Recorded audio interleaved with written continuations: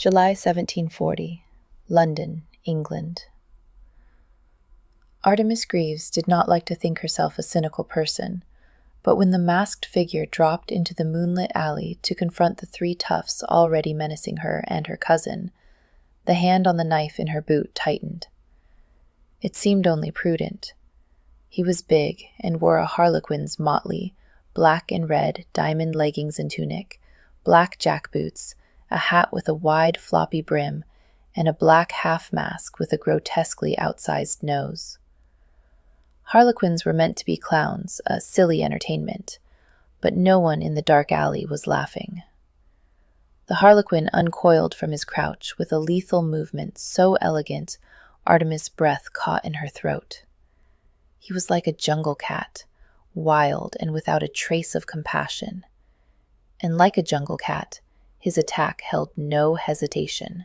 He launched himself at the three men. Artemis stared, still kneeling, her hand gripping the little blade sheathed in her boot. She'd never seen anyone fight like this, with a kind of brutal grace, two swords flashing at once through the shadows, too swift for the human eye to follow. The first of the three men dropped, rolling to lie still and dazed. On the other side of the fight, Artemis' cousin, Lady Penelope Chadwick, whimpered, cringing away from the bleeding man.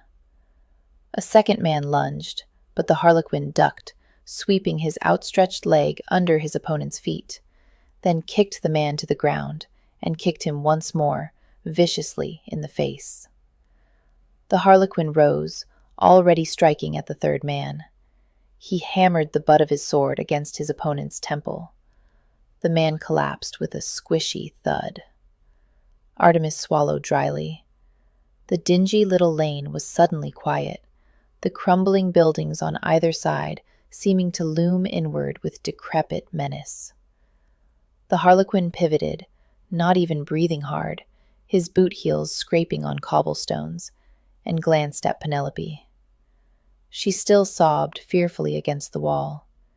His head swiveled silently as he looked from Penelope to Artemis. Artemis inhaled as she met the cold eyes glittering behind his sinister mask. Once upon a time, she had believed that most people were kind, that God watched over her, and that if she were honest and good and always offered the last piece of raspberry tart to someone else first, then, even though sad things might happen, in the end, everything would work out for the best. That was before, though.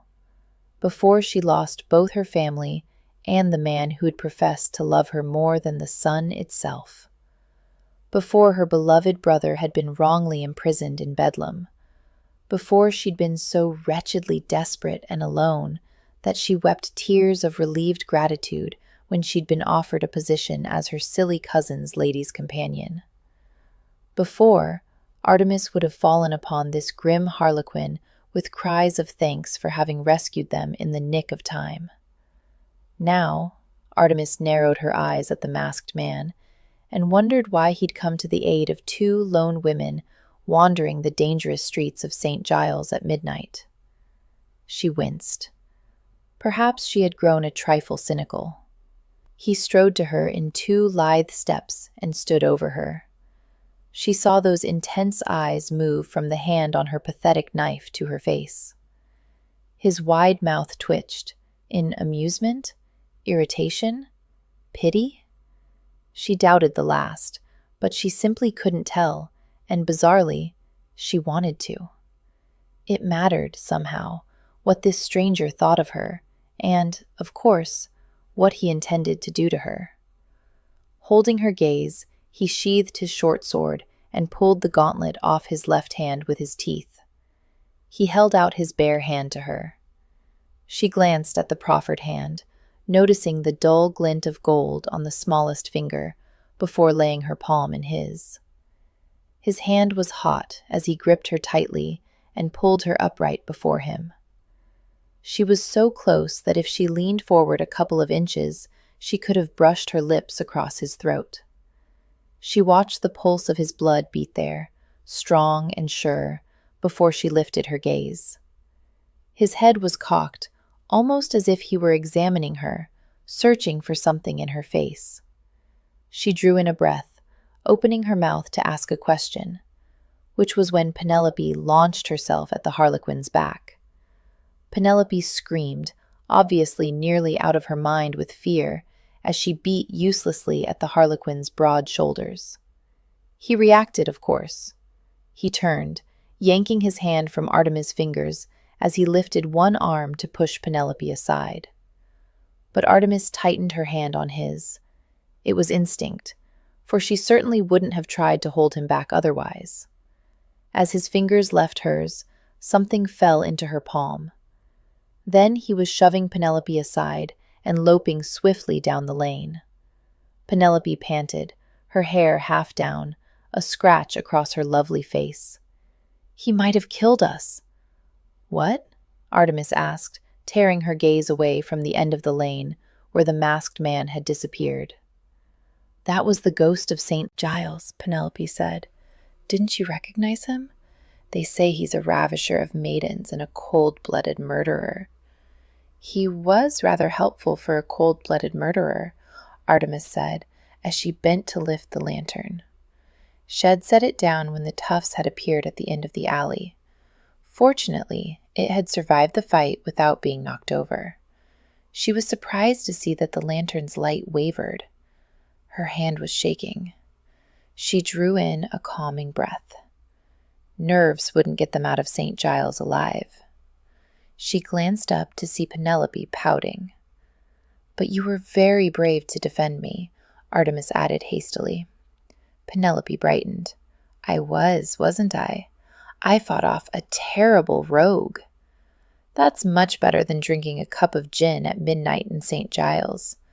I'm sure Lord Featherstone will be very impressed." Artemis rolled her eyes as she turned swiftly back the way they'd come. Lord Featherstone was at the moment her least favorite person in the world. A silly society gadfly, it was he who had teased Penelope into accepting a mad wager to come into St. Giles at midnight, buy a tin cup of gin, and drink it. They'd nearly been killed, or worse, because of Lord Featherstone. And they still weren't out of St. Giles yet. If only Penelope weren't so set on becoming daring, loathsome word, in order to attract the attention of a certain duke, she might not have fallen for Lord Featherstone's ridiculous dare. Artemis shook her head and kept a wary eye out as she hurried out of the alley and into one of the myriad of narrow lanes that wound through St. Giles.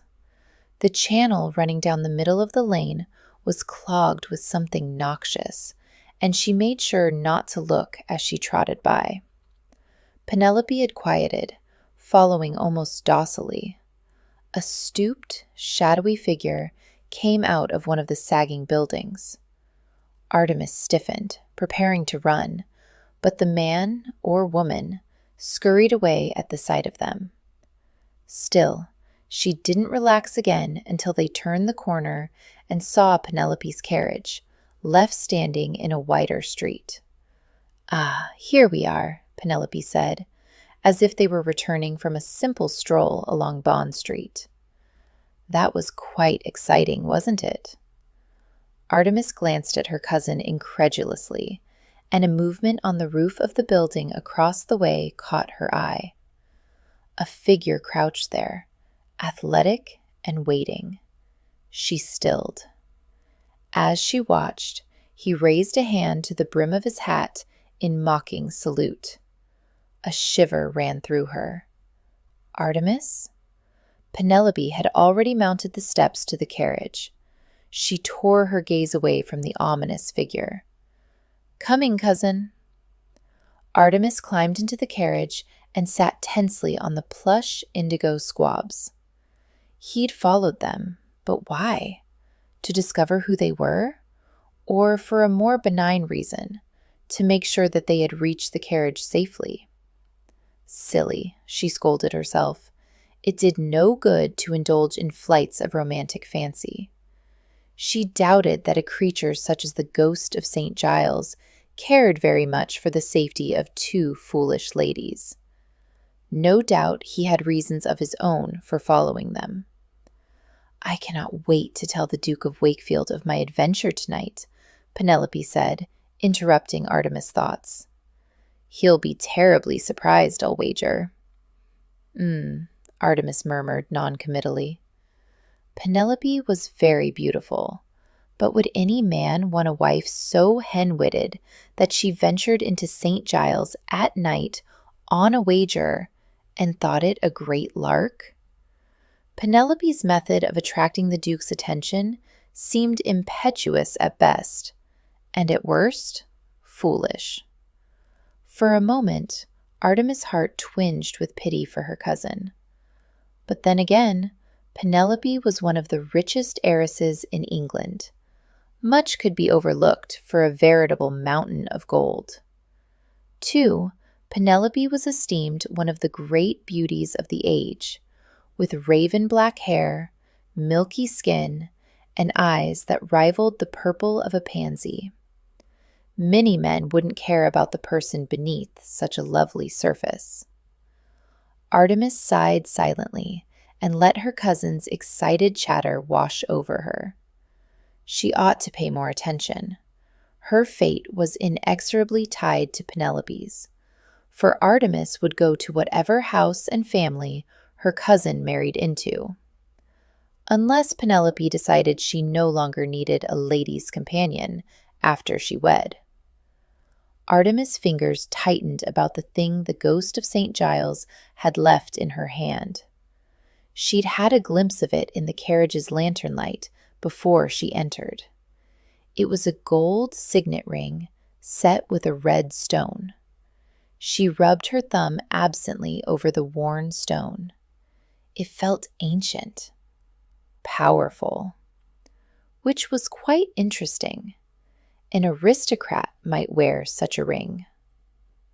Maximus Batten, the Duke of Wakefield, woke as he always did, with the bitter taste of failure on his tongue. For a moment he lay on his great curtained bed, eyes closed, trying to swallow down the bile in his throat as he remembered dark tresses trailing in bloody water. He reached out and laid his right palm on the locked strongbox that sat on the table beside his bed. The emerald pendants from her necklace, carefully gathered over years of searching, were within. The necklace wasn't complete, though, and he'd begun to despair that it ever would be, that the blot of his failure would remain upon his conscience forever. And now he had a new failure. He flexed his left hand, feeling the unaccustomed lightness. He'd lost his father's ring, the ancestral ring, last night somewhere in St. Giles. It was yet another offense to add to his long list of unpardonable sins. He stretched carefully, pushing the matter from his mind so that he might rise and do his duty. His right knee ached dully, and something was off about his left shoulder. For a man in but his 33rd year, he was rather battered. His valet, Craven, turned from the clothes press. "Good morning, Your Grace." Maximus nodded silently and threw back the coverlet. He rose, nude, and padded to the marble-topped dresser with only a slight limp. A basin of hot water already waited there for him. His razor, freshly sharpened by Craven, appeared beside the basin as Maximus soaped his jaw. "Will you be breaking your fast with Lady Phoebe and Miss Picklewood this morning?" Craven inquired. Maximus frowned into the gold mirror standing on the dresser as he tilted his chin and set the razor against his neck. His youngest sister, Phoebe, was but 20. When Hero, his other sister, had married several years ago, he decided to move Phoebe and their older cousin, Bathilda Picklewood, into Wakefield House with him. He was pleased to have her under his eye, but having to share accommodations, Evan accommodations, as palatial as Wakefield House, with the two ladies sometimes got in the way of his other activities. Not today, he decided, scraping whiskers from his jaw. "Please send my apologies to my sister and cousin Bathilda. Yes, your grace. Maximus watched in the mirror as the valet arched his eyebrows in mute reproach before retiring to the clothes press. He didn't suffer the rebuke, even a silent one, of many, but Craven was a special case. The man had been his father's valet for 15 years before Maximus had inherited him on attaining the title. Craven had a long face, the vertical lines on either side of his mouth and the droop of his eyes at the outer corners making it seem longer. He must be well into his 50s, but one couldn't tell by his countenance. He looked like he could be any age from 30 to 70. No doubt, Craven would still look the same when Maximus was a doddering old man without a hair on his head. He snorted to himself as he tapped the razor against a porcelain bowl, shaking soap froth and whiskers from the blade. Behind him, Craven began laying out small clothes, stockings, a black shirt, waistcoat, and breeches. Maximus turned his head, scraping the last bit of lather from his jaw, and used a dampened cloth to wipe his face. "Did you find the information?" he asked, as he donned small clothes. "Indeed, your grace." Craven rinsed the razor and carefully dried the fine blade. He laid it in a fitted, velvet-lined box as reverently as if the razor had been the relic of some dead saint. And Craven cleared his throat as if preparing to recite poetry before the king. "The Earl of Brightmoor's finances are, as far as I've been able to ascertain, quite happy. In addition to his 2 estates in Yorkshire, both with arable land, he is in possession of 3 producing coal mines in the West Riding, an ironworks in Sheffield, and has recently bought interest in the East India Company. At the beginning of the year, he opened a 4th coal mine, and in so doing accrued some debt, but the reports from the mine are quite favorable. The debt, in my estimation, is negligible." Maximus grunted as he pulled on his breeches. Craven continued, "As to the Earl's daughter, Lady Penelope Chadwick, it's well known that Lord Brightmoor plans to offer a very nice sum when she is wed." Maximus lifted a cynical eyebrow. "Do we have an actual number?" "Indeed, your grace." Craven pulled a small notebook from his pocket and, licking his thumb, paged through it. Peering down at the notebook, he read off a sum so large Maximus came close to doubting Craven's research skills. "Good God, you're sure?" Craven gave him a faintly chiding look. "I have it on the authority of the Earl's lawyer's chief secretary, a rather bitter gentleman who cannot hold his liquor." "Ah." Maximus arranged his neckcloth and shrugged on his waistcoat. "Then that leaves only Lady Penelope herself." "Quite." Craven tucked his notebook away and pursed his lips, staring at the ceiling. "Lady Penelope Chadwick is 24 years of age, and her father's sole living offspring. Despite her rather advanced maiden status, she does not lack for suitors, and indeed appears to be only unwed because of her own unusually high standards in choosing a gentleman. She's finicky." Craven winced at the blunt assessment. "It would appear so, your grace." Maximus nodded as he opened his bedroom door. "Well, continue downstairs." "Yes, your grace." Craven picked up a candle and lit it at the fireplace. A wide corridor lay outside his bedroom. To the left was the front of the house and the grand staircase that led to the public rooms of Wakefield House. Maximus turned to the right, Craven trotting at his heels. This way led to the servants' stairs and other, less public rooms. Maximus opened a door, paneled to look like the wainscoting in the hall, and clattered down the uncarpeted stairs.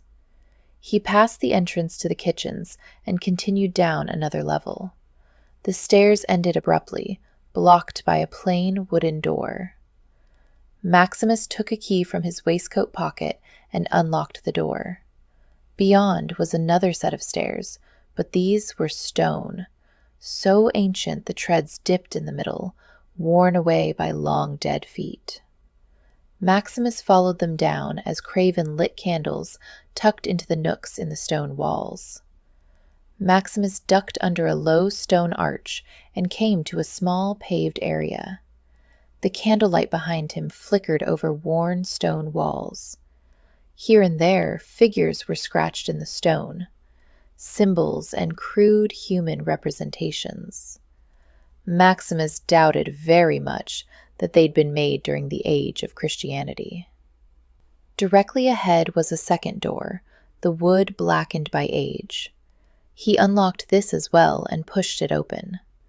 Behind the door was a cellar, long and with a surprisingly high ceiling, the groin vaulting picked out in smaller, decorative stone. Sturdy pillars paced along the floor, their capitals carved into crude shapes. His father and grandfather had used the space as a wine cellar, but Maximus wouldn't have been surprised if this hidden room had originally been built as a place to worship some ancient pagan deity. Behind him, Craven shut the door, and Maximus began taking off his waistcoat. It seemed a waste of time to dress and then undress again 5 minutes later every morning, but a duke never appeared in dishabille, even within his own house. Craven cleared his throat. "Continue," Maximus murmured without turning. He stood in only his small clothes now and looked up. Spaced irregularly along the ceiling were iron rings had sunk into the stone. "Lady Penelope is considered one of the foremost beauties of the age," Craven intoned. Maximus leaped and clung to a pillar. He dug his bare toes into a crack and pushed, reaching for a slim fingerhold he knew lay above his head. He grunted as he pulled himself toward the ceiling and the nearest iron ring.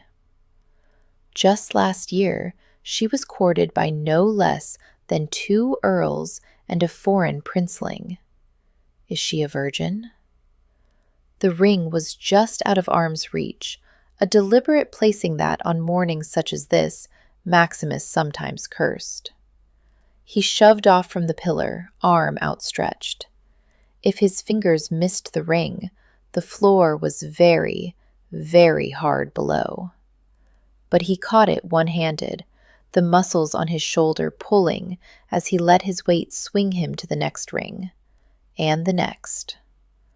"Almost certainly, Your Grace," Craven called from below, as Maximus easily swung from ring to ring across the cavernous room and back. "Although the lady has a certain amount of high spirits, she still seems to understand the importance of prudence." Maximus snorted as he caught the next ring.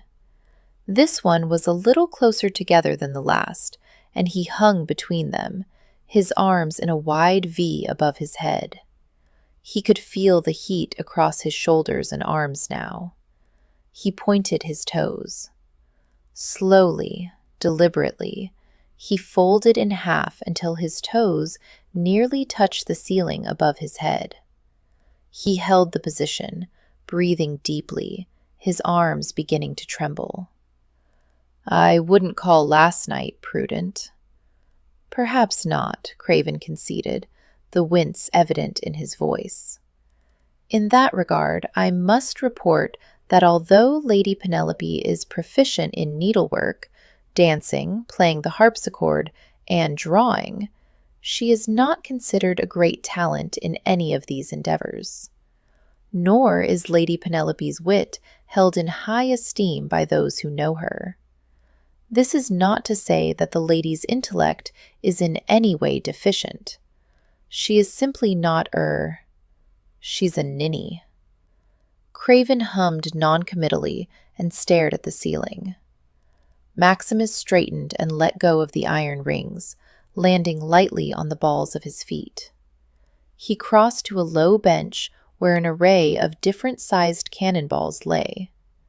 He selected one that fit easily in his palm, hoisted it to his shoulder, sprinted across the length of the cellar, and heaved the cannonball at a bank of straw pallets placed against the far wall, especially for that purpose. The ball flew through the straw and clanged dully against the stone wall. "Well done, Your Grace." Craven permitted himself a small smile as Maximus jogged back. The expression was oddly comical on his lugubrious face, The straw bales are undoubtedly cowed. Craven. Maximus fought the twitching of his own lips. He was the Duke of Wakefield, and no one was permitted to laugh at Wakefield, not even himself. He picked up another lead ball. Quite. The valet cleared his throat. In summary, then, Lady Penelope is very wealthy, very beautiful, and very fashionable and gay, but does not possess particular intelligence or a sense of self-preservation. Shall I cross her off the list, Your Grace? No.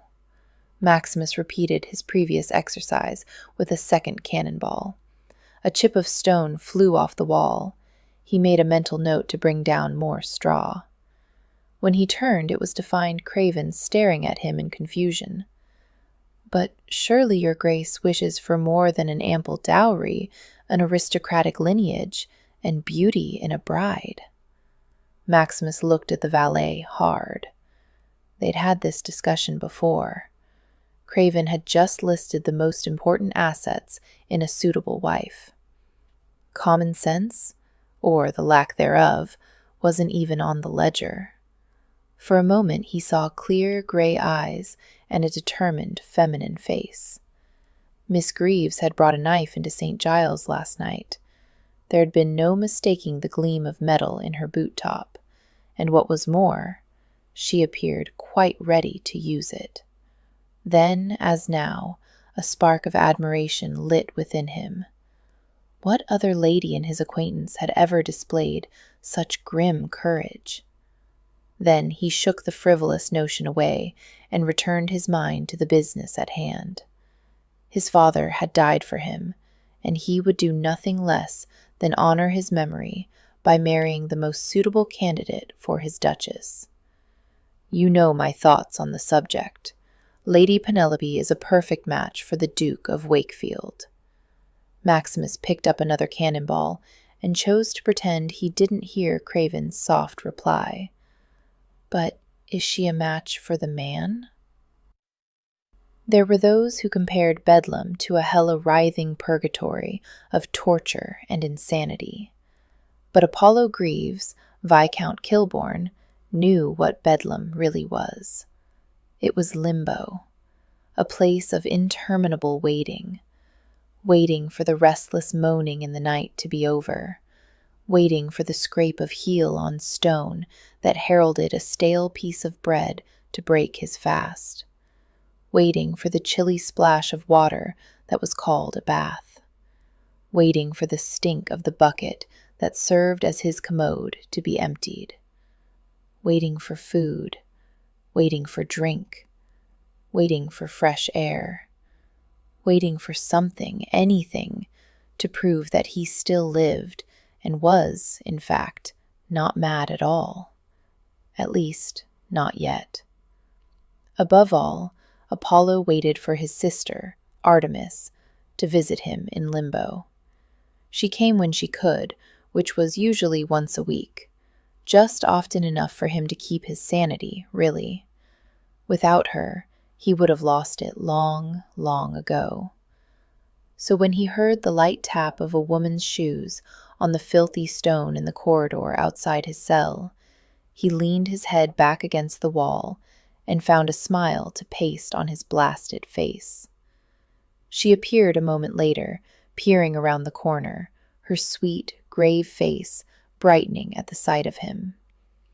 Artemis wore a worn but clean brown gown and a straw bonnet she'd had for at least 5 years, the straw mended in small, neat stitches over her right ear. Her gray eyes were lit with warmth and worry for him, and she seemed to bring a waft of clear air with her, which wasn't possible. How could one smell the absence of stink? "Brother," she murmured in her low, quiet voice. She advanced into his cell without any sign of the disgust she must feel at the uncovered slop bucket in the corner, or his own damnable state. The fleas and lice had long ago made a feast out of his hide. "How are you?" It was a silly question. He was now, and had been for the last 4 years. Wretched. But she asked it earnestly, for she truly worried that his state might someday grow worse than it already was. In that, at least, she was correct. There was always death, after all. Not that he would ever let her know how close to death he'd come in the past. "Oh, I'm just divine," he said, grinning, hoping she didn't notice that his gums bled at the smallest motion these days. The buttered kidneys were excellent this morning, as were the shirred eggs and gammon steak. I must compliment the cook, but I find myself somewhat detained. He gestured with his manacled feet. A long chain led from the manacles to a great iron ring on the wall. The chain was long enough for him to stand and take 2 steps in either direction, but no more. "Apollo," she said, and her voice was gently chiding, but her lips curved, so he considered his clowning a victory.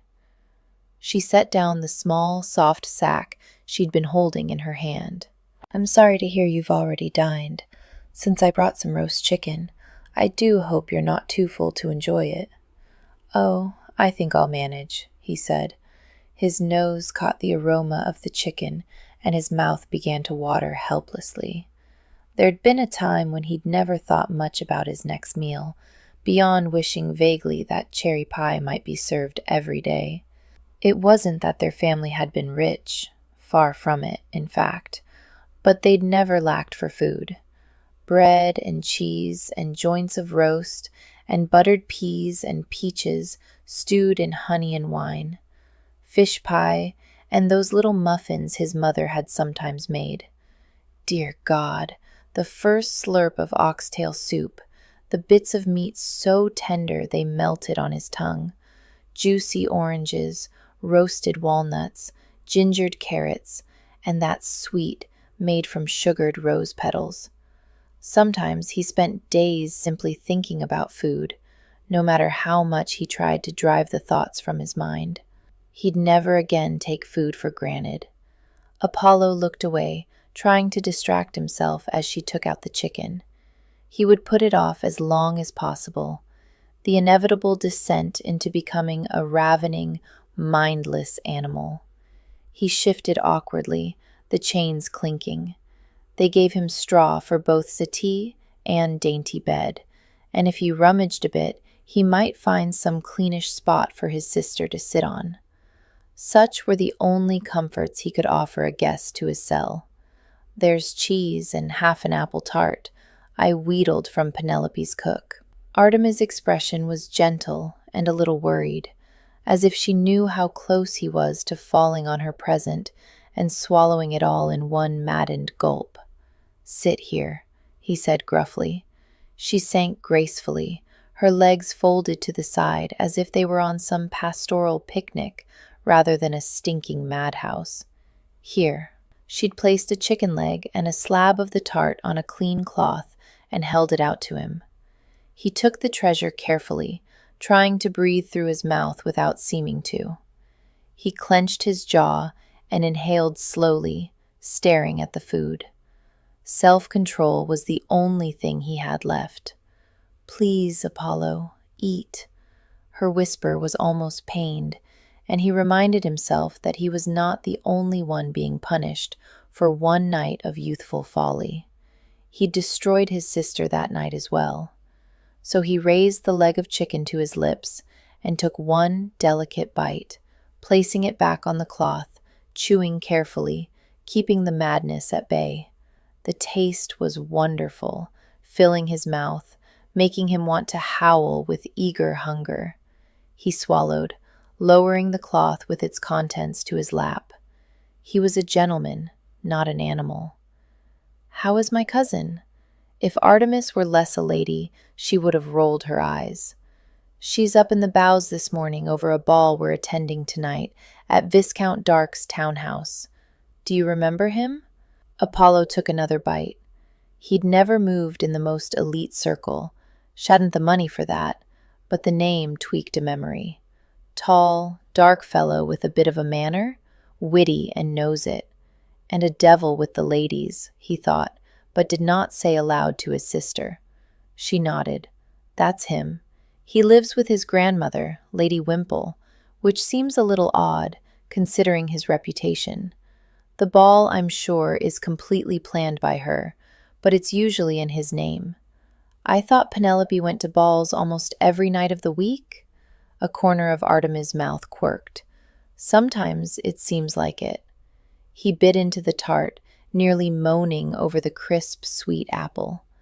Then why the excitement over Dark's ball? Has she set her cap at him?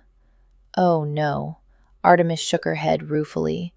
A viscount would never do. She has plans for the Duke of Wakefield, and rumor has it he may attend tonight. Does she? Apollo glanced at his sister. If their cousin finally settled on a gentleman to marry, then Artemis might very well be out of a home, and he could do absolutely nothing about it.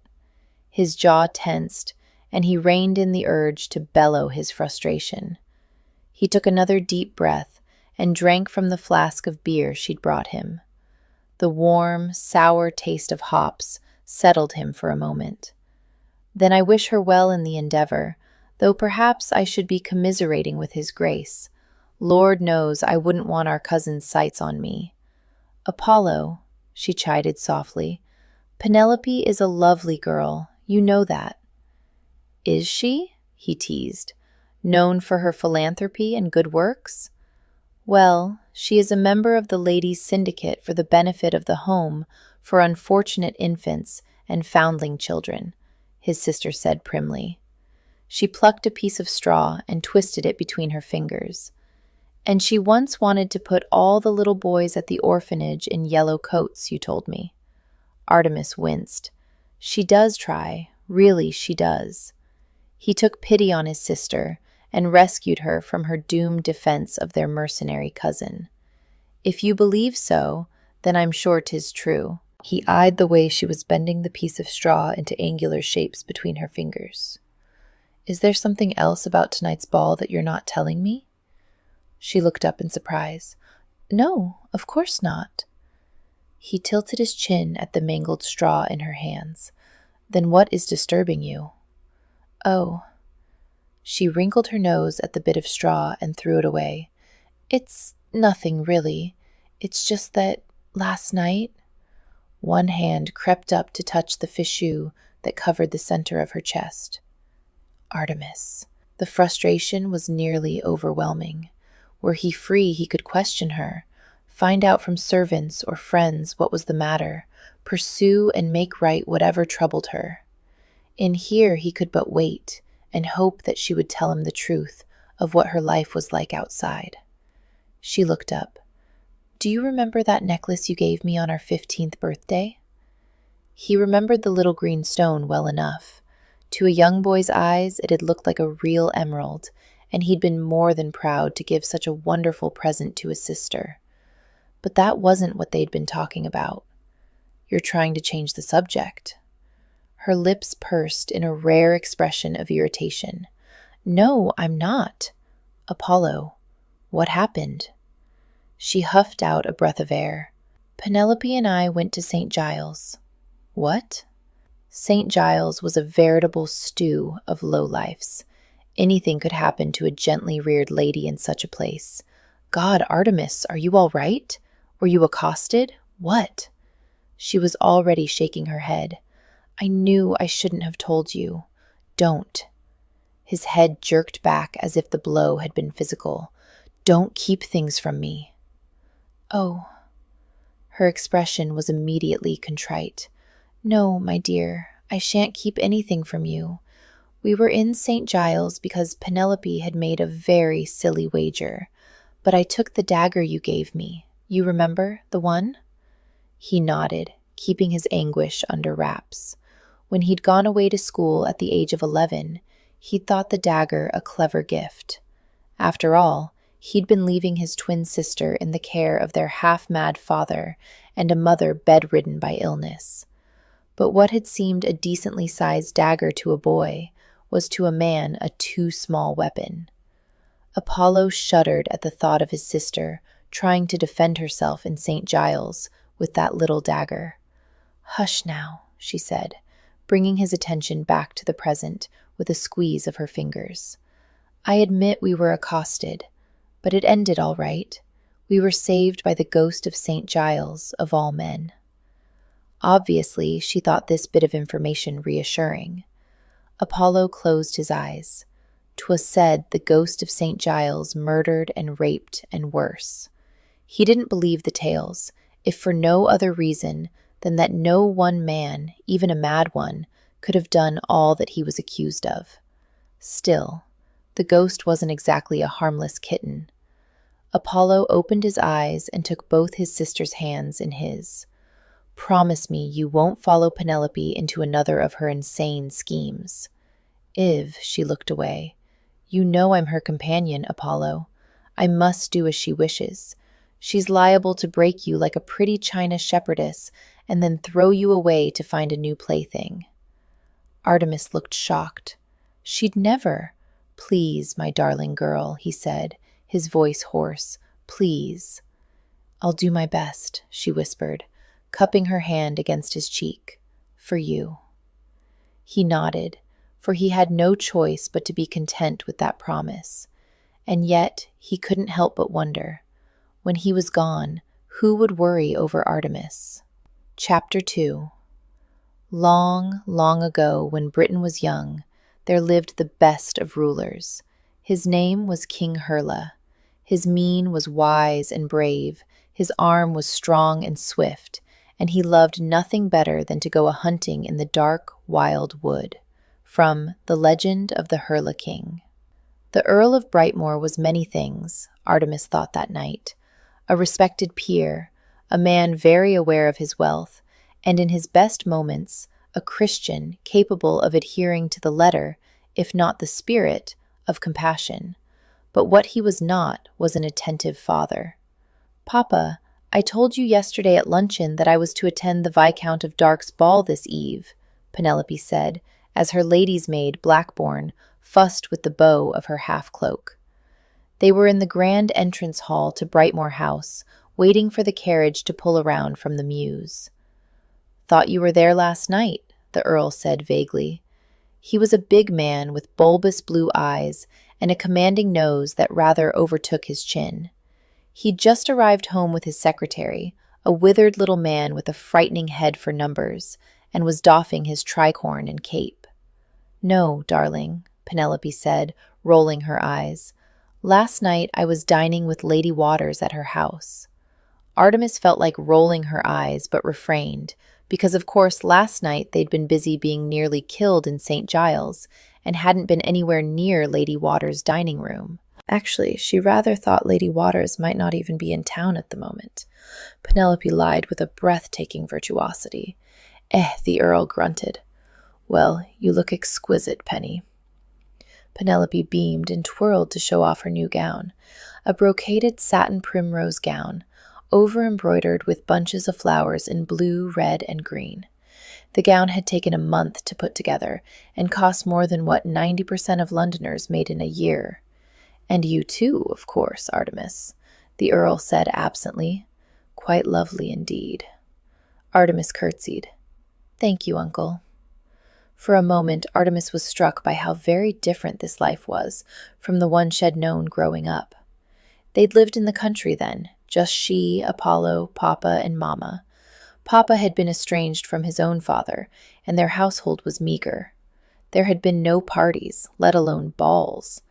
Strange to think that she'd become used to attending grand soirees, that she was actually bored by the prospect of yet another one.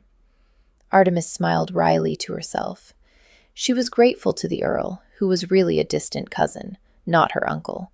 She'd never met either him or Penelope, while Papa and Mama still lived, and yet he'd taken her into his house when she'd become a social pariah. Between her lack of dowry and the stigma of familial madness, she had no hope of marrying and having a household of her own. Still, she couldn't quite forget that the Earl had refused absolutely, and without opportunity for appeal, to help Apollo as well.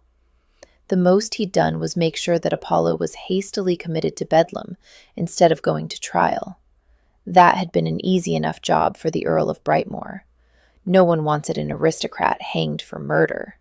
The elite of society wouldn't stand for such a thing, even if the aristocrat in question had never moved much in society. You'll turn every young gentleman's head at that dance. The Earl was already talking to his daughter again, his eyes narrowing for a moment.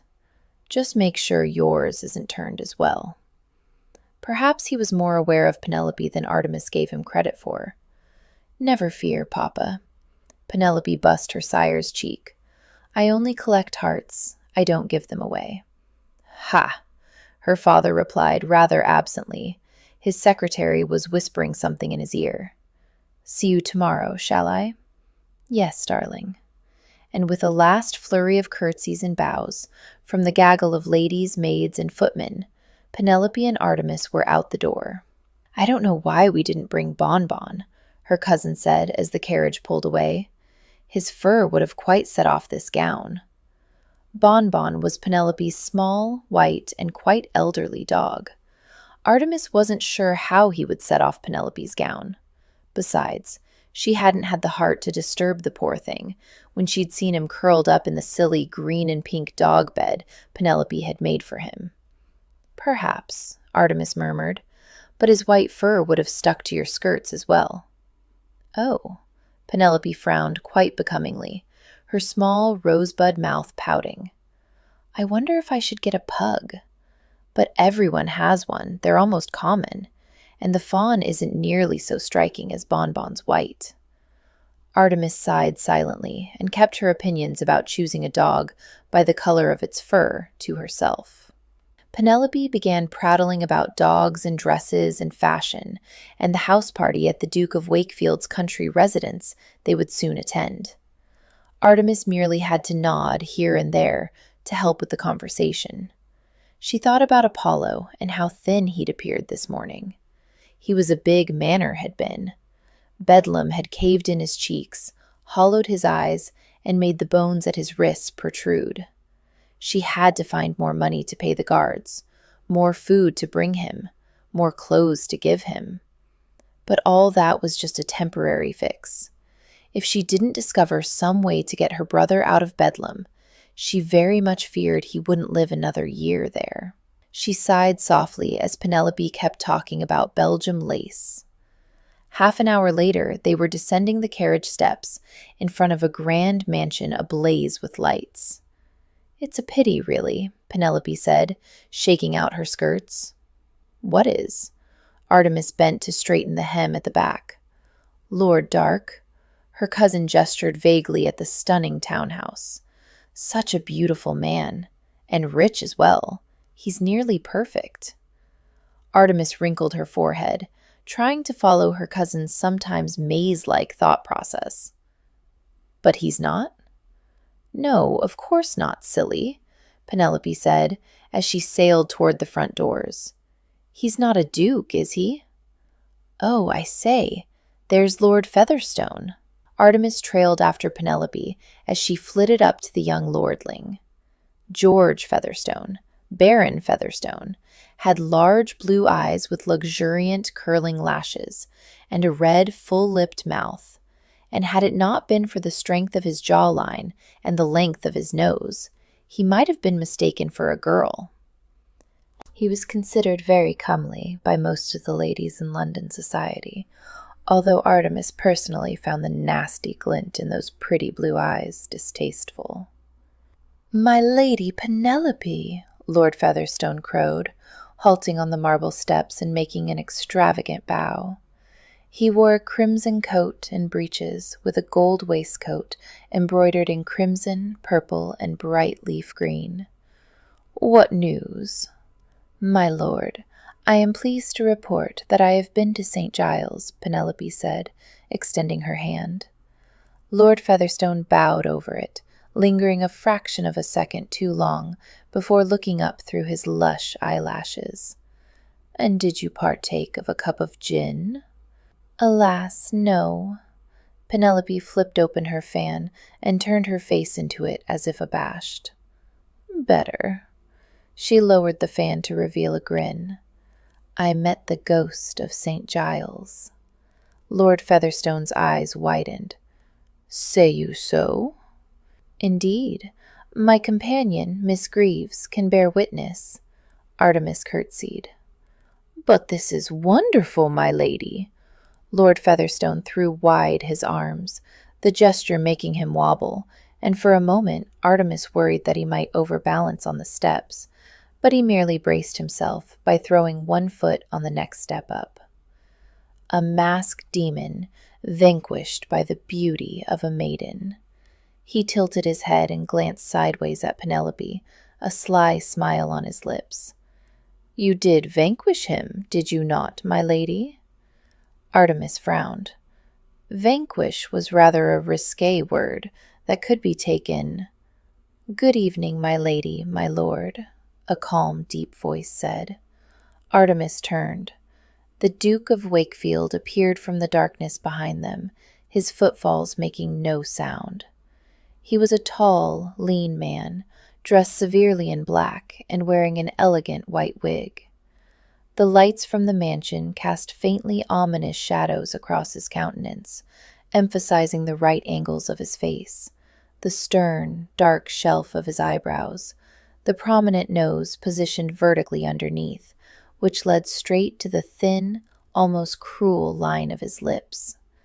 The Duke of Wakefield was not considered as beautiful as Lord Featherstone by the ladies of society, but if one could look at his features apart from the man beneath, it was possible to see that he was, in fact, a handsome man. Coldly, sternly handsome, with nary a trace of softness to relieve the harsh, masculine planes of his face. Artemis repressed a shiver. No, the Duke of Wakefield would never be a darling of the feminine members of society. Something about him was so opposite to female that he almost repelled the softer sex. This was not a man to be swayed by gentleness, beauty, or sweet words. He would bend, assuming he was even capable of bending, only for reasons of his own. Your Grace, Penelope made a flirtatious curtsy, while Artemis dipped more sedately beside her, not that anyone noticed. How lovely to see you this evening, Lady Penelope. The Duke bowed over her hand and straightened. His dark eyes betrayed no emotion, either positive or negative. What's this I heard about the ghost of St. Giles?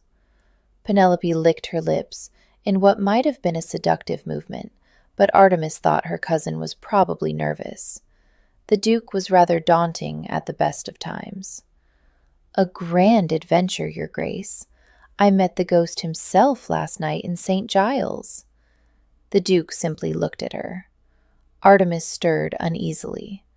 Penelope didn't seem to be aware that her lark might not be taken as an accomplishment by the Duke. Cousin, perhaps we should. Lady Penelope has the wonderful courage of Britannia herself, Lord Featherstone trumpeted. A sweetly brave bearing, embraced by the beauty of her form and face, resulting in perfection of manner and grace. My lady, please, accept this bauble as a token of my admiration. Lord Featherstone dropped to one knee and held out his jeweled snuff-box. Artemis snorted under her breath. She couldn't help thinking that Penelope had won the wager, fair and square, at risk of both life and limb. Lord Featherstone's snuff-box wasn't the simple offering he was trying to make it seem. Male ninny. Penelope reached for the snuff-box, but strong fingers were ahead of hers. The Duke plucked the thing from Lord Featherstone's hand, making the younger man flinch, and held it up to the light. It was oval, gold, and there was a tiny, round painting of a girl on the top, bordered by pearls. Very pretty, his Grace drawled. He palmed the box and turned to Lady Penelope. But hardly worth your life, my lady. I hope you'll not risk something so precious for such a mundane trinket again. He tossed the box to Penelope, who simply blinked, forcing Artemis to dive rather ungracefully for the thing. She caught the snuff-box before it could hit either the ground or Penelope, and straightened to see the Duke's eyes upon her. For a moment, she froze. She'd never looked into his eyes before. She was a creature relegated to the sides of ballrooms and the back of sitting rooms. Gentlemen rarely noticed a lady's companion. If she'd been quizzed as to his Grace's eye color, she would have had to reply simply that they were dark, which they were. Very dark, nearly black, but not quite. The Duke of Wakefield's eyes were a deep, rich brown, like coffee newly brewed, like walnut wood oiled and polished, like seal fur shining in the light, and even though they were rather lovely to look at, they were as cold as iron in winter. One touch, and her very soul might freeze. "An adept catch, Miss Greaves," the Duke said, breaking the spell. He turned and mounted the stairs. Artemis blinked after him. When had he learned her name? "Pompous ass," Lord Featherstone said so loudly the Duke must have heard, though he gave no sign as he disappeared into the mansion. Lord Featherstone turned to Lady Penelope. "I must give apology, my lady, for the ungentlemanly actions of the Duke. I can only assume he has lost all sense of play or fun, and has ossified into an old man before the age of 40. Or is it 50? I vow, the Duke might well be as old as my father. Surely not." Lady Penelope's brows drew together as if she were truly worried that the Duke had suddenly aged overnight. "He can't be over 40 years of age, can he?" Her appeal was to Artemis, who sighed and slipped the snuff-box into her pocket to give back to Penelope later. If she did not take care of it, Penelope was sure to leave it at the mansion or in the carriage. "I believe his Grace is but 33. "Is he?" Penelope brightened before blinking suspiciously. "How do you know?" "His sisters have mentioned it in passing," Artemis said dryly. Penelope was friends, or at least acquaintances, with both Lady Hero and Lady Phoebe herself, but Penelope was not in the habit of listening, let alone remembering, what her friends said in conversation. "Oh, well, that's good then," and, nodding to herself, Penelope accepted Lord Featherstone's arm and proceeded into the townhouse. They were greeted by liveried footmen, taking and storing their wraps before they mounted the grand staircase to the upper floor and Lord Dark's ballroom. The room was like a fairyland. The pink and white marble floor shone under their feet. Overhead, crystal chandeliers sparkled with thousands of candles.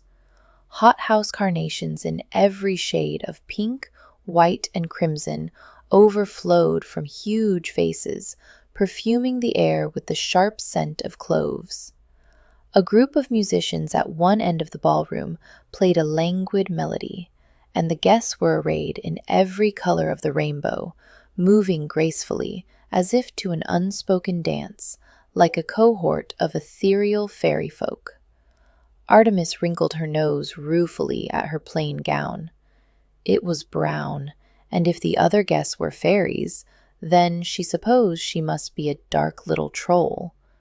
Her gown had been made the first year that Shed come to live with Penelope and the Earl, and Shed worn it ever since to all the balls she attended with Penelope.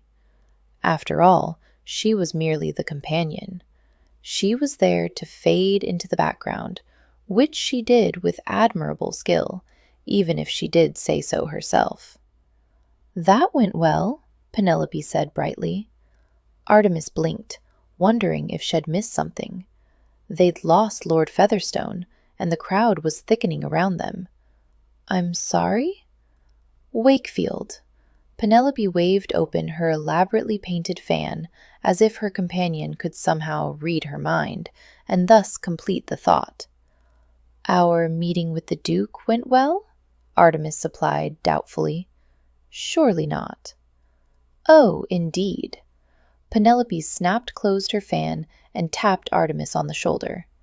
"He's jealous." Artemis gazed at her beautiful cousin. There were several adjectives she might use to describe the Duke's frame of mind when he'd left them. Scornful, dismissive, superior, arrogant, actually, now that she thought of it. She was fairly sure she could come up with dozens of adjectives, and yet jealous wasn't one of them. Artemis cleared her throat carefully. "I'm not sure." "Ah, Lady Penelope." A gentleman with a bit of a tummy straining the buttons of his elegant suit stepped deliberately in front of them. "You are as lovely as a summer rose." Penelope's mouth pursed at this rather pedestrian compliment. "I thank you, Your Grace." "Not at all, not at all." The Duke of Scarborough turned to Artemis and winked. "And I trust that you're in the best of health, Miss Greaves." "Indeed, Your Grace." Artemis smiled as she bobbed a curtsy. The Duke was of average height, but had a slight stoop that made him seem shorter. He wore a snowy wig, a lovely champagne-colored suit, and diamond buckles on his shoes, which, rumor had it, he could well afford. Gossip also said that he was on the hunt for a new wife, since the Duchess had passed away several years previously. Unfortunately, while Penelope could probably forgive the man his stoop and little belly, she was not so sanguine about his age, for the Duke of Scarborough, unlike the Duke of Wakefield, was well past his 60th year. "I am on my way to meet a friend," Penelope clipped out, trying to dodge the man. But the Duke was the veteran of many a ball. He moved with admirable deftness for his age, somehow catching Penelope's hand and hooking it through his elbow. "Then I shall have the pleasure of escorting you there." "Oh, but I'm quite thirsty," Penelope parried. "Perhaps you would be so kind as to fetch me a cup of punch, Your Grace?" "I'd be most delighted, my lady," the Duke said, and Artemis thought she saw a twinkle in his eye. "But I'm sure your companion wouldn't mind the chore. Would you, Miss Greaves?" "Certainly not," Artemis murmured. Penelope might be her mistress, but she rather had a fondness for the elderly Duke, even if he didn't have a prayer of winning Penelope. She turned sedately, but fast enough to pretend not to hear her cousin's sputter. The refreshments room was on the other side of the ballroom, and her progress was slow, for the middle of the floor was taken up by dancers. Yet her lips were still curved faintly when she heard an ominously rumbling voice. "Miss Greaves, might I have a word?"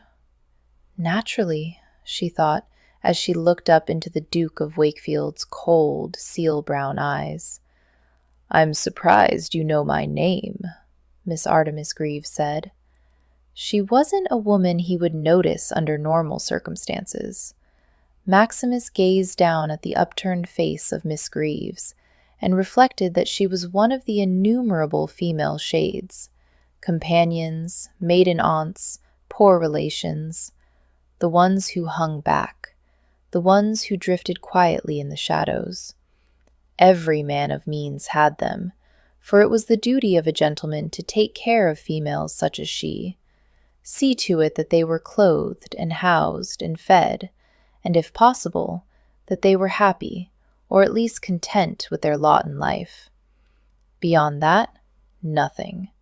For these types of females didn't impact on masculine issues. They didn't marry, and they didn't bear children.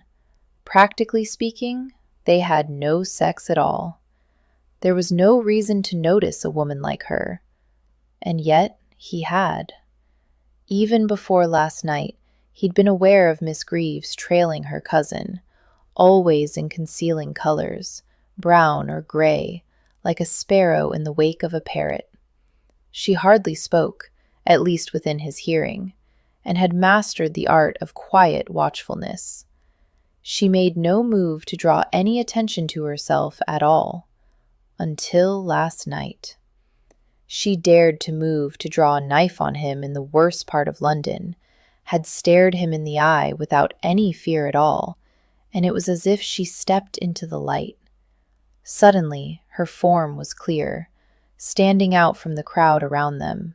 He saw her, saw the calm, oval face, and the entirely ordinary feminine features.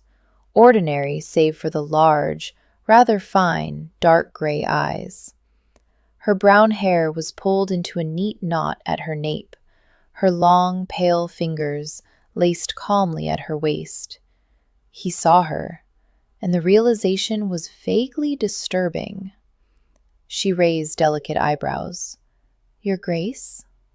He'd been staring too long, lost in his own musings. The thought irritated him, and thus his voice was over-harsh. "What were you thinking, letting Lady Penelope venture into St. Giles at night?" Many ladies of his acquaintance would have burst into tears at such an abrupt accusation. Miss Greaves merely blinked slowly.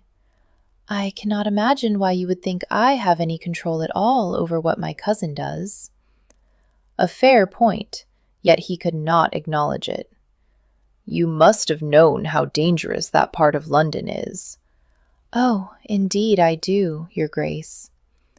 He had intercepted her meander about the edge of the ballroom, and now she started forward again. He was perforce made to stroll by her side, if he didn't want her to simply walk away from him. "Then surely you could have persuaded your cousin to refrain from such a foolish action." "I'm afraid Your Grace has an overly optimistic view of both my cousin's docility and my own influence over her. When Penelope has an idea in her head, wild horses couldn't pull her away from it. Once Lord Featherstone mentioned the words wager and dashing, I'm afraid we were quite doomed." Her dulcet voice held an amused undertone that was unreasonably attractive. He frowned. "It's Featherstone's fault." "Oh, indeed," she said with unwarranted cheerfulness. He scowled down at her. Miss Greaves didn't seem at all worried that her cousin had nearly caused both their deaths in St. Giles. "Lady Penelope should be dissuaded from associating with gentlemen like Featherstone." "Well, yes, and ladies, too." "Ladies?" She gave him a wry look. "Some of my cousin's most harebrained ideas have originated with ladies, Your Grace." "Ah." He looked blankly at her, absently noting that her eyelashes were quite lush and black, darker than her hair, in fact. "Did you use some type of paint on them?" She sighed and leaned closer, her shoulder brushing his. Last season, Penelope was persuaded that a live bird would make an altogether unique accessory. Was she bamming him? A bird, a swan, in fact. She looked quite grave. If, in fact, she was playing some type of silly game with him, she hid it well. But then, one such as she had innumerable occasions to learn to hide her thoughts and feelings. It was almost a requirement, in fact. "I never noticed Lady Penelope with a swan." She glanced swiftly up at him, and he saw the corner of her lips curve, just slightly, and then it was gone. Yes, well, it was only for a week. As it turns out, swans hiss sand bite. Lady Penelope was bitten by a swan? No, actually I was. His brows knit at that bit of information, imagining that fair skin darkening with a bruise. He didn't like the image. How often was Miss Greaves hurt whilst carrying out her duties as companion to Lady Penelope? Really, sometimes I think my cousin should be locked up for her own good, Miss Greaves muttered. But that isn't likely to happen, is it? No, it wasn't. Nor was it likely that Miss Greaves herself would find some other source of livelihood, somewhere away from her dangerously feckless cousin. That simply wasn't the way the world worked, and even if it was no concern of his. Your tale makes it even more imperative that you find a way to persuade Lady Penelope out of the more dangerous of her ideas. "I have tried. I do try," she said in a low voice, "but I am simply her companion after all." He stopped and looked at her, this woman more self-possessed than her lot in life gave her any right to be. Not her friend? She turned to glance up at him, that nearly invisible smile at the corner of her lips again, tiny and discreet, almost as if she'd learned not to smile very widely, not to acknowledge strong emotion too soon. Yes, I am her friend, her relative and her friend. I care for Penelope quite a bit, and I think she loves me as well.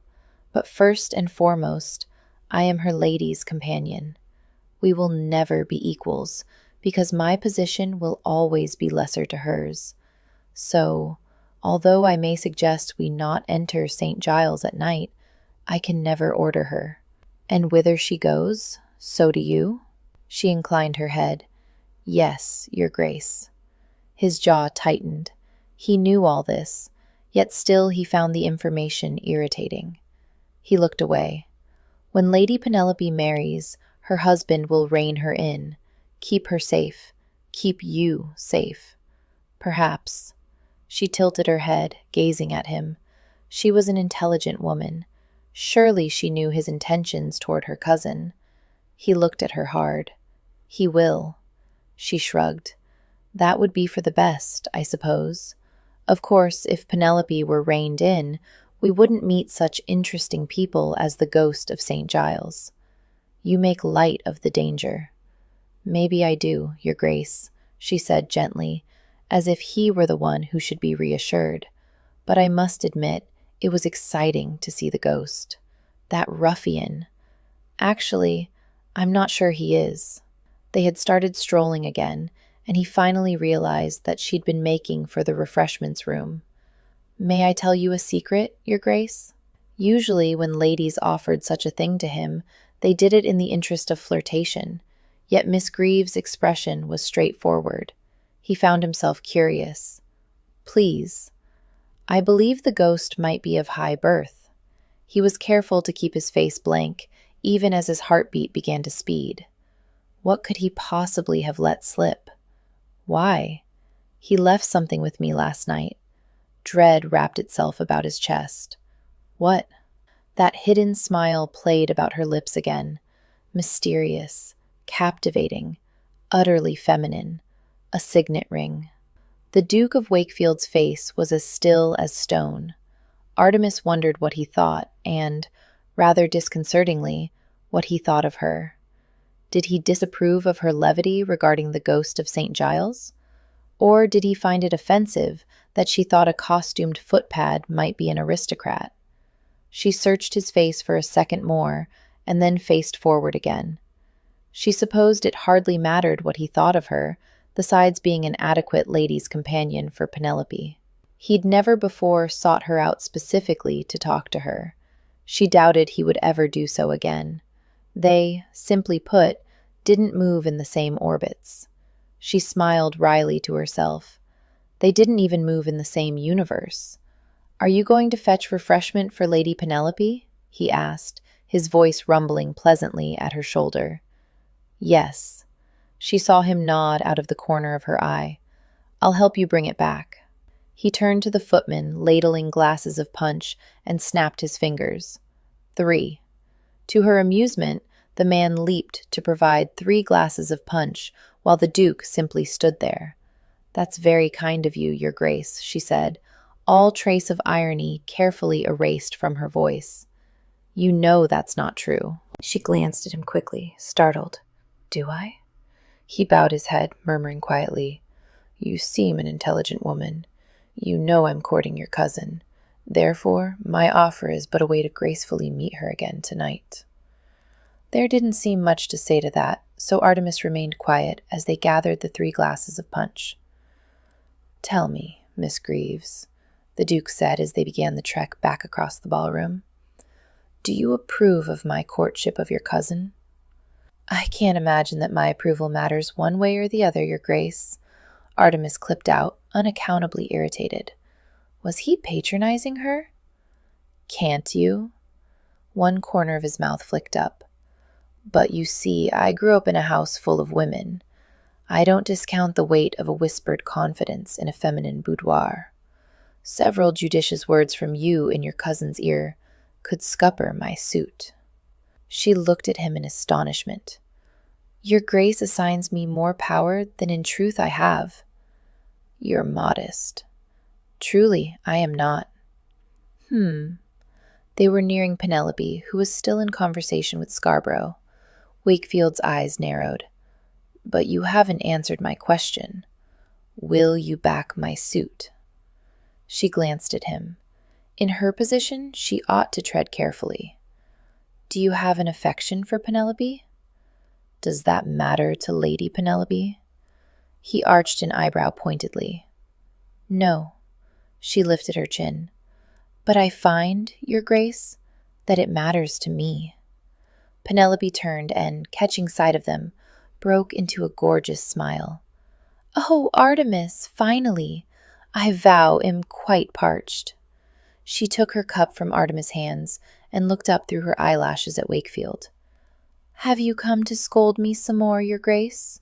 He bowed and murmured something over her hand. Artemis took a step back, then another. The tableau, Penelope, Wakefield, and Scarborough, were the players in this theater. She merely swept the stage. She tore her gaze from the trio and looked about the room. Several chairs had been set against the wall for the older guests and such. She caught sight of a familiar face and began moving in that direction. "Would you like some punch, ma'am?" "Oh, how kind." Batilda Picklewood was a stout lady with a round pink face framed by gray curls. In her lap was a small black, white, and brown spaniel, alertly watching the room. "I'd just begun to think that I ought to go in search of Punch." Artemis held her hand out to the spaniel. "Mignonas." Miss Picklewood took a sip. Mignon licked Artemis' fingers politely. "Lady Phoebe isn't here?" Miss Picklewood shook her head regretfully. "You're aware that she doesn't attend crowded events.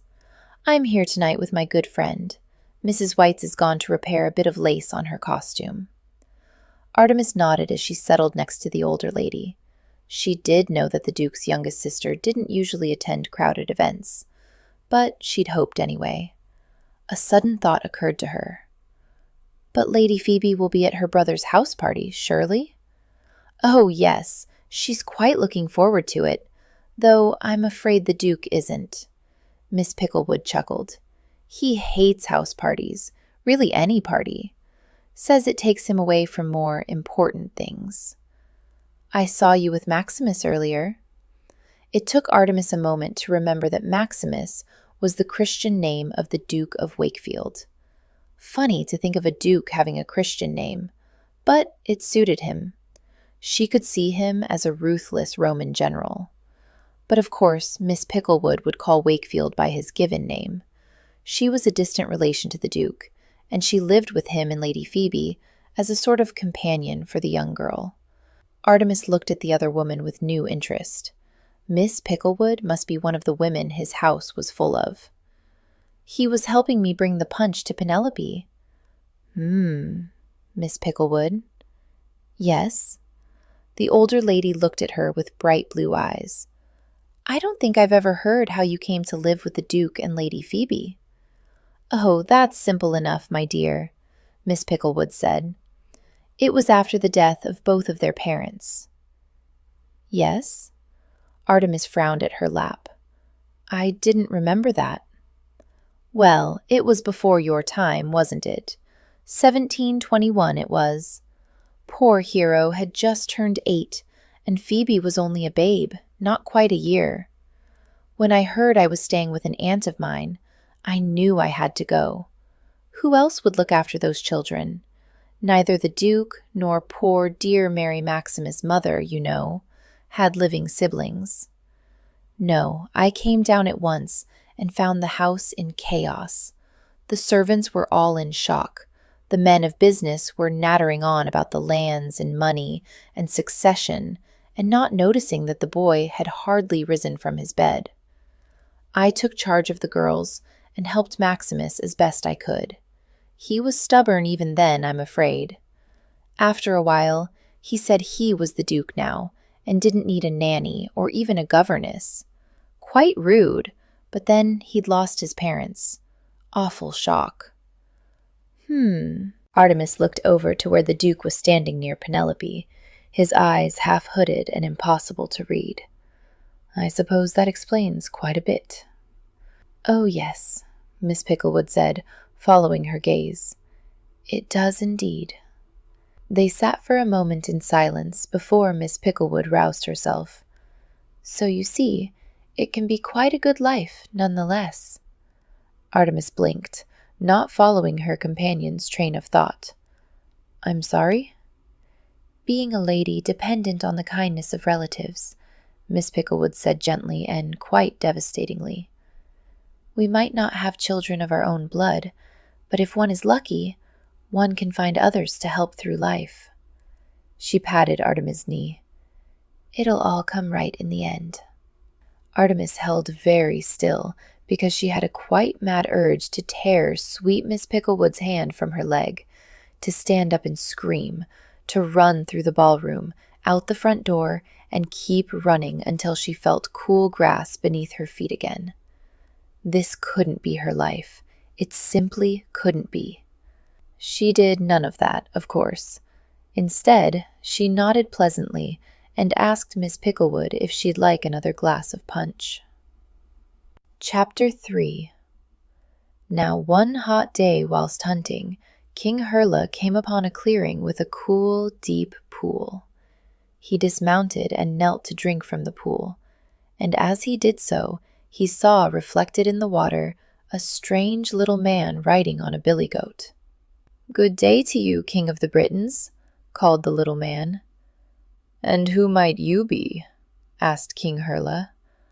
Why, I am King of the Dwarfs, said the dwarf, and would like to make you a bargain. From the Legend of the Hurla King. Artemis drifted up into consciousness from a dream of a dappled forest and lay remembering. It had been cool and quiet, the moss and damp leaves under her bare feet muffling her footfalls. A hound, or maybe several, padded behind her, keeping her company. She'd come on a clearing through the trees, and anticipation had made her breath catch. Something was there, some creature that really shouldn't have been in any English forest, and she wanted to see. Someone was in her room.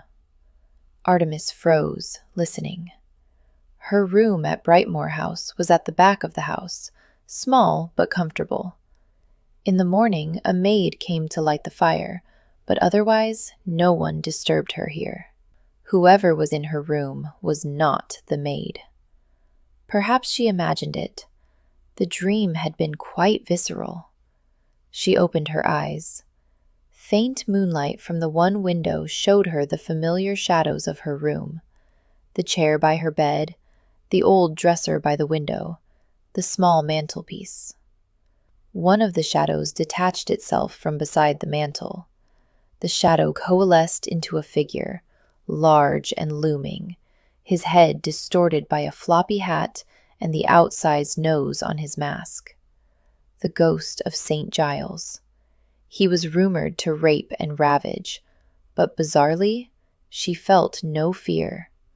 Instead, a strange elation filled her. Perhaps she was still enthralled by her dream. Still, best to make sure. Have you come to kidnap me? Her voice emerged a whisper, though she hadn't consciously thought to lower it. If so, I hope you'll do me the courtesy of letting me put on a wrap first. He snorted and moved to her dresser. Why are your rooms apart from the family? He, too, whispered. He hadn't spoken in St. Giles, and she really hadn't expected him to answer. Curiosity made her stir from her nest of covers, sitting up. It was chilly with the fire dead, and she shivered as she wrapped her arms about her knees. Room? He paused in whatever he was doing at her dresser, and his head turned, the mask a menacing profile. What? She shrugged, though his back was to her, and she, at least, could hardly see in the dim light. There's only the one room. He turned back to the dresser. "You're a servant, then." Hard to tell from a whisper, but she rather thought he meant to provoke her. "I'm Lady Penelope's cousin. Well," she amended, "first cousin twice removed, strictly speaking." "Then why did they put you here, away at the back of the house?"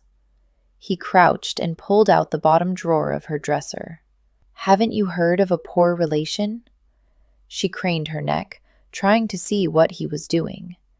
He appeared to be pawing through her stockings. "You're a fair distance from St. Giles tonight." He grunted and shoved the drawer in, moving to the one above it. That one held her chemises, all 2 of them. She wore the 3rd. She cleared her throat. "Thank you."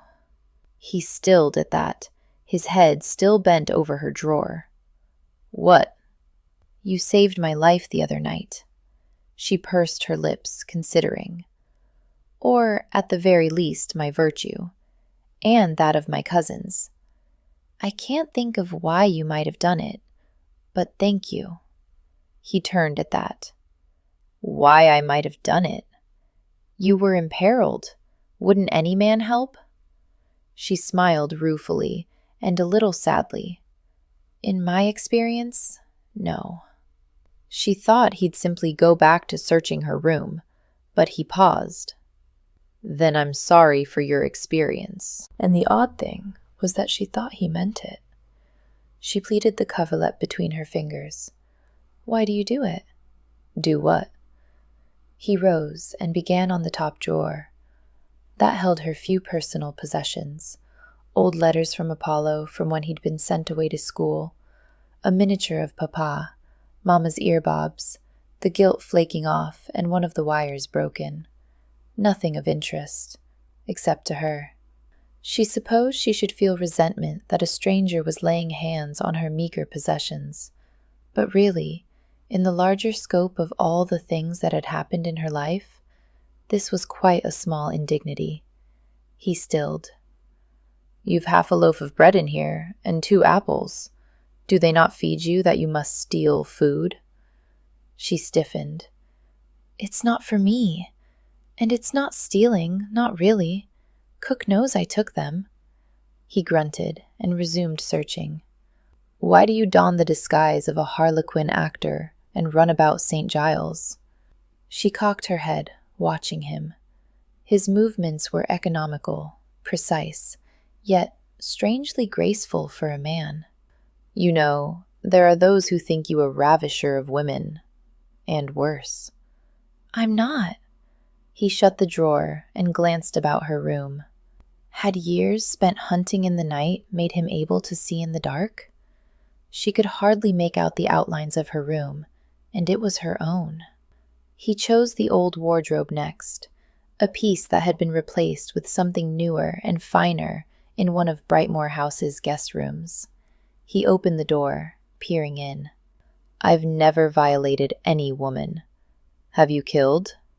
He paused at that, before reaching into the wardrobe to move aside her spare day gown. "Once or twice. The men deserved it, I assure you." She could believe that. St. Giles was a terrible place, a place where people were driven by poverty, drink, and despair to the depths of a human soul. She read reports in her uncle's discarded news sheets of robberies and murders, of entire families found starved to death. For a gentleman to venture into St. Giles night after night for years, to confront the demons unleashed by man's worst state, he must have more than a trifling reason. She very much doubted he did it for excitement or on a dare. Artemis inhaled on the thought. What sort of man acted as he did? "You must love St. Giles very much." He whirled at that, and an awful, loud laugh broke from his lips. "Love? Dear God, you mistake me, ma'am. I do it not for love." "Yet the citizens of St. Giles are the ones who benefit from your—" She trailed off, trying to think of how to describe what he did. Hobby? Duty? Obsession? Work. If, As you say, you don't harm except those who deserve it. Then those who live in St. Giles are the safer for what you do, surely. I care not how my actions affect them. He closed the door to the wardrobe with finality. I do, she said simply. Your actions saved my life. He was standing, looking about the room. There wasn't much left. The mantel and her bedside table, both without anything to hide something in. Why are you so concerned with my actions in any case? Even in his whispered voice, he sounded irritable, and she supposed he had a right. I don't know. I guess that you're a novelty, really. I don't usually have the occasion to talk to a gentleman at length. You're Lady Penelope's relation and companion. I would think between balls, parties, and teas, you'd have more than ample opportunity to meet gentlemen. Meet them, yes. Have a true conversation? She shook her head. Gentlemen have no reason to talk to ladies such as I, not unless their intentions are less than honorable. He took a step toward her, almost as if the movement was involuntary. You've been accosted by men? It's the way of the world, isn't it? My position makes me vulnerable. Those that are strong will always go after those they think are weak. She shrugged. But it isn't often, and in any case, I've been able to fend for myself. You aren't weak. It was a statement, final and without doubt. She found his conviction flattering. Most would think me so. Most would be wrong. They stared at each other, and she had the idea that they were both somehow taking stock of the other. She certainly was. He wasn't what she would have expected, had she bothered to think about what to expect from a masked harlequin. He seemed to be truly listening to her, and that hadn't happened to her in a very long time. Well, except with the Duke of Wakefield last night, she silently amended. The ghost had understood her truth in a shockingly short period of time. Then there was his anger, the underlying pulse of suppressed rage that seemed to vibrate through him. She could feel it, almost a living thing, pressing against her. What are you looking for? She asked abruptly. It's rather rude for a gentleman to enter a lady's room without permission. I'm not a gentleman. Really? I thought otherwise. She'd spoken without thinking, and immediately regretted it. He was beside the bed in an instant, large, male, and dangerous, and she remembered at this inopportune moment what the creature had been in that clearing in her dream. A tiger in an English forest. She almost laughed at the absurdity. She was forced to tilt her head up to see him, baring her neck, which was never a good idea when in the presence of a predator.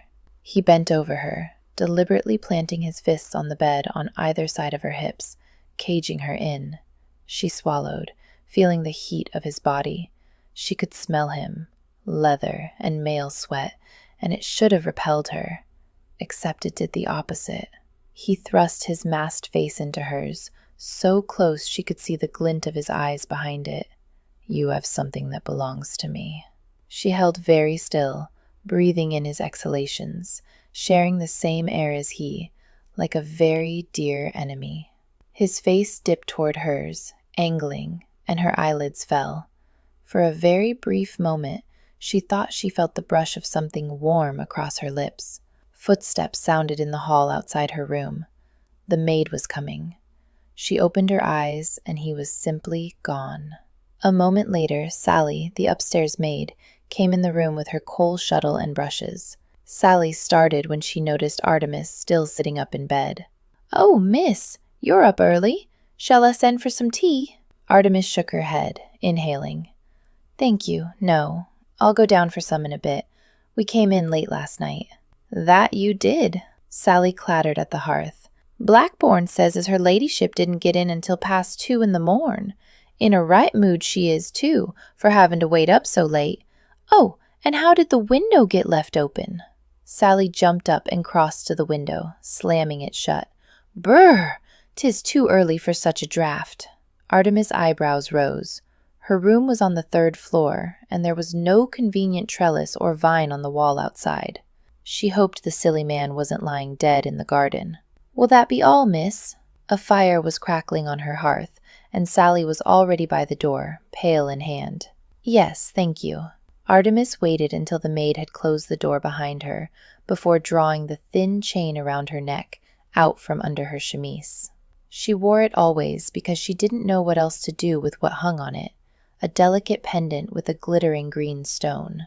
Once she had thought the stone was paste, a pretty ornament Apollo had given her on their 15th birthday. 4 months ago, she tried to pawn it for more money to help Apollo, and found out the horrible truth. The stone was an emerald set in gold, which made it a treasure too dear, for ironically, she couldn't sell such a fine piece without awkward questions about its provenance.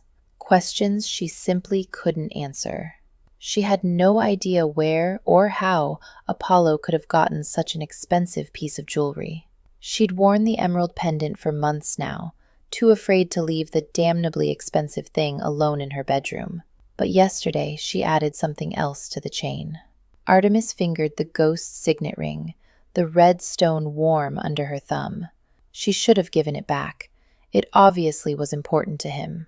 Yet something had made her want to conceal it and keep it a little longer. She examined the ring again. The stone had once had a crest or other insignia carved into it, but it was so battered by age that only vague lines remained, impossible to decipher. The gold, too, had the matte patina of age, the band worn thin on the underside. The ring, and thus the family it belonged to, was very old indeed. Artemis frowned. How had the ghost known she had his ring? She hadn't told anyone besides Wakefield, not even Penelope. For one wild moment, she imagined the Duke of Wakefield donning the motley of a harlequin. No, that was just absurd. More likely, the ghost had either known he dropped the ring in her hand, or simply guessed by process of elimination. Artemis sighed and tucked the ring and pendant back under her chemise. Time to dress. The day had begun. Maximus crouched on the sloping roof of Brightmoor House, fighting the urge to re-enter Miss Grievous' room. He hadn't found his ring, his father's ring, and the insistent beat to return was strong in his chest. Under the impulse to take back what was his, there was a subtler, softer cadence. To speak again to Miss Greaves, to look into her eyes and find out what made her so strong. Madness. He shook off the siren's call and leaped to the next house. Brightmoor House was in Grosvenor Square. The white stone buildings around the green in the middle were new and close together. It was child's play to travel by rooftop to the end of the square and then slither down a gutter into an alley. Maximus kept to the shadows for the length of the short alley and then once again took to the rooftops. Dawn was near and people rarely looked up. Had she pawned his father's ring? The agony of the thought made him gasp even as he ran along the crest of a roof. He'd searched her room and meager possessions, and the ring hadn't been there. Had she given it away? Dropped it somewhere in St. Giles? Surely not, for she made a point of boasting about having it in her possession at the ball. But she was poor that much, at least was starkly evident after seeing the room her cousin had gifted her. A gold ring would fetch enough money for some small luxury. He waited at the edge of a crumbling building, watching as below a night soil man labored with 2 foully full buckets. Then he jumped to the next roof. Maximus landed silently, despite the distance across the alley, the only sign of his exertion the slight grunt as he rose. He remembered his father's hands, the strong, blunt fingers, the dark hairs on the backs, and the slight curve of the right middle finger, broken as a child. His father might have been a duke, but he always had a healing cut or abrasion or bruise on his hands, for he used his hands without any regard for his rank. Father had saddled his own horse when he'd been too impatient to wait for a groom, sharpened his own quill, and loaded his own fowling piece when hunting. Those hands had been broad and scarred, and had seemed, to Maximus as a boy, to be utterly competent, utterly reliable. The last time he'd seen his father's hand, it had been covered in blood, as Maximus had removed the signet ring. He dropped to the street and saw that his feet had brought him to St. Giles, to the spot where it had happened. To his left, a worn cobbler's sign squeaked over a door so low that all but children would have to duck to enter. The sign was new, as was the shop. It had been a tavern selling gin all those years ago. Beside it, a narrow alley where barrels of gin had once stood. Maximus flinched, glancing away. He'd hidden behind those barrels, and the stink of gin had filled his nostrils that night. When he'd taken the mask as the ghost, this had been the first gin shop he'd shut down. To the right was a teetering brick building, the upper stories wider than the lower, every room let and relet until it might as well have been a rat warren, only one inhabited with humans instead of animals. Near his feet, the wide channel was so blocked with detritus that not even the next rain would clear it. The very air hung thick and wet with stink. To the east, the sky had begun to pinken. The sun would soon be up, clearing the sky, bringing the hope of a new day to every part of London, save this one. There was no hope in St. Giles. He pivoted, his boots scraping against the grit underfoot, recalling Miss Grievous' comment. Love St. Giles? Dear God, no. He loathed it. A faint cry came from the narrow alley where the gin barrels had once stood. Maximus turned, frowning. He couldn't see anything, but daybreak was coming. He needed to return home, get off the streets before people noticed him in his ghost costume. But then the cry came again, high and nearly animal in its pain, but most definitely human. Maximus strode closer to peer into the alley. He could just make out a slumped form and the glint of something wet. Immediately he bent, catching an arm and pulling the figure into the relatively better lit lane. It was a man-a-gentleman, by the fine velvet of his coat, with blood on his bare, shaved head. He must have lost his wig. The man groaned, his head sagging back as he looked up at Maximus. His eyes widened. No, oh no. Already been robbed. Don't have me purse anymore. His words were slurred.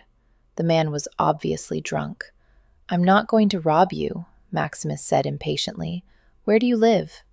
But the man wasn't listening. He'd started wailing weakly, his entire body thrashing rather like a landed flounder. Maximus frowned, looking around. The people of St. Giles had begun to creep from their houses in preparation for the day. 2 men scurried by, their faces averted. Most here knew better than to show interest in anything resembling danger, but a trio of small boys and a dog had gathered at a safe distance across the lane, staring. Oi! A little woman wearing a tattered red skirt advanced on the boys. They made to run, but she was quick, grabbing the eldest by the ear. What did I tell you, Robbie? Go and fetch that pie for your da. She let go of the ear, and all 3 boys darted off. The woman straightened and caught sight of Maximus and the wounded man. Oi! You there! Leave him alone! Tiny though the woman was, she was brave enough to confront him, and Maximus had to admire that. He ignored the man's continued moaning and turned to her, whispering, I didn't do this. Can you see him home? She cocked her head. I have to see to me man, then start me work, don't I? Maximus nodded. He dipped 2 fingers into a pocket sewn into his tunic and came out with a coin, which he tossed to her. Is that enough to make it worth your time? She caught the coin handily and glanced at it. I 'spect it is. Good. He looked at the wounded man. Tell this woman your place of residence, and shall see you home. Oh, thank you, fair lady. The drunken man seemed to think the little woman was his savior. She rolled her eyes, but said, with a sort of gruff kindness as she came over and bent to take his arm, Now what mess have you gotten yourself into, sir? 'Twas old Scratch, plain as day, the man muttered. Had a great big pistol, and demanded my purse or my life. And then he hit me anyway." Maximus shook his head as he moved off. Stranger things had been imagined in St. Giles than highway robbery by the devil, he supposed. But he hadn't time to stay and learn more about the matter. It was already far too late. He swarmed up the side of a building, making his way to the roof. Below, he could hear the clatter of hooves, and he swore under his breath. It was early yet for the dragoons to be about St. Giles, but he didn't want to take the chance it might be they. He ran across the angled rooftops, leaping from building to building. He had to descend to the ground twice, each time for only a short run, before he was back traveling by London rooftop. 20 minutes later, he caught sight of Wakefield House. When he'd first started his career as the ghost of St. Giles, he and Craven had very quickly realized that he would need a secret means of access to the townhouse, which was why, instead of approaching the house directly, Maximus slid into the gardens in back. They were a long, narrow strip of land between the house and the mews, and at one side was an ancient folly. It was small, little more than a moss-covered stone arch enclosing a bench. Maximus entered and knelt to sweep aside a pile of dead leaves by the bench. Underneath was an iron ring set into the stone paving. He grasped it and lifted, and a square block of stone pulled back on well-oiled hinges, revealing a short drop to a tunnel. Maximus lowered himself inside and pulled the covering stone back on top.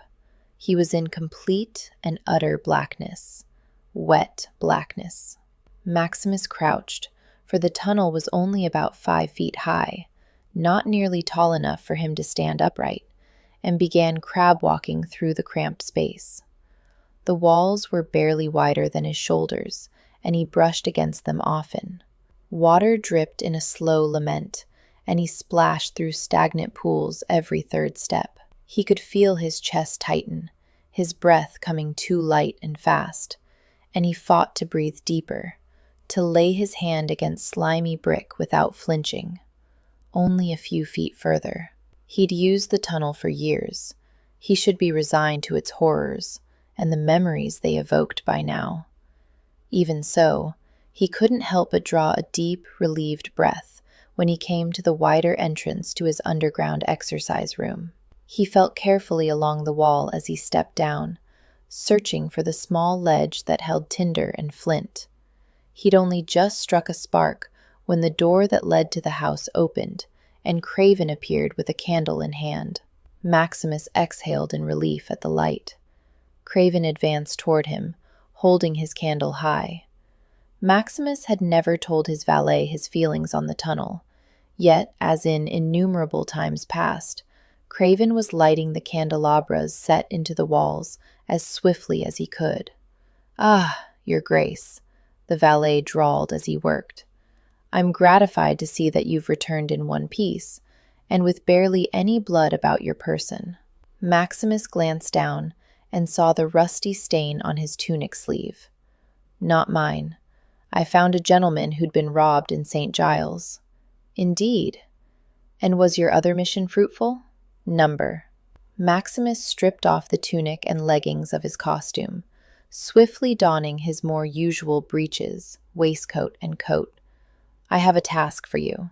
"I live to serve," Craven intoned in a ponderous voice, so solemn it could only be subtle mockery. Maximus was tired, so he ignored the response. "Find out everything you can about Artemis Greaves." Chapter 4. "What bargain might that be?" asked King Hurla. The dwarf grinned. "It's well known that you've betrothed yourself to a fair princess. As it happens, I too will soon be wed.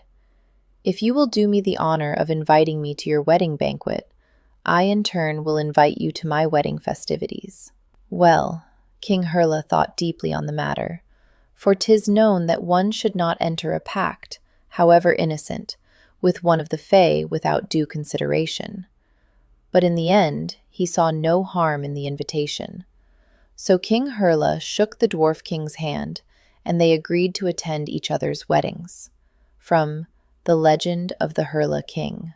3 days later, Artemis Greaves descended from the Chadwick carriage and looked up in awe. Pelham House, the seat of the Dukes of Wakefield for the last 100 years, was the largest private residence shed ever seen. A massive yellow stone building with rows upon rows of windows across the facade, Pelham dwarfed the numerous carriages drawn up at its front. Twin colonnaded arms reached out from the central building, embracing the huge circular drive.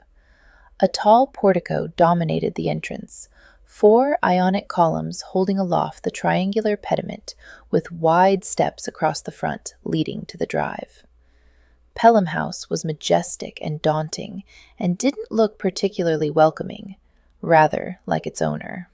Artemis was conscious that the Duke of Wakefield stood at the center of the portico, wearing a blue suit so dark it was nearly black, his immaculately white wig making him look austere and aristocratic.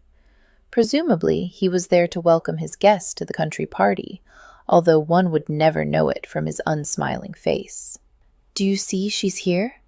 Artemis started at the hiss at her shoulder, nearly dropping poor Bonbon asleep in her arms. She juggled the little dog, a shawl, and Penelope's nécessaire box before turning to her cousin. Who? There were 3 other carriages in the drive beside their own, and she could have been any number of ladies. Still, Penelope widened her eyes, as if Artemis had become suddenly dim-witted. Her! Hippolyta Royale.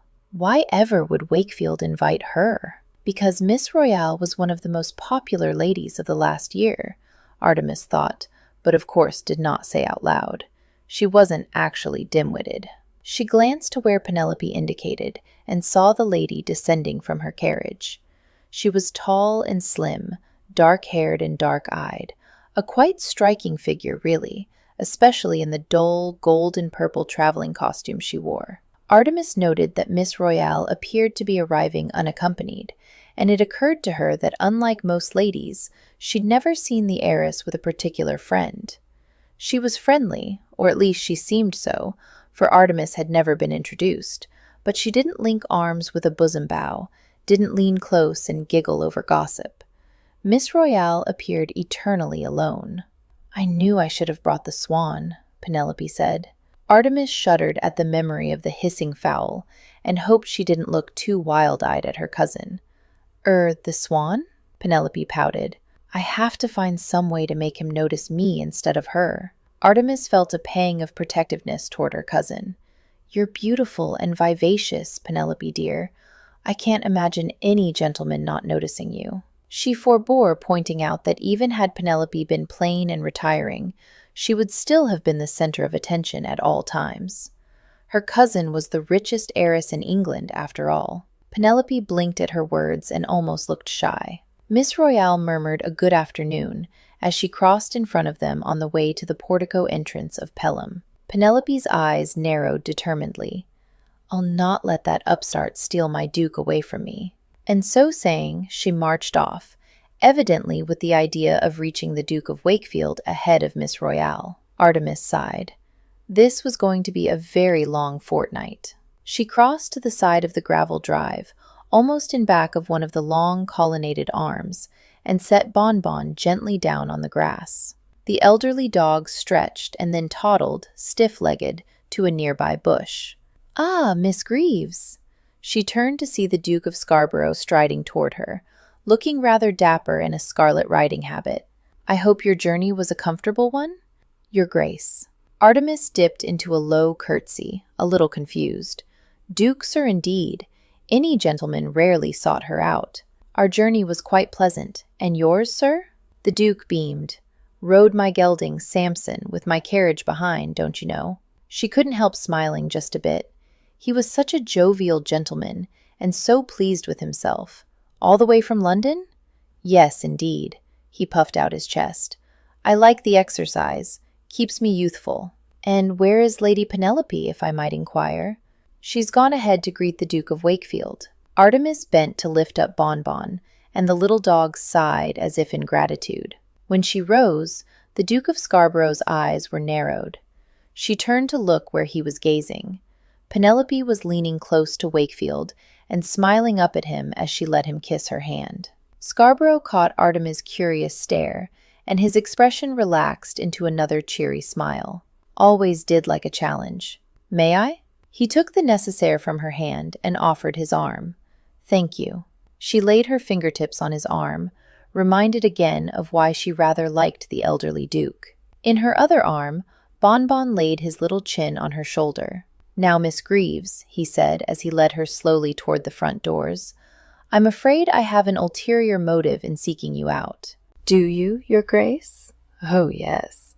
His eyes twinkled at her merrily. "And I think you're a bright enough lass to have an inkling of what it is.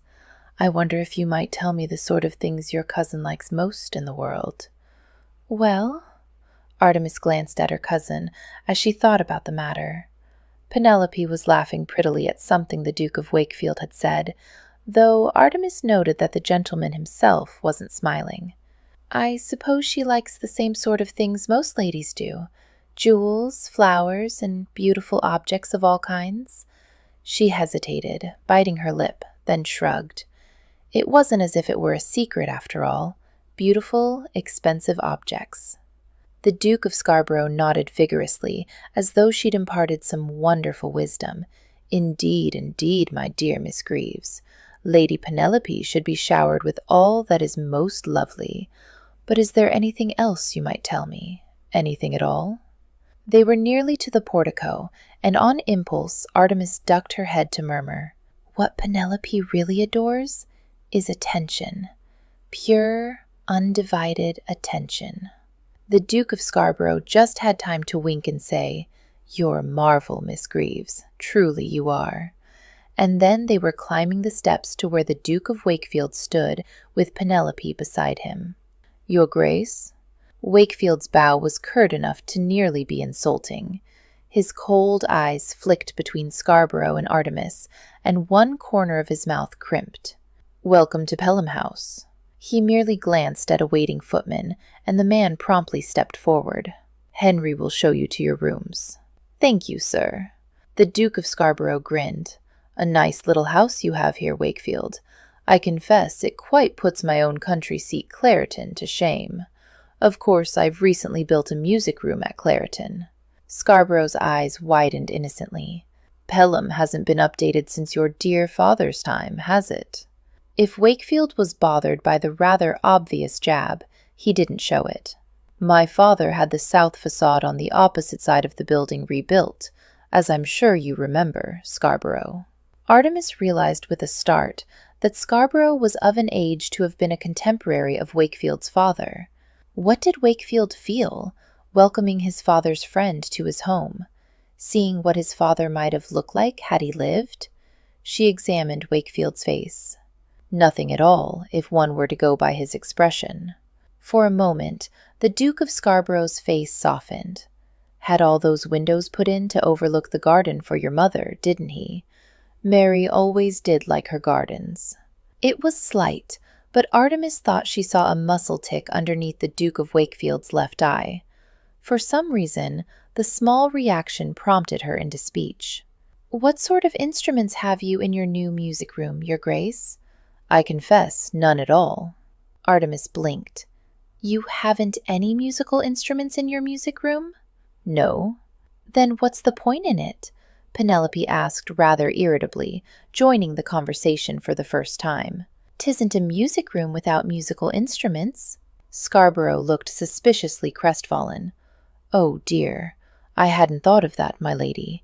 I confess I was so interested in hiring the most talented Italian artist to paint the murals on the ceiling, finding the best imported pink marble, and making sure that the workmen used enough gold to gild the walls and ceiling, that I forgot all about the musical instruments themselves." Lady Penelope turned, almost as if against her will, to the Duke of Scarborough. "Gold?" "Oh, quite." Scarborough leaned forward earnestly. "I do think one shouldn't stint on gilding, don't you?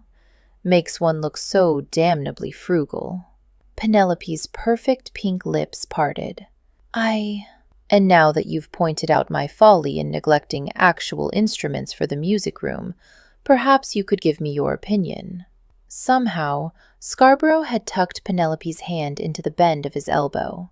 "For instance, I've heard that Italian clavichords have the best sound, but I confess I do enjoy the look of some of the French painted ones, even if they cost nearly double the Italian. I think in some ways taste should precede art, don't you?" Scarborough turned and guided Penelope into the house as she answered. He was so adroit that Artemis wondered if her cousin even realized she was being managed.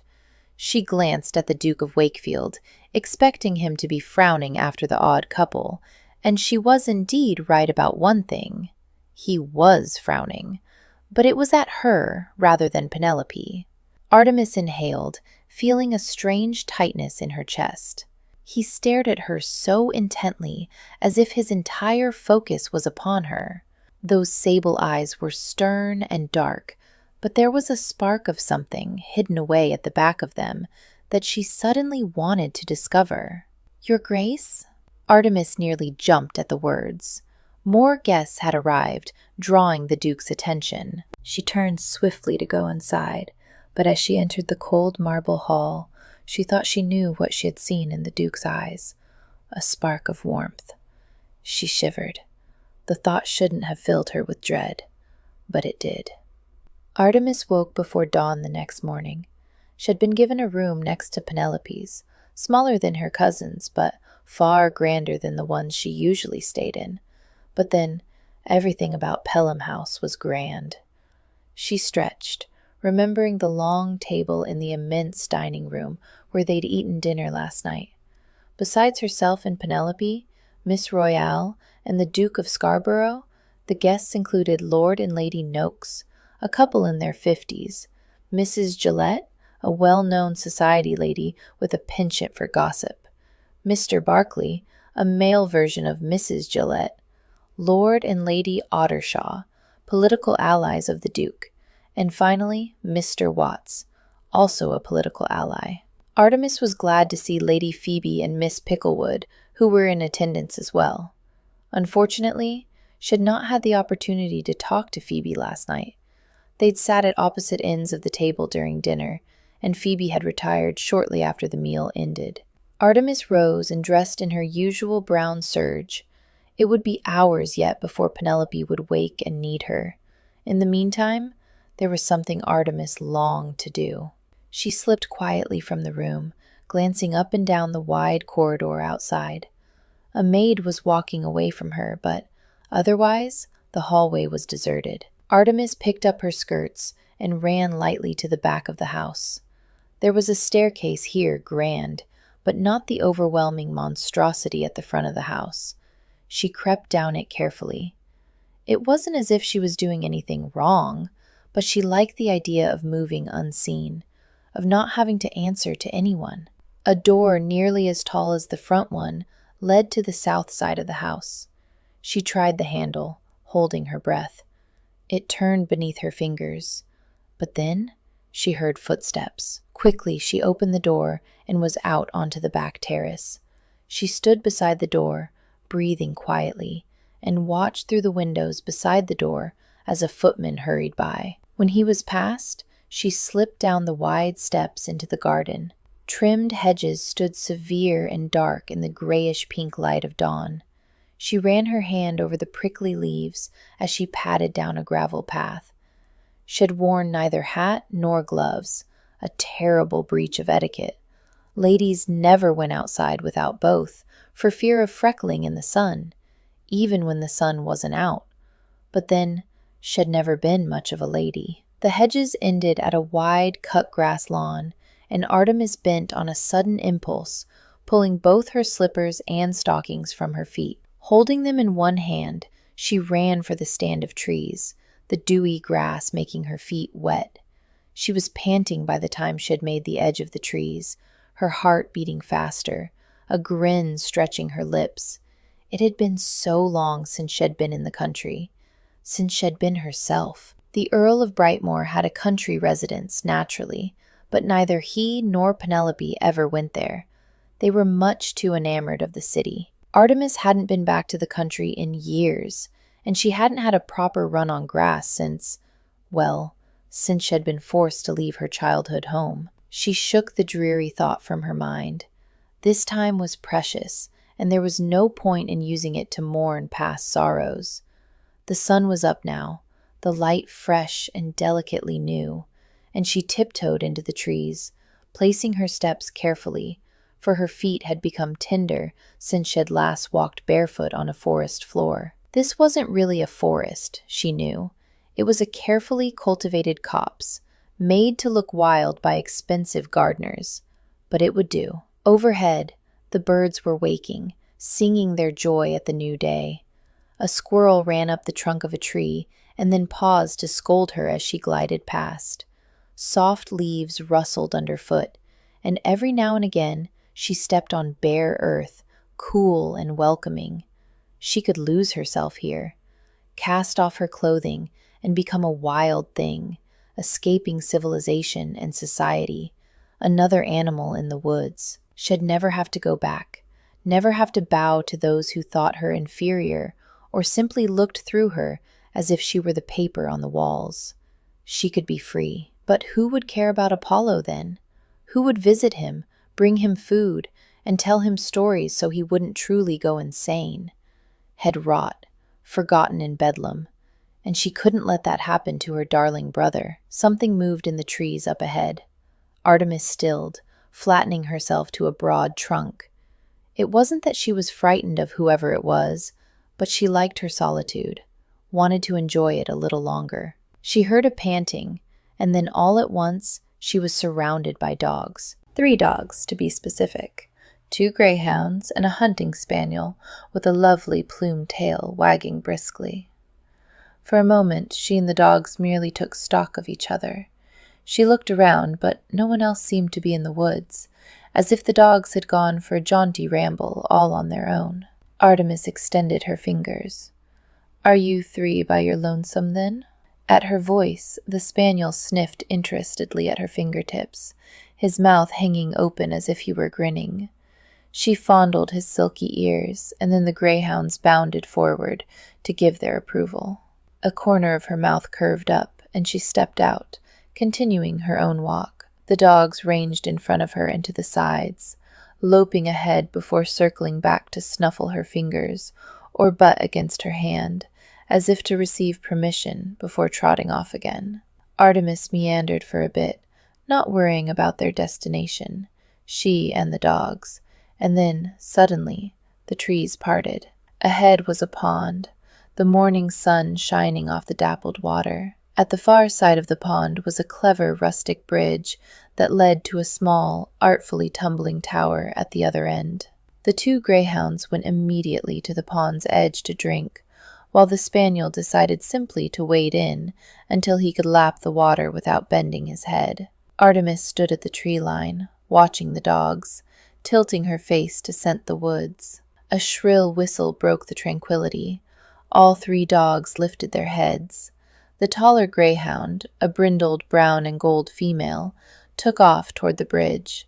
The other greyhound, a red female, right behind. The spaniel bounded to shore in a shower of water, shaking vigorously before barking and following. There was a figure on the other side of the bridge, drawing closer. A man in worn boots and an aged coat that once had been of exquisite cut. He was tall, with broad shoulders, and he moved like a great cat. A floppy hat covered his head, obscuring his features. For a moment, Artemis inhaled in shocked recognition, but then he stepped into the light, and she saw that she'd been mistaken. It was the Duke of Wakefield. Maximus saw Miss Greaves standing at the edge of the woods, like a suspicious dryad, and thought, naturally, what other lady would be up and about so scandalously early? What other lady would make his dogs desert him? Those same dogs ran to him as if to share with him their new friend. Belle and Starling milled around his feet, while Percy planted muddy paws on his thigh and drooled upon his coat. Traitors, Maximus murmured to the greyhounds, not bothering to reprimand the disheveled spaniel. He glanced across the pond, half expecting Miss Greaves to have disappeared, but she was still watching him. "Good morning," he called. He approached her as he would a wild woodland creature, gingerly and with an attempt to appear harmless, but she didn't start. He amended the analogy as he drew closer. A wild animal would show fear. Miss Greaves merely looked a little curious. "Your Grace." Percy, who had been investigating the tall reeds by the edge of the pond, lifted his head at the sound of her voice, and appeared to take it as invitation to run to her and attempt to hurl himself against her legs. Miss Greaves gave the dog a stern look before he'd even reached her, and said simply, "Off." Percy collapsed at her feet, his tongue hanging out the side of his jaws, ears back as he gazed up at her adoringly. Maximus shot the dog an irritated look as he turned and began walking back around the ornamental pond. Miss Greaves fell into step beside him. "I trust that you rested well last night, Miss Greaves." "Yes, Your Grace," she replied. "Good," he nodded, unable to think of anything else to say. Usually he disliked company on his morning walk, but for some reason Miss Greaves's presence was almost soothing. He glanced sideways at her and noticed for the first time that her feet were bare. Long, elegant toes flexed against the ground as she walked. They were quite dirty from the forest floor, and the sight, if anything, should have filled him with disgust for such a shocking display of impropriety. Yet disgust was the exact opposite of his reaction. "Did you build this?" Her voice was low and rather pleasing as she gestured to the tower folly they were approaching. He shook his head. "My father. My mother saw something similar on a trip to Italy and was quite taken with the idea of a romantic ruin. Father had a tendency to indulge her." She glanced curiously at him, but continued walking. He cleared his throat. "We spent a great deal of time here at Pelham House when they were alive." "But not afterward?" His jaw tightened. "No. Cousin Bathilda preferred London for raising my sisters, and I thought I should remain with them as the head of the family." He caught her odd look out of the corner of his eye. "But forgive me, but weren't you a boy when the Duke and Duchess died?" "Murdered." He couldn't quite keep the rasp from his voice. She stopped. "What?" Her naked toes were curled into the loam, white and soft and strangely erotic. He raised his eyes, looking at her plainly. It was useless to try and avoid pain. "My parents were murdered in St. Giles 19 years ago, Miss Greaves." She didn't give him any useless platitudes. "How old were you?" 14. "That's hardly old enough to become the head of a family." Her gentleness made something bleed inside of him. "It is when one is the Duke of Wakefield," he said curtly. Odd that she bothered arguing with him over this now. No one had at the time, not after he'd started talking again. Not even Cousin Bathilda. "You must have been a very determined boy," was all she said. There was nothing to say to that, and for a minute they tramped through the woods companionably. The greyhounds bounded ahead, while Percy flushed a frog and began a rather comical chase. "What are their names?" she asked, nodding at the dogs. "That's Belle." He pointed to the slightly taller greyhound bitch, her coat a lovely gold and russet. "And that's Starling, Belle's daughter. The spaniel is Percy." She nodded seriously. "Those are good dog names." He shrugged. "Phoebe names them for me." Her odd little half-smile appeared at the mention of his sister. "I was glad to see she was here. She does so enjoy social events." He glanced at her swiftly. Her tone was neutral, but he felt the implied disapproval in her words. "She's blind, or as near to as to make no difference. I'll not see Phoebe hurt, either physically or emotionally. She's vulnerable." "She might be blind, Your Grace, but I believe she's stronger than you think." He looked away from her alluring bare toes. Who was she to tell him how to take care of his sister? Phoebe was barely 20 years of age. 2 years ago, my sister fell because she didn't see a step, Miss Greaves. She broke her arm. His lips twisted at the memory of Phoebe's face, white with pain. "You may think me overprotective, but I assure you I do know what is best for my sister." She was silent at that, though he doubted she changed her mind over the matter. He frowned, irritated, almost as if he regretted his cold words. The folly loomed in front of them, and they stopped to look at it. Miss Greaves cocked her head. "It's rather like Rapunzel's tower." Big blocks of artfully weathered dark gray stone made a round tower with a single, low-arched opening. He raised an eyebrow. I'd always imagined Rapunzel's tower taller. She tilted her head back to eye the top of the little building, and the long line of her pale throat was caught in a beam of sunlight. A pulse beat delicately in the soft juncture of her neck and collarbone. He looked away. Certainly this would be no obstacle for a fit man to climb. She glanced at him, and he thought he saw that tiny smile at the edge of her lips. "Are you saying you'd scale these walls for a damsel in distress, your grace?" "No," his mouth tightened. "Just that it's possible." She hummed under her breath. Percy romped up and dropped a sadly mangled, dead frog at her feet, then backed away and sat proudly by his prize, looking at Miss Greaves as if expecting praise. She absently ruffled the spaniel's ears. "You'd leave poor Rapunzel to her fate?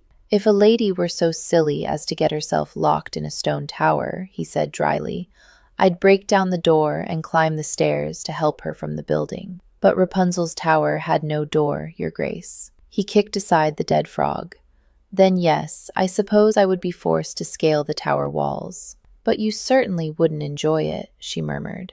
He merely looked at her. Was she trying to make him into some romantic hero? She didn't strike him as a silly chit. Her eyes were a dark, soft gray, lovely and alluring, but her gaze was as steady and bold as any man's. He glanced away first, his lips twisting. "Anyway, it's not Rapunzel's tower. It's the Moon Maiden's." "What?" He cleared his throat. What had possessed him to tell her that? Mother always said that this was the Moon Maiden's tower. She looked at him with those bold, gray eyes. "Well, there must be a story in that." He shrugged. "She used to tell it to me when I was very young. Something about a sorcerer who fell in love with the Moon Maiden. He built a tower to try and be closer to her, and walled himself inside." She stared at him for a moment, as if waiting for something. "And?" He glanced at her, puzzled. "And what?" She widened her eyes. "How does the story end? Did the sorcerer win his Moon Maiden?" "Of course not," he said irritably. "She lived on the moon and was quite unattainable. I suppose he must have starved or pined away or fallen off the wall at some point." She sighed. "That's the least romantic story I've ever heard." "Well, it wasn't my favorite," he said, sounding defensive to even his own ears. "I like the ones about giant killers much better." She answered noncommittally. "Can one go inside?" Instead of answering, he strode to the arched entryway, a bit hidden by briars. Ruthlessly, he pulled them aside, ignoring the scrapes on his fingers, then gestured for her to walk in ahead. She glanced at his hands, but made no comment as she passed him.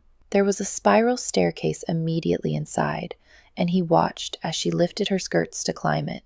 A bare ankle flashed, and then the dogs pushed past him to follow her eagerly. He followed her as well, but naturally, not as eagerly as the dogs. At least, that was what he told himself. The staircase opened onto a small stone platform. He made the last step and joined her by the low wall, which was crenellated like a medieval castle's battlements.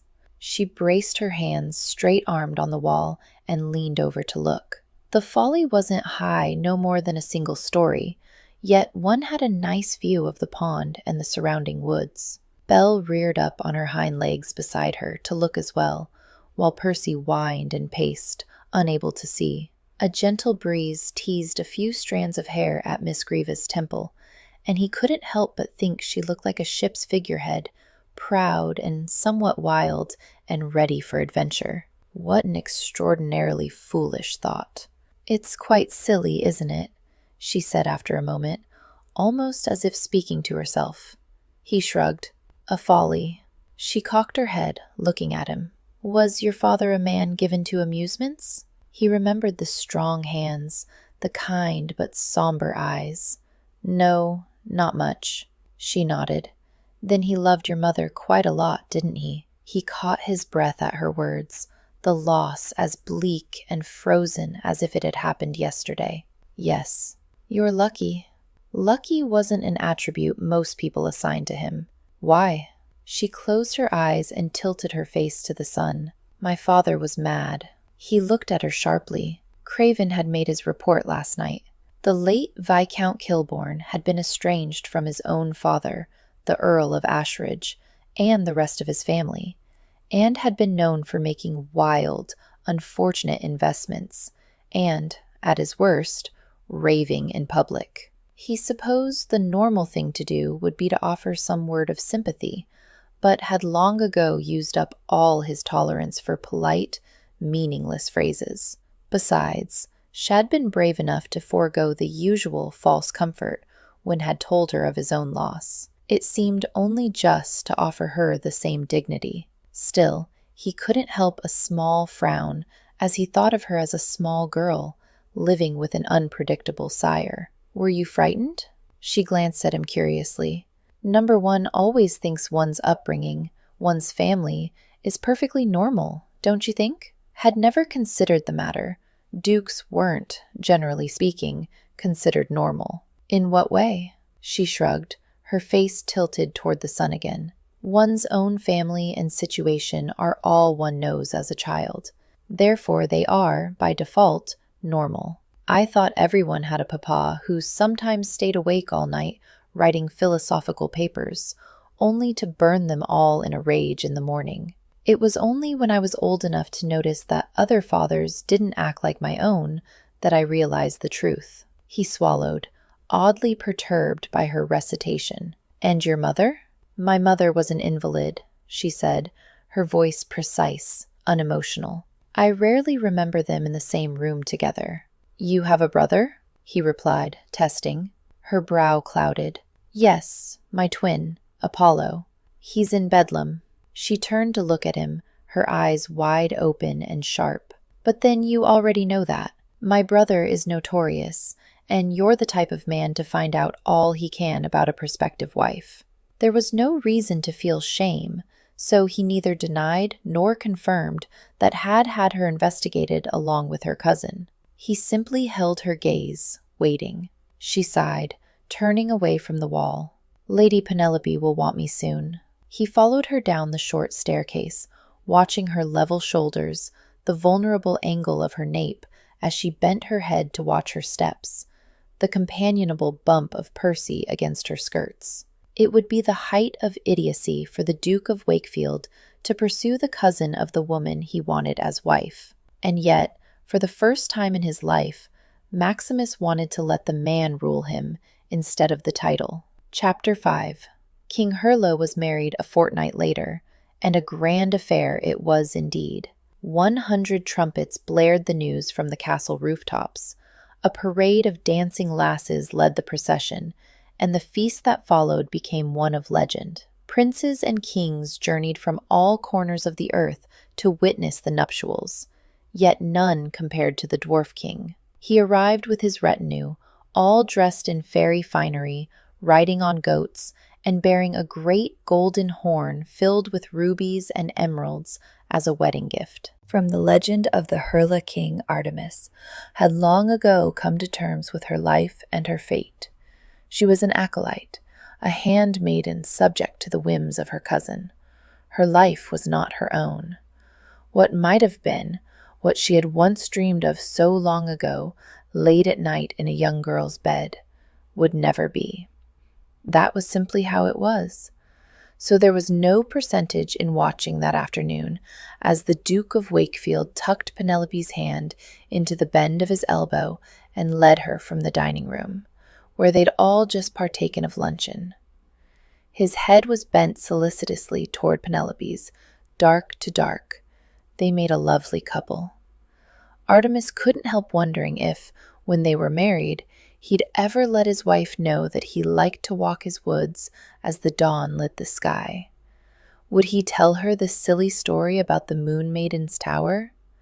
She looked at her hands, twisted together at her waist. Petty, jealous feelings weren't for women such as she.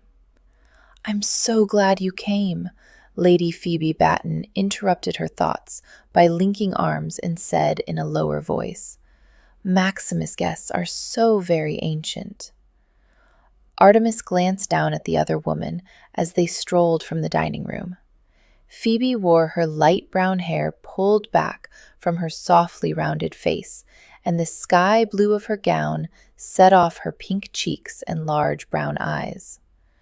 Had Phoebe been allowed a coming out, Artemis had no doubt she would have been one of the most popular of the young ladies in society. Not for her looks, but rather for her kind disposition. It was quite impossible not to love Phoebe Batten.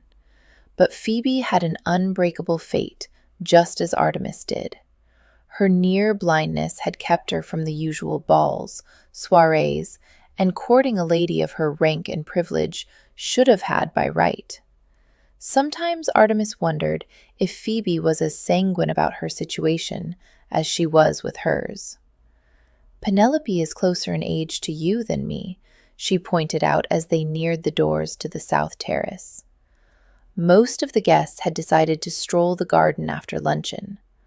"Watch the step here."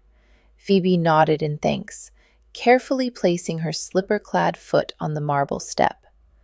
"Well, but Penelope hardly counts, does she?" Artemis threw her companion a quick, amused glance. She wasn't used to Penelope being the one disregarded between the two of them. "What do you mean?" Phoebe squeezed her arm and lifted her face to the bright sunshine outside. "She's nice enough, but she has no interest in me." "That's not true," Artemis said in shock. Phoebe gave her a world-weary look that certainly did not belong on her girlish face. "She pays attention to me only when it occurs to her that it might help her campaign for Maximus." There wasn't much to say about that, since it was uncomfortably true. "Then she's more foolish than I thought her," Phoebe grinned.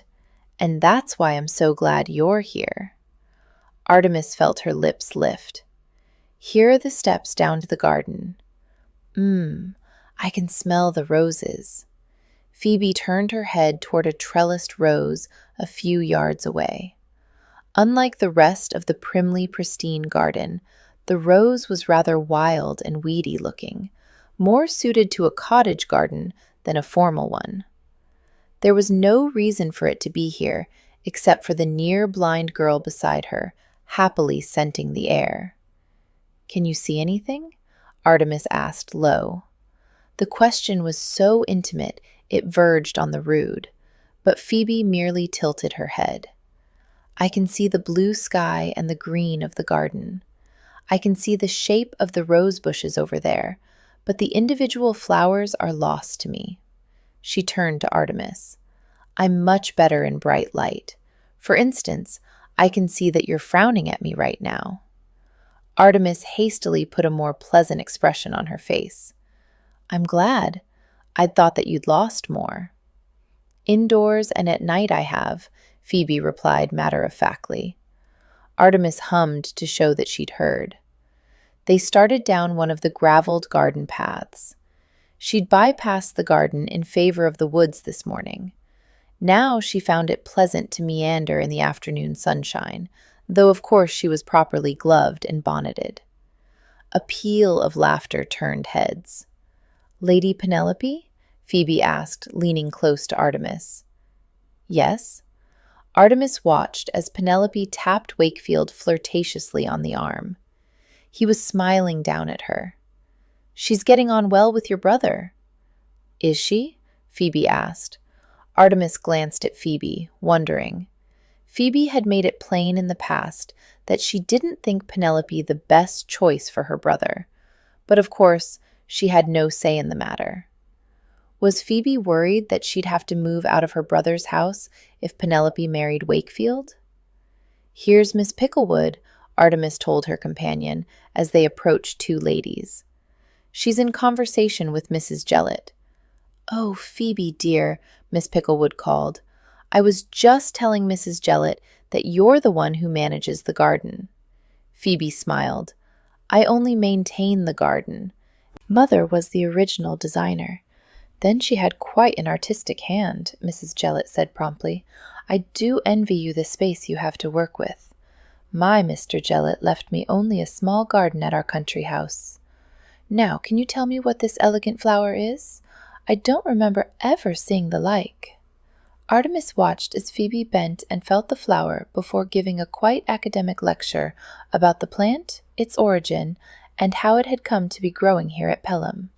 Artemis was a bit bemused. She hadn't known her friend was so interested in gardening. A wet nose thrust itself into her hand, and at the same time Miss Picklewood chuckled. "Percy seems quite taken with you. Usually he never leaves Maximus' side." Artemis glanced down at the hunting spaniel's adoring brown eyes and ruffled his soft ears.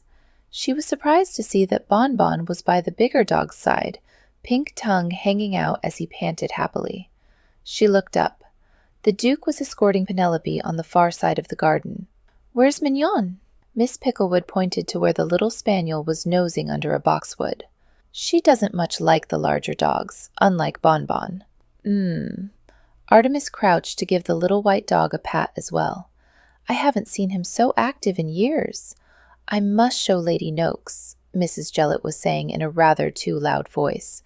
"She's such a keen gardener, though she doesn't often have the funds to indulge." She tucked her chin into her neck and whispered, "Noakes gambles, you know." Miss Picklewood shook her head. "Gambling is such an evil." She sent Mrs. Jellett a significant look. "Have you heard the story about Lord Pepperman?"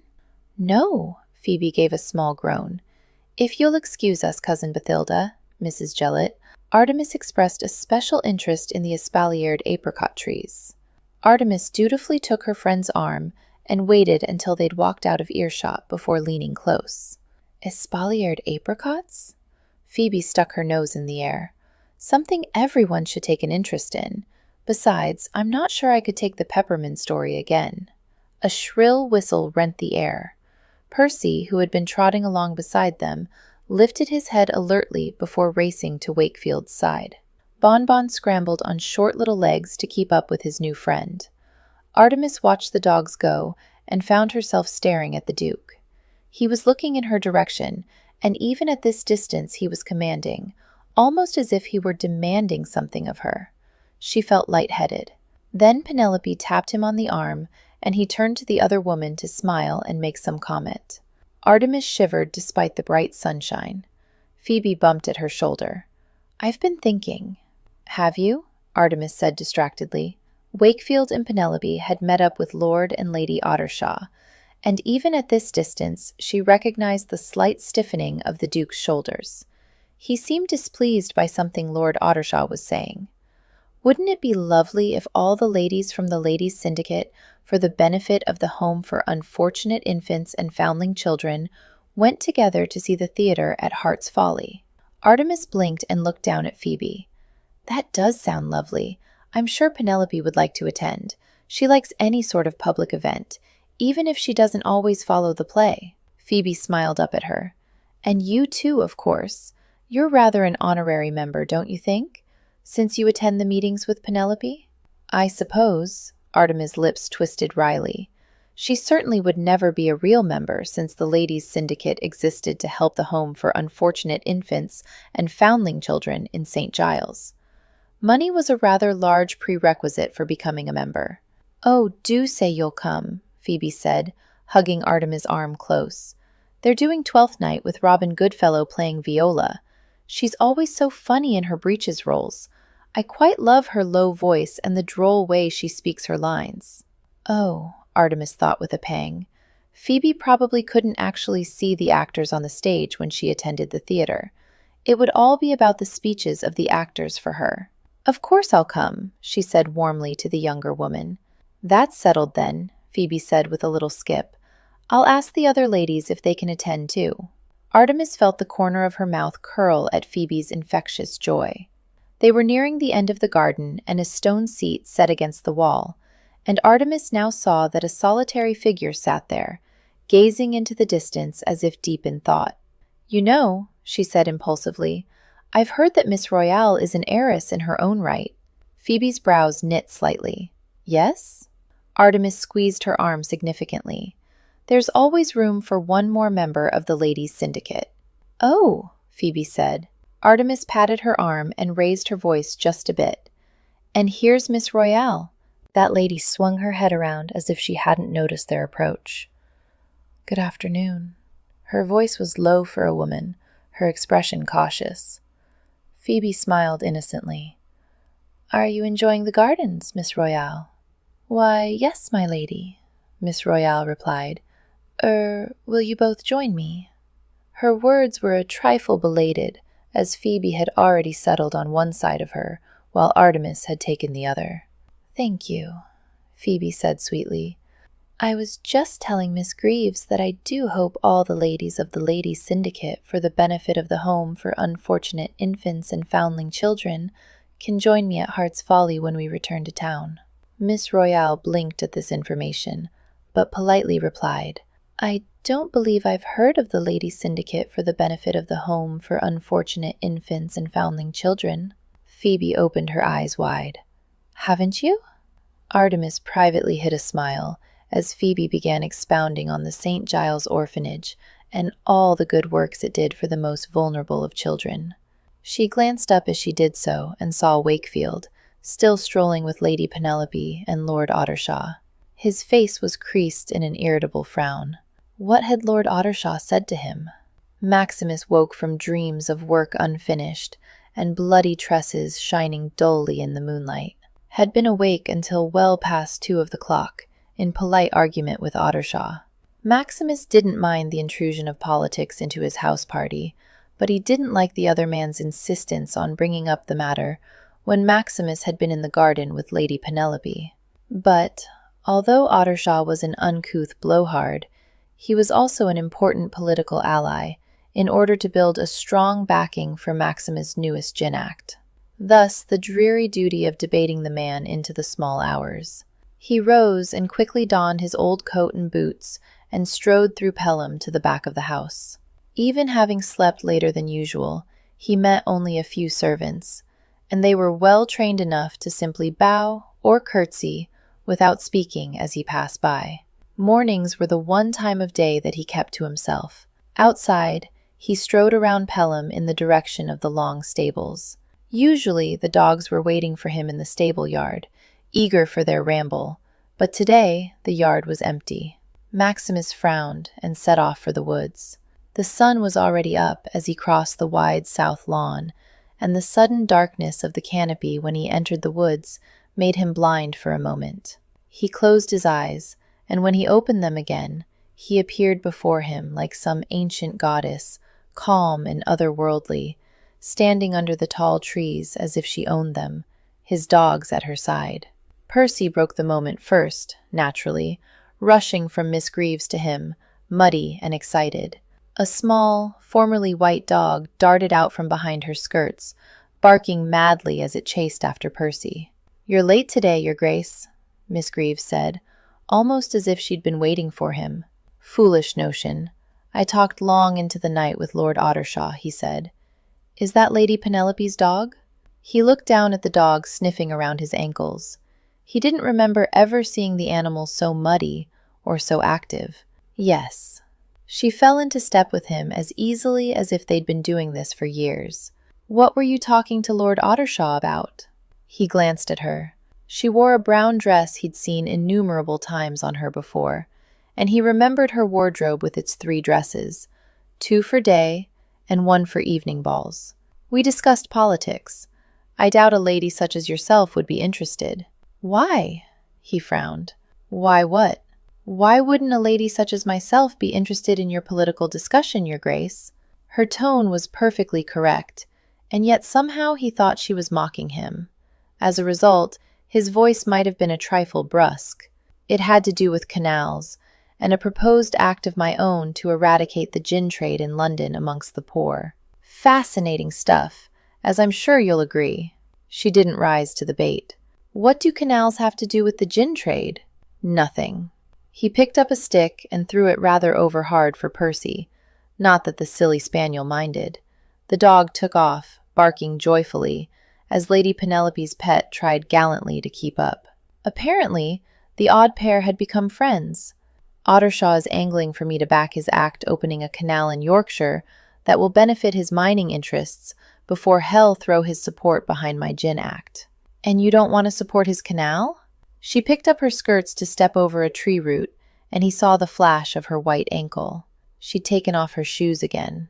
"It's not that," Maximus frowned. The intricacies of parliamentarian politics were so twisted that he didn't often like to discuss them with ladies or men uninterested in politics. Everything built upon another thing, and it was rather hard to explain the entire tangled mess. He glanced again at Miss Greaves. She was watching the path, but she looked up as if she felt his gaze and met his eyes, her own impatient. "Well, what is it then?" He found himself smiling. "This is the third Canal Act Ottershaw has proposed. He's using Parliament to line his pockets." Noth shook his head wryly. "That he's the only one doing it. Most, I suppose, want laws that'll help themselves, but Ottershaw is rather egregiously open about it. So you won't do as he wishes?" "Oh, no," he said softly, grimly. "He'll back his damned act. I need his vote, and, more important, the votes of his cronies." "Why?" She stopped and faced him, her brows knit faintly, as if she truly wanted to know about his political mechanisms. Or perhaps it was more than that. Perhaps she wanted to know his mind, or his soul. "You've been in St. Giles," he said, turning to her. "You've seen the desolation, the disease that gin causes there." He took a step closer to her, without conscious thought. "There are women who sell their babies in St. Giles for a sip of gin. Men who rob and kill just to have another cup. Gin's the rot that lies at the heart of London, and it will bring her down if it's not stopped. That damn drink must be cauterized like a festering wound, cut clean out, or the entire body will fail. Don't you see?" He stopped and stared at her, realizing that his voice was too loud, his tone too heated. He swallowed. "Don't you see?" He stood over her, almost threateningly, yet Miss Greaves merely watched him, her head slightly cocked. "You're very passionate on the matter." He looked away, taking a careful step back. "It's my business, my duty as a member of the House of Lords to be passionate on the matter. Yet men such as Lord Ottershaw aren't. You just said so." She moved closer to him, peering into his face as if all his hidden secrets were somehow made plain to her there. "I wonder why you might care so much for St. Giles." He swung on her, a snarl at his lips. Care for St. Giles? Hadn't he already made it plain to her that he hated the place? It was as if icy water poured over him. His head snapped back. No, he hadn't told her his feelings on St. Giles before, at least not as the Duke of Wakefield. The ghost had. Maximus squared his shoulders carefully and turned back to the path. "You mistake me, Miss Greaves. It's the gin and its ungodly trade I care about, not where it's plied. Now, if you'll excuse me, I have to ready myself for the morning so that I might attend to my guests." He whistled for the dogs and strode away, but as he did so, he was very aware of one fact. Miss Greaves was a dangerous woman. That afternoon found Artemis once again arm in arm with Phoebe as they strolled out the south doors of Pelham. Luncheon had been a rather tiresome affair, as she'd been seated next to Mr. Watts, who was interested only in argument and his own opinion. She was glad to spend a moment with Phoebe, not least because she wasn't in the habit of shouting in Artemis's ear. Phoebe squinted at the green beyond the formal garden. What are they doing? Artemis looked to the green where the guests were already gathering. They've set up an exercise yard, I think. Your brother mentioned something about games earlier. I believe the gentlemen will be demonstrating their dueling skills. Here's where the gravel turns to grass. They stepped carefully onto the green, as Artemis described the scene for Phoebe. Several footmen stood about, holding various swords, while others were setting down chairs for the ladies to take as they observed the demonstration. Wakefield snapped his fingers and pointed, and 2 chairs were instantly placed at the front for him. Phoebe sighed. This won't be that interesting unless someone misses and pinks their opponent. Phoebe, Artemis scolded under her breath. You know it's true. How could Phoebe look so very innocent and have such bloodthirsty thoughts? Well, I'll have to make admiring noises while the gentlemen scowl and try to look dangerous. Artemis' amusement was dampened by the sight of Wakefield carefully helping Penelope to the seat he'd provided. Next to her, the footman began to make a row of chairs. Penelope beamed up at the Duke, her face quite impossibly beautiful in the autumn sun. Artemis remembered how ferocious he'd looked as he described the devastation gin wrought in London. Did he save his passions for the floor of Parliament? For he wore a mask of calm politeness now. No, she couldn't imagine him letting that mask slip, even in the heat of political argument. "Who is going first?" Phoebe asked, as they took their own seats 2 rows behind Wakefield and Penelope. Artemis tore her gaze away from the Duke and reminded herself that she'd already decided that there was no percentage in pining after the man. Lord Noakes and Mr. Barclay. Phoebe's nose wrinkled. "Really? I wasn't aware that Mr. Barclay did anything more strenuous than lift an eyebrow." Artemis snorted softly, watching the duelist. Lord Noakes was a man in his late 50s, of medium height and with a very small paunch. Mr. Barclay was at least 20 years younger, but didn't look nearly as fit. "He seems quite serious. He's taken off his coat and is swishing his sword about in a manly manner." She winced at a particularly vehement move. "Oh, dear." What? Artemis leaned closer to Phoebe, for Mrs. Jellett had cocked her head in front of them, as if trying to hear their murmured conversation. "Mr. Barclay nearly took off one of the footmen's noses with his sword." Phoebe giggled, the sound sweet and girlish, and Wakefield glanced over, his dark, cold eyes meeting Artemis so suddenly it was almost like plunging her hand into snow. His gaze flicked to his sister beside her, and the lines that bracketed his firm lips softened.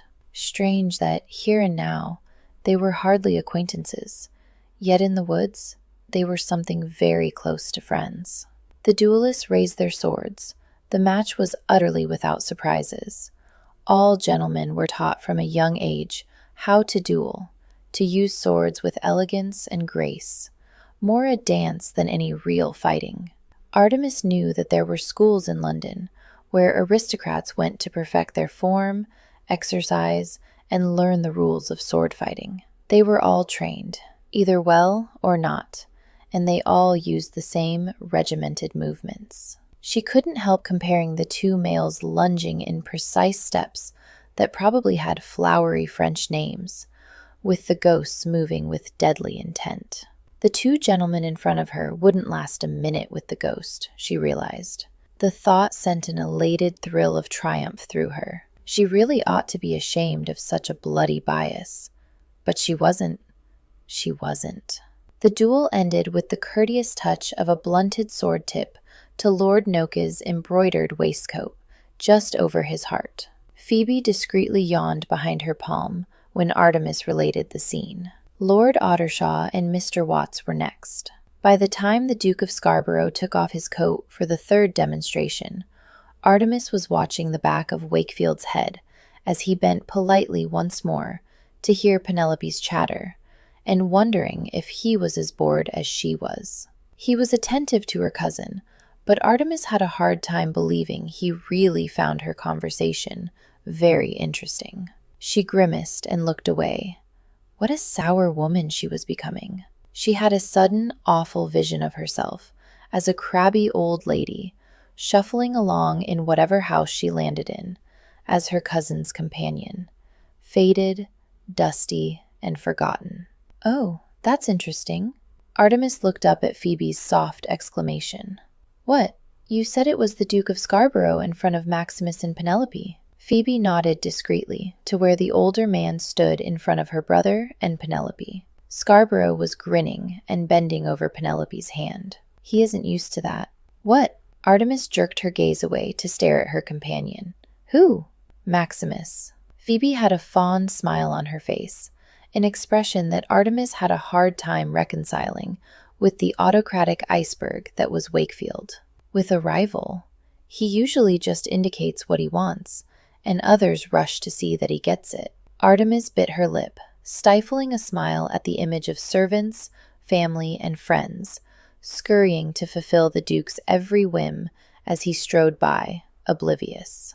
As if somehow he was aware of her amusement, Wakefield turned at that moment and glanced at her. She inhaled, lifting her head, as she met his dark eyes. Penelope placed her hand on his sleeve, and he turned back. Artemis looked down and only then realized her hands were trembling. She grasped them together. "Do you really think Scarborough any sort of competition for your brother?" "Well," Phoebe tilted her head, considering, as Artemis watched Scarborough somehow persuade the gentleman, sitting on the other side of Penelope, to vacate his seat. The Duke promptly sat down himself. "In the normal way of things, I wouldn't think his chances very good at all. Maximus is young and handsome, rich and powerful, and I've always thought he had a certain compelling air about him, don't you?" "Oh, yes." "But," Phoebe continued, "the Duke of Scarborough seems quite taken with Lady Penelope, and really I think that might make all the difference." Artemis frowned. "What do you mean?" Phoebe's plump lips folded inward, her large brown eyes looking sad. "Well, Scarborough cares, doesn't he? Maximus doesn't, not really. No doubt he's a bit compelled by the chase, but if he doesn't win," she shrugged her shoulders, "he'll simply find another suitable heiress. Lady Penelope herself, doesn't really matter to him. And if it comes right down to it, wouldn't you choose passion, however old, over dispassion?" Yes. Her agreement wasn't even considered. What woman wouldn't want interesting her and her alone, no matter the physical attributes of the suitor? If Penelope ever stopped to consider the matter, the Duke of Scarborough would instantly win. Poor Wakefield didn't stand a chance. Except he wasn't poor, was he? He was one of the most powerful men in the kingdom, and a man personally to be wary of, if not downright feared. She watched him, his broad shoulders fitted in fine dark green silk, his profile turned as he examined the woman he was courting as she flirted with another man. He might as well be observing a pair of beetles in a primitive mating dance. One would never know by looking at him that he wanted Penelope for himself. What would it be like to garner this man's passion?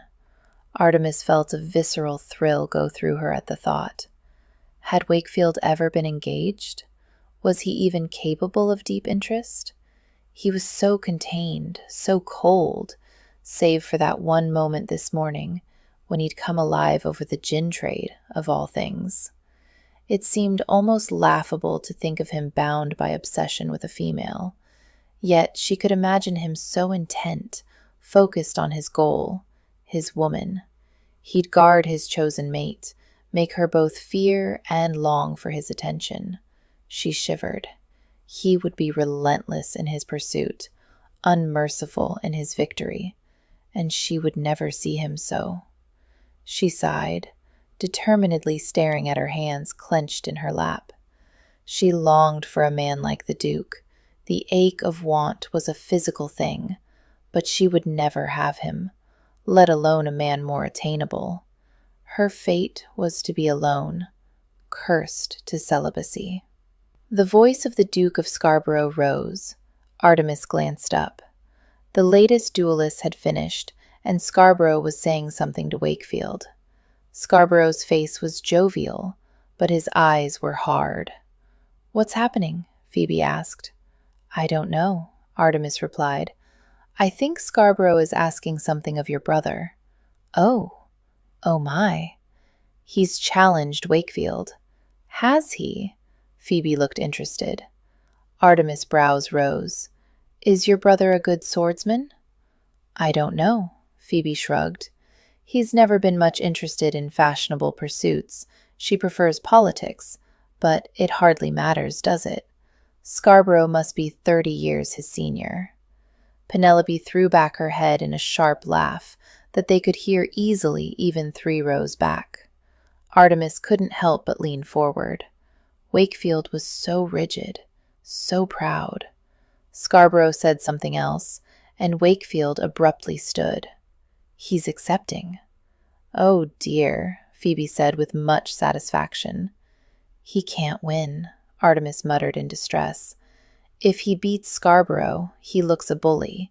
If he loses, hell be humiliated, Phoebe said serenely.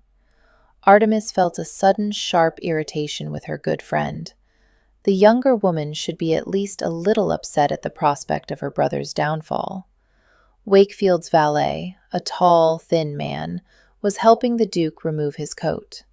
The servant appeared to murmur something in Wakefield's ear before the Duke shook his head abruptly and walked away. His waistcoat was black, overworked in gold thread that sparkled in the sunshine, the full sleeves of his snowy white shirt rippling slightly in the breeze. Scarborough already had a sword and was swishing it about importantly. The older man seemed to handle the weapon expertly, and Artemis' heart clenched. Better to be thought a bully than for such a proud man to be defeated. The duelists stood facing each other, their swords raised. Lord Noakes stood between them and held aloft a handkerchief.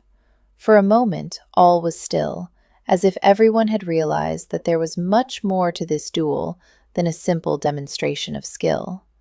Then the handkerchief fluttered to the ground. Scarborough lunged forward, astoundingly agile for a man his age.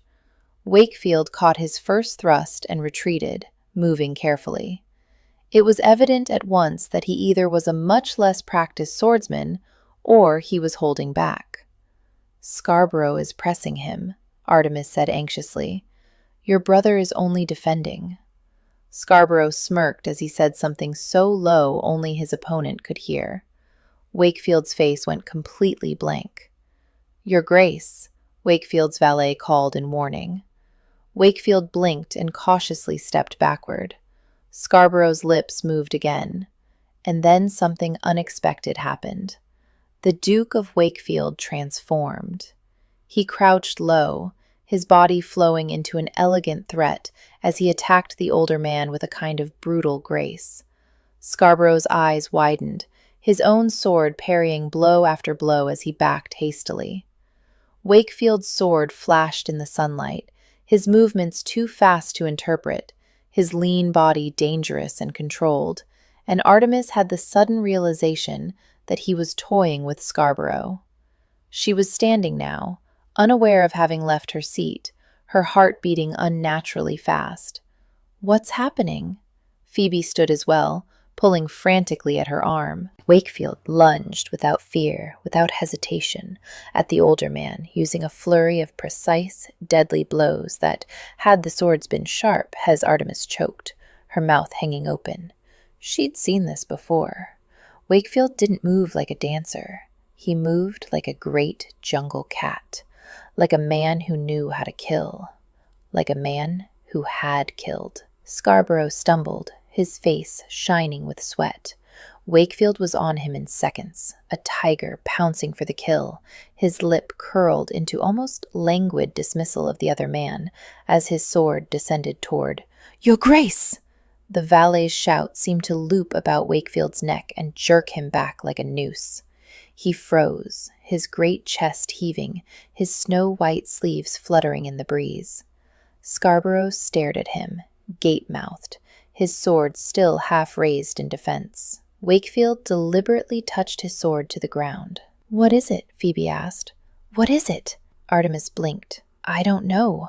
Your brother has lowered his sword." Scarborough wiped his brow. Then he moved toward Wakefield, gingerly, as if not quite believing that he was no longer under attack. Scarborough's blunted sword tip hit Wakefield on the throat, a blow strong enough that it would bruise. The smaller man stood there for a moment, panting, almost as if he were surprised by his victory. "Scarborough's won," Artemis murmured absently. Wakefield spread wide his arms in surrender and opened his right hand, so that his sword fell to the ground. He turned his head to meet Artemis' gaze. His eyes were dark, dangerous, and not at all cold. He burned with an internal inferno she wanted to touch. She stared into the gaze of a tiger and knew, even as she watched the cat retreat into the camouflage of a gentleman, the Duke of Wakefield was the ghost of St. Giles. Chapter 6. A fortnight later, it was King Herla's turn to attend the Dwarf King's wedding. He took the strongest and best of his men and, entering a dark cavern, rode into the depths of the earth itself. For the land of the dwarves is deep underground. They journeyed for a day and a night, traveling ever lower until they came to a vast open plain. Above, rock curved, craggy and jagged like an ominous sky, and below lay the cottages, lanes, and town squares of Dwarfland. From the legend of the Hurla, King Maximus woke just before dawn with a gasp. The image of his mother's white face burned into the darkness behind his eyelids, the emeralds ripped from her lifeless neck. The stink of gin seemed to linger in the air, but he knew that was merely a phantom from the dream. Percy nosed his hand as he lay in the ancient Wakefield ducal bed. Above him, dark green drapes surrounded a gilded coronet carved into the canopy. Had any of his ancestors been plagued by dreams and doubts? Judging by the proud faces lining his gallery, he thought not. Each of those men had attained their title by the peaceful death of their father or grandfather, not by violent murder unavenged. He deserved his nightmares. Percy licked his fingers with disgusting dog sympathy, and Maximus sighed and rose. The spaniel backed a step and sat, wagging his tail enthusiastically as he dressed. Percy, like the other dogs, was supposed to spend the night in the stables, but despite the fact that he wasn't nearly as clever as Belle or Starling, he somehow usually found a way past innumerable footmen and craven into Maximus' bedroom at night. It was rather a mystery how he managed it. Perhaps Providence had granted luck where it hadn't graced intelligence. "Come." Maximus slapped his thigh and strode from the room, the spaniel trotting after. He nodded to a sleepy maid before trekking to the stables to pick up the greyhounds. Both pushed their soft, silky heads into his palms, while Percy yipped and ran a wide circle around them, skittering on the dew-damp cobblestones. Greetings done, they headed for the woods. The sun was just rising, its pale rays lighting the leaves. It would be a beautiful day, perfect for the afternoon picnic and frivolities. Yesterday had been a success, if he judged rightly, in his planned courtship of Lady Penelope. Shed hung on his arm and giggled, sometimes at the oddest moments, and seemed altogether enthralled. If her enchantment was for his title and money, rather than for his person, well, that was how it was naturally done at their rank, and to be expected. The thought shouldn't bring a darkening of his mood. Percy flushed a hair, and the dogs were off, crashing through the underbrush with all the subtlety of a regiment of soldiers. 2 birds were startled by the chase, and he looked up, watching their flight. And then he was aware that he was no longer alone. His heart certainly did not leap at her presence. "Good morning, Your Grace." Miss Greaves was bareheaded, wearing her usual mud-brown costume. Her cheeks were pink from her morning walk, her lips a deep rose. He glanced down and saw, with irritation, that her feet were bare again. "You ought to wear shoes in these woods. You could cut your feet." Her lips curved in that not smile, and his irritation grew. Everyone else leaped to comply with his wishes, but not her. Percy ran up, flush with the excitement of his hunt, and made to jump up on her. "Down," Miss Greaves calmly commanded, and the spaniel nearly tripped over his own filthy paws to obey. Maximus sighed. "Did you catch that poor bunny?" she murmured sweetly to Percy, as he wriggled madly with delight. "Did you tear it to shreds?" Maximus' brows rose. "You voice a bloody sentiment for a lady, Miss Greaves." She shrugged. "I doubt he could ever catch a rabbit, Your Grace. Besides," she added as she straightened, "I am named for the goddess of the hunt." He looked at her oddly. She was in a strange mood this morning. She'd never been deferential to him, but today she seemed almost confrontational. The greyhounds returned, panting, along with Lady Penelope's white lapdog, and all 3 greeted Miss Greaves. He glanced at Miss Greaves in questions, and she shrugged. "Bon Bon seems to like the morning rambles, and I know he loves your Percy. It's almost as if he's found a second life." She started forward. Starling, Bon Bon, and Percy ranged into the woods, but Belle fell into step with them, nosing along the path. They walked together wordlessly, in what might be deemed a companionable silence if it weren't for the tense set of her shoulders. Maximus glanced at her sideways. "I take it your parents were of a classical mind?" "My mother," she nodded. "Artemis and Apollo, the Olympian twins." "Ah." She took a deep breath, her inhalation making the bodice of her dress expand distractingly. "My brother was committed to Bedlam 4 years ago." "Yes, I know." He caught her look and didn't much like the cynical tilt of her lips. "Of course you do. Tell me, Your Grace, do you have all the ladies you're interested in investigated before you decided to court them?" "Yes." There was no point in denying it. "I owe it to my title to ensure I marry the best lady possible." She hummed non-committally in response, which irritated him. "Your brother killed 3 men in a crazed, drunken rage." She stiffened. "I'm surprised that you wish to continue courting Penelope, if you know about it." "Madness is said to run in families." It was obviously a sore point with her. Still, she proudly wore a goddess name. One didn't coddle such as she. "Your line isn't directly connected to Lady Penelope's. Besides, murder doesn't necessarily mean madness. If your brother hadn't been the grandson of an earl, he'd have been hanged instead of committed to a hospital for the insane. No doubt it was better for all concerned rather a member of the nobility be mad than executed." He was watching her, so he saw the pained grimace cross her face before she schooled her expression. "You're right. The scandal was awful. I'm sure it was the final straw that killed my mother. For weeks we thought he might be arrested and executed. If it weren't for Penelope's father—" They'd come to the clearing, and she stopped, turning toward him. He had an odd impulse to take her into his arms, to tell her that he'd keep the world and all its gossips at bay. But she squared her shoulders, looking at him frankly and without fear. Perhaps she didn't need a champion. Perhaps she was well enough without him. "He isn't mad, you know, and he didn't kill those men." He watched her. The loved ones of monsters were sometimes blind to their sins. No point in saying that fact aloud. She inhaled. "You could get him out." He raised his brows. "I'm a duke, not the king." "You could," she said stubbornly. "You could free him." He looked away, sighing. "Even if I were wont to do so, I do not think I would. Your brother was judged insane, Miss Greaves, though I'm sure it hurts you to admit it. He was found with the bodies of 3 men, terribly murdered. Surely he didn't do it." She was directly in front of him, one small palm placed on his chest, and though he knew it wasn't so, he seemed to feel the heat of her skin burning through his clothes. "Don't you understand? Apollo is innocent. He's been locked away in that hellish place for 4 years, and he will never get out. You must help him. You must." "No," he said as gently as he was able. "I do not have to do anything." For a moment her mask fell, and her emotions showed through, devastating and real.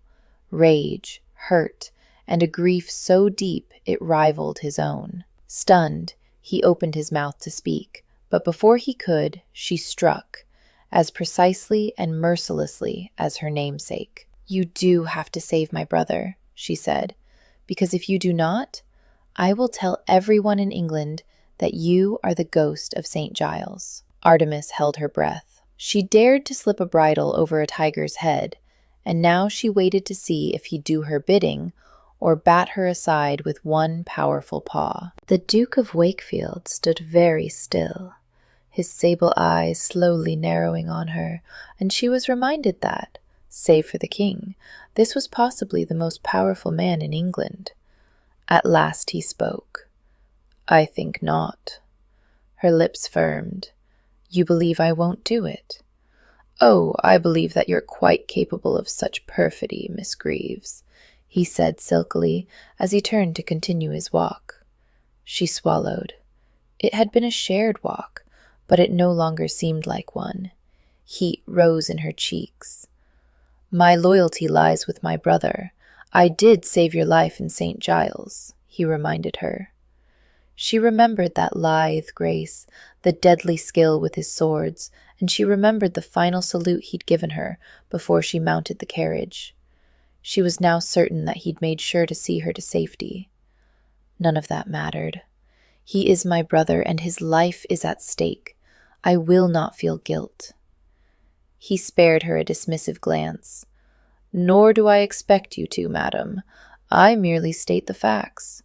No insult is intended. I believe you to be a worthy opponent.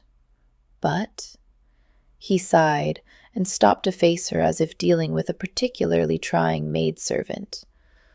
I think you have not bothered to ascertain what type of opponent I am. I have no intention of bowing to blackmail. She inhaled, reluctantly admiring. If she wasn't fighting for Apollo, she might have conceded the field to him, for this was blackmail, and hardly very fair. But then again, she was no gentleman, raised on the traditions of honor. She had been a lady, a person, often deemed by men such as he to have not enough intelligence to understand complicated male concepts such as honor. And now? Now she was a woman, hardened by the capriciousness of fate. This was her life. This was where the tides of fortune had landed her. She had no time or use for honor. Artemis raised her chin. You don't think I'll tell everyone your secret? I don't think you would dare. He looked so alone, standing here in the merciless morning sunshine. But even if you do so, Miss Greaves, I doubt very much that anyone will believe you. She sucked in her breath, feeling the blow before it had been dealt, but still his voice continued, chill and uncaring. You are, after all, the sister of a madman, and the daughter of a gentleman known for his lunatic behavior. I believe if you attempt to tell anyone my secret, you stand a very good chance of being incarcerated in Bedlam yourself. He bowed precisely, icily, every inch the impenetrable aristocrat, as he threatened her with her most nightmarish fear. Had he ever let anyone pass those walls? Did he even wish for the warmth of human contact? Good day, Miss Greaves. I trust the rest of your stay at Pelham House will be satisfactory. He turned and walked away from her. Belle and Starling followed without a glance, but Percy stood a moment, looking between Artemis and his master, hesitating.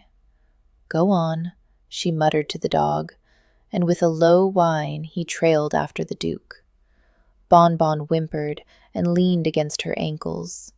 The morning was suddenly cold again. Artemis curled her bare toes into the loam of the woods, watching Wakefield's arrogant back as he left her. He didn't know her. He was just another man under all those layers of wealth and power and solitary indifference. Just another obstacle to Apollo's freedom. There was no reason to feel as if she'd broken something very new. And he was wrong. She did dare. There was literally nothing she wouldn't do for her brother. That afternoon, the sun shone brightly on the green on the south side of Pelham House. Maximus knew he was supposed to be enjoying the day, and, more important, the lady he was wooing. But all he could think about was the infuriating Miss Greaves. To actually attempt to blackmail him, the Duke of Wakefield, was entirely beyond the pale. How she thought he might be so weak was a source of scorn, rage, and bewilderment within him. There was another emotion lurking there, deep inside, something perilously close to hurt, but he had no desire to examine that further, so he concentrated upon the rage. He'd make sure to impress upon the wench his displeasure with her actions, if only she weren't being so completely childish as to ignore him all morning. Not that her studied disregard bothered him in the slightest. You'll think me a braggart, your grace, but I vow I'm a fair hand with a bow, Lady Penelope chirped beside him. Indeed, Maximus murmured absently. Miss Greaves drifted behind them, silent as a wraith. He had the most persistent urge to turn and confront her, make her say something to him. Instead, of course, he sedately led Lady Penelope toward where footmen and maids milled about with the accoutrements of archery. Opposite, across the green, 3 large wooden targets had been set up, not too far away, for the ladies were to have their turn today, demonstrating what skills they might have in archery. The gentlemen were expected to observe and praise, whether the archer deserved it or not, of course, for a lady's vanity was a fragile thing. Maximus stifled an impatient sigh. This sort of thing, the silly games, the entire house party come to that, was expected of him, not only for courting a lady such as Lady Penelope, but also in the regular way of things because of his rank, his social standing, and his position in Parliament. But there were times such as this when the whole thing rankled. He could be in a London coffee house right now, urging another member of Parliament to enact better legislation against the sale of gin. He could be in St. Giles, following any number of leads into the deaths of his parents. Damn it, for that matter, he could be with his secretary managing his estates, not his favorite work, but important nonetheless. Instead, he was strolling a green like a veritable fop, with a rather silly girl on his arm. "Do you practice archery, Miss Greaves?" he found himself asking, quite out of the blue. The sunshine had probably gone to his head. "Oh, no," Lady Penelope exclaimed, before her cousin could answer. "Artemis doesn't shoot. She hasn't time for such pursuits." "Why not?" he wanted to ask. Surely Miss Greaves's station as Lady Penelope's companion didn't preclude hobbies of her own, even silly ones like ladies' archery. Except it might very well do. Her position was a sort of genteel modern-day slavery, reserved solely for the most vulnerable of the gentler sex, those without family of their own. Lady Penelope could keep Miss Greaves busy from morning to night if she chose, and Miss Greaves would be expected to be grateful for the servitude. The thought made his mood darker. "I also enjoy riding, sketching, dancing, and singing," Lady Penelope prattled on. She tapped his sleeve with one flirtatious finger. "Perhaps I can demonstrate my voice for you and the other guests this evening, Your Grace." "I would be delighted," he replied automatically. Behind them, he heard a slight choking sound. He turned his head and glanced back to see Miss Greaves with her lips twitching. He had a sudden suspicion regarding Lady Penelope's supposedly lovely singing voice. "Oh, look, the Duke of Scarborough is helping with the targets," Lady Penelope continued.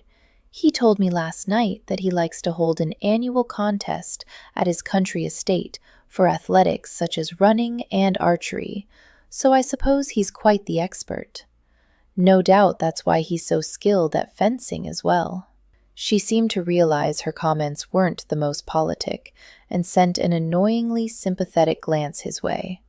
Of course, not everyone has the time to practice fencing, or indeed any other athletic endeavor. The slight gasp that came from behind them most definitely sounded like a choked-off laugh this time. "Oh, I'm sure His Grace has other, more cerebral skills," came Miss Greaves's voice in suspiciously dulcet tones. Lady Penelope looked as if she were deciphering the word cerebral. "I spend a great deal of time in Parliament," he replied in what, even to his own ears, sounded like a damnably pompous tone. "I'm glad to see that you've regained your voice, Miss Greaves." "I never lost it, I do assure you, Your Grace," Miss Greaves responded sweetly. "But are we to understand that you don't practice fencing at all? If so, your performance yesterday, at least at the beginning of your duel with the Duke of Scarborough, must be a veritable miracle. I vow, if I didn't know better, I'd think you fought with a sword nearly every night." He turned slowly on her. What was she about now? Miss Greaves met his gaze, her own face serene, but there was a wicked gleam at the back of her eyes that made a chill run up his spine. "I haven't the faintest idea what you're talking about, Artemis," Lady Penelope said plaintively, after a rather awkward beat. "May I help you don your arm guard, Lady Penelope?" Scarborough asked behind Maximus. Maximus cursed under his breath. He hadn't noticed the ass sidling over. Miss Greaves tutted. "I'm quite shocked by such language from a distinguished parliamentarian, Your Grace." "I'm sure that you are anything but shocked, Miss Greaves," he snapped without thinking. The corner of her lush mouth quirked in her knot smile, and he had a black urge to take her hand and pull her into the copse, to plunder that enticing mouth until she either smiled frankly or cried aloud in pleasure. He blinked the erotic image away. What was he thinking? This was the gray little companion of the woman he meant to marry, and a blackmailer to boot. He shouldn't be feeling anything for her save revulsion. But revulsion was not the word that came to mind when she leaned a little closer, ridiculously attractive in her dowdy brown frock, and whispered, "You'd better move quickly, Your Grace, or Scarborough will snatch Lady Penelope out from under your nose. He is the more dashing duelist, after all." And she sauntered over to stand by Phoebe before he could make a suitable retort. Maximus scowled and glanced at the ladies readying to shoot. Scarborough had somehow managed to position himself behind Lady Penelope, and with both arms wrapped about her, was tying on her arm guard. Maximus wanted to roll his eyes. Really, why fight for a lady so silly as to fall for such an obvious ploy? Because it was for the dukedom. He squared his shoulders and marched toward the couple. "If I might?" Ignoring both Scarborough's frown and Lady Penelope's sly smile, he swiftly and competently tied the arm guard on her arm. Stepping back, he couldn't help but glance to where Miss Greaves and Phoebe stood. Miss Greaves gave a mocking salute. He scowled and turned back to make sure his other guests were prepared to shoot. "We gentlemen assume the role of audience today," Scarborough said jovially as they stepped aside. Maximus drifted toward Phoebe and Miss Greaves as Lady Noakes took up her bow. "Hiding in the back row, Your Grace?" Miss Greaves murmured as he drew near. Lady Noakes shot her arrow. "Oh dear," Miss Greaves said. "It went wide, didn't it?" Phoebe said. "Nearly hit Johnny," Maximus said grimly. "Your footman jumped rather nimbly," Miss Greaves mused, "almost as if he'd been given lessons by the ghost of St. Giles." Maximus shot a narrow-eyed look at her. She smiled, really smiled, teeth and all, back.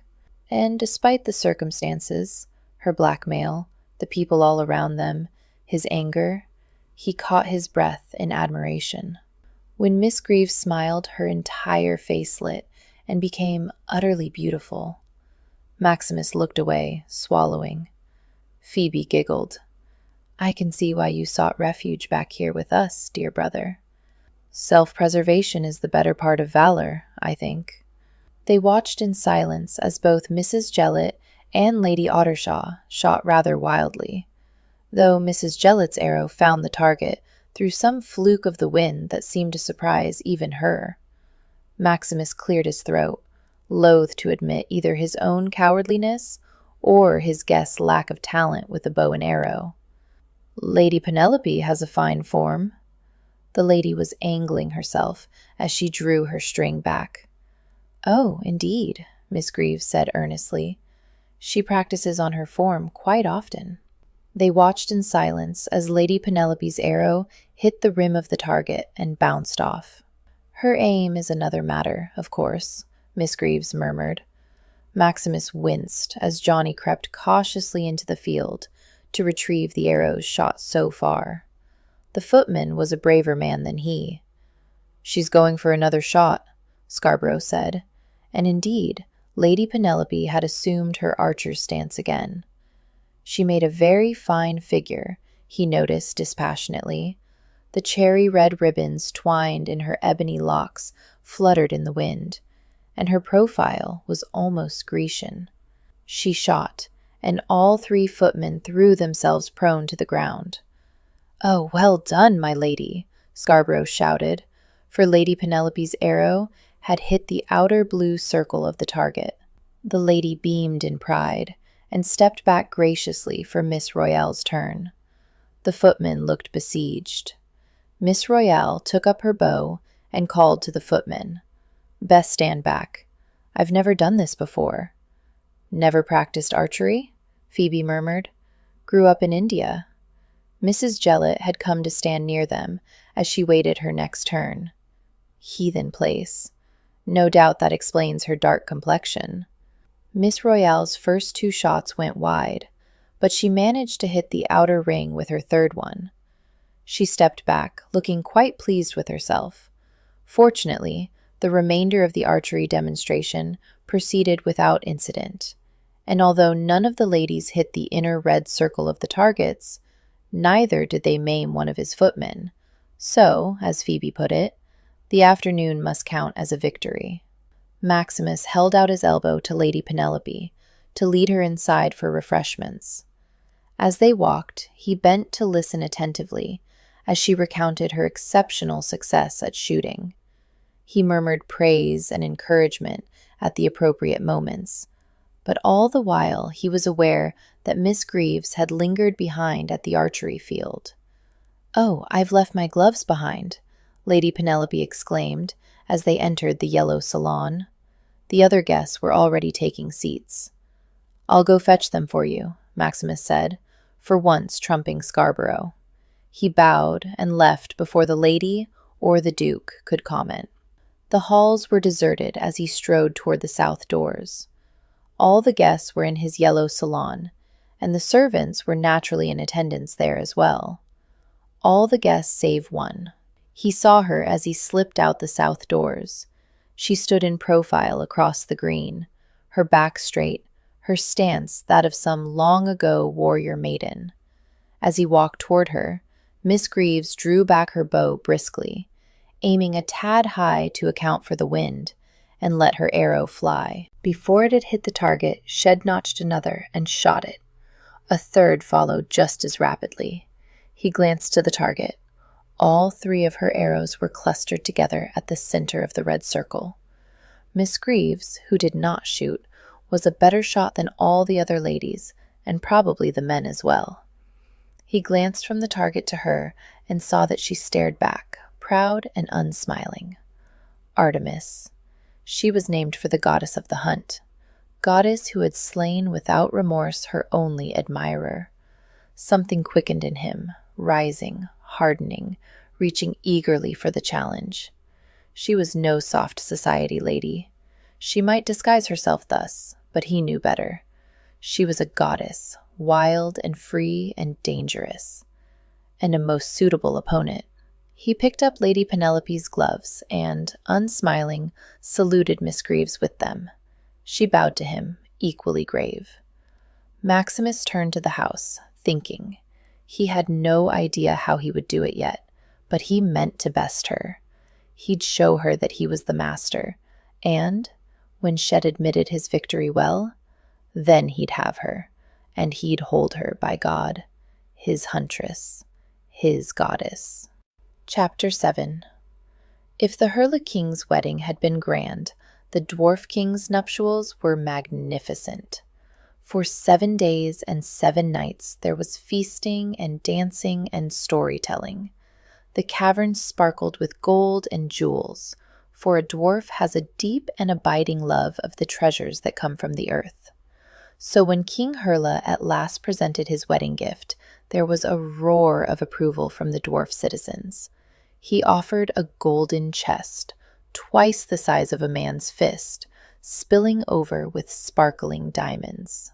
And his eyes glowed with a red fire, as if he'd newly come from hell itself. Penelope shivered dramatically at her own tale.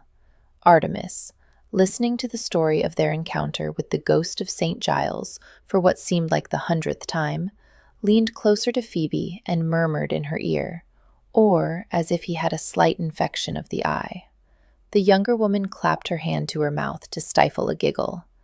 "Would that I had been there to protect you from such a fiend," the Duke of Scarborough exclaimed. The gentleman had just joined the ladies in the yellow salon after dinner, and the guests were scattered about the room. The ladies mostly lounged on the elegantly carved chairs and settees, while the gentlemen stood. Scarborough had immediately crossed to Penelope and latched onto her side upon entering, while Wakefield was prowling about the perimeter of the room. Artemis wondered what his game was. Surely he should be waiting attendance on her cousin. Instead, when she looked over, his brooding gaze caught hers. She shivered. He'd been somehow more intent since her little show of archery this afternoon. Perhaps that had been hubris on her part, but she'd been unable to pass up the opportunity. She wasn't another London society lady. She'd grown up in the country, had spent long days wandering woods, and she knew how to hunt. True, her game had always been birds and the odd squirrel before, not predatory dukes, but the principle was the same, surely. She would stalk him, goad him, until he had no choice but to save her brother. It was a delicate maneuver. She wanted to suggest she was quite ready to reveal him, but at the same time, if she actually gave away his identity as the ghost of St. Giles, she lost all her leverage. A fine game indeed, but at least she'd accomplished the first movement. She had his attention. "That's quite brave of you, Your Grace," Artemis said, raising her voice as she turned to the Duke of Scarborough, offering to fight the ghost of St. Giles.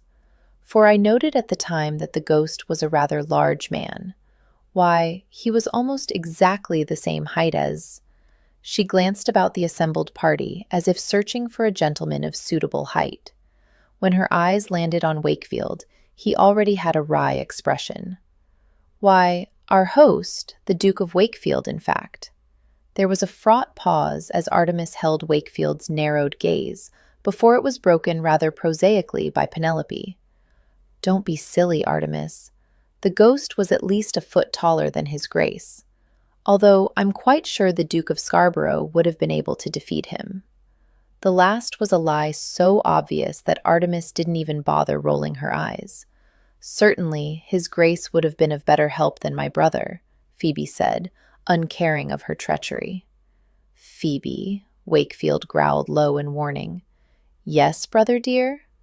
Phoebe turned her blithely bright face to the Duke, who was lurking like a tiger with indigestion in the corner. "You must admit that you did not show well with Scarborough yesterday. His Grace, the Duke of Scarborough, obviously has many more years than I practicing his fencing." Wakefield bowed to the other Duke so gracefully that Artemis wondered if he'd really meant the insult to Scarborough's age. "And you, brat, should show more respect to your elders." The teasing tone caught Artemis off guard. He truly did care for his sister, she reminded herself. He might be overprotective, but he loved Phoebe. The thought unsettled her. She was blackmailing this man. She didn't want to think about the softer, more human parts of him. She girded her loins and readied another salvo. "Did you really find the ghost so monstrously tall? Truly, I thought he had the height and the physical bearing of his grace. Indeed, were the Duke a better swordsman, it might have been he we met in St. Giles. But why ever would his grace traipse about St. Giles?" Penelope asked in honest confusion. "Only ruffians and the poor go there." "Well, we were there, weren't we?" Artemis retorted. Penelope waved a dismissive hand. "That's different. I was on a grand adventure." "Which nearly got you both killed by the sound of it," Phoebe whispered in Artemis' ear. "Come, my lady," Scarborough said jovially. "Enough of this talk of scoundrels. You promised to sing for us, I remember. Will you do it now?" "Oh, yes." Penelope immediately brightened at the prospect of being at the center of attention. "I just need an accompanist." "I can play," Phoebe said, "if I know the piece you'll be singing." Artemis helped her navigate across the room to the clavichord. "What would you like to perform?" Phoebe asked as she settled gracefully at her instrument. Penelope smiled. "Do you know the Shepherdess Lament?" Artemis stifled a sigh and found a seat. Penelope had a very small repertoire that consisted of rather sentimental and treacly songs. Wakefield lowered himself beside her, and she couldn't help but stiffen a little. "A miss, I think," he murmured out of the side of his mouth, as they watched Penelope tilt her chin very high and extend one hand. "You can do much better than that." "Are you challenging me, Your Grace?" A corner of his mouth curled up, though he didn't look at her. Only a fool would provoke his nemesis. What in hell is she doing? Artemis glanced back to the musician and singer. Penelope had laid one hand on her stomach, her other still extended unnaturally, and assumed a tragic look. "That's her performing stance, Your Grace. I'm sure you'll become quite accustomed to it when you marry my cousin." The Duke winced. "Touché." Phoebe began playing with a skill and dash beyond her years. Artemis raised her brows in delight, whispering to the Duke, "Your sister is a wonderful player." "That she is," he said softly. And then Penelope sang. It wasn't that she was a bad songstress, per se, but her soprano voice was thin and on certain notes quite sharp. Then, too, the piece she had chosen was unfortunate. "Venture not to pet my woolly lamb," Penelope warbled, not quite hitting the right note on lamb. "For she is shy and too gentle for a man's wicked hand." "Do you know," Mrs. Jellett said thoughtfully from behind them, "I do believe this song may have a double meaning."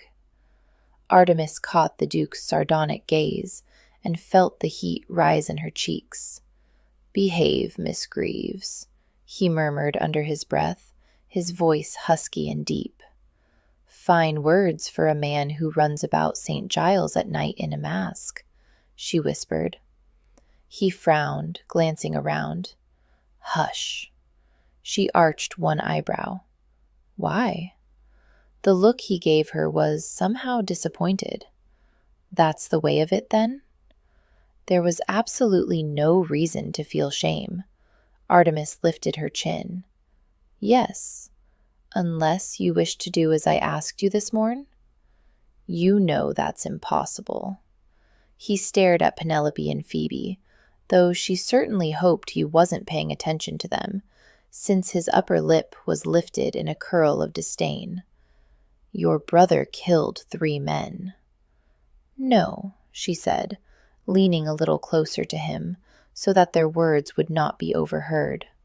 She could smell the woods on him, incongruous in this overly ornamented room. He was accused of killing 3 men. He didn't do it. His face softened then, in an expression she'd seen before seen, and loathed. "Your loyalty to your brother is to be commended, but the evidence was quite damning. He had blood on his person, and the carving knife in his hand when found." She sat back, eyeing him. The blood part was well known, as was the knife, but that it had been a carving knife was not. "I see your investigations were quite detailed." "Naturally. Did you think they would be otherwise?"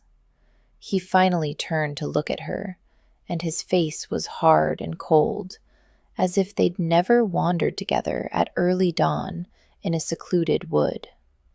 "Perhaps you ought to remember, Miss Greaves, that I make it my business to obtain what I set my sights on." She couldn't very well get up and leave him without causing a scene, but she dearly wanted to. "Well then, in the interest of fairness, perhaps you ought to know, Your Grace, that I have no intention of yielding the field to you." Beside her, he inclined his head a fraction of an inch. "Then on guard, Miss Greaves." Fortunately, at that moment, the end of Penelope's ballad was signaled by a long, rather screeching, drawn-out high note that so stunned the audience it was a moment before anyone started clapping. How lovely, Artemis said loudly. Perhaps an encore. Oh, but my brother has such a wonderful voice, Phoebe interrupted, shooting Artemis an incredulous glance. Will you sing for us, Maximus? Penelope looked a bit sulky at having the light taken away from her. No one needs to hear me, Wakefield demurred. I do like a sweet feminine voice better than a deep masculine one, Scarborough said. Wakefield's eyes narrowed. Perhaps a duet? I believe Phoebe knows several of the songs and the sheet music in the cabinet. He stood and went to a tall, intricately carved cabinet and started drawing out music, reading each title aloud as he did so. Phoebe could choose the ones she knew by heart, but when Maximus held out a song, Penelope sniffed and pointed out the female voice was for an alto, and she sang only soprano. For a moment there was a stir of alarm in the audience at the prospect of another solo by Penelope. Then Phoebe piped up. Well then, I'll just have to take the lady's part. Really, it won't do to miss out on Maximus singing, now that he's agreed. And before the Duke could escape, she was beginning the opening bars on the clavichord. Artemis clasped her hands together in her lap. No doubt Phoebe had wrangled her brother into singing, merely to forestall another performance from Penelope. She had no expectations of any great talent, and by the restlessness of those about her, neither did anyone else. When this duet was over, she meant to corner him and make him. The first notes rang out. The masculine voice was low but clear, capturing the senses, running along the back of her neck like a caress, making her shiver in delight. Artemis very much feared she was gaping. The Duke of Wakefield had a voice to make angels or devils sweep. It wasn't the type of male voice currently admired, for the high, unnatural voice of the musico was the rage of London at the moment, but his was the sort of voice that would always seduce the ear. Sure and strong, with a vibrating masculinity on the low notes, she could sit and listen to a voice like this for hours. The Duke of Wakefield seemed unaware of the stir his singing made in his guests. He leaned casually over Phoebe as he read the music. He held in one hand, the other placed affectionately on her shoulder. And when they negotiated a particularly intricate passage together, he caught the grin Phoebe threw at him and smiled in return. Naturally, unself-consciously, almost joyfully. If he'd never been the Duke of Wakefield, was this how he would have been? A strong man, without coldness or the driving need to dominate and control, loving and happy? The thought of such a man was strangely alluring, but even as she considered this phantom being, she caught the Duke's gaze and knew. It was the man as he was now, flawed as he was now, that she longed for. She wanted to clash with his dominating nature, wanted to run with him in the forest, wanted to challenge him, mentally and physically, to games of their own making. And the coldness? Staring into his autocratic eyes, Artemis wished with all her heart, if she could, she'd take his coldness and make it her own, transform it into a heat to engulf them both. Apollo lay in his filthy straw and listened to the boot heels of the approaching guards. It was too late for them to be making the rounds. The inmates of this dismal place had already been served a delicate meal of moldy bread and brackish water. The lights had been dimmed. There was no earthly reason for the guards to be here, save in the name of mischief. He sighed, his chains clinking as he shifted, trying to find a more comfortable position. A new inmate had been brought in yesterday, a young woman, he thought. Due to the construction of the cells, he couldn't see any of his neighbors, except for the cell across the way from his own.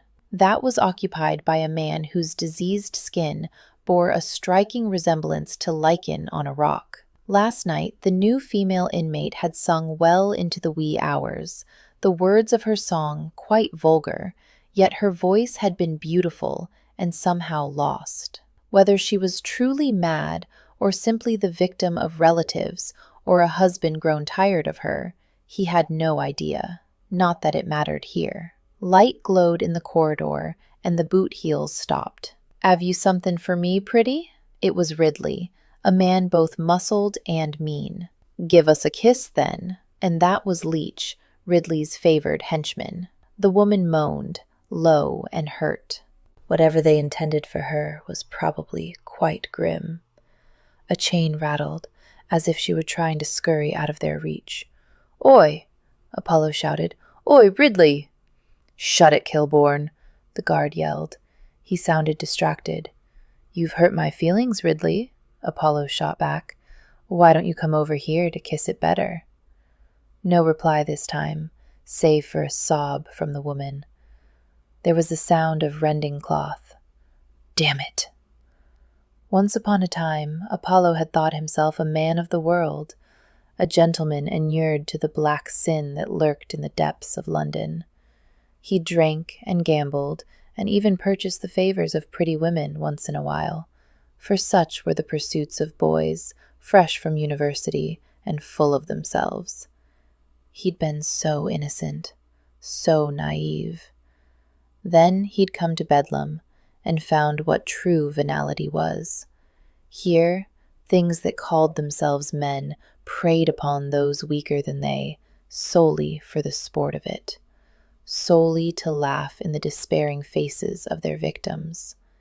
He'd lain through too many nights, unable to do anything about it. But perhaps today he could divert the jackals from their chosen prey. "Oi, Leech, are you sucking upon Ridley's prick for him?" Apollo made rude smacking sounds with his lips, leaning as far forward as his chains allowed. "That's what you get up to when you're lazing about instead of working, isn't it? Do you like drinking his spunk? Bet he can't get enough of your pretty tongue, Leech." "Shut his lordship's mouth for him," Ridley growled. On cue, Leech's stubby form appeared at the mouth to Apollo's cave, holding a short cudgel over his shoulder. Apollo grinned and crossed his legs, as if lounging at some society lady's salon instead of laying on reeking filth. "A good day to you, Mr. Leech. How kind of you to stop by. Will you be taking tea with me? Or is chocolate to your better liking?" Leech growled. He wasn't much for words, was Leech. Ridley had a tendency to do his talking for him. But Leech did have a sort of low intelligence, belied by his short, sloping brow. He didn't bother coming close to Apollo, but stayed just out of the chain's reach as he swung the cudgel viciously at Apollo's legs. There were rumors among the inmates that Leech's cudgel had broken arms and even legs, but Apollo was more than ready. He pulled back his legs at the last minute and laughed up at Leech. "Oh, no, no, that's not how we play nicely." The wonderful thing about Leech was that he could be depended on. He made 2 more abortive swings before growing enraged and charging. Apollo caught a blow on his right arm that numbed it to the shoulder, but he was able to kick the cudgel from Leech's arm. The guard leaped back, scowling as he nursed his hand. The woman was moaning now, steady and awful. The hair stood up on the back of Apollo's arms at the hurt animal sound. "Ridley, oh darling Ridley," Apollo sang through gritted teeth. "Leech is sulking. Come out and play with me, sweet Ridley." A foul curse came from the next cell. "Ridley, we all know how tiny your prick is. Can't you find it without Leech's help?" That did it. Heavy boots stomping down the hall heralded Ridley's approach, and then the big man loomed into view, his breeches only half buttoned. Ridley was 6 feet of pure nastiness, broad, heavy shoulders, thick arms, and a boulder of a head squatting between. The guard's lip curled in what passed for a smile, and then Apollo realized his mistake, for behind him lurked a third man. Tyne wasn't nearly as big as Ridley few men were, but he could be just as vicious given the chance. Tyne and Leech spread out, circling to attack him from his sides, while Ridley smirked, waiting for his cohorts to position themselves. Well, that wouldn't do. Now, gentlemen, Apollo drawled, standing slowly, you know I haven't made myself presentable. I'm not used to so many visitors this late at night. Ridley, why not send your cronies away, and you and I can settle this over a nice cup of tea? Both Tyne and Leech attacked at the same time. Tyne aimed a blow at his head from the left, while Leech ducked in and went for his middle from the right. Apollo caught Tyne's fist on his upraised left arm. His right was still not working properly, but he was able to elbow Leech in the face, sending the smaller man flying into the wall. Apollo half turned to Tyne and backhanded the man with his left fist. Tyne staggered, but remained upright, and Apollo was just about to follow with a kick when he realized his peril. He'd lost track of Ridley. His feet were yanked out from under him. Apollo's head smacked the stone floor, and for a moment he knew nothing but ringing light. When next he looked up, he saw Ridley, still holding the chains that bound his feet. Leech staggered over, hand cupped over his bleeding nose, and kicked Apollo in the face. Apollo raised an arm, moving far too slowly. Something was wrong. But Leech kicked him again, this time in the ribs. There was pain, but it was muffled somehow, and that should be causing him alarm, he knew. Apollo tried to curl into himself, protect his vulnerable middle, but Ridley yanked on the chains again, pulling his legs straight. Leech had his cudgel now, and was lifting it. Ridley grinned, his hands fumbling at the half-opened falls to his breeches. We'll shut your mouth good and proper this time. Number. True fear sparked at the back of Apollo's mind, and he lurched up, butting his head into Ridley's middle. The guard fell on his arse, yelling. Apollo thrashed, kicking, hitting anything he could connect with. Something slammed into his head. He glared blearily up. Leech's goddamned cudgel. Had take the thing away and beat the guard with his own weapon, by God. Tyne stepped on his throat. Apollo's lungs heaved. Once. Twice. No air. Thrice. Blackness descended. The morning sun dappled the forest floor beneath his feet as Maximus tramped along the next day. Had risen early, restless without his usual exercises in the London cellar. His work was in the city, and he had an itch to return to it. Courting a woman for marriage was a trying business. Belle bumped her head under his palm as if in sympathy. Percy and Starling had already ranged ahead, but Belle liked to stay by his side. Well, usually anyway. Her narrow ears suddenly perked, and she was off, bounding gracefully through the underbrush. He could hear the other dogs yipping and greeting. Ridiculously, he thought he could feel his heart beat faster. Despite their antagonism, despite her threats to his equilibrium, he wanted to see her, and right now, he wouldn't examine why. In another few steps, he made the clearing with the pond and looked about. He could see the dogs milling a quarter way around the pondavin. Bonbon was there, but he couldn't yet see her on the path. And then he did see her, and arousal went straight to his cock. Artemis Greaves was in the pond, as graceful as a naiad, her skirts bound up at her waist, standing thigh-deep in the sparkling water. How dare she? He strode swiftly around the pond to stand at the shore nearest to where she was waiting.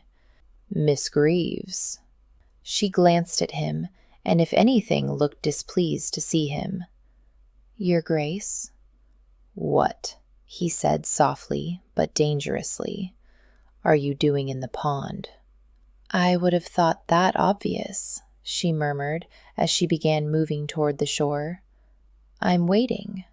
He gritted his teeth. The closer she came to shore, the more milky white leg emerged from the water.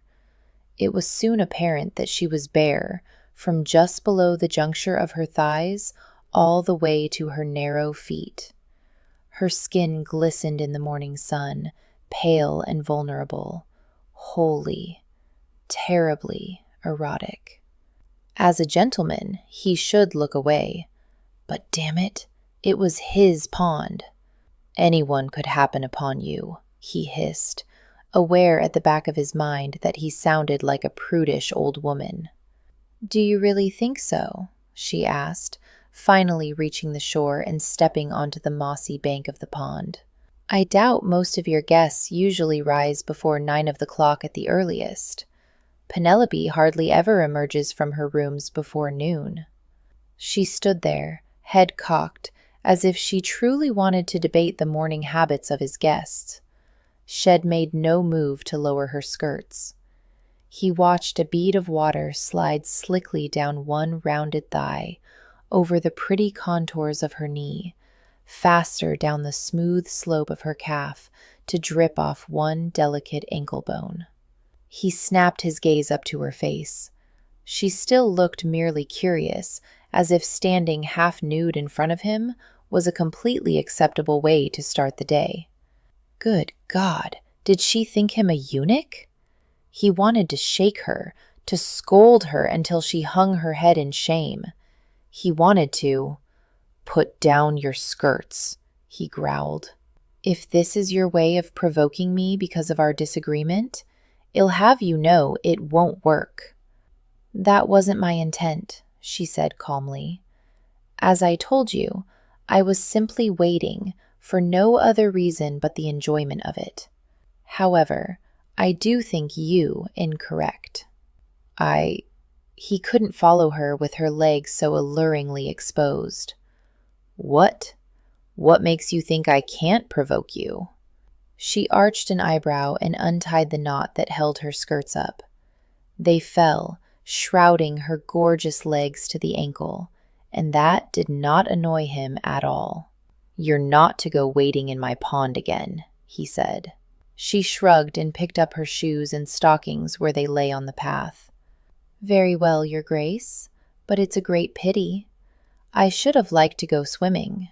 She pivoted and glided up the path, bewitching bare ankles flashing under her skirts, leaving Maximus to imagine her swimming in his pond, gloriously nude. All that white flesh. For a second, his mind seemed to stutter. When he looked up again, she and the dogs were nearly into the woods again, her bottom swaying enticingly. He actually had to trot to catch up. He glanced sideways at her when he did and saw her lips pressed firmly together. You know how to swim? For a moment he thought she wouldn't deign to answer. Then she sighed. Yes. Apollo and I were allowed to run mostly wild as children. There was a little pond on a neighboring farmer's land. We'd sneak over there and, after some trial and error, we both learned to swim. Maximus frowned. Craven's report had been very factual. The date of her birth, who her parents were, her relation to Lady Penelope.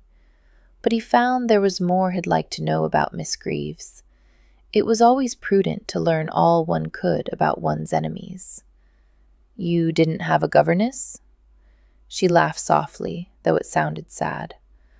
We had 3. They'd stay for months, or even a year or so, and then Papa would run out of money and have to let them go. Somehow, Apollo and I learned to read and write and do simple sums, but not much more than that. I have no French, can't play any instrument, never learned to draw. Your educational lack doesn't seem to bother you, he observed. She shrugged. Would it make a difference if I were bothered?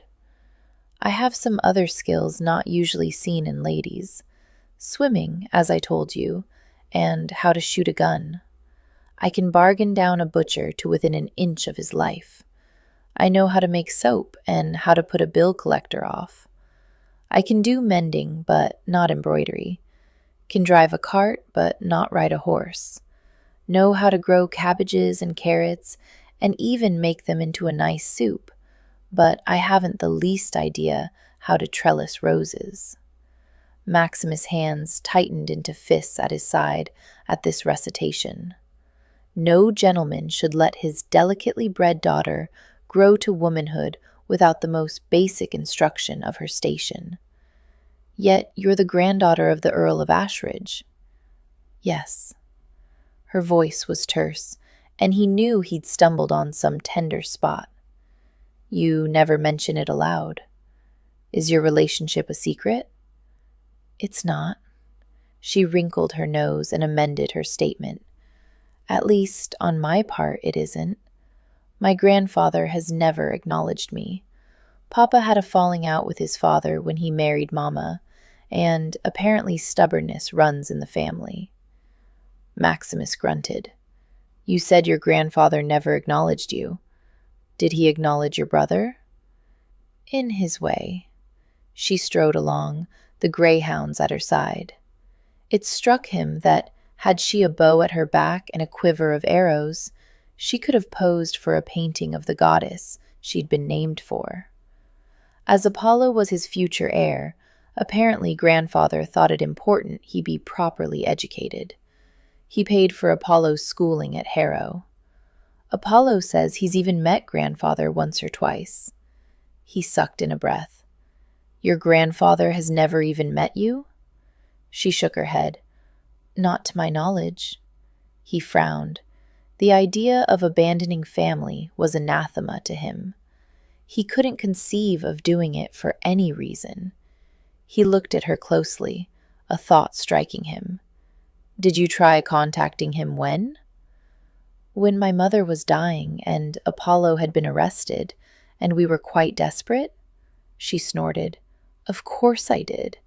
He never replied to the letters I sent. If Mama hadn't written to her cousin, the Earl of Brightmoor, I don't know what I would have done. We were penniless. Papa had been dead less than a year. Mama was on her deathbed, and Thomas called off our engagement. I would have been on the street. He stopped short. You were engaged? She took 2 more strides before she realized that he was no longer beside her. She looked over her shoulder at him, that not smile on the bow of her lips. I've found a fact you didn't know about me? He nodded mutely. Why? Why hadn't he considered this? 4 years ago, she would have been 24. Of course she had suitors. Well, I shouldn't feel too bad, she replied. We hadn't announced it yet, which was a good thing. It made it so much easier for him to call it off discreetly without seeming like a cad. Maximus glanced away so she couldn't examine too closely the expression on his face. Who was he? Thomas Stone, the son of the town's doctor. He sneered. Beneath you. Her gaze hardened. As you so kindly pointed out, my father was notorious for his flights of fancy. 2, I had no dowry to speak of. I couldn't very well be choosy. Besides, her tone softened. Thomas was quite sweet. He used to bring me daisies and violets. He stared, incredulous. What sort of imbecile brought such common flowers to a goddess? Were it him, had shower her with hothouse lilies, peonies overflowing with perfumed bloom, roses in every shade. Bah, violets. He shook his head irritably. But he stopped bringing those flowers, didn't he? Yes, her lips twisted. As soon as the news of Apollo's arrest got out, in fact. He stepped closer, watching her face for any minute signs, wanting to see what would break her. Had she fancied herself in love with the doctor's son? I detect a trace of bitterness. He did say he loved me more than the sun, she said, her voice as dry and brittle as ashes. He looked up as they emerged from the woods at the brightly shining sun. The man had been an idiot and a cad. no matter if he'd managed to save his own good name. Besides, anyone could see she was tied to the moon, not the sun.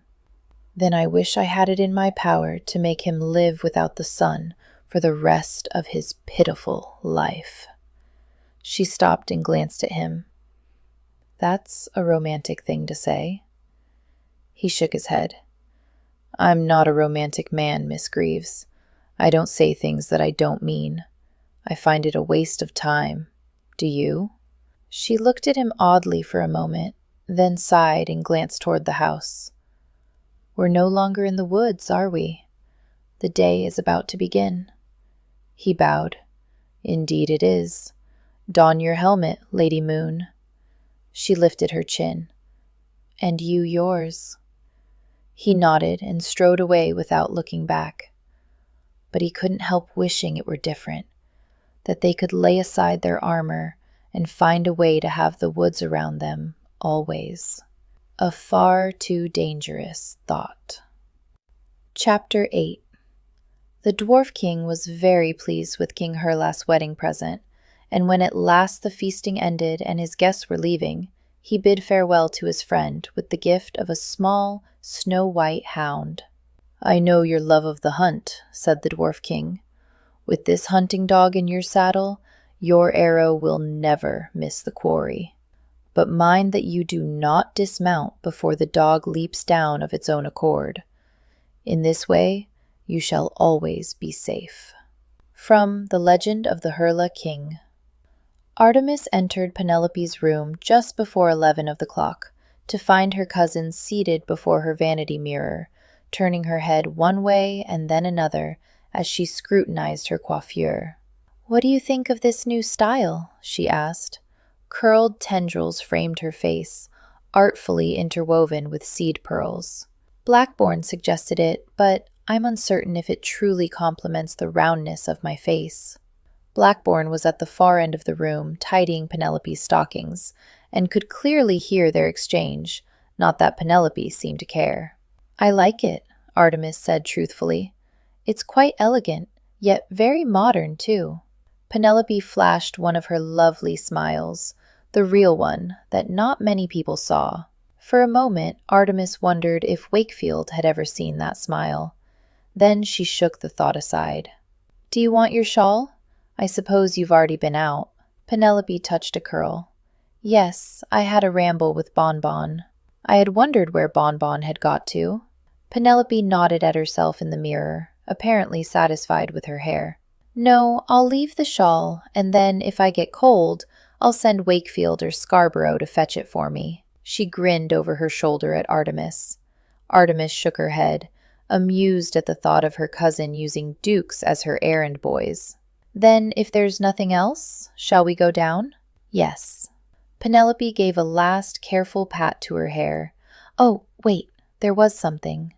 She began rummaging in the mess of jewelry, fans, gloves, and other debris that, in the short time they'd been at Pelham House, had taken up residence on the vanity. Here 'tis. I knew I forgot something. This arrived for you this morning by special rider, round about 8. Ridiculous. Who sends notes so early?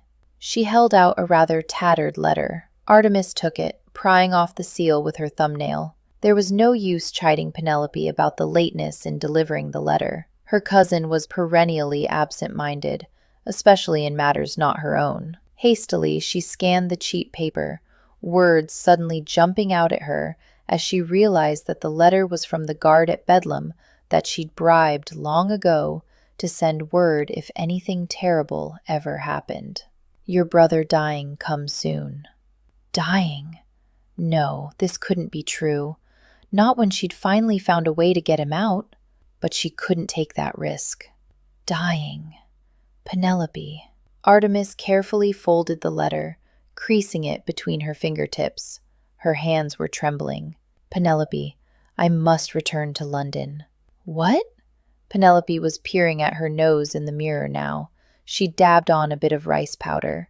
Don't be silly. We've another week and a half at the house party. Apollo is ill. Or, Artemis drew in a shuddering breath, he's been beaten again. I must go to him. Penelope sighed deeply, in the same manner as she would if she'd been presented with a new gown and found the lace edging the sleeves not quite up to what she'd expected. Now, Artemis, dear, I've told you again and again that you must learn to forget your brother. She shuddered delicately, as if even the mere words somehow acknowledged the relationship more than she wished. He's quite beyond your help. It's Christian, I know, to wish to give comfort to him, but I ask you, can one comfort a beast maddened by disease?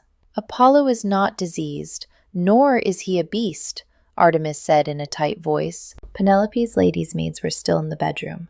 They acted as if they had no ears, but Artemis knew full well that servants could hear. She would not succumb to humiliation. Apollo needed her. He was accused falsely. You know that's not true, darling, Penelope said, in what really was an attempt to be gentle. Artemis was sure. Unfortunately, it only made her want to scream at her cousin. Papa did all he could for your brother, and you for that matter. Really, this harping on about that poor, insane thing isn't very grateful of you. I do think you can do better. Artemis wanted to stomp out of the room, to fling Penelope's rote words back in her face, and finally have done with all this artifice. But that, in the end, would not serve Apollo. She still needed her uncle's help.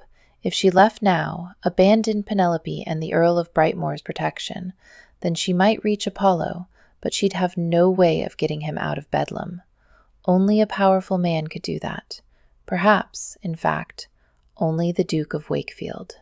Yes, that was what she must do. Stay here at the house party, though it near killed her not to fly to Apollo's side, and make the Duke help her. Help Apollo. If she had to, she'd scream the ghost of St. Giles' secret identity from the rooftops. She truly had nothing to lose now. That afternoon, Maximus took luncheon with his guests. He sat at the head of the long mahogany table in the great hall at Pelham House, and wished, for perhaps the first time in his life, that one did not have to dine in order of precedence. For what gave dukes the right to sit at the upper end also decreed that lowly ladies' companions were seated so far away at the bottom of the table that one might as well send a carrier pigeon if one wanted to communicate with said lowly lady's companion. Not that he did, of course.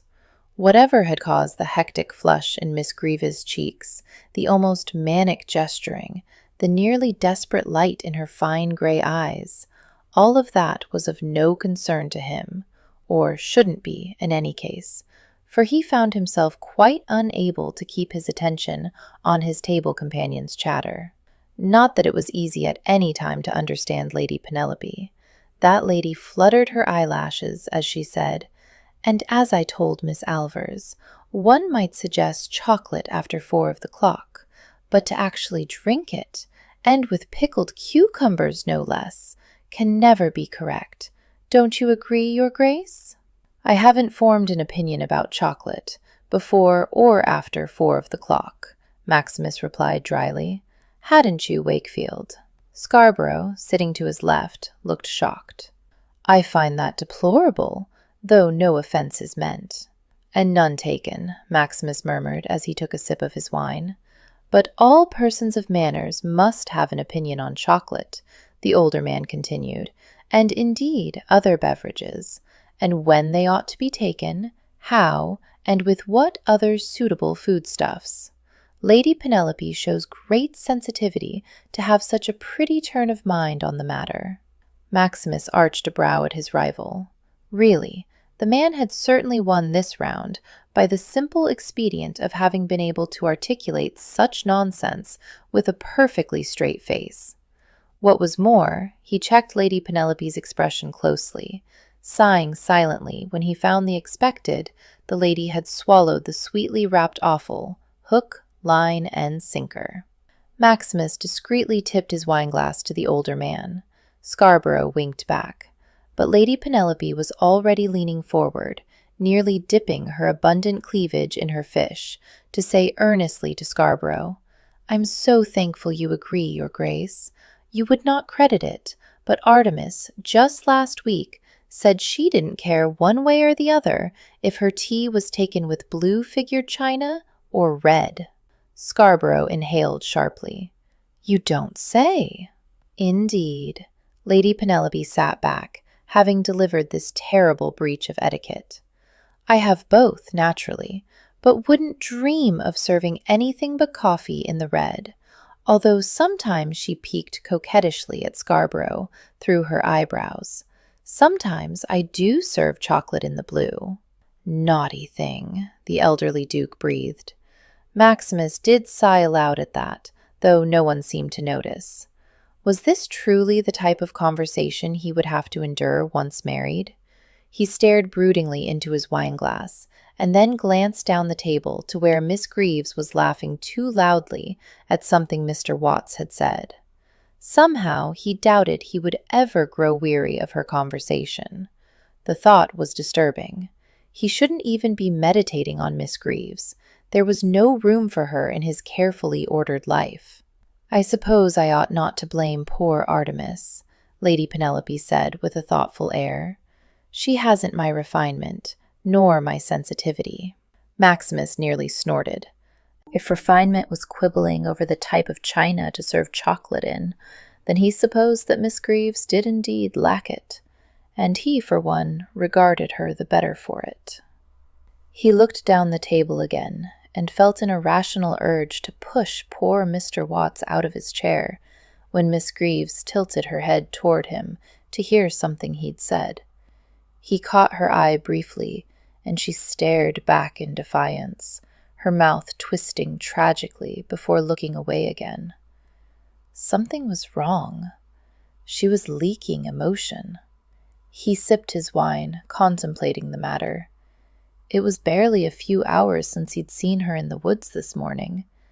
Then she'd been as defiant as ever, no trace of weakness. The pre-luncheon entertainment had divided the ladies from the gentlemen. The latter had gone grouse hunting with dismal luck, while the former had engaged in some sort of party game. Had something disturbed her during the games? The arrival of dessert caught him by surprise, but he was glad to finish the luncheon. As the guests rose, he took an abrupt leave of Lady Penelope and started down the room toward Miss Greaves. But she was already making her way toward him. I trust your hunting went well, Your Grace, she said when they met in the middle of the dining room, her tone brittle. It was awful, as I'm sure you've already heard, he replied. I am so sorry, she said quickly. But then I suppose you're not used to hunting in a rural setting. He blinked, slow to realize the direction she was taking. What? After all, she said, as smooth as a striking adder, you do most of your hunting in London, don't you? Mr. Watts, who'd been lingering nearby, smiled uncertainly at her words. Whatever do you mean, Miss Greaves? Miss Greaves is no doubt referring to my duties in Parliament, Maximus said through gritted teeth. Oh, Mr. Watts' brow crinkled in thought. I suppose one could term some parts of a parliamentarian's efforts as hunting. But truly, Miss Greaves, and I hope you'll forgive my frankness, but it is an awkward way to characterize such. Then it's a good thing I wasn't referring to the Duke's role in Parliament, Miss Greaves said. I said London, and I meant London. The streets of London. Mr. Watts stiffened, his uncertain smile disappearing altogether. I'm sure you did not mean to insult the Duke by insinuating that he frequents the streets of London. Here a ruddy blush rose in Mr. Watts' cheeks, presumably at the word street and all its connotations. But you must be aware. It was Maximus' turn to cut the poor man off. Miss Greaves misspoke, Watts. Did I, Your Grace?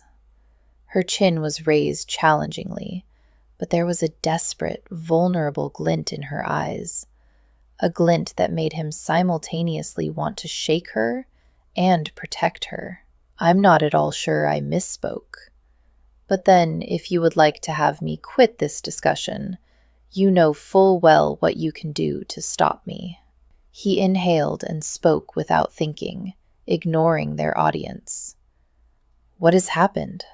"You know full well, Your Grace, for what, who I fight." Her eyes were glittering, and he couldn't believe it, but the evidence was clear. Tears. His goddess should never weep. He took her arm. Artemis. Cousin Batilda was there, suddenly, beside them. "We've a ramble planned to see the Fontaine Abbey ruins, Maximus. I'm sure Miss Greaves would like to ready herself." He swallowed, strangely loath to release her. His guests were turning to look. Lady Penelope had a slight frown between her eyebrows, and Mr. Watts seemed quite perturbed. He made himself unclench his fingers, take a step back, and nod. "Miss Greaves, Cousin Batilda, in half an hour, shall we say, on the South Terrace? I look forward to escorting you both to the ruins." And he made himself turn and stride away. Artemis could feel Miss Picklewood's worried gaze on her as the house party tramped across a field toward the ruins of the old abbey. The older lady had made sure to pair Artemis with Lady Phoebe on the walk. Ahead of them, Lady Penelope was bracketed by the Duke of Wakefield on her right and the Duke of Scarborough on her left. Artemis squinted in the sunshine, watching Wakefield's broad back. She sympathized with Miss Picklewood's attempt to deflect a potential scandal, but she couldn't let the other woman's unease dissuade her from her own mission. Apollo was dying. The thought vibrated through her limbs with every casual step. She wanted to run to him, to hold her brother in her arms and reassure herself that she'd have at least one more moment with him. She couldn't. She had to hold to her purpose. Penelope tossed her head and laughed, the ribbons on her bonnet fluttering in the wind. "She's got them both on a string, hasn't she?" Phoebe said quietly. Artemis blinked, brought back from her own dark thoughts. "Do you think so?" "I've always thought Wakefield a man to himself. If he wants to walk away, he'll do so without a backward glance." "Perhaps," Phoebe said, "but at the moment what my brother wants is here. I wish sometimes that he'd pause a while and truly consider what it is he's pursuing." "What makes you think he hasn't?" Artemis said. Phoebe glanced at her. "If he had, wouldn't he have realized how ill-matched he and Penelope are?" "You make the assumption that he cares." For a moment Artemis thought she'd caused insult with her blunt words. Then Phoebe slowly shook her head. "You forget.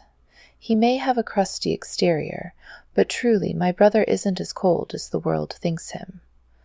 Artemis already knew that. She'd seen his face as he'd looked at Phoebe, watched his mouth as he'd sung with that beautiful voice. Let him show her his mother's folly, walked with him in his woods, accompanied by his sweet dogs. She knew he was a living, breathing man beneath the ice, but she couldn't think of him that way now. She must push aside the affinity she felt for him and sway him to her goal. If she could only find a way. She quickened her pace just enough that she and Phoebe began to overtake the trio in front of them. They were almost at the abbey ruins now, a row of gray stone arches that held up the empty sky. "Do you know," she said to Phoebe as they got within earshot of the three, "I met another such cold man the other day. The ghost of St. Giles struck me as a man with a heart like an icicle. Very like your brother, in point of fact. I'm surprised that the comparison has never been made before, for they are quite similar. Well, nearly. The Duke seems rather cowardly next to the ghost of St. Giles." Wakefield's back stiffened in front of them. "Artemis," Phoebe began, her voice both puzzled and horrified. "Ah, here we are, then," Miss Picklewood boomed. Artemis turned to find Miss Picklewood right behind them. Her eyes narrowed. The lady moved very quietly for her age. "Now, Your Grace," Miss Picklewood said brightly, speaking to Scarborough, I believe I once overheard you telling my dear cousin, the late Duchess, some terribly interesting ghost stories about the Abbey. Perhaps you'll refresh my memory."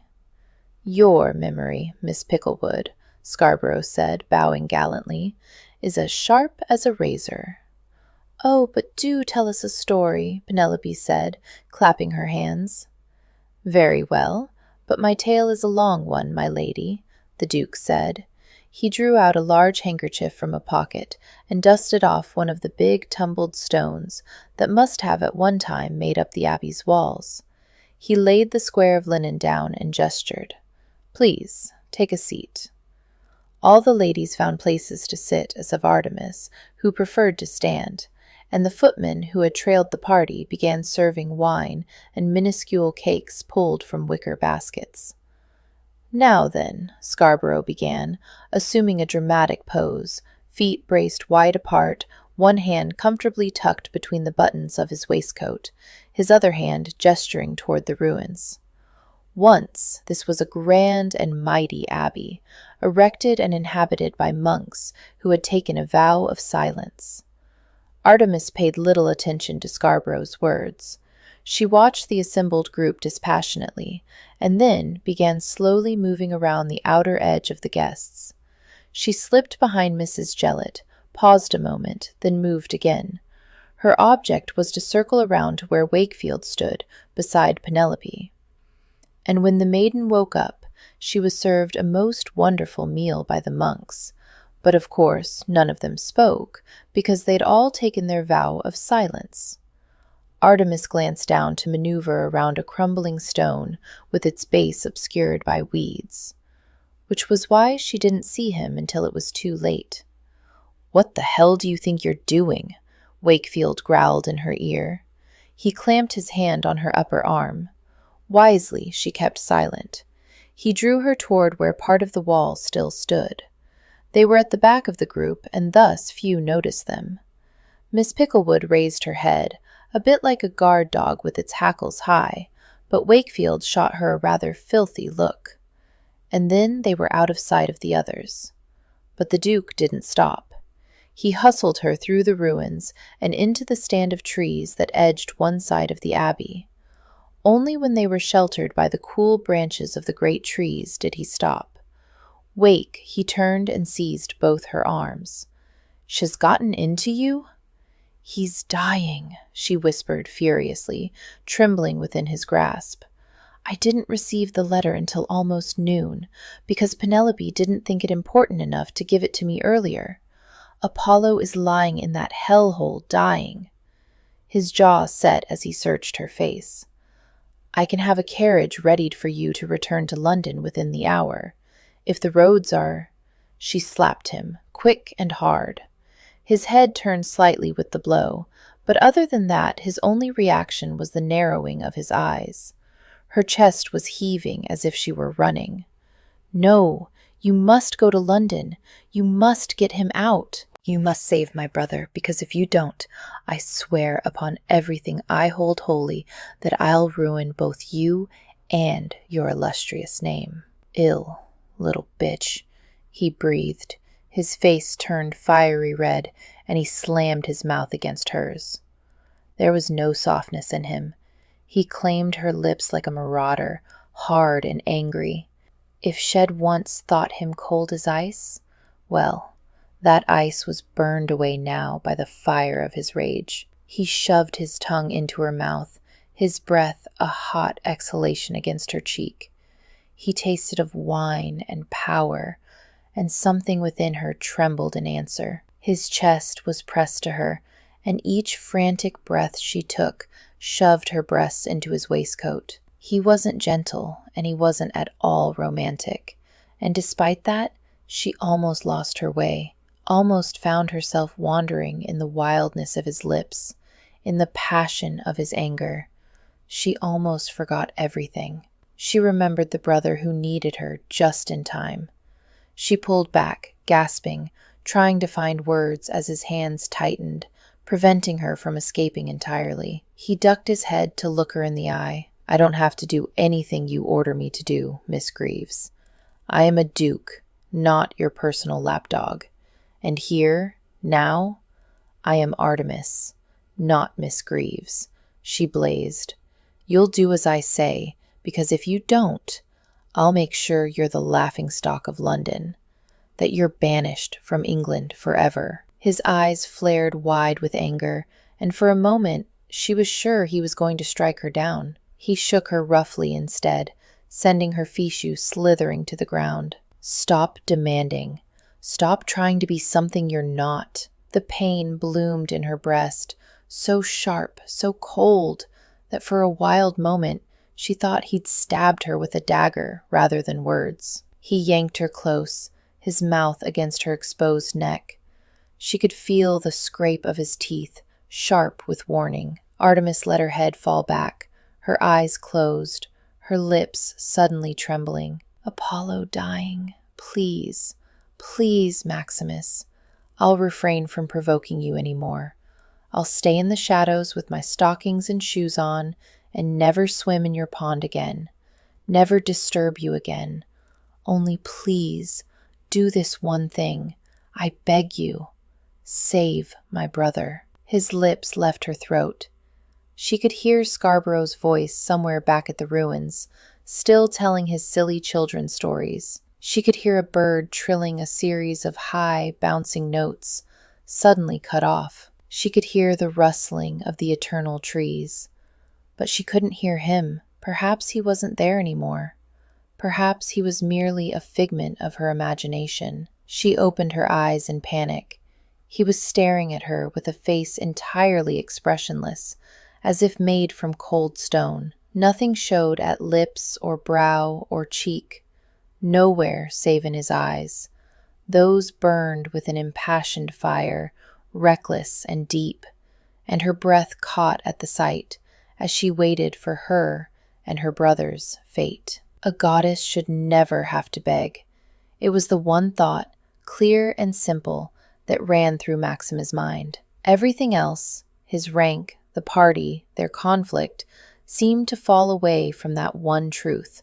She should never have to beg. He still tasted her mouth on his tongue, still wanted to crush her breasts against his chest and bend her until she bared her throat to him.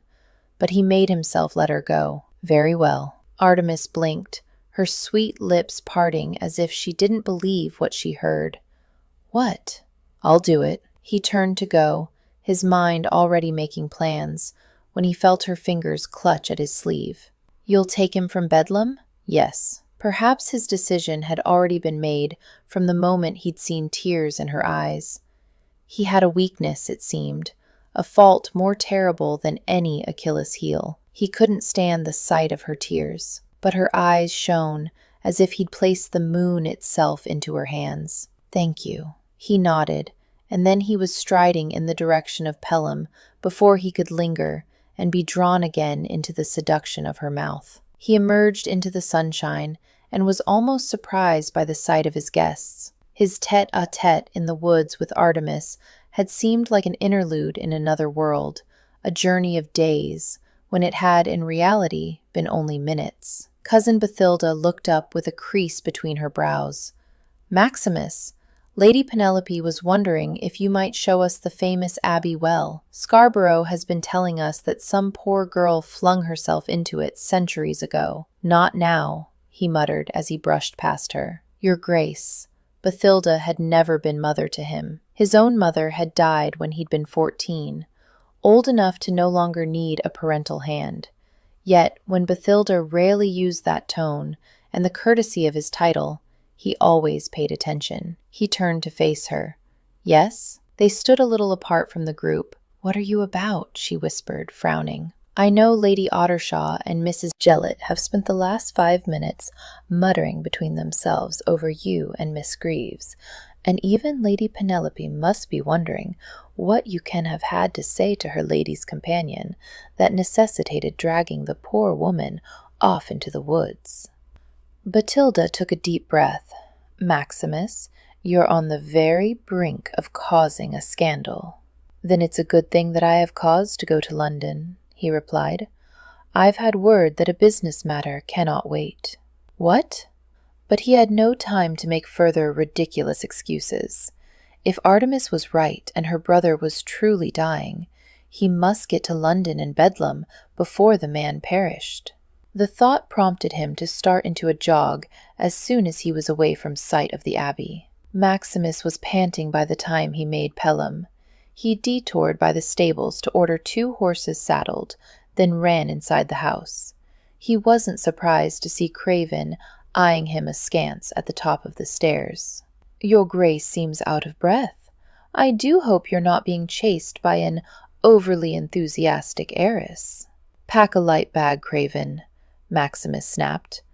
"We're going to London to help a murderous lunatic escape from Bedlam." Chapter 9. King Hurla and his men traveled back to the land of humankind. But what a surprise met them when at last they saw the sun.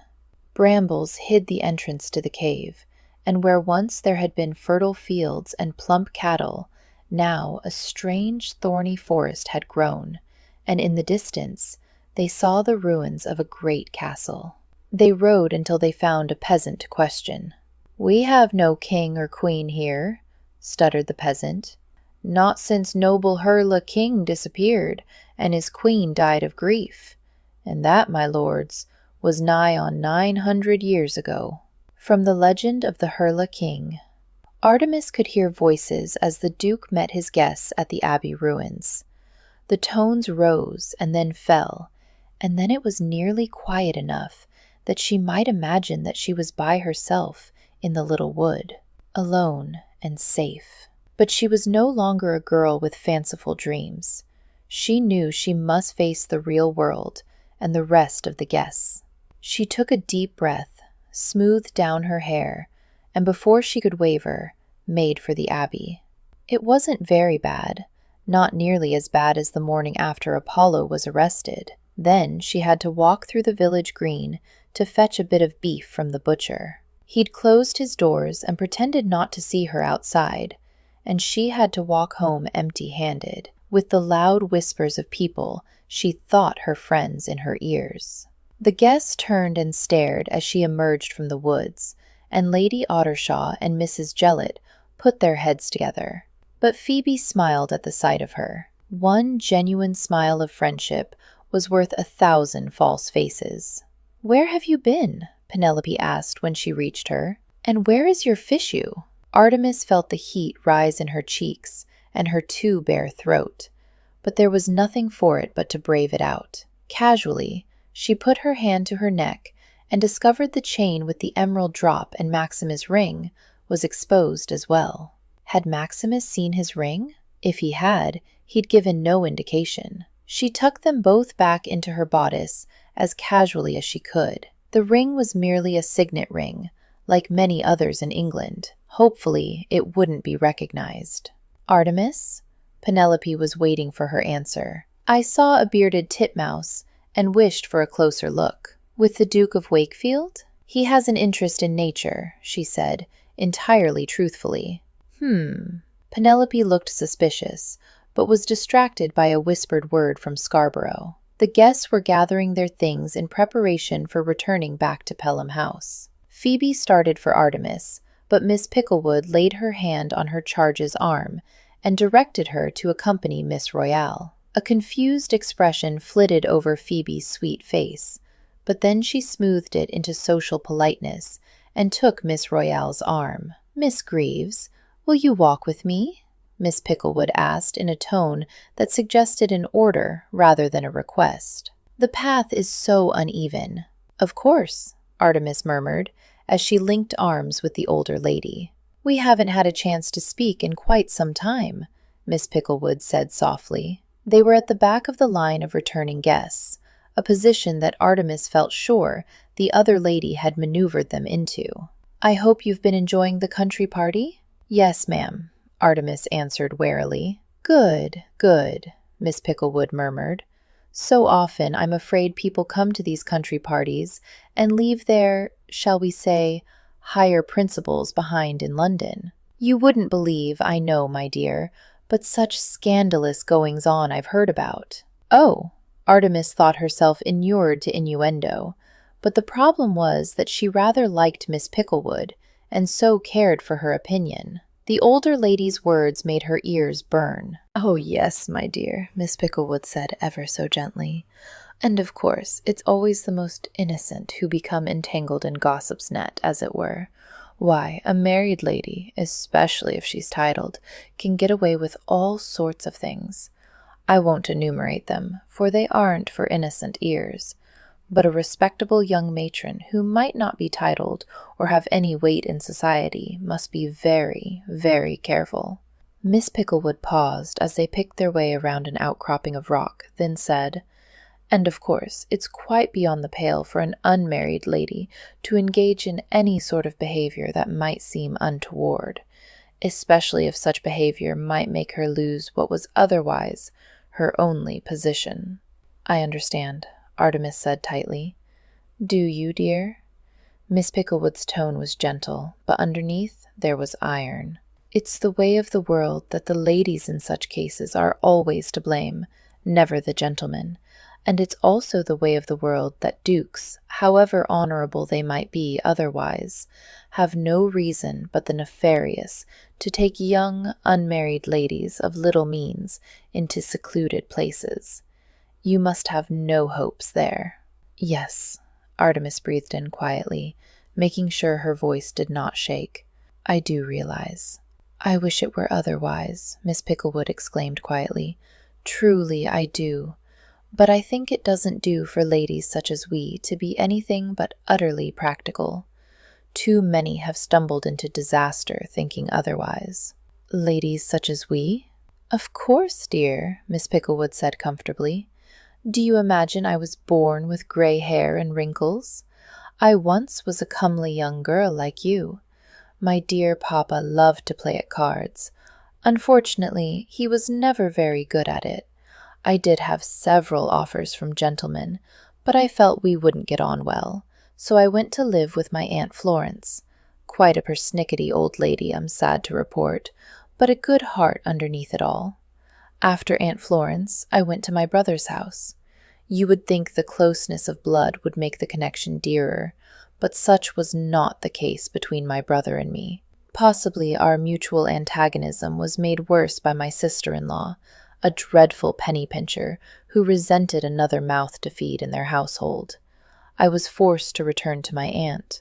And then they were within sight of Pelham House, and here Miss Picklewood stopped and looked wistfully up at the magnificent mansion. "Then you know the rest. Poor Mary died along with the Duke, her husband. Well, our relation was distant, you know, quite distant. But Mary and I were bosom bows as girls, and when I heard about the tragedy, I came at once. There was a time at the beginning when the lawyers and men of business were swarming round, when I thought someone would throw me out, find another to bring up Hero and Phoebe. But then Maximus started speaking again, and that was that. Even at 14, he had the bearing of a duke. I showed him the letters his mother and I had exchanged, and he made up his mind that I should raise his sisters." Miss Picklewood stopped to draw breath, and for a moment both ladies stood staring up at Pelham House. Artemis turned to the older lady. "You said he started speaking again?" Miss Picklewood blinked. "Oh, yes. I suppose not many remember now, but Maximus was so shattered by the deaths of his parents that he went mute for a full fortnight. Why, some of the quacks that came to look at him said his brain was addled by the tragedy, that he'd never speak again. Rubbish, of course. It simply took him time to come to rights again. He was quite sane, just a sensitive boy, a boy who, when he came to himself again, was no longer a boy, but the Duke of Wakefield, Artemis thought. It must have been horrible for him. "Yes, it was," Miss Picklewood said simply. "He witnessed their murders, you know. A terrible shock for such an emotional lad." Artemis looked thoughtfully at the older lady.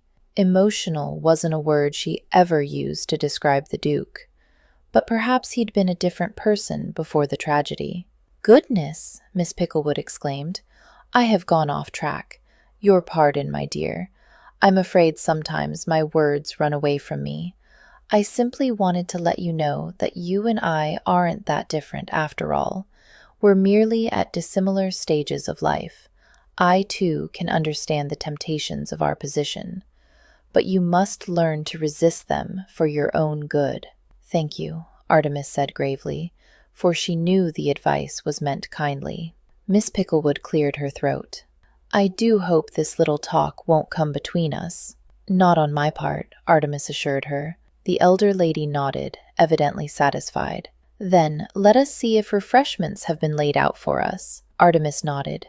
Tea sounded good, and after that, she meant to run Penelope to ground. She needed to return to London and Apollo, and Maximus, for though Miss Picklewood's advice was wise, she had no intention of following it. Bethlem Royal Hospitaller, as it was more commonly called, Bedlam, was a monolithic monument to charity.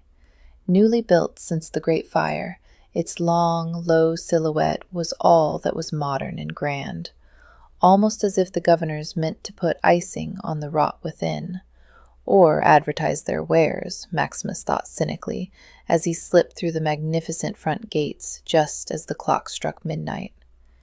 He wore his Ghost of St. Giles costume tonight, for though he had no doubt he could effect Lord Kilbourne's release as the Duke of Wakefield, it would take time. Time the madman evidently didn't have. Over his head, twin stone figures writhed on the arched gate, one representing melancholia and the other raving madness. Before him was a vast open courtyard made monochrome in the moonlight. On holidays, the courtyard and building within was flooded with sightseers, all of whom paid a tithe to see the amusements of deranged madmen and mad women. Maximus had never been himself, but he'd sat listening distastefully often enough as some fashionable lady described the titillating horrors he'd seen with her bosom bows. Over 100 poor souls were incarcerated here, which meant that if he were to find Kilbourne amongst them, he'd need a guide. Maximus glided toward the massive front doors and found them, not surprisingly, locked. All the windows were barred to keep the patients safely inside, but there were several side doors for the delivery of food, and perhaps the inmates themselves. He selected one and tried the handle.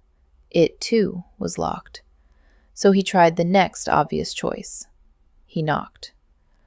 There was an interminable period of waiting before shuffling could be heard and the door swung open. Inside, staring at him with wide eyes, was a guard. Maximus immediately thrust his short sword against the guard's throat. Hush! The attendant's mouth opened in an oval of surprise, but he didn't make a sound. The man was dressed in breeches, waistcoat, and a very ragged coat, his head covered by a soft hat. He'd probably been asleep. No doubt Bedlam was not used to receiving visitors in the middle of the night. I wish to see Lord Kilbourne, Maximus whispered. He was unlikely to ever meet this man again, but it never hurt to be cautious. The attendant blinked. Is in the incurables ward. Maximus cocked his head. Then take me to him. The man started to turn, but Maximus pressed the sword tip against his throat warningly. And don't go alerting any of your fellow guards, mind. You'll be the first to fly this life, should I find myself in a sword fight. The attendant swallowed with a small clicking sound and turned with exaggerated care to lead Maximus into Bedlam. He'd brought a lantern with him when he'd answered the door, and this gave a feeble light as they entered a long corridor. To the left were tall, barred windows overlooking the courtyard. To the right, a row of doors led away into the darkness. A square window was cut into the upper part of each door and inset with crossed bars. Faint sounds came from the inhabitants of this place, rustling and sighs, moans, and an odd, eerie humming. Somewhere, a voice was raised in argument, but no other voice answered back. The air was thick with a miasma of smells: urine and cooked cabbage, lye and tallow, wet stone and feces. Something about the corridor and the place gave Maximus a sense of déjà vu, but he could not remember why. They were almost halfway down the corridor when footsteps echoed behind them. "Sully? Is that you?" The attendant, apparently. Sully stopped and turned, his eyes widening in alarm. Maximus ducked his face into his shoulder so the nose of his mask couldn't be seen in profile, and peered behind. A figure was at the other end of the corridor, but surely he couldn't tell at this distance who they were. Maximus poked Sully with his sword under cover of his cloak. "Remember what I told you." "Just me, Ridley," Sully stuttered. "Was that you got with you?" Ridley asked suspiciously. "My brother, George, come to have a bit of tipple with me," Sully said nervously. "He'll be no bother." "Keep walking," Maximus whispered. Ridley started down the corridor. "I'll just show George to my rooms," Sully called in a high voice, and then they were around the corner and running up a central flight of stairs. "Will he follow us?" Maximus demanded. "I don't know." Sully sent him a nervous glance. "Is a suspicious one, is that, Ridley?" Maximus glanced back when they reached the upper floor, but he couldn't make out if anyone was trailing them in the darkness. He turned back to Sully. "Show me Kilbourne." "This way." To the left was a door. Beside it stood a stool and a key hanging on a hook. "Leeches turn for the night guard," Sully muttered as he took the key and fit it into the lock on the door.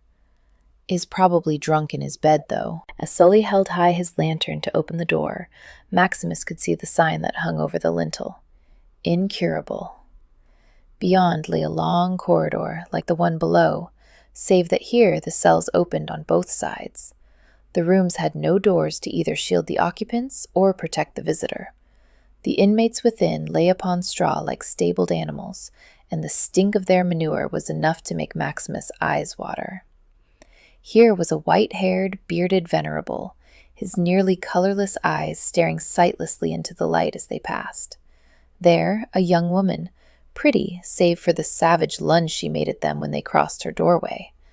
A chain rattled and she fell back, exactly like a bitch choked by a collar.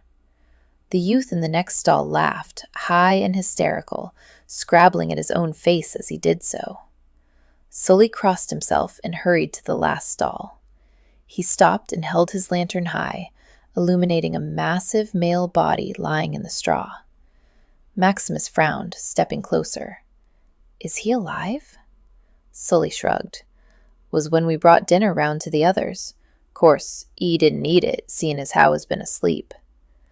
Not so much asleep as insensible, Maximus thought grimly. He went to one knee beside the man in the filthy straw. Viscount Kilbourne looked nothing like his sister. Where she was slim, he was huge wide shoulders, massive hands, legs that sprawled across the cell. Whether he was a handsome man or not was impossible to tell. His face was swollen and caked with dried blood, both eyes blackened, his bottom lip split and grown to the size and color of a small plum. This close, Maximus could hear an odd, whistling wheeze as the big man's chest struggled to draw air into his lungs. Kilbourne appeared near death. Would he even survive the move out of this place? He also looked as if he'd received no doctoring at 11. The blackened blood on his face hadn't been wiped away. Maximus' lips thinned grimly. "Do you have the key to his manacle?" "It'll be hanging by the door." Sully made to turn, but Maximus grabbed him. The guard quailed. "You come back within the minute, or I find you. Understand?" Sully nodded frantically. Maximus let him go. Sully was back in less than a minute with an iron ring of keys. "Should be one of these." "What are you doing in here?" Maximus rose and whirled at the voice, both swords out. Sully squeaked and froze, his hands clutching the keys before him like a shield. The man who stood in the doorway to the cell paused, with Maximus' sword at his throat, his eyes wide. Maximus recognized the voice now as Ridley's. He was a big manner, eerily as big as the one sprawled at their feet, and he had the look of a bully. "Sully, take off the manacles," Maximus ordered, careful to keep his eyes on Ridley. He heard the clank of the manacle falling to the floor. "You!" Maximus gestured to Ridley with his sword. "Pick up his feet." "What do you want with him?" Ridley sounded sullen, but he bent to grab Kilbourne's feet. "Is near enough dead as 'tis." "Give me the lantern and take his head," Maximus said to Sully, ignoring Ridley. The first attendant looked doubtful, but he surrendered the lantern readily enough. With a grunt and a bit of swearing, both men lifted Kilbourne's limp form. "Weighs a bloody ton, he does." Ridley spat into the straw. "Less talk," Maximus said softly. "If another guard comes, I won't be needing you, will I?" That shut up the second attendant. They made their way back down the hallway and with more difficulty down the staircase. Maximus watched carefully that they didn't drop Kilbourne, but otherwise didn't help, preferring to keep his hands free in case more guards showed up. "Would have finished the job if I knew you was coming for him anyway," Ridley muttered as they finally made the ground floor. Maximus slowly turned his head. "You did this?" "Aye," Ridley said with satisfaction. "Always were mouthin' off, the whoreson. E had it comin' to him, E did."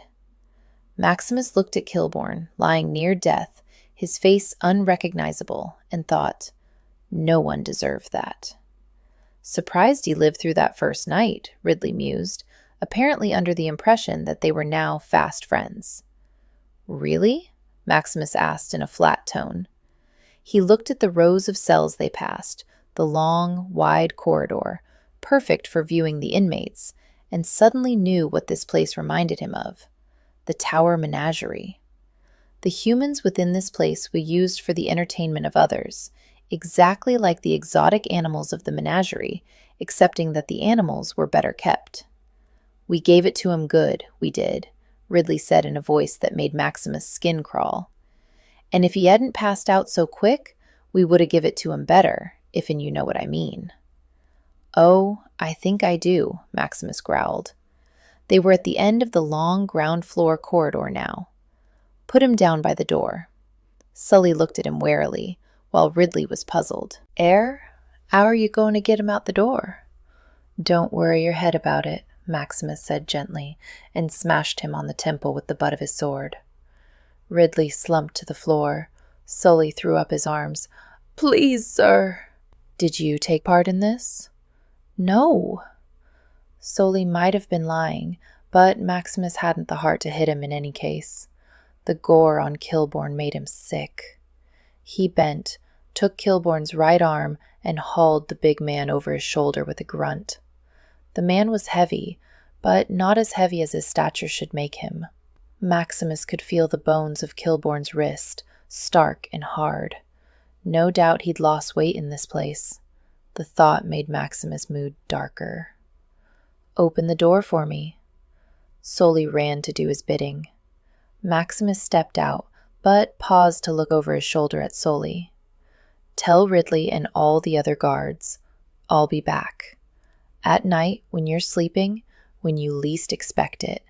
And if I find any more inmates treated as Lord Kilbourne was, then I'll not ask questions. I'll simply deal justice with the point of my sword. Understand?" "Aye, sir." Sully looked absolutely terrified. Maximus stepped into the night. He trotted to the gates with his burden and slipped through. Outside lay the gardens of Moorfields and, a little way down from the main gates, a waiting horse and cart. "Go," Maximus muttered as he heaved Kilbourne into the bed of the cart and climbed in after. "Are we being followed?" Craven asked as he slapped the reins. "No, not yet at any rate," Maximus panted, trying to catch his breath while watching for pursuers. "A successful job, then." Maximus grunted, glancing at the madman. He still breathed, at least. What in hell was he going to do with a fugitive from Bedlam? Maximus shook his head at the thought and replied to Craven, "Only if Kilbourne lives." Artemis woke to a soft tap at her door. She blinked and looked around the room, for a moment confused, until she remembered that she was in her guest room at Pelham House. The tapping came again. She struggled out of the warm bed covers and shrugged into a wrapper.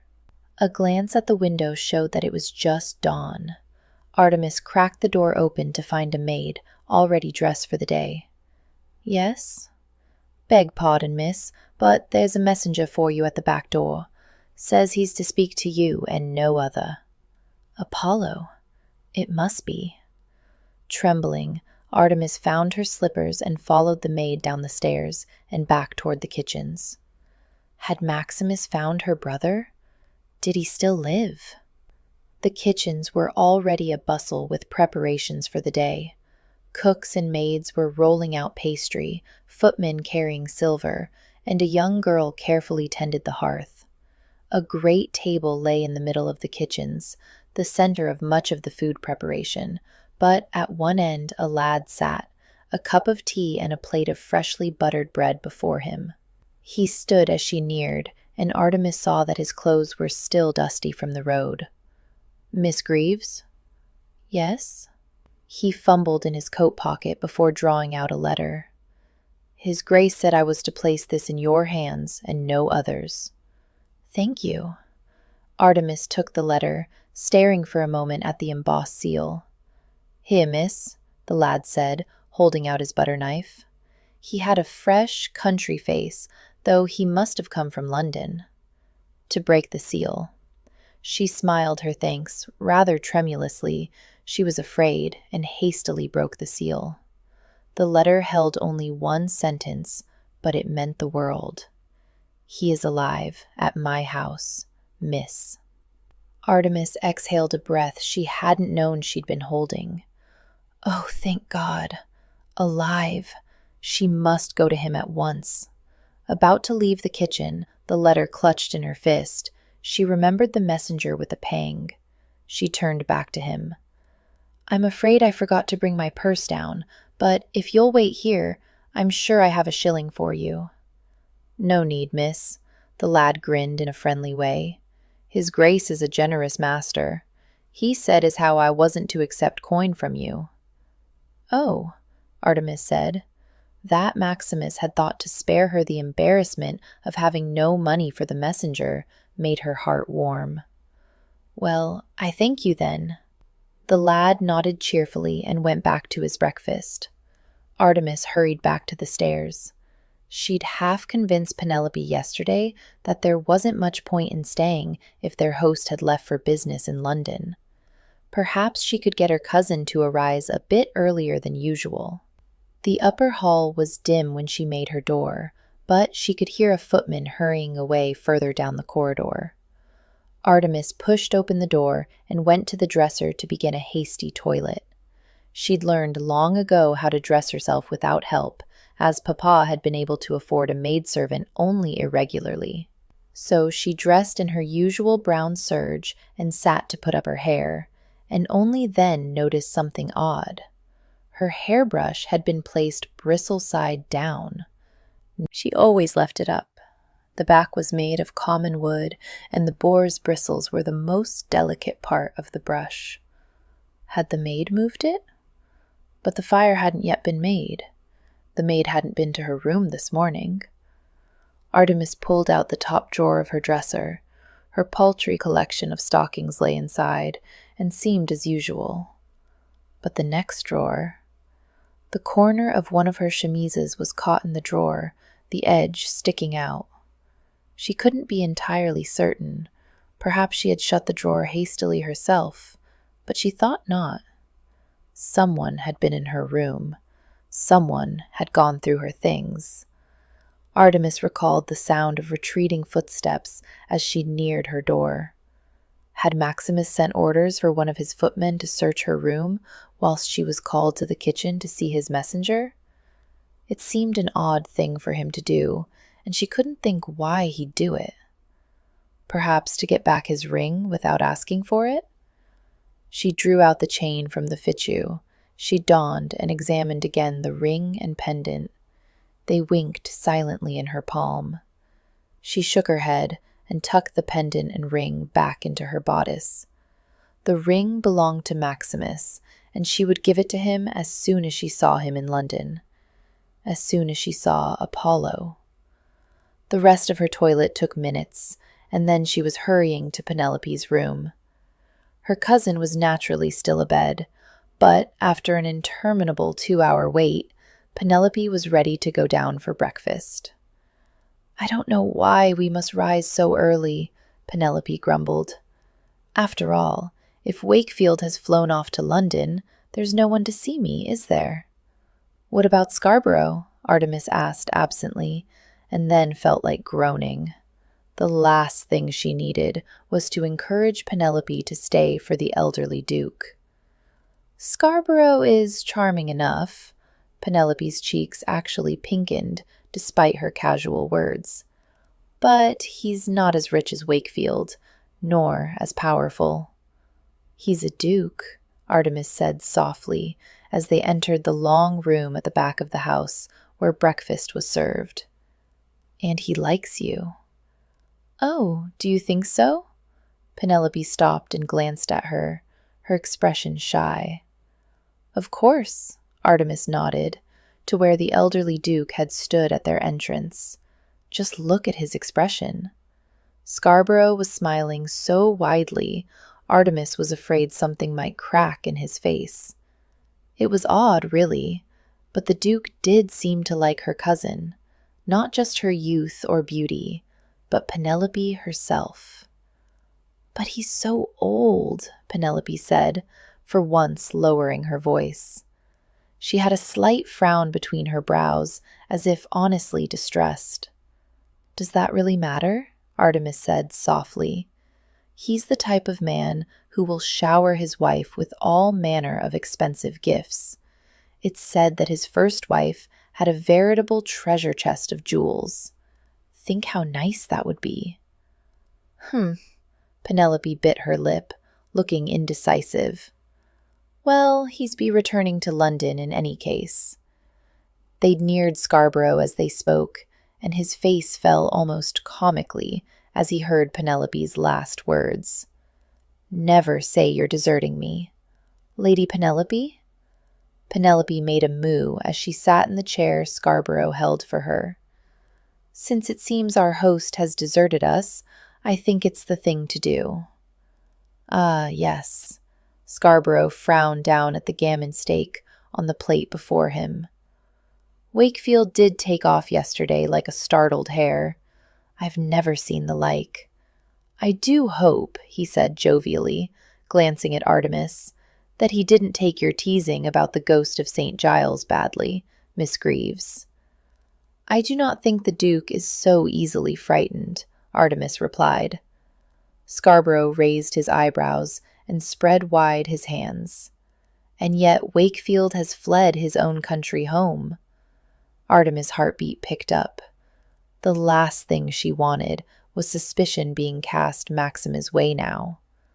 "But the Duke said he had urgent business in London," Penelope said, her brows drawn together in a puzzled frown. "I don't see how that can have anything to do with something Artemis said." "No doubt you're right," Scarborough said at once. "Yet his abrupt departure has left his younger sister to travel alone to London."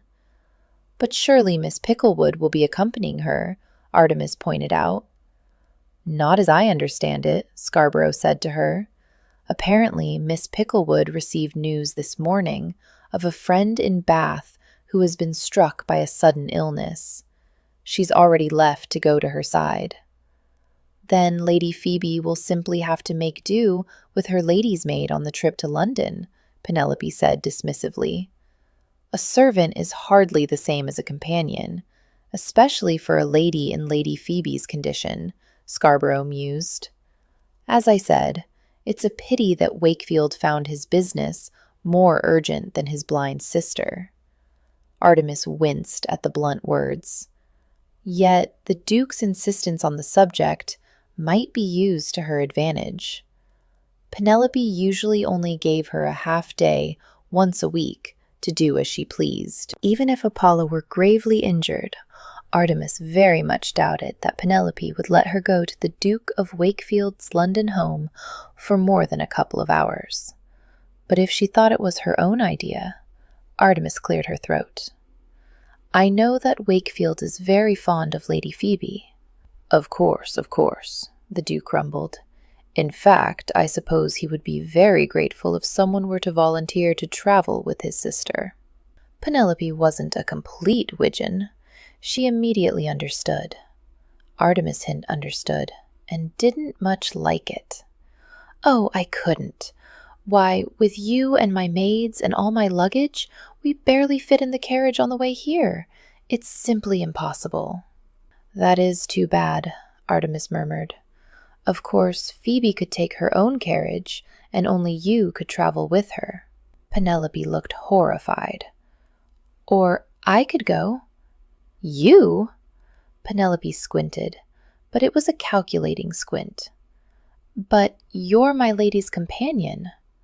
"No, you're right," Artemis hastily demurred. Such an extravagant gesture of kindness would be too much. Penelope frowned.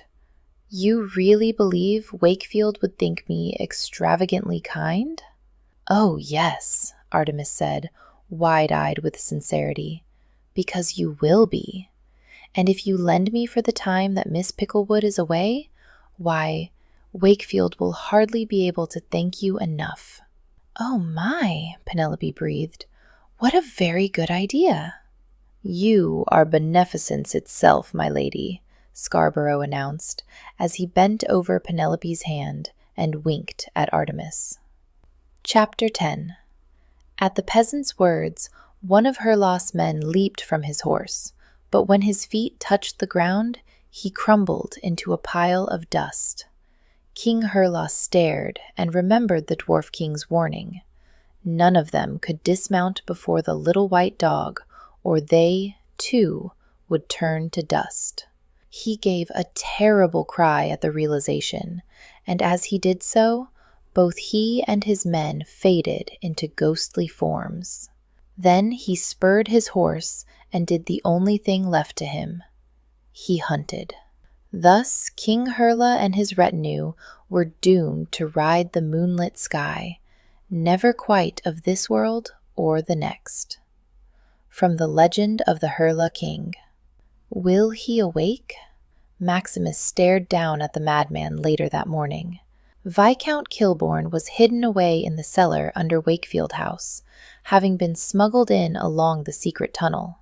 Maximus and Craven had set up a cot down here, close to a brazier of glowing coals to keep him warm.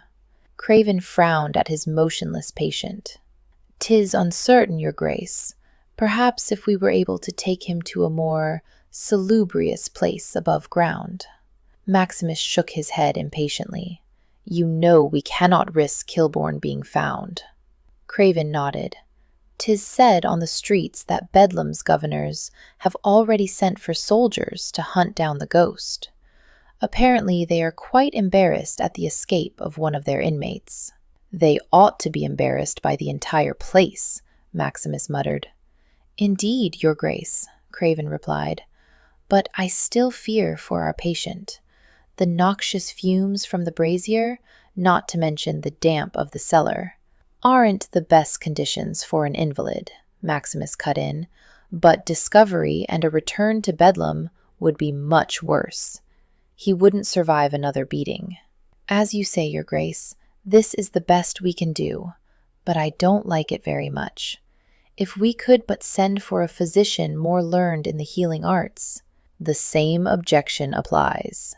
Maximus paced restlessly to the opposite wall of the cellar. Damn it! He needed Kilbourne to wake for Artemis' sake. He remembered her shining, grateful face, and he couldn't help but think she wouldn't be so grateful now if she could see her brother's condition. "Besides," Maximus continued, returning to Craven's side, "you're as good as, if not better, than most of the university-educated doctors I've seen. At least you haven't a peculiar fondness for disgusting miracle draughts." Craven murmured. "While I am of course gratified by your Grace's confidence in me, I must point out that most of my doctoring has consisted of tending to your gashes and bruises. I've never had to deal with a patient with a head wound and broken ribs. Even so, I trust you." Craven's face went completely blank. "Thank you, Your Grace." Maximus gave him a look. "Don't let's get maudlin, Craven." Craven's craggy face twitched. "Never, Your Grace." Maximus sighed. "I must make an appearance upstairs, else the servants will begin to wonder where I've gone. Come at once, though, should he regain his senses." "Of course, Your Grace." Craven hesitated, studying the unconscious man's face. "I think, though, we will have to find another place to conceal Lord Kilbourne when he wakes." "Don't imagine I haven't already thought of that problem," Maximus grunted. "Now, if I only knew where to secrete him more permanently." With that dispiriting thought, he turned and made his way to the upper floors. Craven would stay and nurse Kilbourne in the cellar, while Maximus would return periodically as he was able throughout the day. He'd spoken only the truth. There was no one else to trust with the task, save Craven. As Maximus made the upper hall, he was waylaid by his butler, Panders, who, fortunately, was too well trained to ever ask awkward questions. Panders was an imposing man of middling years, with a round little belly, who normally never had so much as a hair of his snowy white wig out of place. But today, he was so perturbed, his left eyebrow had shot up. "Begging your pardon, Your Grace, but there is a soldier in your study who is quite insistent that he see you. I have informed him that you are not receiving, but the fellow will not be sent away. I had thought to call Bertie and John, but though they are stout lads, the soldier is naturally armed, and I should not like to see blood upon your study carpet." At the beginning of this recitation, Maximus had felt a thrill of alarm, but by the end of it, he had begun to have an idea who his visitor was. So it was with calm aplomb that he told Panders, "Quite right. I'll see to the man myself."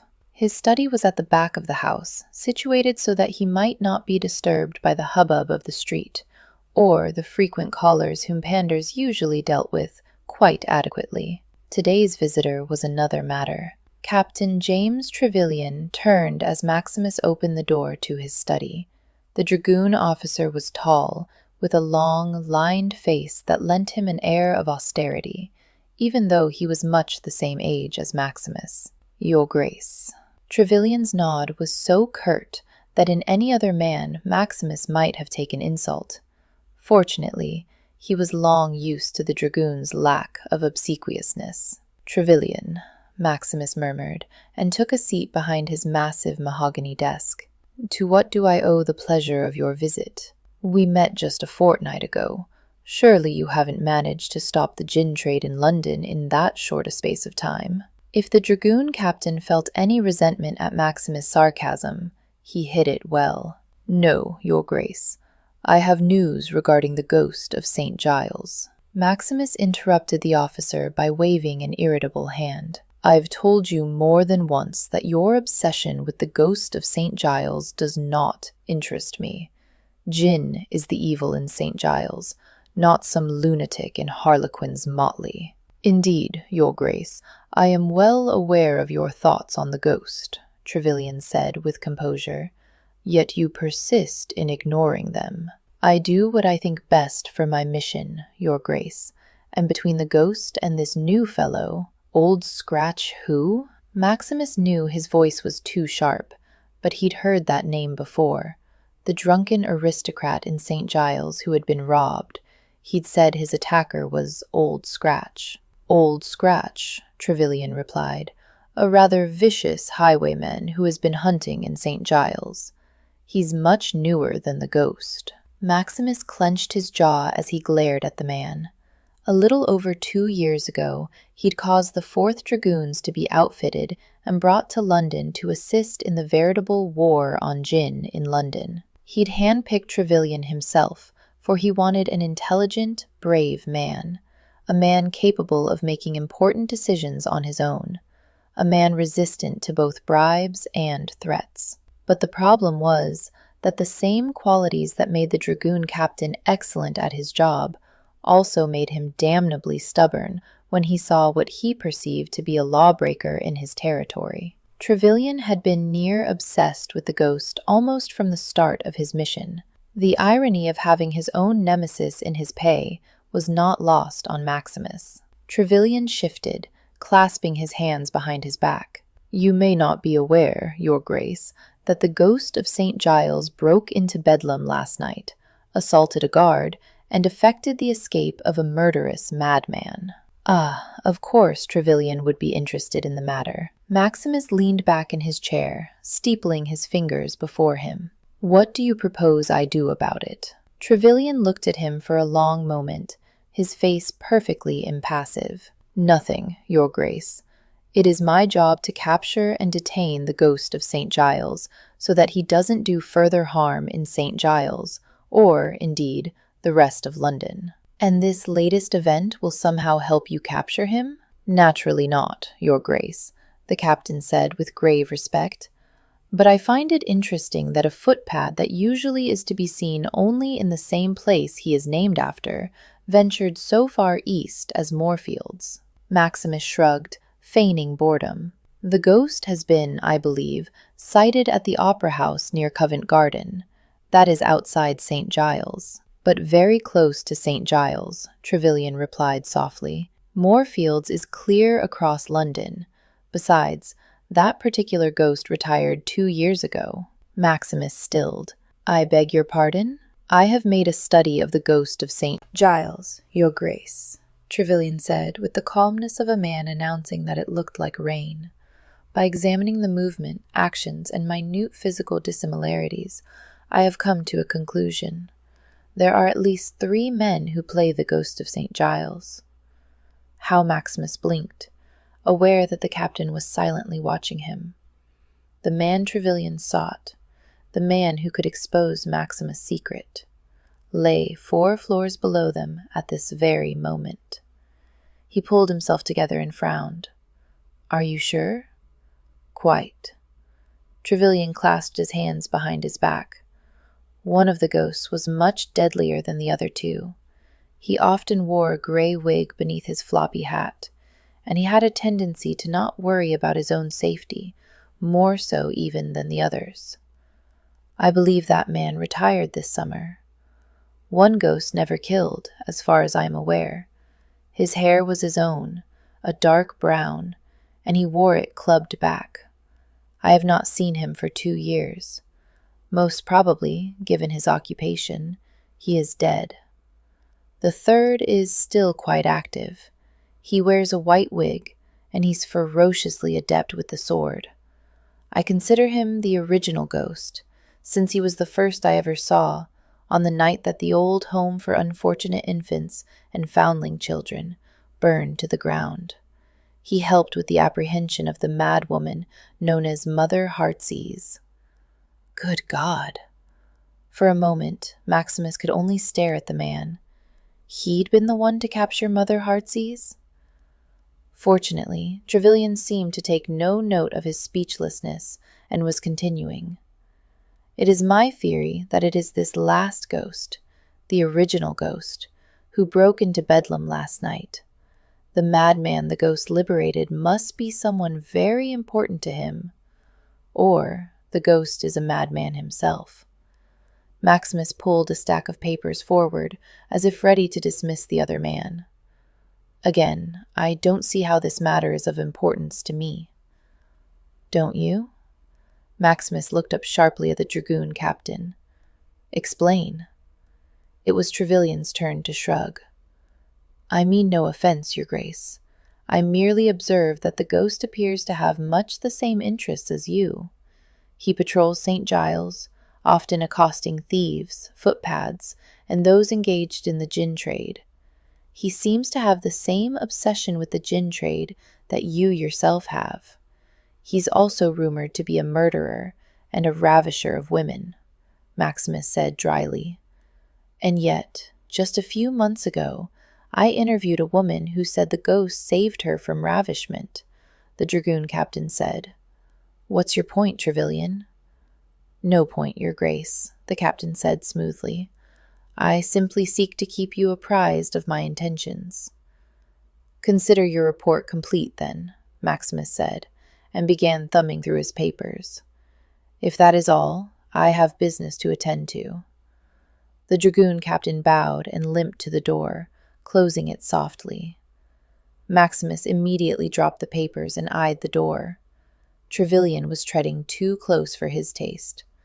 The polite but pointed questions, the intelligent remarks, all led to a man near to discovering his secret. Always supposing Trevelyan didn't already know that Maximus was the ghost. Maximus sighed in irritation and pushed the thought from his mind to focus on his papers. For he hadn't lied. He did have business to attend to. His secretary had left several letters to be read and signed, as well as a report on his land in Northumberland to be read and considered. Those matters took up the rest of the morning before Philby, his secretary, arrived for further consultation. Maximus ordered luncheon brought to his study so that they could continue to work with the maps spread over the desk and floor. Craven appeared at the study door mid-afternoon to give a single shake of his head before disappearing again. Maximus bent over his work, trying not to brood on the man lying unconscious in his cellar below.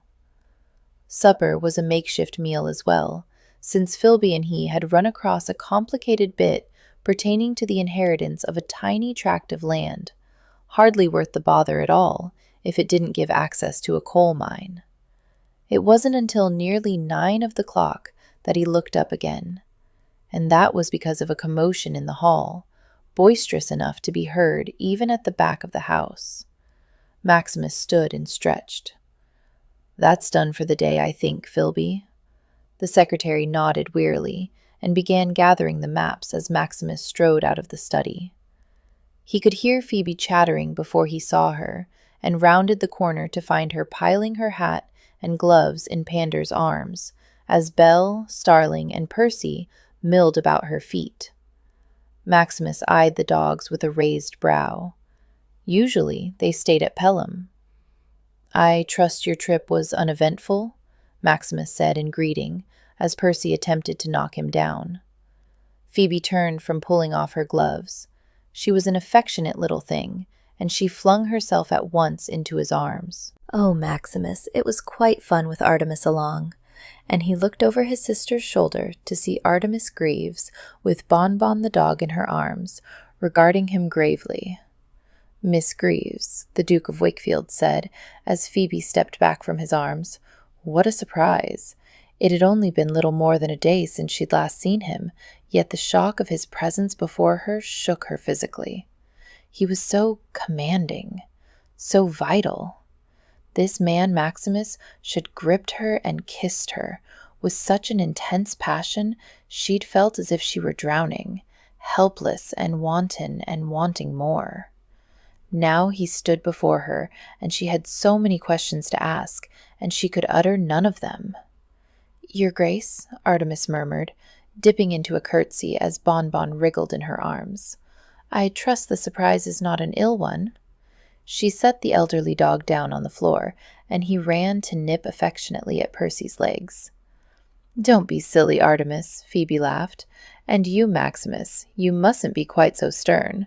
You'll scare Artemis away, and I won't have that. She's only just come to stay. Stay? Maximus arched one intimidating brow. Yes, Phoebe linked her arm with Artemis. Lady Penelope said that as cousin Bathilda had to go tend her ill friend, she would lend me Artemis as companion. Wasn't that awfully nice of her? Unusually so, Maximus murmured, with a sharp glance at Artemis. And she sent her little lapdog as well? I'm the one who usually looks after Bonbon, Artemis said, smoothing her skirt. Did he want her gone? The thought brought an unexpected pang of hurt to her breast. I thought he could do with a change of scenery, and Penelope agreed. It would seem so. He inclined his head, his expression neutral.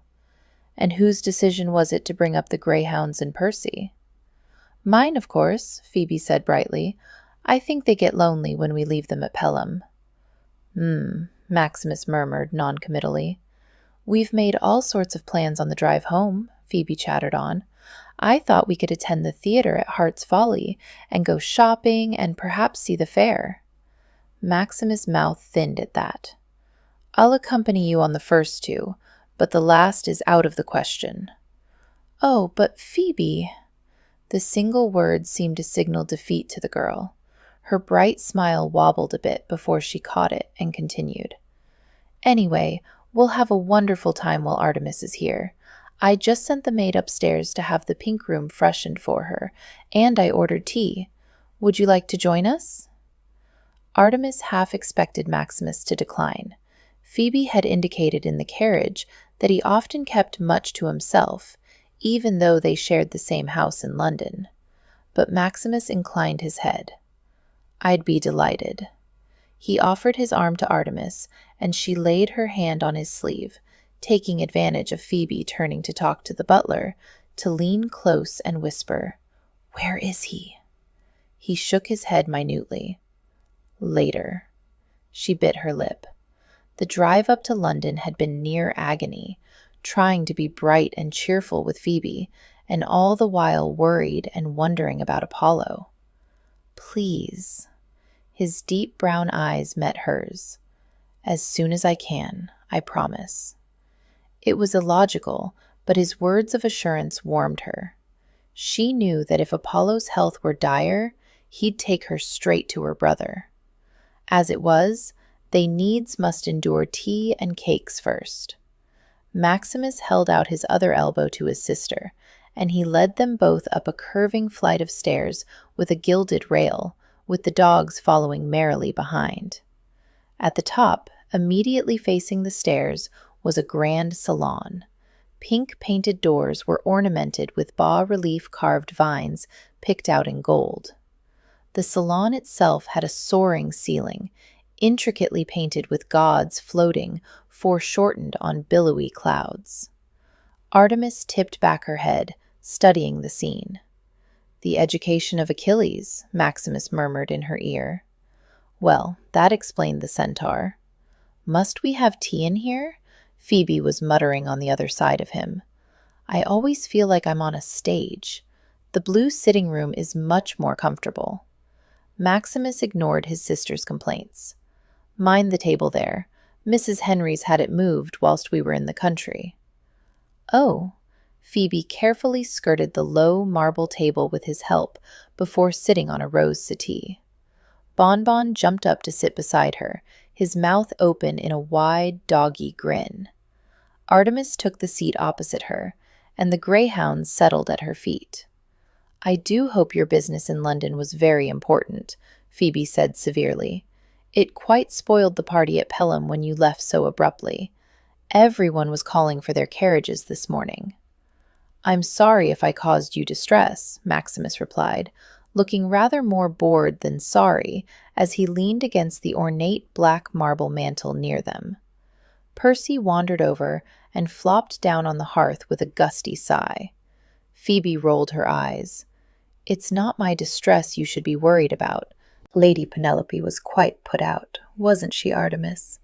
She did seem a little, miffed, Artemis said cautiously. Was she? Maximus looked at her, his eyes sardonic and intimate. Well, she was until the Duke of Scarborough took it upon himself to console her, Phoebe said. You ought to watch out for him, dear brother.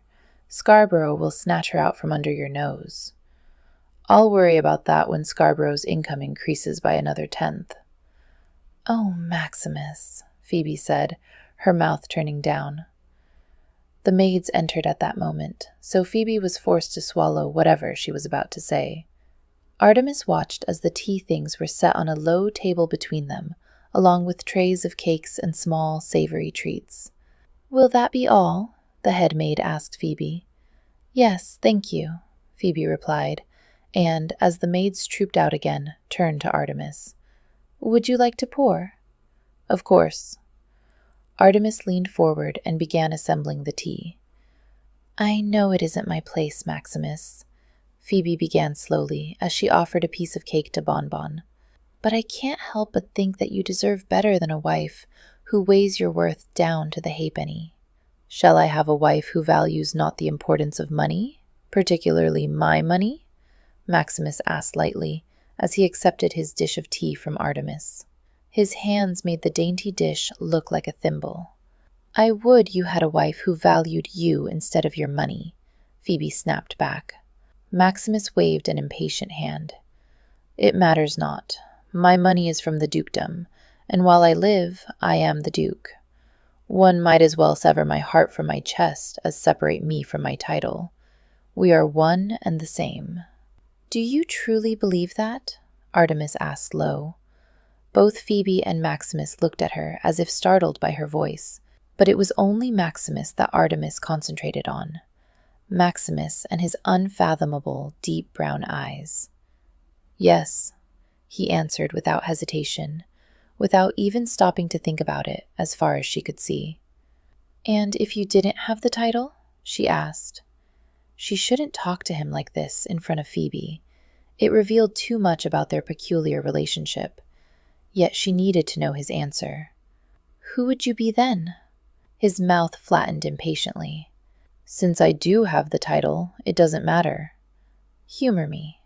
He opened his mouth, shut it, frowned, and then said slowly, "I do not know." He glared at her. "Your question is silly." "But telling, nonetheless," Phoebe said, both in the answer and in the inquiry. "I will take your word for it," Maximus said, placing his dish of tea on the tray. "But I have more important matters to attend to. If you'll allow me to borrow Miss Greaves, I'll show her the house and instruct her on her duties as your companion." Phoebe looked startled. "I thought I'd do that in the morning." "You may show Miss Greaves your rooms and whatever personal things you want done tomorrow, but I have a few special instructions I want to make clear tonight." "Oh, but Phoebe," the girl slumped. "Oh, all right." Maximus' lips twitched. "Thank you." He looked at the dogs sternly. "You lot stay." Artemis rose at his nod and bid Phoebe good night before following him from the room. He immediately mounted the stairs to the 3rd floor. "Was that necessary?" Artemis asked low as she trailed him.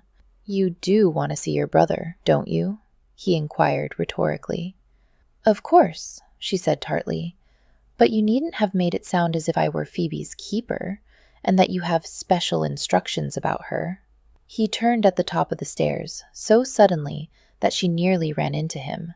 She halted a bare inch away, aware of the heat of him, the anger that seemed to always boil just beneath the surface. "But I do have special instructions for you," he said with simple clarity. "My sister is all but blind. Since you have inveigled your way into being her companion, you might as well act as one. I expect you to keep her safe, to deter her from her more dangerous outings, to make sure she doesn't exceed what she can do without her sight, to always take at least one footman, preferably 2, whenever you venture forth from my doors." Artemis tilted her head, studying him.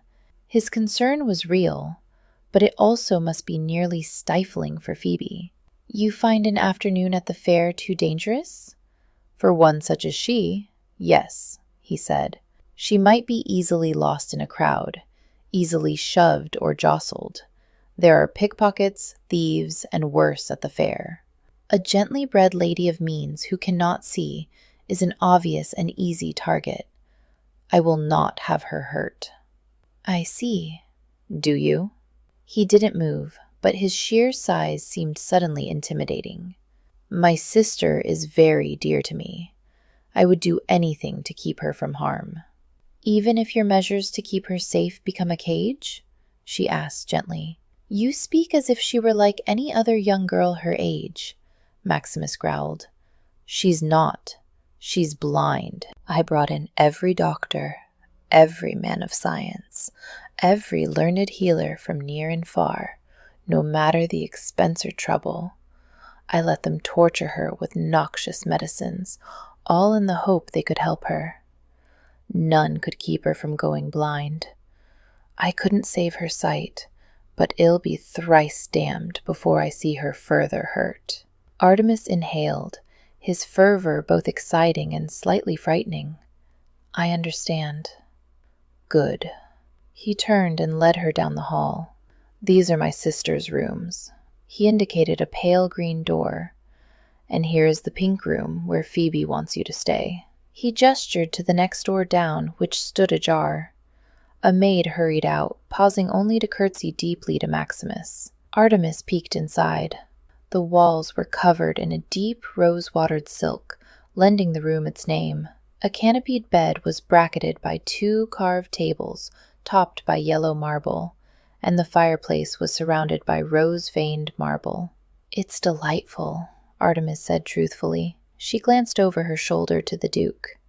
"Are your rooms on this floor as well?" He nodded. "Down this corridor." They turned into a passage and walked toward the back of the house. "Here's the blue sitting room, the one that Phoebe likes to use, and these are my rooms." The doors to his rooms were a rich forest green, detailed in black. "Come." He led her to a small door paneled to look like the surrounding wainscoting. Behind it was a narrow staircase, obviously a servant's stairs. They went down, spiraling into the dark, but Artemis followed him without fear. 2 floors below, and through a door cut into a stone stairs, he paused before a second door and looked at her intently. "No one must know he is here. I had to take him out as the ghost. They're looking for him." She nodded, her throat clogging. 4 years. 4 years had been locked up in Bedlam. Maximus unlocked the door and opened it, revealing a long, low subterranean room. "Your Grace." It was the servant that Artemis had noticed at the dueling demonstration. Had risen from a chair set beside a cot, and on the cot, Artemis rushed forward, ignoring everything else. Apollo lay so still, his dear face made almost unrecognizable by dark bruises and swelling. What flesh that wasn't maned was very pale. She fell to her knees beside him, reaching out one trembling hand to push the shaggy hair from his forehead. "Craven," Maximus spoke behind her. "This is Miss Artemis Greaves, the sister of our patient." "Ma'am?" The servant nodded.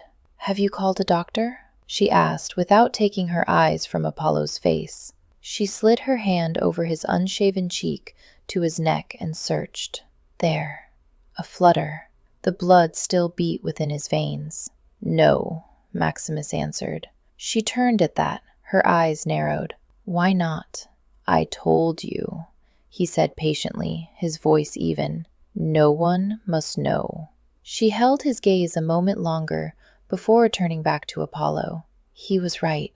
Of course he was right. They mustn't risk Apollo being discovered, and possibly being forced to return to Bedlam. And yet, to see him like this, and offer no care, near killed her. Craven cleared his throat. "I've been looking after his lordship, miss. There's not much else a doctor could do." She glanced at the man quickly. "Thank you." She meant to say more, but something was caught in her throat. Her eyes stung. "Weep not, proud Diana," Maximus murmured. "The moon will not allow it." "No," she agreed, swiping fiercely at her cheeks. "There's no need for tears yet." For a moment, she thought she felt a hand on her shoulder. "You may stay here with him for a while. Craven needs a respite in any case." She nodded without turning. She didn't dare. The men's footsteps retreated, and she heard the door shut behind them. The candle flames wavered, and then stood still again. Still, like her brother. She laid her head on his arm and remembered. They'd been children in a family broken by madness and genteel poverty, left to run wild by parents with other cares. She recalled wandering the woods with him, watching him catch frogs in the tall grass by the pond. She'd searched for bird nests in the reeds as he fought dragons with fallen branches. The day had been sent away to school had been the worst of her young life. She'd been left with Mama, an invalid, and Papa, who was usually off on business, one of his wild schemes to repair their fortunes. When Apollo had returned for the holidays, she had been relieved, so relieved. He hadn't left her forever. She watched his chest rise and fall, and remembered and reflected. All her life, things had been taken from her. Apollo, Thomas' affection, Mama and Papa, her home, her future. No one had ever asked her opinion, garnered her thoughts on what she wanted or needed. Things had been done to her, but she'd never had the chance to do things. Like a doll on a shelf, she had been moved about, manipulated, flung aside. Except she wasn't a doll. What she might have once had, a home, husband, and family of her own, was gone now. She would never have them. But that didn't mean that she couldn't decide to have something else.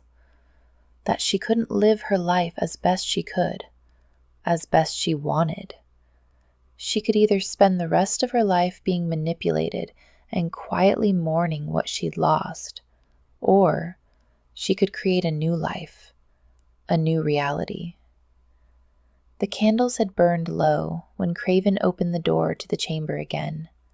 "Miss, it's late. I can sit with Lord Kilbourne for the night while you go to bed."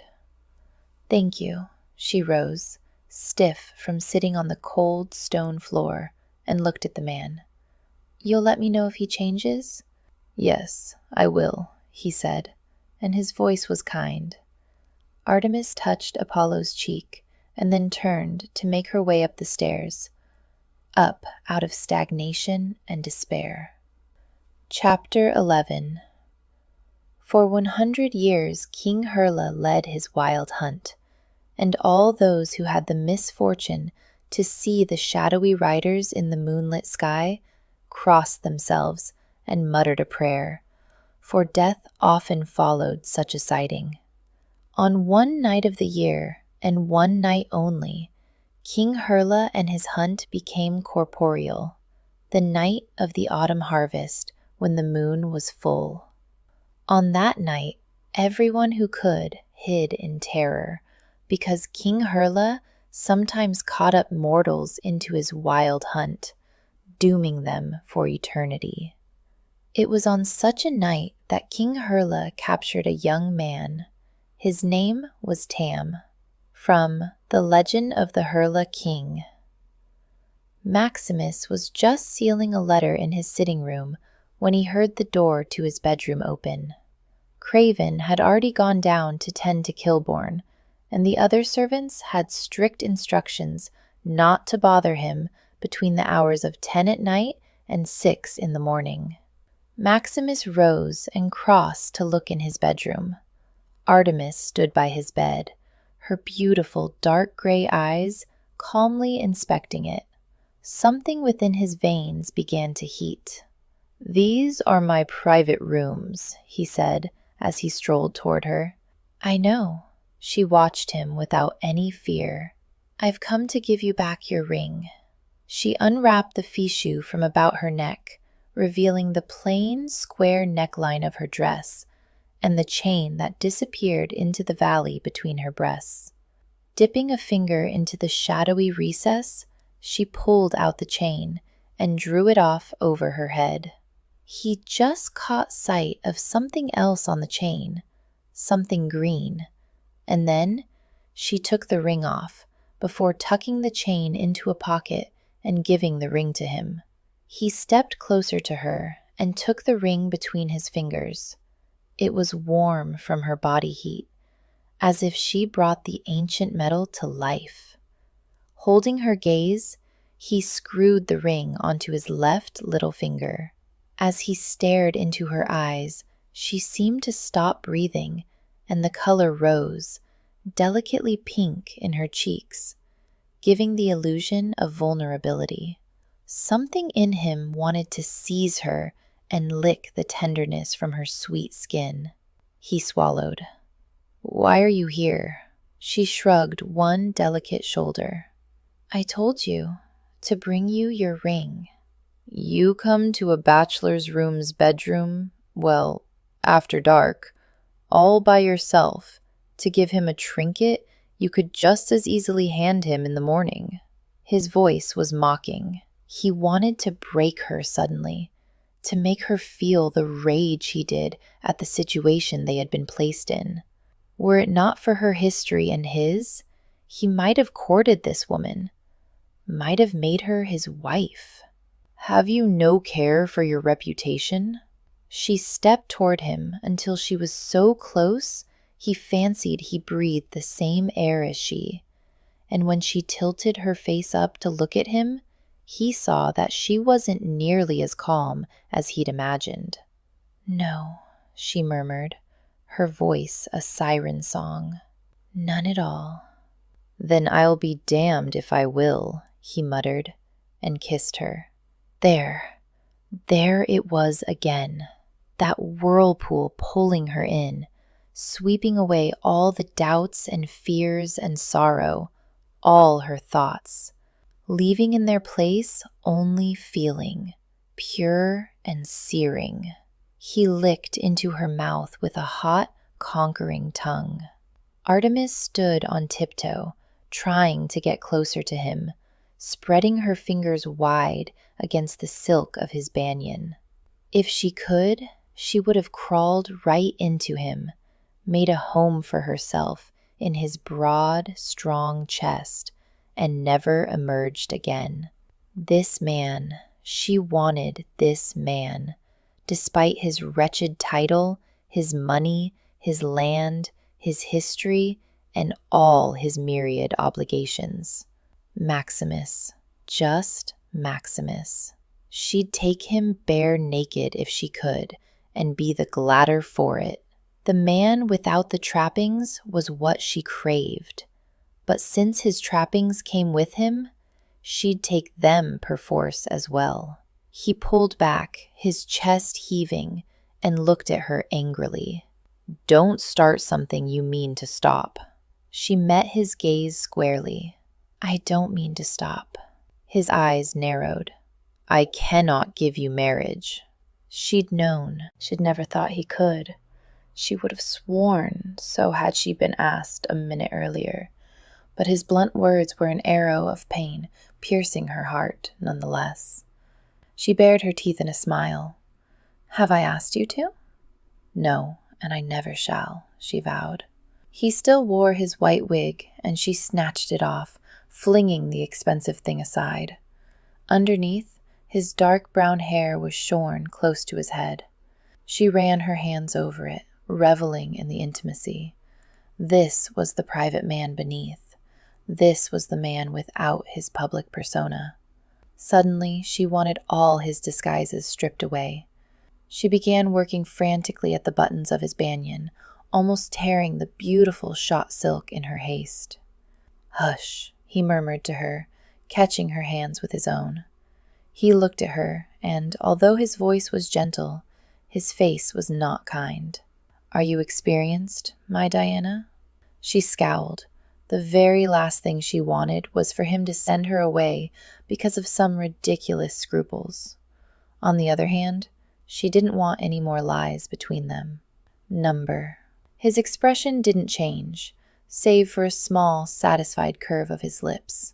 Then, by your leave, well, take this slow, both for your sake and because I have a mind to savor you. If she wanted to protest, she wouldn't have been able to. He spread her hands wide and bent to take her mouth again. She felt the press of his thumbs, rubbing in slow, sensuous circles on her palms, even as his lips parted hers. The kiss lingered achingly, as if they'd been all the time in the world. He licked across her upper lip, pulling back teasingly when she opened for him. "Maximus," she moaned. "Patience," he chided, and angled his head before pressing his mouth against hers again. She tried to pull her hands from his, but his grip was too strong. He chuckled low in his throat and pressed into her, still holding her hands wide. She was distracted by a nip at the corner of her mouth, and then she found herself falling backward. For a split second, alarm made her frame stiffen, and then she bounced on a soft, feathered mattress. Artemis looked up and saw Maximus standing over her. that satisfied little smile on his lips again. He reached down and traced the line of her throat, his touch light, nearly tickling as his fingers trailed to where her bodice cut across her breasts. She shivered. "Don't think I've forgotten when your fichu slipped from your dress," he murmured. "Strange, for I've seen more immodest décolletages at every ball I've ever attended. Yet I've been entirely unable to remove the thought of your breasts from my mind." His gaze flicked up to hers, dark and enigmatic. "Your breasts and other parts of you.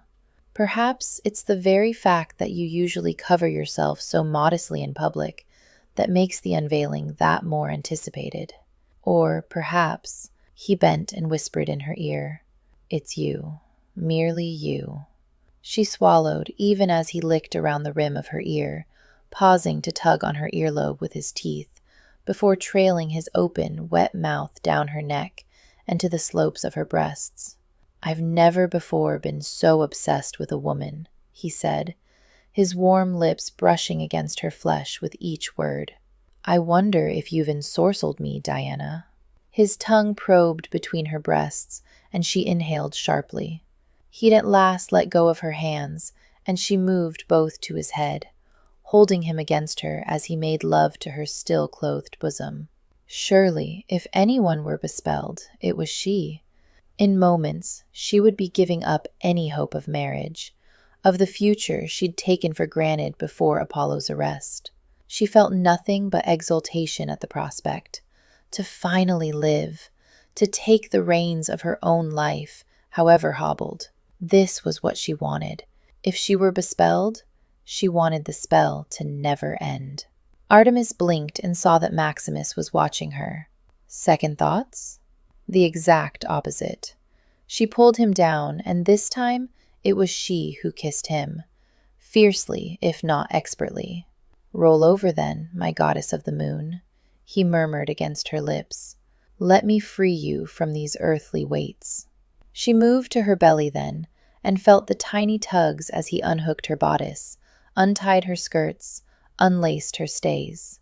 He was right. Each layer of cloth removed from her body made her lighter, more free. He gently nudged her to her back and drew her stays over her head. Then he plucked the pins from her hair, putting each one carefully in his banyan pocket, until her hair fell down in a great heavy loop. "Artemis," he whispered as he drew her hair to her breast, "goddess of the hunt, of the moon, and of childbirth." His lips quirked wryly. "I've never understood the last, as she's a virgin goddess." "You forgot wild things," she whispered back. "She guards all the wild animals and the places they live. And I suppose childbirth is, at base, the closest a woman comes to becoming an animal, isn't it?" He pulled back, examining her face, and then grinned, quick and mercurial. "I adore the turnings of your mind." The word adore made her heart leap foolishly, but she knew that sort of declaration meant very little in the bedchamber. She would be content with what she could have, not what she really longed for. She wound her arms about his neck. "You still wear your banyan?" He hummed, but his attention was once again on her bosom. Her chemise was old and worn, and she had no doubt at all that her breasts could be seen quite clearly through the thin material. He slid his hand over one breast, pulling the material taut. "Did you do this?" He rubbed a thumb over a small, neat square, patched over a hole worn into the linen. The patch happened to sit right above her left nipple. "Yes," she said. "Who else?" "A practical woman." He fitted his mouth over her nipple. She arched into his sucking warmth, her fingers flexing against his scalp. "A woman without any other options." He looked up, his face suddenly grim. "Have you come to me because of your lack of options?" "No." She frowned at him, because she resented the abrupt absence of his lips. "I've come to you because I want to."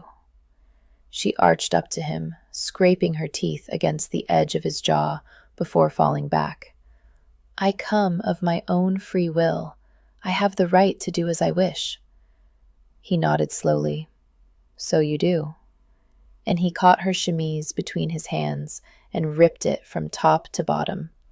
She was bare before him now, everything from her nipples to the place between her legs. She should be ashamed, embarrassed, and confused. Instead, she felt wonderfully free. She stretched her arms over her head, arching her back, and looking through her eyelashes up at him. "Will you take off that banyan now?" His eyelids had half lowered, his gaze a burning brand upon her naked skin as he stared at her legs. "Yes, I believe I will." He straightened, and she watched as he carelessly flicked open the buttons lining the front of his banyan. Beneath, he wore merely a shirt and breeches. He shrugged off the shirt easily, the muscles on his shoulders bunching and relaxing as he moved. She caught her breath as his torso was revealed. She hadn't seen many a male chest unclothed at a rustic or two when she was a child, once a drunken soldier in the streets of London, and of course the marble chests of statues. But she had a mind that most aristocratic men didn't have such muscled bodies. She was reminded abruptly that this man was not only the Duke of Wakefield, but also the ghost of St. Giles. What exertions had built such massive shoulders, such bulging upper arms, and such a deep chest? This body had been honed to fight. This was the body of a dangerous warrior. His eyes narrowed as if he knew her thoughts, and he shucked his breeches and hose quickly before climbing into the bed. "Now we two are as God made us," she said, as he settled over her again. He arched an eyebrow. "And you prefer me thus?" "Always," she said. "There's nothing between us now, neither your past nor mine. Your rank and titles mean nothing here." He bent to kiss the tip of her breast, making her wiggle. "Most ladies prefer my ducal finery, I think." "But then, I am not most ladies," she said sternly. "That is true. You are like no other lady I know," he breathed, and took her nipple into his mouth. Heat enveloped her, making her moan. She could feel his tongue against her sensitive breast, the curling hairs on his chest tickled her belly, and one hard thigh was suddenly pressed against the apex of her legs. She caught her breath. She might not be ashamed of her nudity, or his, but that did not mean that there wasn't a bit of trepidation about what would come. She'd never done this, never even come close. While her peers had been marrying and learning the joys of motherhood, she'd been cataloging Penelope's embroidery thread. But she wanted this, wanted him. She ran her fingers through his shorn locks, fascinated by the bristles.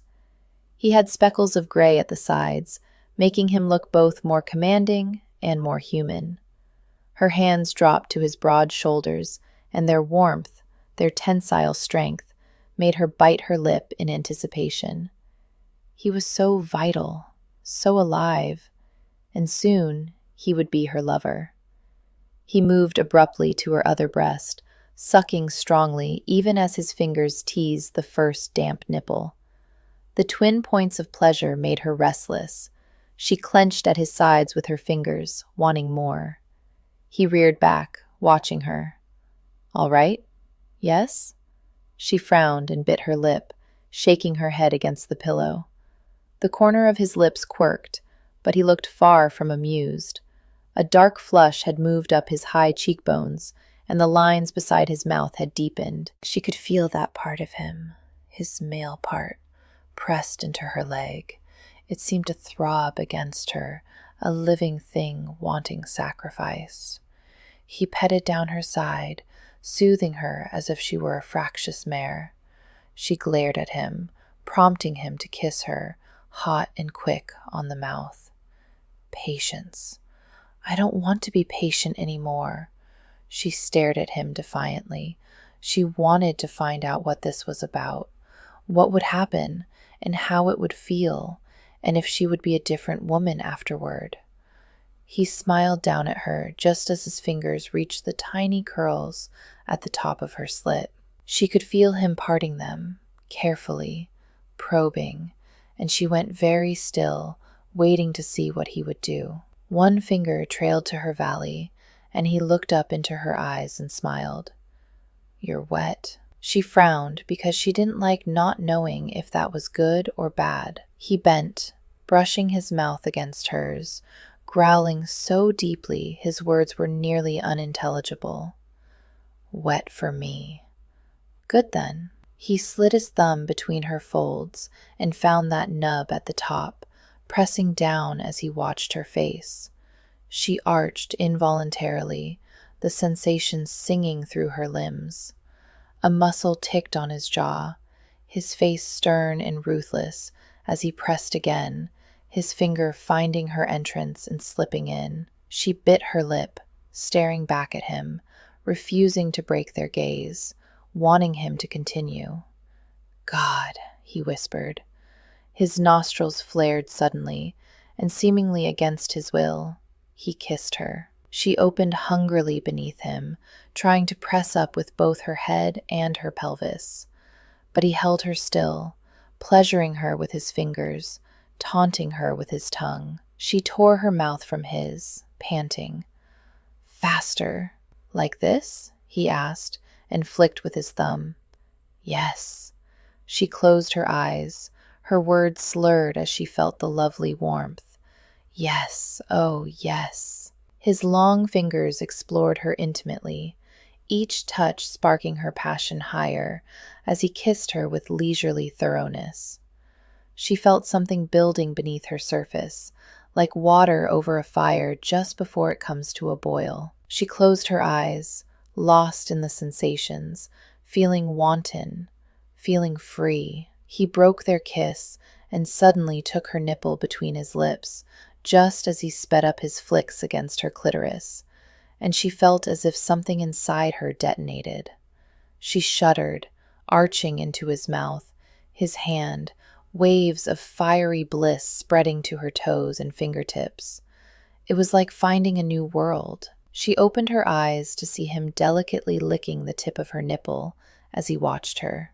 "Did you like that?" She nodded, voiceless with pleasure. He suddenly closed his own eyes, his hips tilting into her as if involuntarily, and he ground against her. "God, I cannot wait any longer." He shifted, and suddenly his thick cock was between her oversensitive folds, sliding exquisitely, making her gasp. "Just." He grunted and took hold of her knees, bringing them up on either side of his hips, making a wider space between her legs. He was hot and heavy against her, bearing her into the mattress with his solid bulk. He propped himself up on one arm and reached between their bodies. She felt his fingers on her belly, and then the nudge of something wide at her entrance. She held her breath. His eyes flicked open to look at her. "Be brave." She raised an eyebrow, waiting. He grinned. There was a pinch, a growing pressure. She tensed. It hurt. He was so big, and she felt suddenly small and fragile. Was this truly meant to be? He leaned down and brushed his lips against her nose. "Sweet Diana." Then he shoved hard. She inhaled. It burned, but that didn't matter. She was called Artemis, and a huntress could withstand pain. More importantly, he was a part of her now, in her now. This intimacy, this closeness with him, was something she would remember forever. All her life seemed to turn upon this point, here, now. She lay very still, but couldn't help running her hands over his back. He was so powerful, and at this moment, he was only hers, pain or no. Then, still watching her, he shifted, pulling out before slowly shoving back into her again. His movement lit a spark within her. Not the fire of before, but something warm and nearly sweet. She framed his face with her palms, widening her legs. He grunted as if pained. "Wrap your ankles about me, Diana." She did, the different position making him sink deeper into her. She stroked his high cheekbones, liking the lines on his brow, the sweat that gathered at his hairline. He was moving faster now, the thud of his body against hers, on each of his downstrokes firm and strong. "Diana," he whispered, "my Diana." She touched the corner of his lips, and he opened, taking her thumb into his mouth, biting tenderly on her flesh. She felt his belly rubbing against hers, the wet slide of his hard flesh in hers, the brush of his chest against her nipples, and she liked it. There was no pain now, only a feeling of closeness, of animal intimacy. Perhaps she'd been wrong. Perhaps this was the moment a woman was nearest to the wild animal, when she was without constraints or thought, no society telling her what she must do and what she must not. Free from civilization, they were bound together in this primitive act. He shuddered, like a horse at the point of collapse, his head thrown back, his strong throat working, and she watched his face as he thrust into her one last time, holding himself deep within her as she felt the hot spill of his seed. Whatever else came tomorrow and for the rest of her life, she would have this moment, this one point in time when she was intimately linked to Maximus. Maximus, the man. When he first woke, Apollo thought he had died, for just a moment. He was warm, his arms and legs and face, and indeed his entire body seemed to ache. But the wonder of the warmth, and, now that he considered it, some type of soft material beneath him, made him think he might, just might, be in a better place. Then he remembered Ripley. The turnkey's eyes as he'd unbuttoned his fall, the unmerciful smirk twisting his lips. The bolt that shot through Apollo's chest was part fear, part horror, and overlaying both was a cast of shrinking shame. He rolled and heaved over the side of whatever he lay on, or at least his stomach attempted to heave. Bile, green and disgusting, drooled from his mouth as his belly cramped, trying to expel what wasn't there. A voice exclaimed nearby, and then gentle hands took his shoulders. Apollo flinched. The hands were male. He turned fast, shoving them off, and glared at the offender. The man threw up his hands in a gesture meant to placate. He was tall and rather stringy, not someone Apollo would fear in the normal way, but this wasn't normal. Perhaps nothing would ever be normal again. "My lord," the man said gently, "I am Craven, the Duke of Wakefield's valet. You're in his home, and you're safe." He said the words as if trying to calm a wild animal or a madman. Apollo was quite used to the tone, so he disregarded it as he glanced about him. He lay on a low bed or cot in a vast, dim room. Besides the cot and Craven's chair was an iron brazier filled with burning coals. A few flickering candles sent shadows dancing over ancient, arched stone and pillars. There was the distinct smell of damp. If this place was part of Wakefield's home, then Apollo was much mistaken in how he imagined dukes lived. He turned back to the valet to ask how he'd come to be here, what had happened, and where the duke was. But other than a very sharp pain in his throat, nothing happened. Which was when he realized that he couldn't speak. Chapter 12. Now, Tam was an ordinary lad in all respects save one. He'd been born a twin, and he and his twin sister Lynn were as close as two petals furled inside a rosebud. When Lynn heard how her brother had been caught by the Hurliking on harvest night, She screamed with grief. Then she sought out all who knew anything about King Hurla and his hunt, until eventually she sat before a strange little man who lived all by himself in the mountains. And from him she learned what she must do if she were to save her beloved Tam. From The Legend of the Hurla King. Your Grace. The voice was low and deferential, the voice of a supremely trained manservant, the voice that meant that Craven was incandescently angry.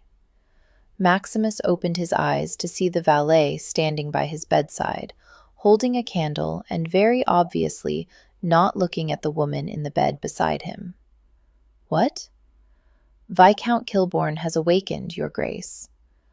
Both men had kept their voices low enough that a normal person shouldn't have been disturbed. But then Artemis had long proved that she was no normal woman. How long? Maximus' head snapped around at her voice. A normal woman would have been blushing, looking scared or shamefaced, or appalled at having been discovered in the bed of a man she was not married to. Some women of his acquaintance would have swooned, or at least had had the grace to pretend to swoon. Artemis merely looked at Craven as she waited for an answer. Even Craven seemed a bit startled. Miss? Artemis blew out an impatient breath. My brother. How long has he been awake? Craven actually blinked before regaining his aplomb. Only a few minutes, ma'am. I came at once. Good. She nodded and sat up, the coverlet clutched to her magnificent bosom.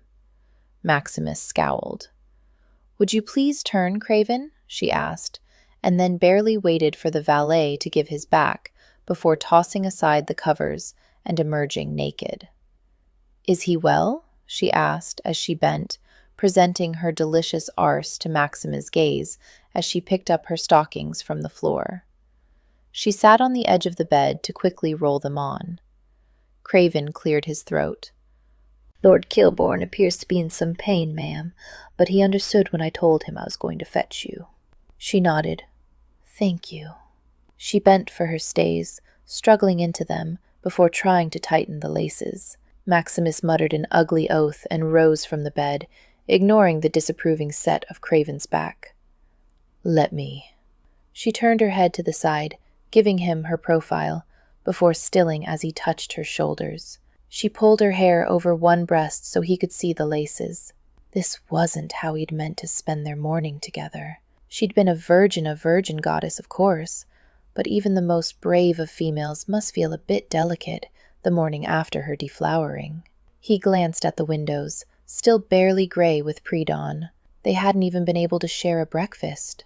He cleared his throat as he swiftly pulled her laces tight, trying not to let himself think too deeply about the tender, curling hairs at the back of her neck. What time is it, Craven? Not yet 6 of the clock, Your Grace, the valet said with perfect, stony politeness. Maximus' mouth tightened, but he said not a word as he tied the laces. He threw on his breeches, shirt, waistcoat, and coat. Artemis was dressing just as swiftly, and he wondered if she did this every day, dressed without help. She must, though. She hadn't a lady's maid unless Penelope lent her hers. The thought made him more irritable. His own mother, and most ladies he knew, couldn't dress themselves without the aid of another. They weren't supposed to have to do it themselves. That was the chore of the lower classes. He snatched up a candlestick and led the way from his rooms. He'd made the trek to his hidden cellar so many times he could have done it without the light, but Artemis would need it. His heels clacked loudly on the steps as he descended, and it wasn't until he stood before the door to the crypt that it occurred to him. Kilbourne was a murderer thrice over. They hadn't bothered to chain the madman because he'd been insensible. Now Maximus bitterly damned his own stupidity. Who knew what waited beyond the door? Stay here, he told Artemis curtly. She frowned, watching him put the key to the door. No.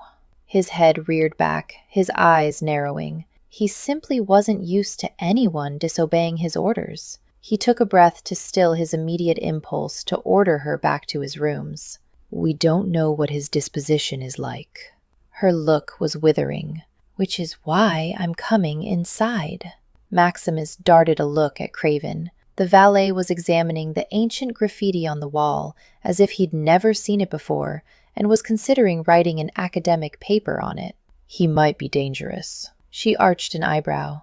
Not to me. Artemis.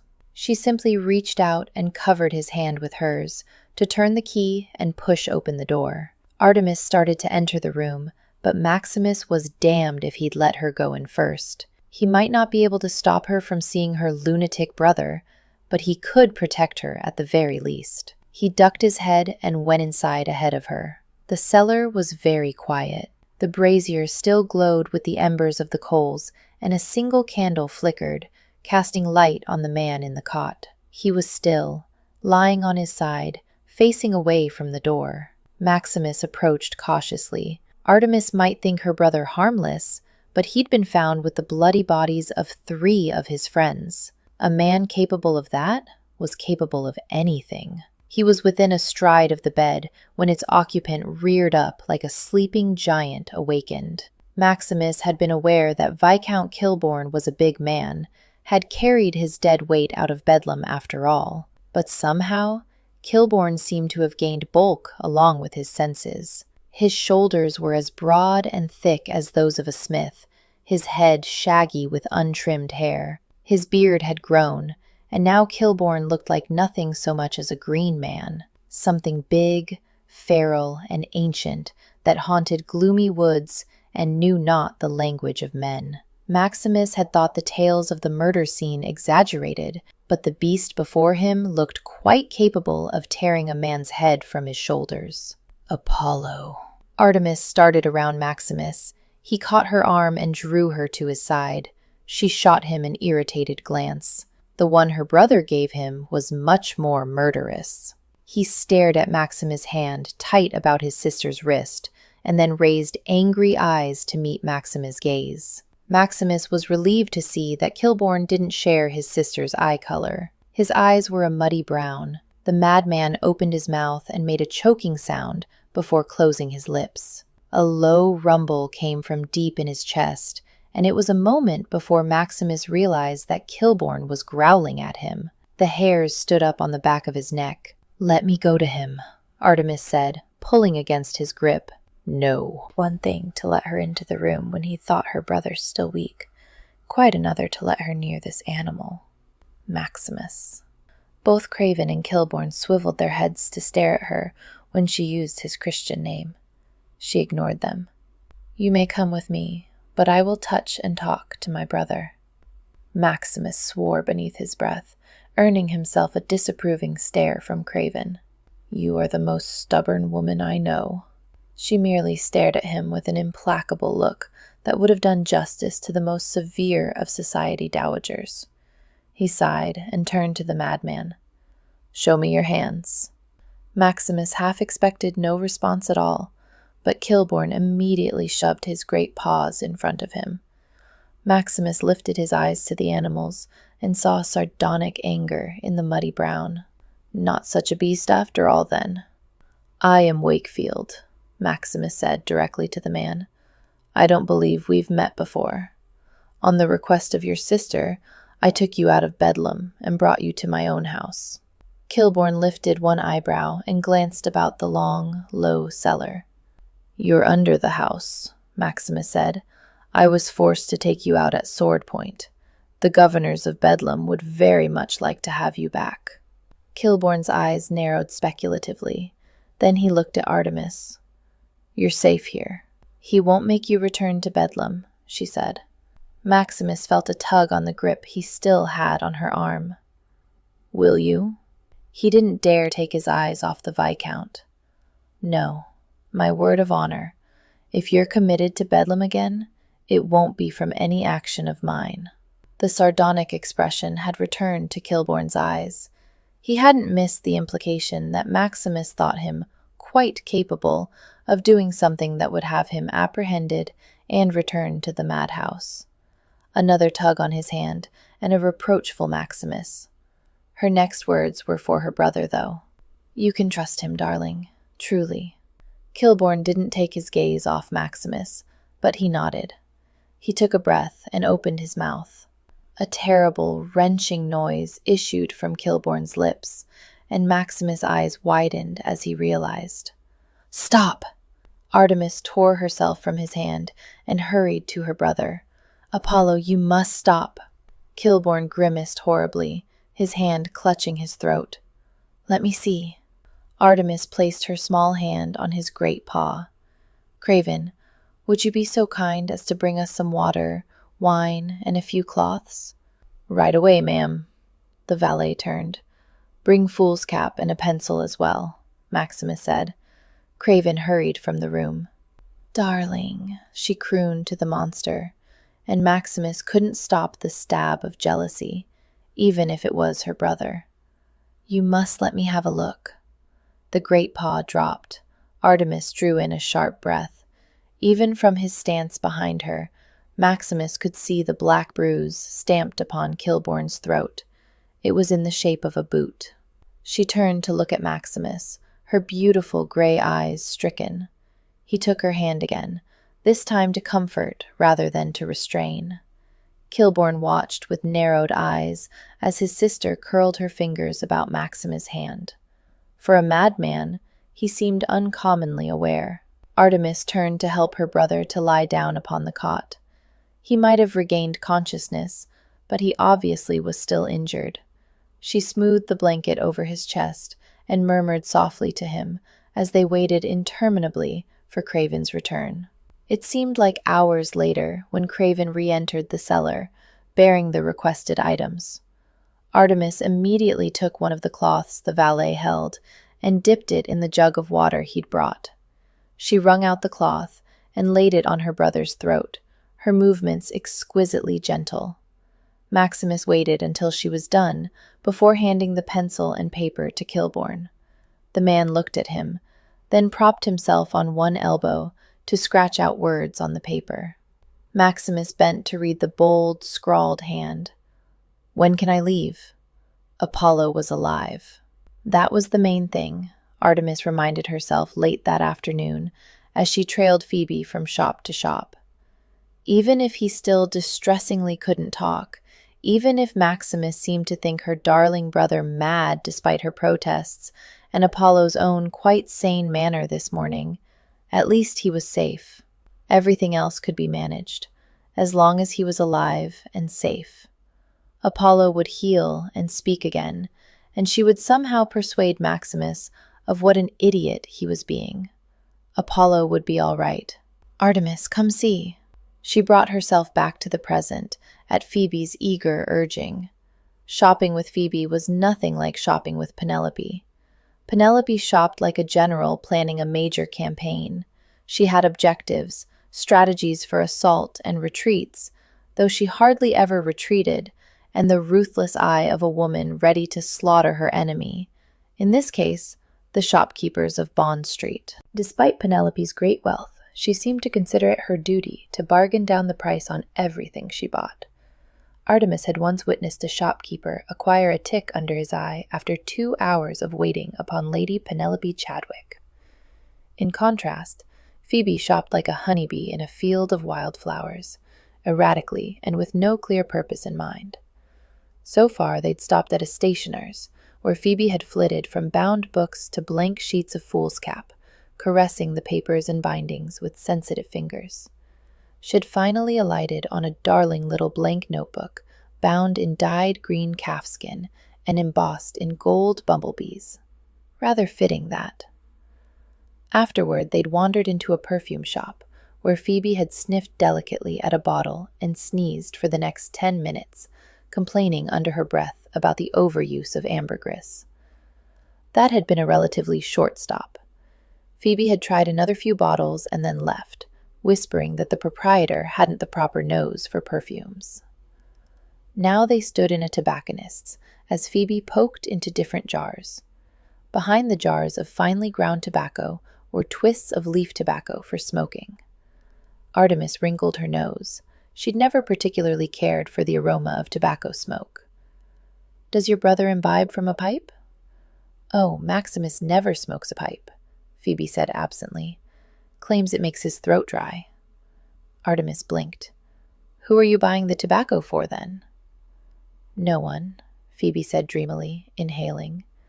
Did you know that even the unscented tobacco has different, distinct odors? No. Artemis hesitantly peered over the smaller woman's shoulders.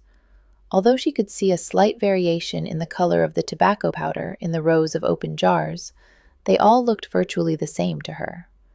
The proprietor of the shop, a man with a long, sloping face and a belly to match, beamed. My lady has a wonderful sense for the leaves. Phoebe's cheeks pinkened. You flatter me. Not at all, the man said. Would you like to sample the snuff? I just received a new shipment from Amsterdam.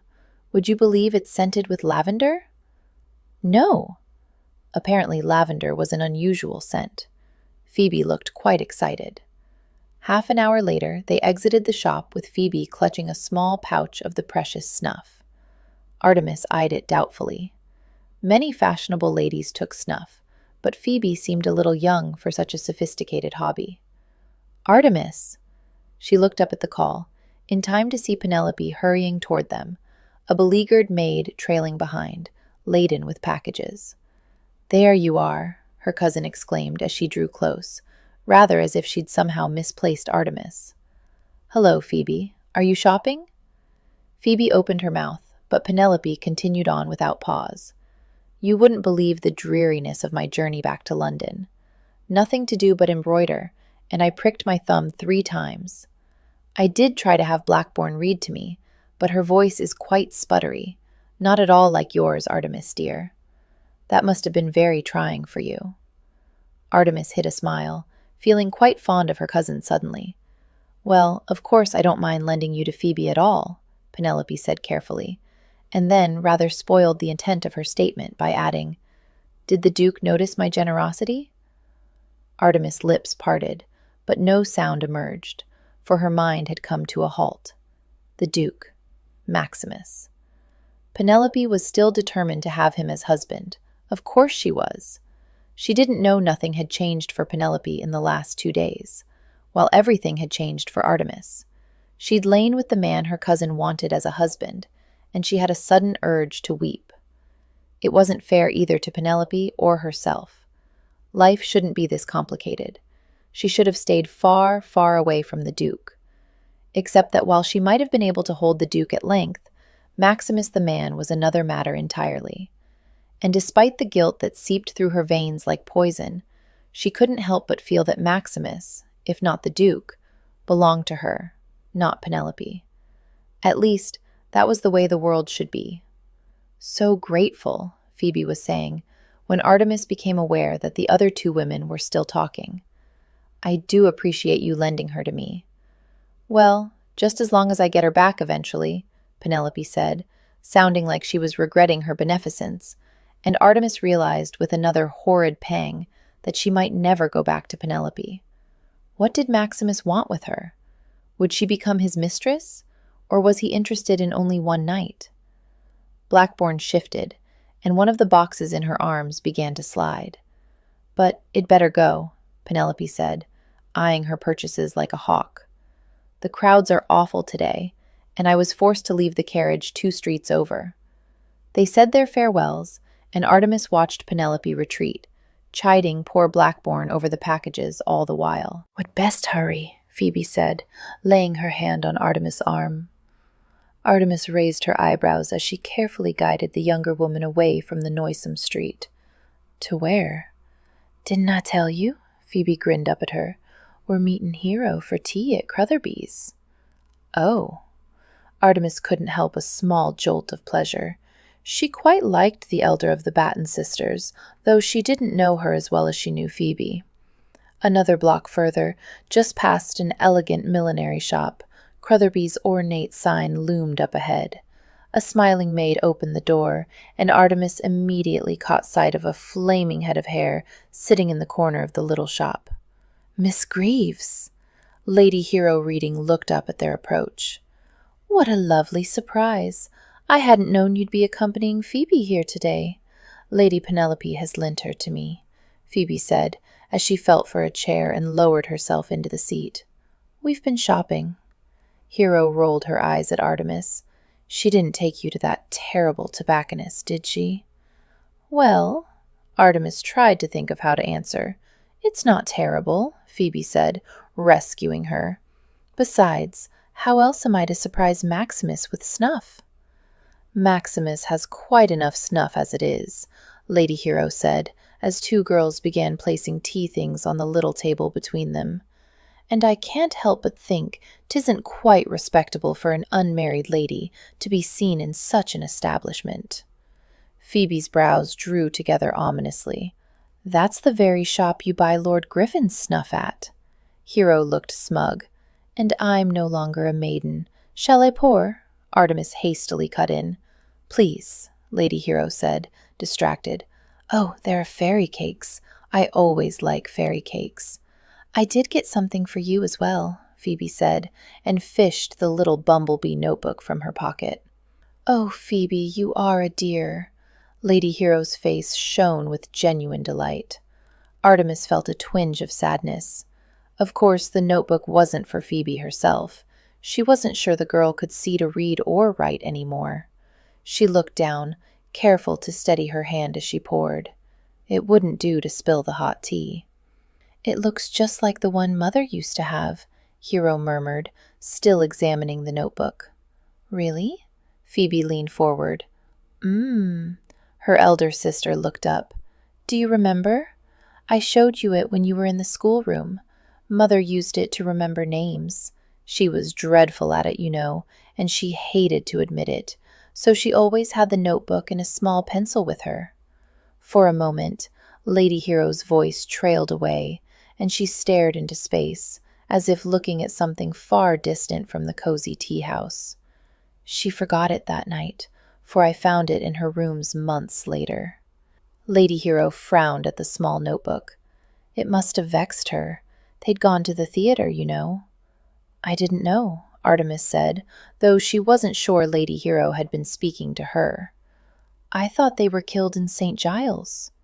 "They were," Lady Hero murmured, tucking the little notebook away before accepting a dish of tea. "But why they were there, no one knows. St. Giles is quite the opposite direction home from the theater they'd attended. What's more, they were on foot. The carriage was left streets away.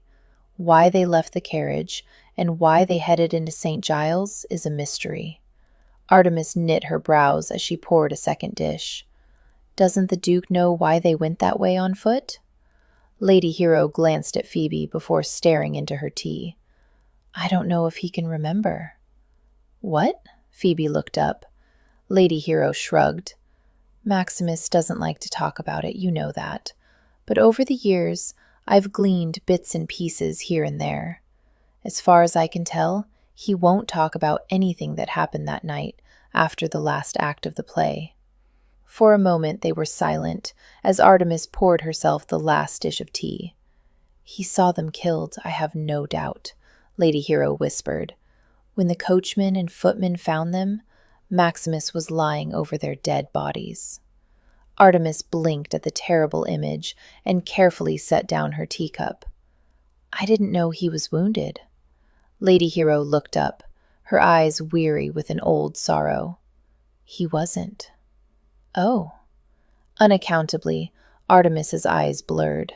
The thought of Maximus, so strong, so sure, broken as a boy, and huddling over the bodies of his parents. It was simply too awful to contemplate. "I wish I could have known them." Phoebe broke the silence. "And Maximus, too, before, well, he must have been different." Lady Hero smiled, as if at a fond memory. "I remember he had a terrible temper and was quite spoiled. Maximus once threw a plate of roasted pigeons at a footman because he had wanted beefsteak for his dinner. The plate hit the footman's face, his name was Jack, and broke his nose. I don't think Maximus had meant to hurt the footman. He simply hadn't thought before he acted. But father was furious. He made Maximus apologize to poor Jack, and Maximus wasn't allowed to ride his horse for an entire month." Phoebe wrinkled her brows in thought. I can believe the temper.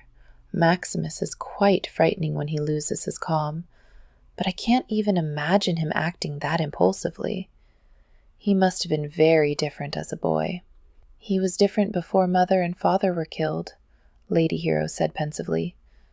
Afterward, he was so quiet, even when he started speaking again. Strange how people can change, Phoebe said. It's disconcerting, isn't it? Sometimes, Lady Hero shrugged. I personally find it stranger how often people don't change, no matter what happens around them. Artemis lifted her brows. Have you a particular person in mind? Lady Hero sniffed. Certain males can become quite ridiculously protective. Can you imagine? Griffin thought I should stay abed today, just because I felt a little ill this morning. You would think he'd never seen Lady Hero swallow the rest of her sentence, but she seemed unable to stop her hand drifting to her middle. Artemis raised her eyebrows. Never seen what? Phoebe asked. Well, Lady Hero actually blushed. Artemis cleared her throat, a smile tugging at the corner of her mouth. I may be wrong, but I believe you are about to become an aunt, Phoebe. Again. A good deal of squealing ensued. Artemis signaled the maid for another pot of tea.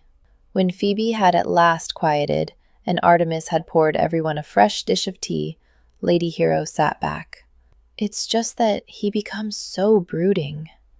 Artemis mentally thought that Lord Griffin's rakish man, who often had a grin on his face, could never touch the brooding of Hero's brother, but she forbore pointing this out. Phoebe piped up. Your confinement with Sweet William went well. Surely he'll remember that. I think he may have some type of wasting brain disease, Lady Hero said darkly. He's been hovering. Phoebe bit her lip as if quelling her amusement at her brother-in-law's worry over his wife's condition. Well, in any case, this explains why you were so insistent that we visit the modiste this afternoon. Lady Hero immediately brightened. Yes, I ordered a dress before I knew, and that will have to be altered. But besides that, I've seen some lovely new gowns from Paris, especially for ladies in an interesting way. And of course, we'll have to get something for Miss Greaves. Artemis blinked, nearly dropping her dish of tea. What? Phoebe nodded, looking unsurprised by her sister's non sequitur. Maximus already instructed me this morning to make sure she had at least 3 new gowns, as well as everything else she might need. But a lady could never accept a gift of clothing from a gentleman. Even with her spotty education and upbringing, that one rule had been drummed into her. Only a mistress accepted such financial obligation from a gentleman. But wasn't that what she already was? It's only right, Phoebe was saying stubbornly. You came to stay with me without any thought for your own schedule. Artemis crimped her lips, trying not to laugh. What schedule? She lived at the beck and call of Penelope. She had no plans of her own. Besides, Phoebe said more bluntly, I'm tired of looking at that brown thing. Artemis smoothed a hand over her lap. What's wrong with my brown dress? It's brown, Phoebe said. Not coffee or fawn or that delicious shade of dark copper, but brown, and not your color at all in any case. No, Lady Hero said thoughtfully. I think some shade of blue, or perhaps green, would be quite interesting. Phoebe looked startled, then thoughtful. Not a light pink? Definitely not. Lady Hero shook her head decisively. Mind, I saw a lovely cream with red, pink, and dark green embroidered flowers we might look at, but no pastel colors overall. Her own coloring is too delicate. Light shades would simply wash her out. Dark and really rather dramatic, I think. Both ladies swiveled to examine her, and Artemis suddenly realized what a lump of dough might feel like under the scrutiny of a master baker. She knew from this morning that though Phoebe had trouble discerning shapes, she had no trouble with colors, if the object were large enough. I see what you mean, Phoebe said, squinting. For just a second, Lady Hero's face revealed a deep sadness. Then she straightened with determination. Yes, well, I do think we ought to get started then." Nodding, Phoebe sipped the last of her tea and set her teacup down. Artemis watched the ladies as they rose. They thought they were simply giving her a present as friends, but the money for the dresses would come from Maximus. That much was clear. She'd slept with Maximus. Her mind caught on the thought, here in this respectable tea shop. She'd run her hands over his bare back, wound her legs over his hips, and clenched deep inside when he'd thrust his penis into her. He was her lover. To take a gift from him now was to make her no better than a bought woman. A bought woman was the lowest of the low, little more than a whore. For a moment, the breath stopped in her throat in panic. She'd become everything she'd been warned against, everything she'd struggled not to be in the last 4 years. She'd succumbed both to her own weakness and the perils of her position. She'd fallen. And then she drew breath again, almost in a gasp, because there was something liberating in reaching the depths. It was a strange place, true, new and foreign, the way murky with hidden perils. But she found she could breathe here. They'd been wrong all along, all those who'd warned her of this place. She could live here well enough, perhaps even flourish. Artemis lifted her chin and rose from her seat, meeting the curious stares of her friends. "Yes, please. I would like a new dress. Or even 3. Chapter 13. On the night of the next autumn harvest, Lynn ventured out into the dark bramblewood. She stood in a clearing, shivering, and waited until the moon rose, huge and round in the sky. She heard a rushing, like 1,000 voices sighing in lament, and when next she looked, there were ghostly riders urging their silent mounts through the clouds. Leading them was a giant of a man, intent, strong, his crown a silvery glow in the moonlight. She just had time to catch the flash of his pale eyes before the Hurla-King reached down with one great hand and took her. The full moon lounged in the black velvet sky as Maximus crept into St. Giles that night disguised as the ghost. He glanced up and watched as she draped herself in the wisps of white clouds, mysterious and coy, and everything he could never have. He snorted derisively to himself and stole into a dark alley, ears and eyes alert to danger. What kind of fool longed for the moon? The kind that forgot his duty, his obligations, the things that he must do if he were to continue to call himself a man.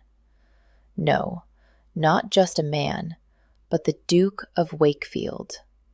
Romantic fools didn't qualify for the job. Better to concern himself with the present, which was why he was haunting St. Giles tonight. It had been far too long since he'd seen to his duty, the hunt for the man who had killed his parents. Night after night, year after year, he'd stalked these stinking alleys, hoping to find some trail, some clue to the identity of the footpad who had robbed and killed them. The man was probably dead by now, yet Maximus couldn't give up the chase. It was the least he could do for the parents he'd failed so fatally. Maximus froze as the scent of gin hit his nostrils. He'd emerged from the alley. A man lay in the channel of the larger street the alley emptied into. Broken barrels gushed the nauseous liquid as the man groaned next to his weary nag, an overturned cart still hitched to the horse. Maximus' lip curled. A gin seller, or perhaps even a distiller. He started forward, pushing down the roiling of his stomach at the stench of gin, when he saw the second man. He sat a great black horse just inside an alley kitty-corner to Maximus' own, which was why Maximus hadn't seen him at once. His coat was a dark blue, gilt or silver buttons glinting in the dark, and in both hands he held pistols. As Maximus emerged, his head turned, and Maximus could see he wore a black cloth over the lower part of his face, his tricorn hiding the upper part. The highwayman cocked his head, and somehow Maximus knew he was grinning beneath the black cloth. "The ghost of St. Giles, as I live and breathe. I'm surprised we haven't met before, sir." He shrugged indolently. "But then, I suppose I've only just returned to these parts. No matter. Even if I've been gone for decades, you should know I still rule this patch of London. And who might you be?" Maximus kept his voice to a whispered rasp, as did the highwayman. They might disguise their voices, but the cadence of a gentleman was impossible to conceal.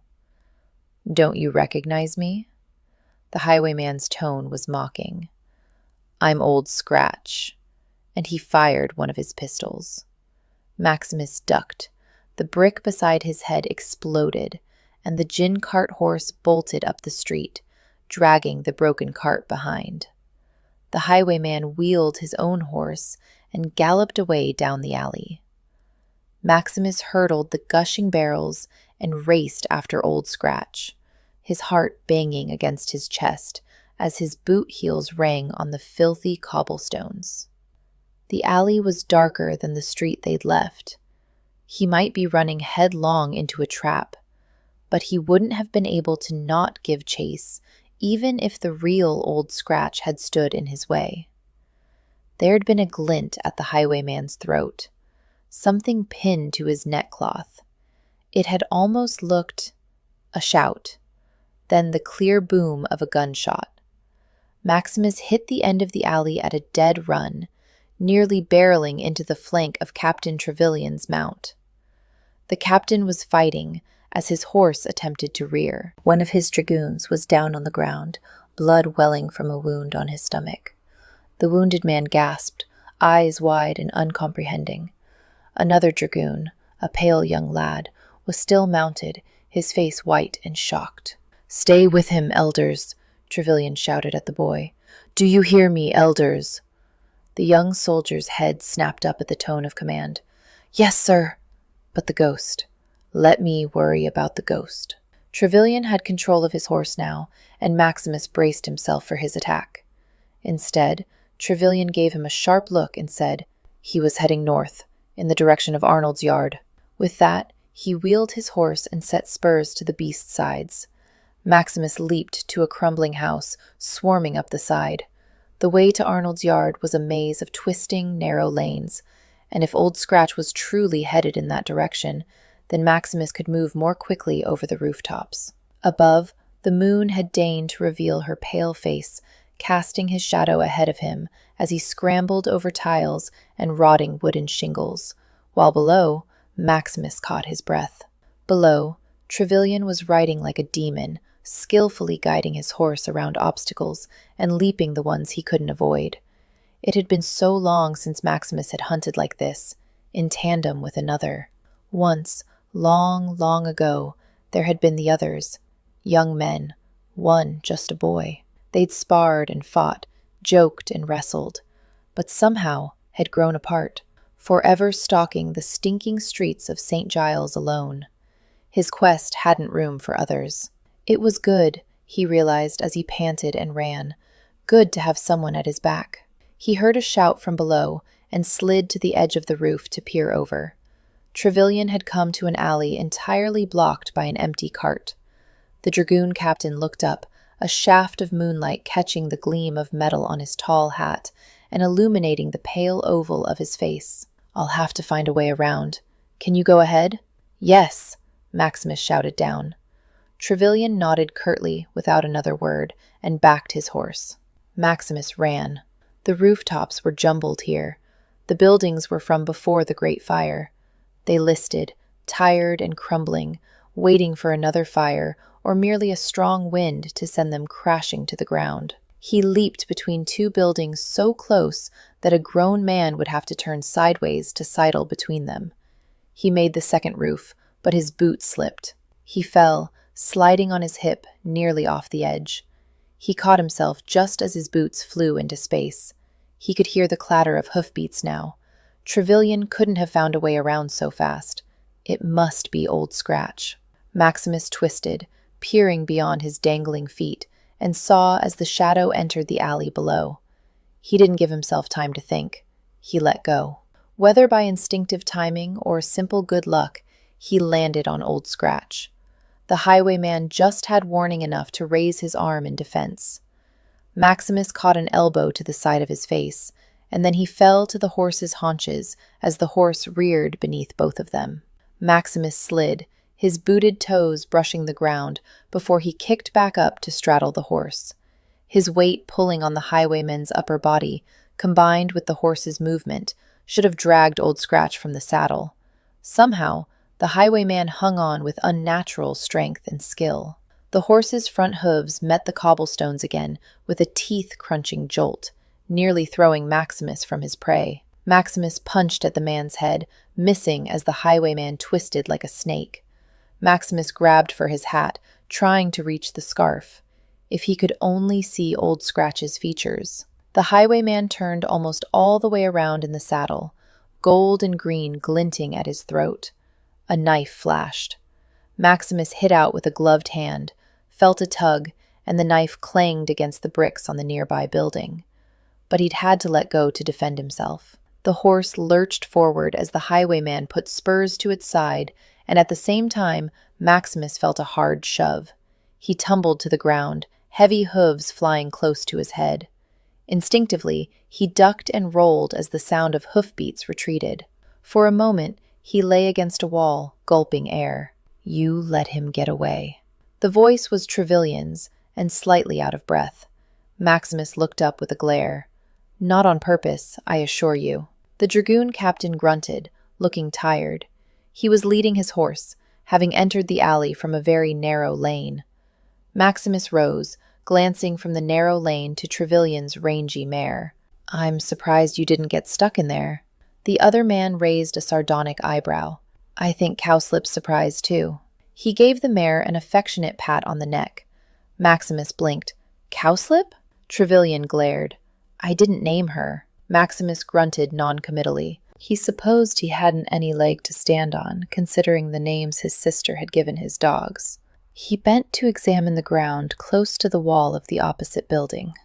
What are you looking for? He dropped his dagger. Ah. Maximus bent and picked up the knife with satisfaction, stepping closer to the dragoon and the better moonlight. The dagger was a two-edged blade, a simple, narrow triangle, with hardly any guard and a leather-wrapped handle. Maximus turned it in his hands, peering for any sort of mark without result. May I? Maximus looked up to see the dragoon captain holding out his hand. His hesitation was only a split second long, but he saw Trevelyan's knowing glance anyway. Maximus handed over the dagger. The dragoon examined it and then sighed. Common enough. It could belong to almost anyone. Almost? A corner of Trevelyan's thin lips cocked up. He's an aristocrat. I'd bet Cowslip on it. Maximus slowly nodded. Trevelyan was an intelligent officer, but then he'd always known that. Did you get a look at his face? The captain asked, handing him back the dagger. Maximus grimaced. No. Slippery as an eel. He made sure I couldn't catch hold of that scarf. Out-wrestled by a man older than you? Maximus glanced up sharply. Trevelyan shrugged at his look. He had a small bit of paunch about his middle, and he sat his saddle a bit stiffly. He's athletic, but I wouldn't be surprised if he were older than 40. He considered a moment, as if thinking over what he remembered of the highwayman, then nodded to himself. He might even be older than that. I've seen men on the far side of 70 riding to the hounds without problem. I think you're right, Maximus said. Was there anything else you noticed about Old Scratch? Maximus thought about that glint of green at the highwayman's throat and decided to keep that hint to himself. Number. What do you know of the man? Old Scratch is without fear or morals, as far as I can see. Trevelyan looked grim. He not only robs both rich and poor, he doesn't hesitate to harm or even murder his victims. How broad is the area he frequents? Only St. Giles, Trevelyan said promptly. Perhaps because he meets little resistance, or because the people here are more vulnerable and not as protected. Maximus grunted, staring at the knife in his hands. A highwayman who hunted only in St. Giles and said he'd not been back for many years? Could he be the man who'd murdered his parents so long ago? I have to return to my men. Trevelyan placed his boot in Cowslip's stirrup and swung himself up into the saddle. Maximus nodded, tucking the highwayman's dagger into his boot, and turned. Ghost. He stopped and looked at the captain. The other man's face gave nothing away. Thank you. If only Apollo could talk.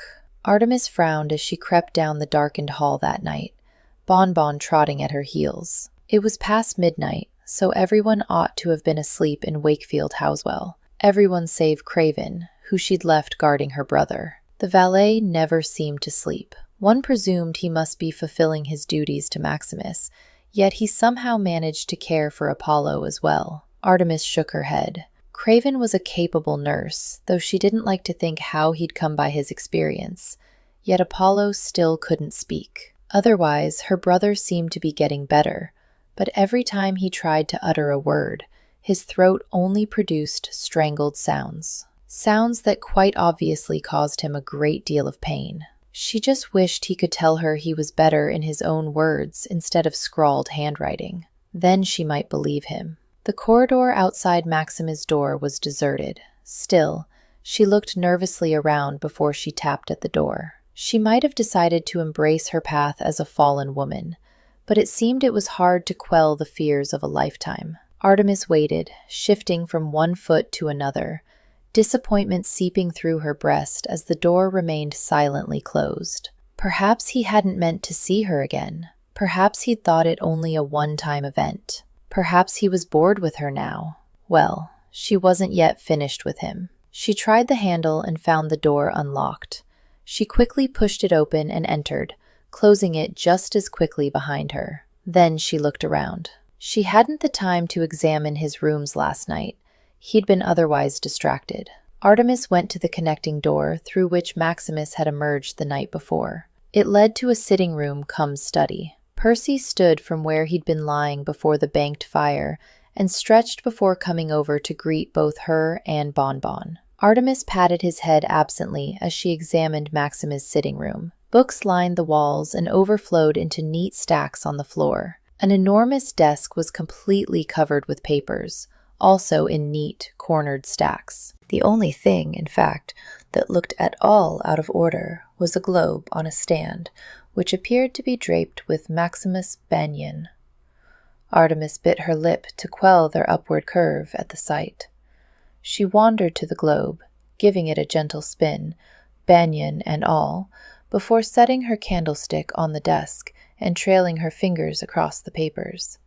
She saw a news sheet, a letter from an earl mentioning a bill before Parliament, a letter in a much less refined hand, pleading for moneys to send a boy to school, and a scrap of paper with what looked like the beginnings of a speech, in a bold hand, Maximus, presumably. For a moment, Artemis studied the speech, tracing the words and feeling warm as she followed the clear points he laid out in making his argument. She laid aside the paper and saw the corner of a thin book peeking out from under one pile. Carefully, she pulled it out and looked at the title. It was a treatise on fishing. Artemis raised her brows. No doubt Maximus had scores of streams on his properties, but did he ever have time to fish? The thought sent a pang of melancholy through her. Did he sneak peeks at his fishing book in between all his duties? If so, it shed a curiously vulnerable light upon the Duke of Wakefield. Artemis picked up the fishing book and, curling into one of the deep chairs before the fireplace, began to read. Both dogs came to settle at her feet, curled together, and then quiet descended on the room. The book was surprisingly entertaining, and she lost track of the time. When next she looked up and saw Maximus lounging in the doorway to his bedroom, watching her, she didn't know whether it had been 5 minutes or half an hour. She stuck a finger in the book to save her place. "What time is it?" He tilted his head to the side, peering at the fireplace, and she saw that a clock sat on the mantelpiece. 1 in the morning. You were out late. He shrugged and pushed away from the doorway.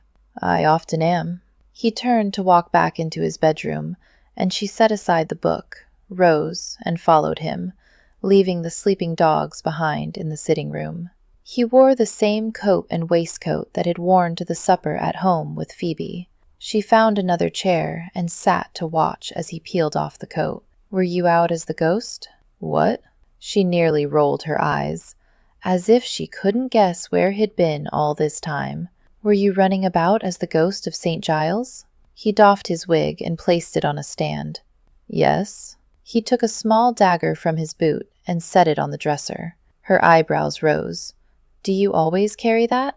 No. He hesitated. It's a souvenir from tonight. Had he fought then? Rescued some other poor woman attacked in St. Giles? Had he killed tonight? She examined his expression, but she found him impossible to read at the moment. His face was closed as tight as a locked room. The waistcoat came off next, and was thrown carelessly over a chair opposite to where Artemis sat. She wondered if he usually had Craven help him undress. Most aristocrats did, but then he seemed very comfortable in his movements. She remained silent, and at last he glanced over at her. He sighed. I was hunting a particular footpad, the one who killed my parents. I thought I might have finally found him. He trailed off, shaking his head bitterly. But I failed. I failed as I have every other night I've hunted. I wasn't even able to get close enough to see if it was the right man.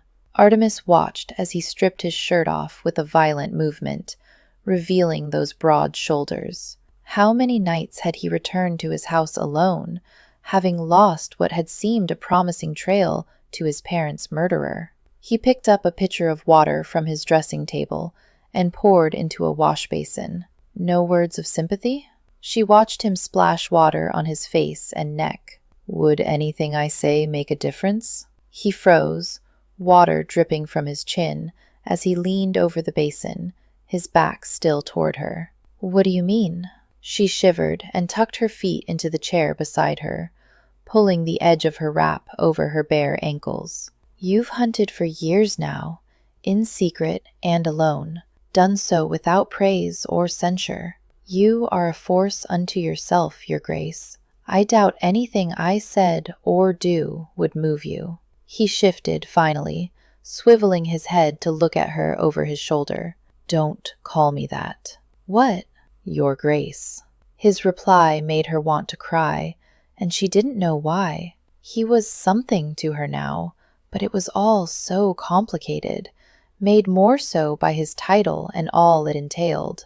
If only he'd been a pleasantly poor manna solicitor or merchant, Penelope wouldn't have been interested in him then. Artemis wouldn't bear the guilt that she was hurting her dear cousin. They could have married, and she would tend his house and cook their meals. It would have been so much more simpler. And then, too, she would have had him all to herself. He turned back to the dresser without a word, picked up a flannel cloth and rubbed it with soap. He raised one arm, the muscles flexing on his back in a rather spectacular show, and washed himself along that side and under his arm. He dipped the cloth into the basin and repeated the performance on the right side as well, before finally glancing over at her just as she shivered again.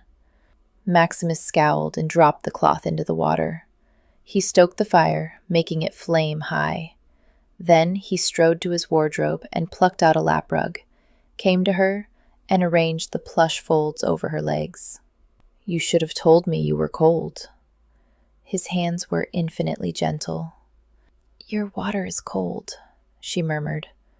Doesn't it bother you? He shrugged. I find it bracing. Then bring your cloth here. He looked at her curiously, but did as she bade. She took the wet cloth from him. Turn around and kneel. He arched one brow, and she remembered that she was ordering a duke to kneel before her. But he wasn't just that anymore, was he? He was Maximus now. Maximus, her lover. He turned and lowered himself. The fire burnished his broad back, highlighting muscle and sinew. Slowly, she drew the wet cloth between his shoulder blades. He bowed his head and arched his back. She took the hint and rubbed the cloth gently over the damp hair at the top of his neck before drawing the cloth down his spine. He drew in a breath. I was 14 when they died. She hesitated only a fraction of a second before she smoothed the cloth back up his spine. His shoulders moved restlessly. I didn't know what to do, how to find their killer. I was angry. She thought about a boy deprived of his parents in such a shocking way.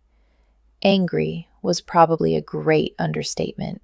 I spent the next 2 months doing what I had to. I was the Duke. His shoulders bunched and flexed. But every night I thought about my parents and what I would do to their murderer when I found him. I was fairly tall for my age, nearly 6 feet tall, and I thought I could defend myself. I started going into St. Giles at night. Artemis shuddered at the thought of any boy, for a 14-year-old youth was still a boy to her mind, going into St. Giles after dark, no matter how tall he might be. I had a fencing master, and I considered myself quite good, Maximus continued. Still, it wasn't enough. I was badly beaten and robbed by a footpad one night. I got 2 black eyes. Craven was quite angry. You had Craven even then? He nodded. Craven had been my father's valet. I suspect he made inquiries. The next day as I lay in bed, I had a caller. She drew the cloth gently over his shoulders. Who? His name was Sir Stanley Gilpin. He was a business partner and friend of my father's. Not a particularly close one, actually, as I found out later. Why did he visit? She'd finished washing his back, but she was loath to stop touching him. Gingerly, she stroked a bare finger over the bunched muscle at his neck. It was so hard. That's what I wondered, he said, swiveling his head a bit. She couldn't tell if he disliked her touch or not, but he didn't protest, so she laid her hand against his skin, feeling the heat. I'd never met him before. That first day he stayed an hour, talking about father and other more inconsequential things. First day? She questioned softly, daring to place both hands on his back. He came back? Oh, yes. He bowed his head and arched his back into her hands, like a giant cat urging her to stroke.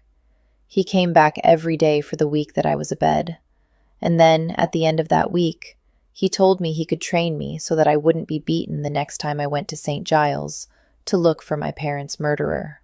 Her hands stilled for a moment as she heard his words. On the one hand, she was glad someone had cared enough, been strong enough, to train him so he wouldn't be hurt. On the other, he'd been only 14. 14 and already preparing for a life of hunting. It seemed wrong somehow. He pushed back against her hands in silent command, so she began rubbing over his shoulder blades, feeling the thick flesh bound over strong bone. He sighed, and his shoulders seemed to relax a bit. I went with him and found that he had a sort of training place, a big room in his house where there were sawdust dummies and swords.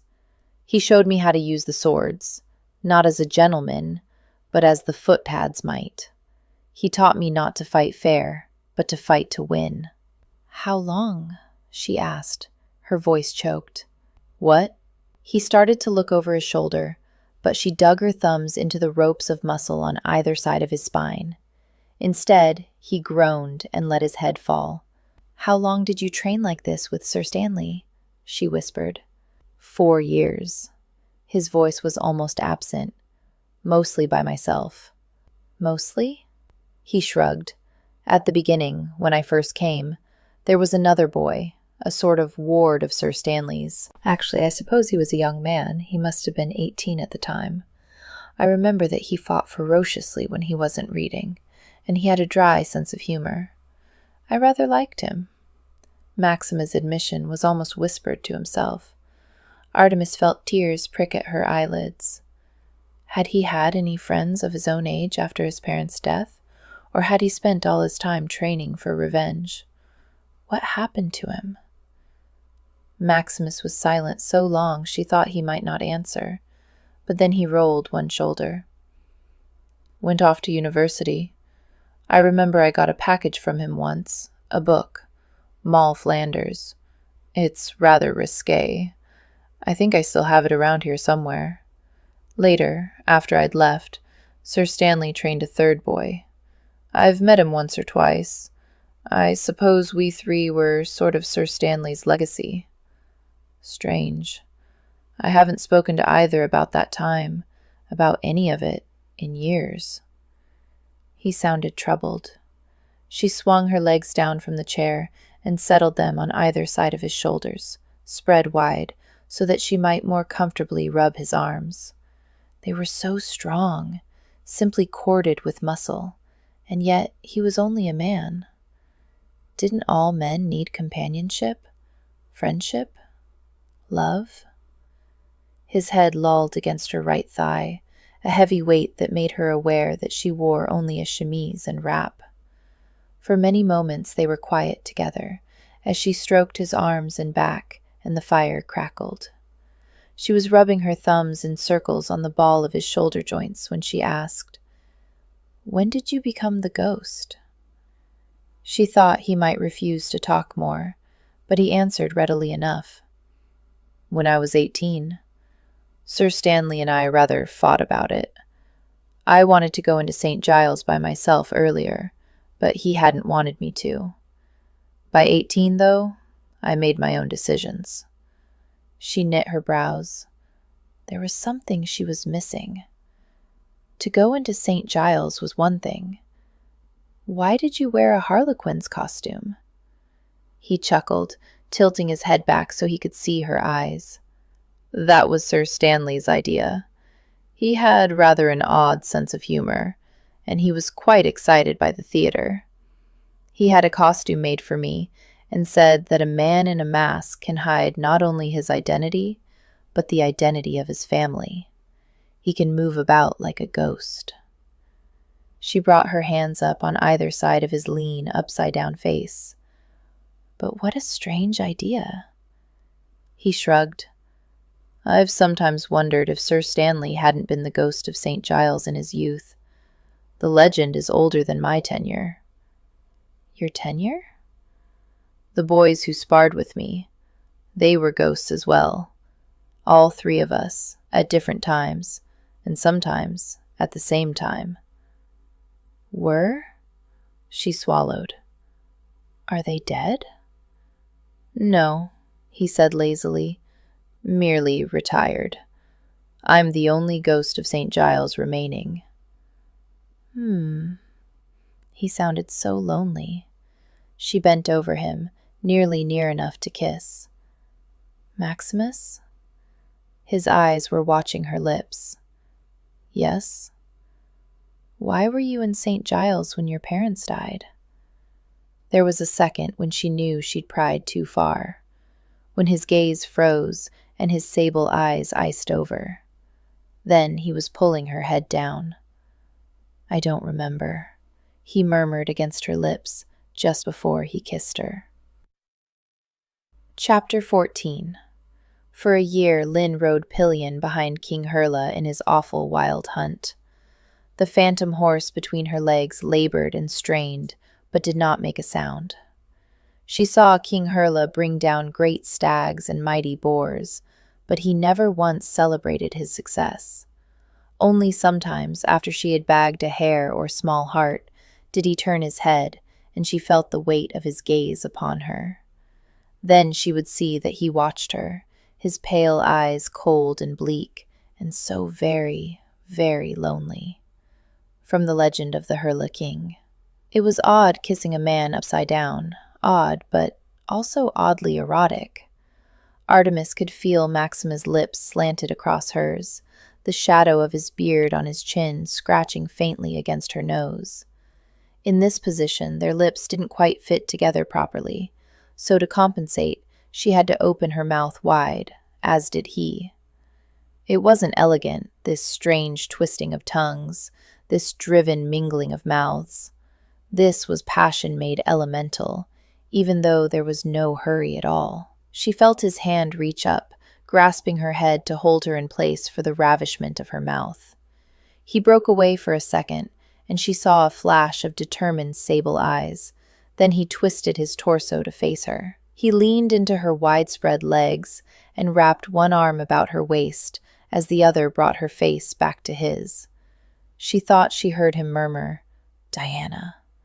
And then he was kissing her again, slowly, thoroughly. She let her lips fall apart on a gasp and felt the sure thrust of his tongue into her mouth. He didn't hurry, as if he had all the time in the world to hold her thus and explore her inner depths. She made a sound, a sort of low groan that in any other circumstances would have caused her embarrassment. But she was so drugged, so heady with the wine of his kiss, that she didn't even think about it. Nothing existed but his mouth, his lips, the thick intrusion of his tongue. She couldn't imagine wanting anything else ever.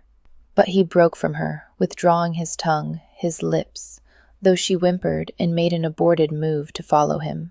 She opened her eyes to find him watching her like a predator, calculating, waiting. He held her gaze, and she saw a faint smirk curl one corner of his mouth. The rug was suddenly gone from her lap, and then she felt the slide of her skirts up her legs. "Do you remember that morning?" he asked, his voice impossibly deep. "You emerged from the pond like a goddess triumphant. You'd flaunted your ankles the day before." He brushed warm fingers over her left ankle, making her shiver. "But that morning, I saw the tender curve of your inner thigh, the sweet bend of your knee, the shy sweep of your calf. You revealed them as coyly as a siren singing a man to his ecstatic death. And you didn't even know it, did you? By the time you reached the shore, I was hard as iron." She blushed at his words, remembering that morning. She had no idea she'd affected him so. To think that they'd talked calmly, and all the time his penis had been engorged with want for her. The very thought made her wet. Her gaze darted down to his hands on her thighs, and then back up to meet those knowing, watchful eyes. He smiled, as if he could hear her thoughts. He was bunching the skirts of her wrap and thin chemise in his big fists, slowly drawing the fabric up, revealing her legs. And if she didn't protest, much more. And this time, she knew exactly what the sight of her legs did to him. He silently cocked an eyebrow in challenge. But if he was a predator, all masculine danger, then she was his rightful mate. She'd roamed the forest alone as a child, had swum the pond, stalked squirrels, climbed trees like a wanton. Deep inside, hidden by the bland costume of a lady's companion, she was just as dangerous as he, just as daring. So she let her own mouth curl as she leaned back in the chair. If he expected maidenly fear or outrage from her, he'd be disappointed. She wasn't a maiden anymore. His eyes lit with almost boyish mischief, his usually stern mouth curling further, and he inclined his head, just slightly, as if in approval. And then he pushed her skirts up over her hips in one movement, bearing everything below her waist to his gaze. She swallowed a gasp. He wouldn't frighten her into crying off. He held her gaze, not even looking at what was spread just below his chin, as he turned his body completely, slowly thrusting his long legs under the chair so he sat on the floor, facing her, her lap like a feast before him. His thumbs rubbed slow circles on her hip bones, as if to gentle her, or maybe to keep her relaxed. Although, if that were his purpose, it wasn't working. She still held his gaze in defiance, but her breath was quickening as if she were climbing a staircase. Abruptly, he looked down. He stilled, simply staring at her. He made no movement, but there was a wild possessiveness in his eyes that made something inside her stretch and purr in response. He wanted her, wanted this part of her. She was suddenly jealous of any other woman he'd ever looked at like this. He hadn't the right. They hadn't the right. This look, his expression, This moment was only between them and no one else. They were a universe of two. It was almost unbearably intimate, but she made herself watch as he spread wide his fingers and drew his hands down over her hip bones, over that tender spot where thigh met hip, until his forefingers brushed her curling hair. His thumbs continued down under her leg until he held each of her upper thighs in his hands. He pushed, slowly, inevitably, making her widen her legs further, helping her to hook one leg over the arm of the chair, until she lay open before him, a lewd offering. He bowed before her then, like a priest worshipping at an altar, and she watched, her breath catching and breaking in her lungs, as he licked her. The touch of his hot, moist tongue against her there was so exquisite that she trembled and shut her eyes. It was the most amazing feeling, both terrible and right, and she knew that she would never be the same after this moment. Here, now, he was tearing down the walls of her facade, crumbling the stone, dissolving the mortar, laying bare the woman within, and the most frightening thing was she wasn't completely sure who that woman was. She'd never met her. He spread her folds with his thumbs and licked into her crevasse, and she arched her neck and groaned, loudly, deeply, without any way to stop the sound. She felt him open his mouth against her flesh, as if he would inhale her, and her heart beat so fast she thought she might die. He laid the flat of his tongue against her nub, and pressed and kissed and sucked, and she swore her heart stopped beating completely. It was like a seizure, like a spasm of the soul.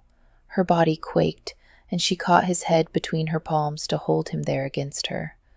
Her hips moved gently beneath his mouth, rising and falling to meet his relentless kiss.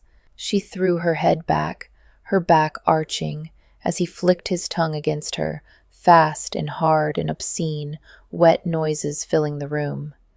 She didn't know if she would survive if he went on, but she knew she would die if he stopped.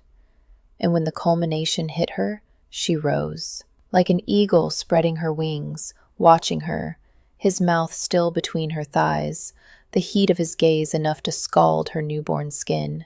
She swallowed, caressing his cheek, and tried to think of some way to express her gratitude, but she'd lost the art of language. He lifted his head then, and she couldn't even find the stamina to resent the self-satisfied curl of his lips. He put his hands on her waist and pulled her, gently helping her to fall into his lap, her legs straddling his. He placed one hand at the back of her head and kissed her, and when she tasted a kind of tang on his lips, she knew where it had come from. Without speaking, he kicked the chair away so that they sat together in front of the fire, all alone. He leaned into her, softly kissing the tender skin under her ear, and whispered, "Wrap your legs about me." She shifted languidly, for there was no reason as far as she could see to hurry this. But when her softness was open and exposed by her position, she could feel how hard he was, how insistent. He might not have the same mind as she about the urgency of the matter. When he slid a hand between them, she twined her arms around his neck for balance and leaned back to watch. He was working at the falls to his breeches. She cocked her head as he fumbled one-handed, his other hand braced against the floor to keep them both upright. She looked back up at him from beneath her lashes. "Would you like some help?" He punished her for her amusement by nipping at her mouth. For a moment, she became lost in their play, in the impatient kisses he gave her. She leaned away and unbuttoned his falls with calm deliberation. He, sadly, was not as calm as she. "Diana," he growled, cutting off his own words with an oath as she worked his penis free of his falls and breeches. It was the first time she held him any man, and she took the opportunity to examine the prize in her hands. His skin was soft, and it surprised her that this most masculine part of him was so velvety. She stroked him with her fingers, marveling at the hardness under the skin, the thick ropes of veins climbing the length. His foreskin had retreated back from the broad head, and a bead of liquid purled at the tiny slit. She delicately touched her finger to the drop, stroking the liquid over his ruddy head. The column in her hand flexed at her touch, and she wanted to laugh, to sing, though her voice wasn't anything wonderful. This was so special, so curious, how he was built, that he would let her play with him. She shot him a look from under her brows and saw that he had an extraordinary expression on his face, a kind of fond hunger. "Diana," he breathed, and caught her lips with his. Suddenly, she no longer wanted to play. There was a coiling within her, drawing her body tight again, building to what she now knew was unbearable pleasure. She shifted closer, rucking her skirts up and bringing the tip of his hard penis against her folds. They still kissed as she rolled her hips, her breath stuttering when she used him to rub herself. He opened wide his mouth and kissed her deeply, shoving his own hips up. She knew what he wanted, what he probably needed at this point, but she too needed just a little more. She caught her breath, writhing as she slid him through her slippery folds. He was so hard, so wide, so absolutely perfect. He might have been made expressly for her. Well, in a way he was, wasn't he? But his patience broke. He grasped her waist and raised her, looking her in the eye fiercely. "Hold me there." So she reluctantly put him to her entrance, holding him steady as he let her weight bear down. As he joined with her, he watched her even as she gasped at the intimate intrusion. She was still a little sore from the day before, and she stiffened. He paused, his fingers stroking the small of her back through the frail materials of her chemise and wrap. "Easy."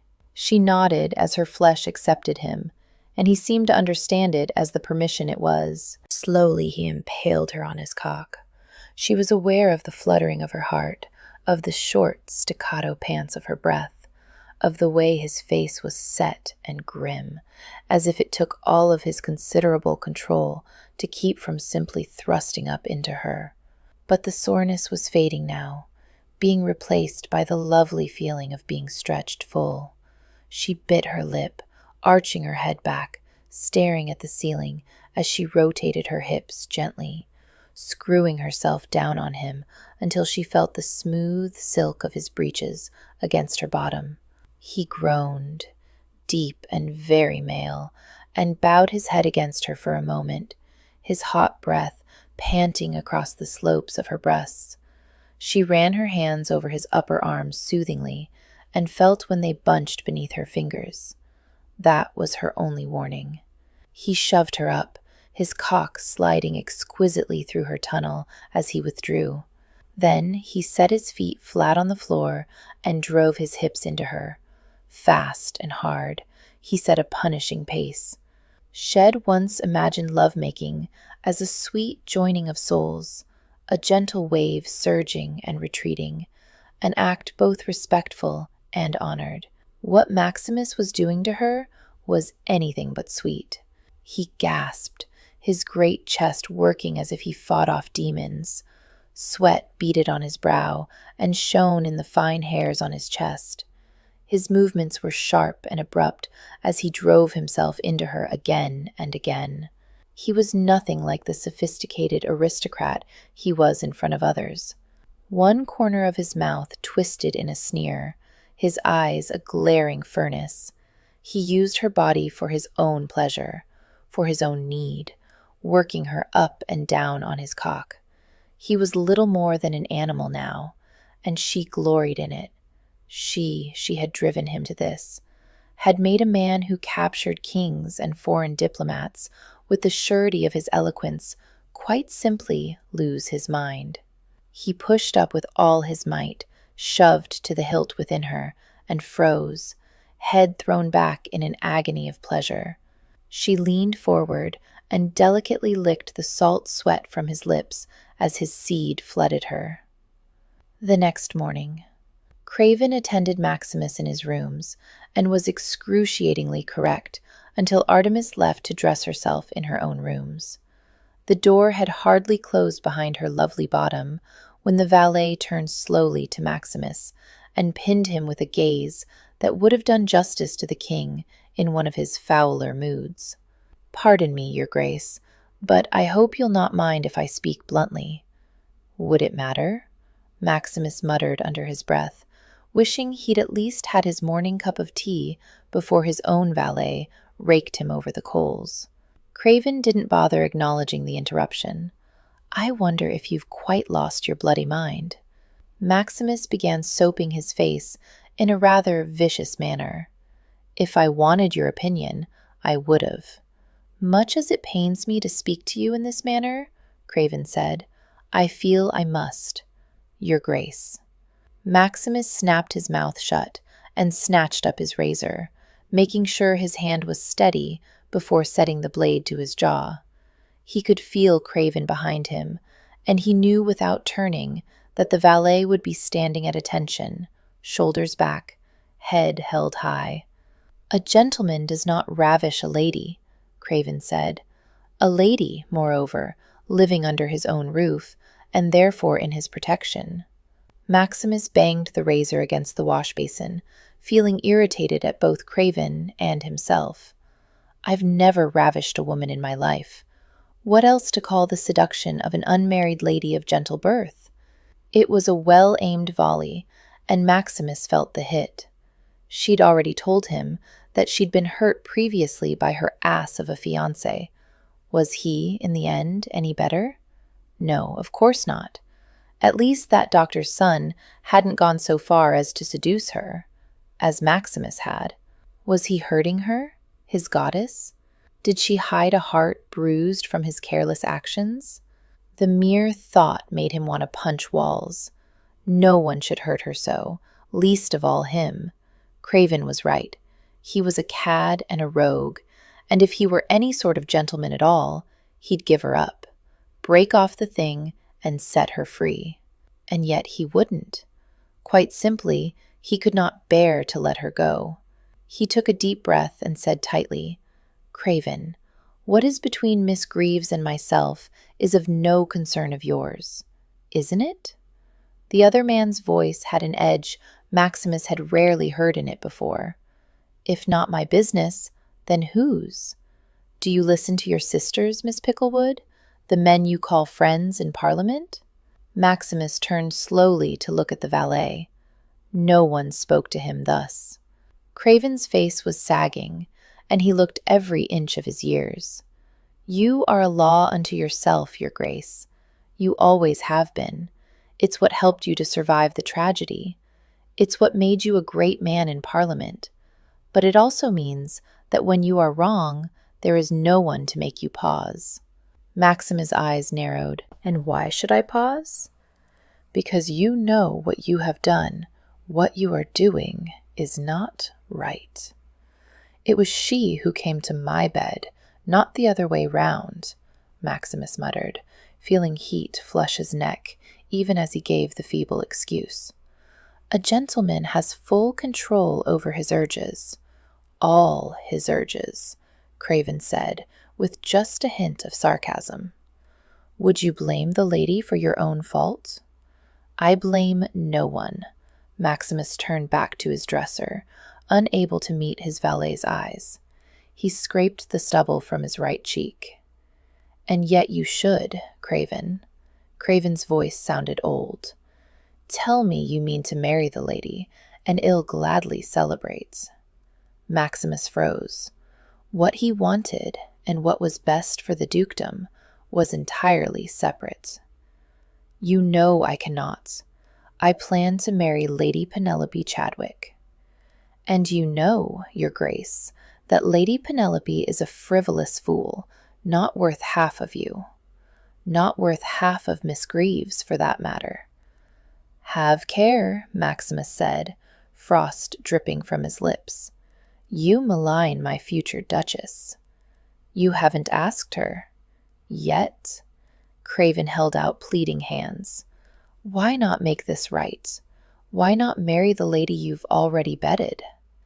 Because, as you well know, her family is diseased with madness. So are half the aristocratic families of England, Craven snorted.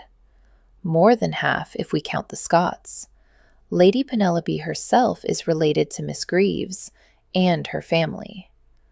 By your estimation, she is not fit to be your duchess either." Maximus gritted his teeth and breathed out slowly. Craven had been there at his christening, had taught him how to shave, had stood behind him when he'd laid his mother and father in a cold crypt. Craven wasn't just a servant to him, which was why Maximus made sure to keep his voice level as he discussed something so utterly private with the man. "Lady Penelope doesn't have a brother who is a murderous madman. To take Miss Greaves as my duchess would taint the dukedom. I owe it to my forebears, to my father." "Your father would never have made you marry Lady Penelope," Craven cried. "Which is why I shall marry her," Maximus whispered. Craven simply looked at him. It was the same look he'd given Maximus when he'd snapped at one of his sisters as a youth, when Maximus had drunk too much wine for the first time, when he'd refused to speak for that fortnight after his parents' death. It was the look that said, "This is not behavior becoming of the Duke of Wakefield." That look had always stopped Maximus, but not this time. This time, he was the one who was right, and Craven who was in the wrong. He could not marry Artemisia's debt to his father's memory, to what he must be as the Duke in order to make something right, did not allow it. But he could have her and keep her and make her his most secret desire, because he wasn't sure at this point that he could live without her. He looked at Craven, and he knew his face had assumed the cold, stony mask that made other men glance away. "I will marry Lady Penelope, and I will continue bedding Miss Greaves as I see fit. And if you are unable to reconcile yourself to those facts, you may leave my employment." For a moment, Craven merely looked at him, and Maximus was reminded suddenly of his first sight the day he woke after his parents' murder. It had been Craven's face as he'd slept in a chair by Maximus' bedside. Craven turned away and left the bedroom, shutting the door gently behind him. It might as well have been a gunshot to Maximus' soul. Chapter 15. Now Tam rode behind the Hurla king, and though she tried to talk to him, never in that year did he speak to her or make a sign that he knew her. Still, when the night of the autumn harvest next came, Lynn took a deep breath and did as the little man in the hills had bid her. She reached back and dragged her brother from his ghostly horse, gripping him tightly. Immediately, Tam turned into a monstrous wildcat. The steps to Maximus' cellar were damp. Artemis climbed down carefully, for she held Apollo's breakfast in her hands: tea, bread thickly spread with butter and jam, and a huge dish of coddled eggs. The maid had looked at her a little oddly when she'd requested such a large breakfast, but was obviously too well trained to inquire about her unladylike appetite. Now Artemis balanced the wooden tray on one hip as she fumbled with the key to the door. It seemed rather odd to lock Apollo in like this. Surely no one would dare investigate the Duke's cellar, but both Maximus and Craven had insisted it was for the best. Inside, nothing seemed to have changed since she'd bid Apollo good night only hours before. The brazier still cast a dull light, and Apollo sat upon the narrow cot. But as she drew nearer, she saw there was one very large difference. Apollo had a ball and chain around one ankle. She stopped short, only feet from him. "What's this?" He might be half starved, beaten near to death, and for some reason still unable to speak, but her brother had never had any trouble expressing his thoughts to her. He rolled his eyes, then he looked down and started theatrically at the ball, as if he'd never seen it before. The skittish movement was quite silly when made by such a large man. Her lips twitched, but she stilled them. This was a serious matter. "Apollo," she said warningly, setting the tray on the bed next to him. The chain was long enough that he could easily reach a covered commode, not that far away, and the brazier, but nothing else. Who did this? Maximus? He didn't deign to reply, tearing into the bread before halting for a moment and then beginning to eat again, almost daintily. Artemis frowned at his odd behavior, but was distracted by the chain clinking against the stone floor as he shifted to reach for the teacup. "Apollo! Answer me, please. Why would he chain you?" He gazed at her over his teacup's rim as he sipped before shrugging and putting down the cup. He picked up the notebook that had been left on the floor by the cot and scratched something out with a pencil before handing it to her. Artemis glanced at what he'd written. "Mad." She scoffed, thrusting the notebook back at him. "You know you're not." He paused, his fingers upon the little book, to flick his eyes at her, and she saw them soften. Then he pulled the notebook from her hands and wrote something else. She sat beside him to read. "Only you, sister dear, think me sane. I love you for it." She swallowed and leaned over to buss him on the cheek. At least he'd shaved. "And I love you too, though you drive me half mad." He snorted and dug into the eggs. "Apollo?" she asked softly. "What happened in Bedlam? Why were you beaten so badly?" He took another bite, refusing to meet her eyes. She sighed and watched him. Even if he was too stubborn to recount what had caused a boot to be thrust into his throat, she was glad that he was safe and had enough food. She glanced again at the chain on his ankle. He might be safe, but he was chained like an animal again, and that simply wouldn't do. "I'll talk to Maximus. He'll understand that you were wrongly accused, and not mad at all." She said it confidently, even though she was beginning to doubt that Maximus would ever change his mind. And if he didn't? She couldn't leave her brother chained here. It was little better than Bedlam. He chewed, looking at her narrowly, and for some reason his expression made her nervous. He picked up the notebook and wrote one word. "Maximus?" She could feel heat climbing her cheeks. "He's a friend." He cocked a sardonic eyebrow as he scribbled, the pencil hitting the paper with an audible thump when he made the period. "He must accord you a very good friend indeed to rescue me from Bedlam on your word. I suppose he thought it a good deed." He arched an incredulous eyebrow before writing, "I've lost my voice, not my power of reason." Well, of course not, but he kept writing. "I don't like such closeness with a duke." She lifted her chin. "Would you have me only associate with earls and viscounts then?" He bumped her shoulder with his and wrote, "Very funny. You know what I mean." He was the dearest person in the world to her, and she hated to lie to him. Still, the truth would do nothing but anger him. "Don't worry about me, darling. A duke would never be interested in a lady's companion. You know Lady Phoebe is my friend. I'm here to act as her companion while her cousin, Miss Picklewood, is away. Nothing more." He stared at her suspiciously until she pointed out that his tea would grow cold if he didn't finish his breakfast. After that, they sat together in companionable silence as she watched him eat. But she couldn't shake her own words, for without meaning to, she'd spoken the truth. A duke truly didn't have any reason to consort with her. Maximus had never said anything about making their arrangement more permanent. What if he only wished to bed her for a few nights and nothing more? What would she do then?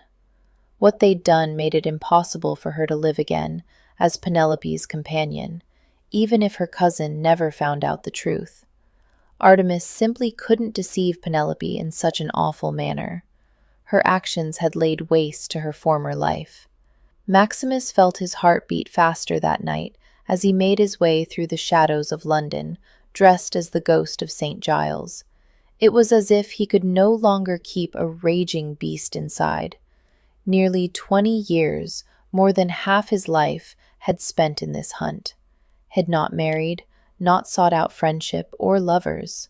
All his time, all his thought, all his soul was bent on one thing: avenging his parents, finding their killer, making the world somehow right again. And tonight, now, he was as close as he'd ever been to failure. It began to rain, as if the heavens themselves wept at his weakness. He paused, tilting his face to the night sky, feeling the drops run cold down his face. How long, Lord, how long must he search? Was Craven right?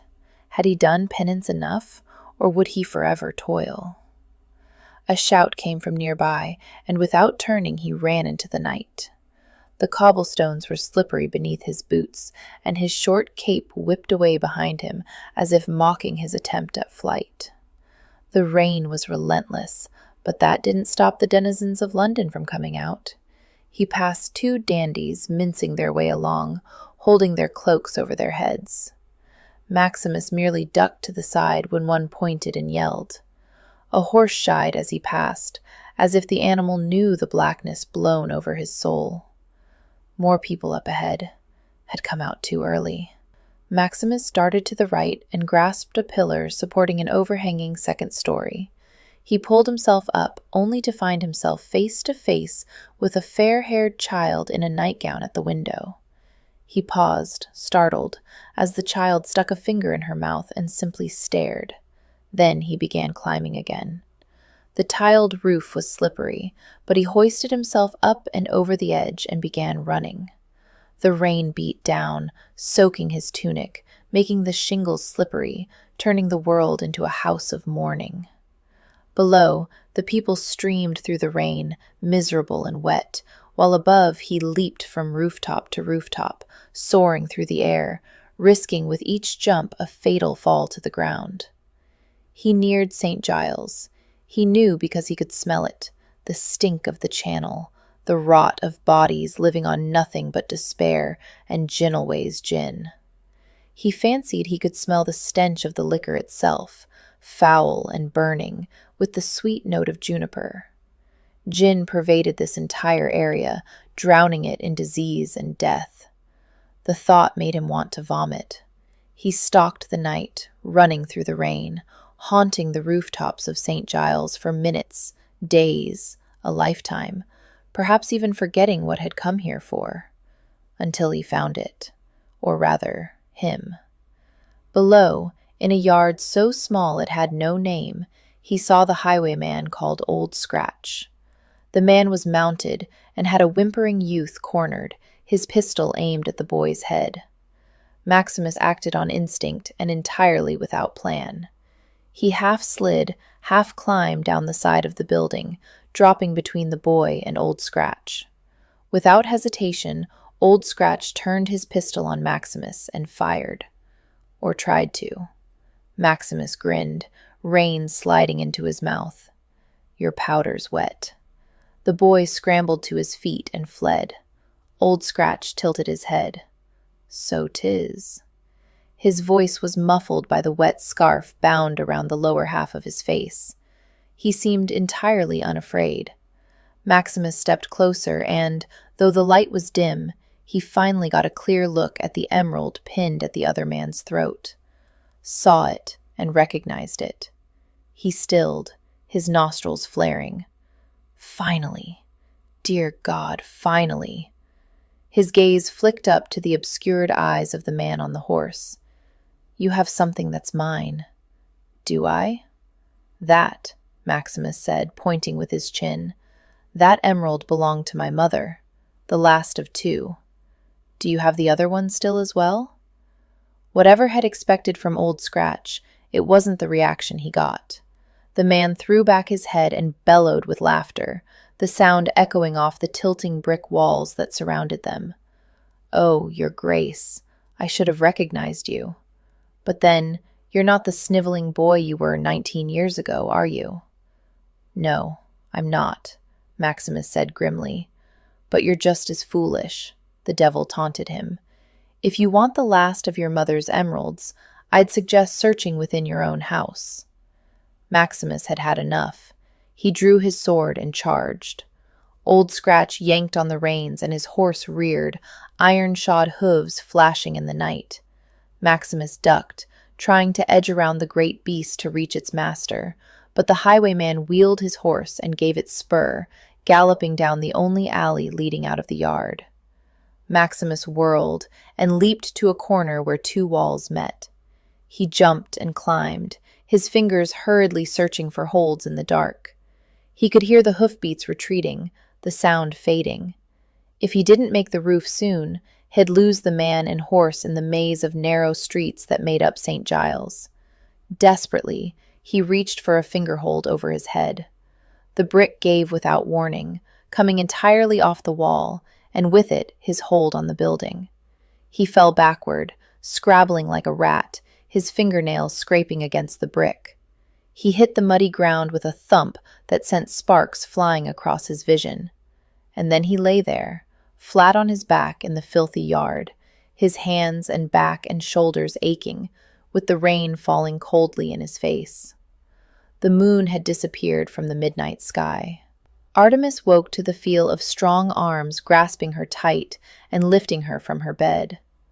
She should have been alarmed, but all she felt was a strange rightness. She looked up as Maximus carried her into the corridor outside her room. His face was set in grim lines, his eyes drawn and old, his mouth flat.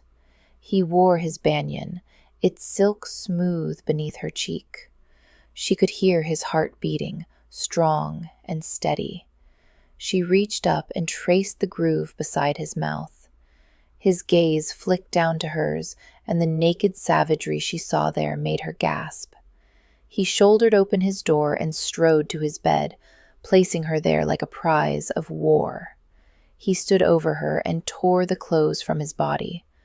"Take it off." She sat up to pull her chemise over her head, only just in time. Naked, he crawled over her, his body hot and hard. "Never sleep anywhere but in my bed." She might have protested, but he turned her roughly so that she lay on her stomach, her cheek pressed into his pillow. He lay on top of her, his upper body braced on his arms, but his hips and legs weighing her down, trapping and holding her. "You're mine," he said, laying his cheek against hers. "Mine and no one else's." "Maximus," she warned. "Yield, Diana," he whispered, parting her legs. She could feel the thick heat of his cock pressed hard on her bottom. "Yield, warrior maiden." "I'm not a maiden. You took that." "And I would again," he growled. "I'd steal you away and keep you in a castle far from here, far from any other man. I'd guard you jealously, and every night come to your bed and put my cock into your cunny and fuck you until dawn." The crude words, the near mad sentiment, should have frightened her. Perhaps there was something amiss with her makeup, for they merely made her warm. No, hot, near burning. It was all she could do to stop herself from squirming beneath him. "Do you want that, Diana?" he muttered into her ear, his breath humid on her skin. "Do you want to be mine, and only mine, away from this cursed world, in a place inhabited by just we two?" "Oh, yes," she said, her voice fierce. He levered himself up. "I'd go a-hunting in the day, and kill a fine stag. I'd bring it back to our hidden castle, and dress it and cook it over a fire, and then I'd sit you on my lap and feed you, morsel by morsel. All your sustenance would be by my hand, and mine alone." She laughed then, for she knew he didn't truly want such a biddable doll. She squirmed and turned in a sudden movement so that she lay facing him. "No, I'd hunt with you by your side," she said, as she reached up to pull his face down to hers. "I am your equal, my lord, your equal and mate." "So you are," he breathed, and bit her lip. She tasted rain on his mouth, rain and wine and something much darker. Something was driving him, and she needed to talk to him about her future and about releasing Apollo. But right now, in this moment, she wanted none of reality. Reality was a screeching harridan who never could be made happy. If she couldn't have happiness, then she could at least have this. She opened her mouth wide and bit her mate back, digging her nails into the nape of his neck as if to hold him as fiercely as he held her. His chest rubbed against her nipples, and he felt warm and male. His arms braced on either side of her head, a welcome cage, and between her legs he worked his cock against her, making her slick. He pulled back, like this, and he flipped her again. She growled a protest, and he actually laughed. "Magnificent Diana," he murmured into her ear, rubbing himself against her like a great tiger. "I'm going to fuck you now." She arched against him, part in protest at being used so cavalierly, part in sheer excitement. She felt his cock sliding into her crevasse, seeking, prodding.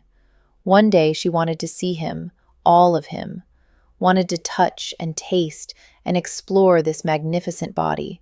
But at the moment, all she wanted was to have him in her. She got her wish. He thrust deep, breaching her in one violent movement, his hips coming to rest right against her bottom. She groaned, biting her lower lip. She could hear him panting in her ear. In this position, pressed into the bed, she could hardly move, much less get the leverage to push back. He seemed to realize her predicament. He laughed low in this throat, the sound vibrating against her back, and ground into her. She could feel him, full and rock-hard inside her, and his small, deliberate movements seemed to press against something deep inside her. She felt herself growing impossibly wet, swelling with tension. She shifted her hips as much as she could, and the tiny movement prompted a growl from him. He caught her ear between his teeth as he ground deeper. "Yield, sweet, sweet Diana," he whispered in her ear. "You are so hot, so wet for me. I would stay here within you forever, holding you, compelling your submission." She tried to get her arms beneath her, to somehow push herself back against him, but he only chuckled, pulling back just enough for her to feel the head of his penis stretch her entrance before shoving back into her again. He suddenly thrust his arms under her, holding her tight as he found one breast and cupped it. His long legs braced on either side of hers, squeezing and immobilizing her. "Diana," he murmured in her ear, licking. "Diana, you are everything I've ever wanted and shall never have." Tears pricked at her eyes, and she opened her mouth to sob. "That's it," he said. "Weep for me, bear my pain, take my cum, for I can give you nothing else." And he thrust into her in hard, sharp punches, each movement striking against that place within her. She gritted her teeth and bowed her head into the pillow. It was too much, too little, a continual assault against her senses. He laid his cheek against hers, and she felt something wet between their skin. "Come, O Diana, wash me in your passion." She tensed and shuddered, once, twice, thrice, like a seizure, like a piercing of the soul, like the death of hope. He sagged onto her, heavy as lead, but she was loath to make him move. Something had happened tonight to make him so wild, something dreadful. She turned enough so that she could stroke the back of his head, feeling the shorn hair brush her palm. "What is it? What has happened?" He rolled off of her, but wrapped his arms around her as if he couldn't stand not to touch her. "I met him tonight, the man who killed my parents. Met him and lost him." Her heart stopped. "Oh, Maximus," he laughed, a dry, awful sound. "He's a highwayman who calls himself Old Scratch. My mother," she heard him swallow before he tried again. "My mother was wearing the Wakefield emeralds the night she died, a fabulous necklace with 7 emerald drops that hung off a central diamond and emerald chain.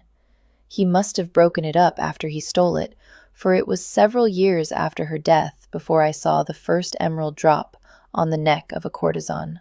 It's taken me years, but I've collected the pieces one by one, the central chain and 5 of the 7 drops. Last night, I saw something emerald pinned to Old Scratch's neckcloth, but I couldn't get close enough to be sure. Tonight, I did. He wears one of my mother's emerald drops. I asked him about the other, and do you know what he said? No, Artemis whispered, a dreadful feeling welling in her chest. Maximus' lips twisted. He told me to look within my own house. Artemis sat up. Oh, dear God. Chapter 16. Lynn held fast to her brother, even as the wildcat clawed her, for she'd been told by the strange little man in the hills that if she let go of her brother before the cock's first crow, they would both be doomed to the wild hunt forever. So Lynn grasped Tam as they rode through the night sky, and the King gave no word that he saw the struggle right behind him, but his fist tightened on his horse's reins. Then Tam turned into a writhing serpent. From The Legend of the King. Maximus stared at the single emerald drop in Artemis' palm. She'd hastily donned her chemise before running back to her room without telling him why, only to appear moments later with her hand fisted around something. Now he wondered if he should feel betrayed. Where the hell did you get that? Her hand clutched the pendants protectively. Well, it certainly isn't what you may be thinking. He blinked and raised his gaze to her face at her indignant tone. Her beautiful gray eyes were wary. They'd made love not moments before, and yet the bed felt cold now. What am I thinking? She raised her eyebrows haughtily. That I'm somehow involved with the murderer of your parents. Stated baldly like that, it was obviously preposterous. He shook his head. I'm sorry. Tell me. She cleared her throat. My brother gave it to me on our 15th birthday. He stiffened. Kilbourne? Yes. Maximus looked down, thinking. The murderer had been cautious. Maximus had only discovered the first drop nearly 10 years after the murder. By tracing back through the sale of the drop, he'd realized that the jewel had only been originally sold months before. Unfortunately, that drop had been a dead end, quite literally. The owner of the original pawn shop where the emerald drop had been sold was found lying in a pool of his own blood. Maximus had bought the last pendant over 3 years ago. Likely the murderer had begun to realize that Maximus was collecting the jewels, and that they might provide a link back to the murderer. But if Artemis was correct, then the jewel she wore had come into the possession of her brother before the other drops had begun to be sold, before the murderer knew how dangerous the jewels were to him. Kilbourne might have the clue to help him find the murderer. He might even know the murderer himself. Maximus' head snapped up. Who did your brother get it from? I don't know, she said simply. He never said. I didn't realize it was a real emerald until I tried to pawn it a couple of months ago. He stared at the emerald for a long moment before rising from the bed and going to the iron box on his bedside table. He took the key from a hidden drawer in the table and opened the box. The top held a shallow tray, perfectly fitted to the inside. He'd had it lined in black velvet. On it lay what remained of his mother's most prized possession, the Wakefield emeralds. He felt Artemis come up beside him to look, and then she took his hand and pressed the emerald pendant into his palm. He wrapped his fingers about her hand for a moment before letting go, suddenly realizing what she'd given him, the missing piece to Old Scratch. With this, he might be able to find who the man really was. Maximus swallowed, reluctant to look at her, for it wasn't only gratitude that swelled within his chest. Gratitude was the least of the emotions he felt for her. He laid the pendant in its place beside her sister's. There's one still missing, she said, leaning her head on his arm. The pendants lay in an arc around the central chain with one noticeable gap. Yes, the one Old Scratch wears at his throat. He closed the box and locked it again. When I have it, I intend to have them all reattached. And then you'll give it to Penelope, she said quietly. He flinched. Truly, he'd never thought that far ahead. Finding and restoring the necklace, bringing his parents' murderer to justice, and achieving some kind of redemption occupied all his thoughts. He hadn't considered what, if anything, came afterward. But she was right. The necklace belonged to the Duchess of Wakefield. He turned to look at her, this woman who had given her body and perhaps her soul to him.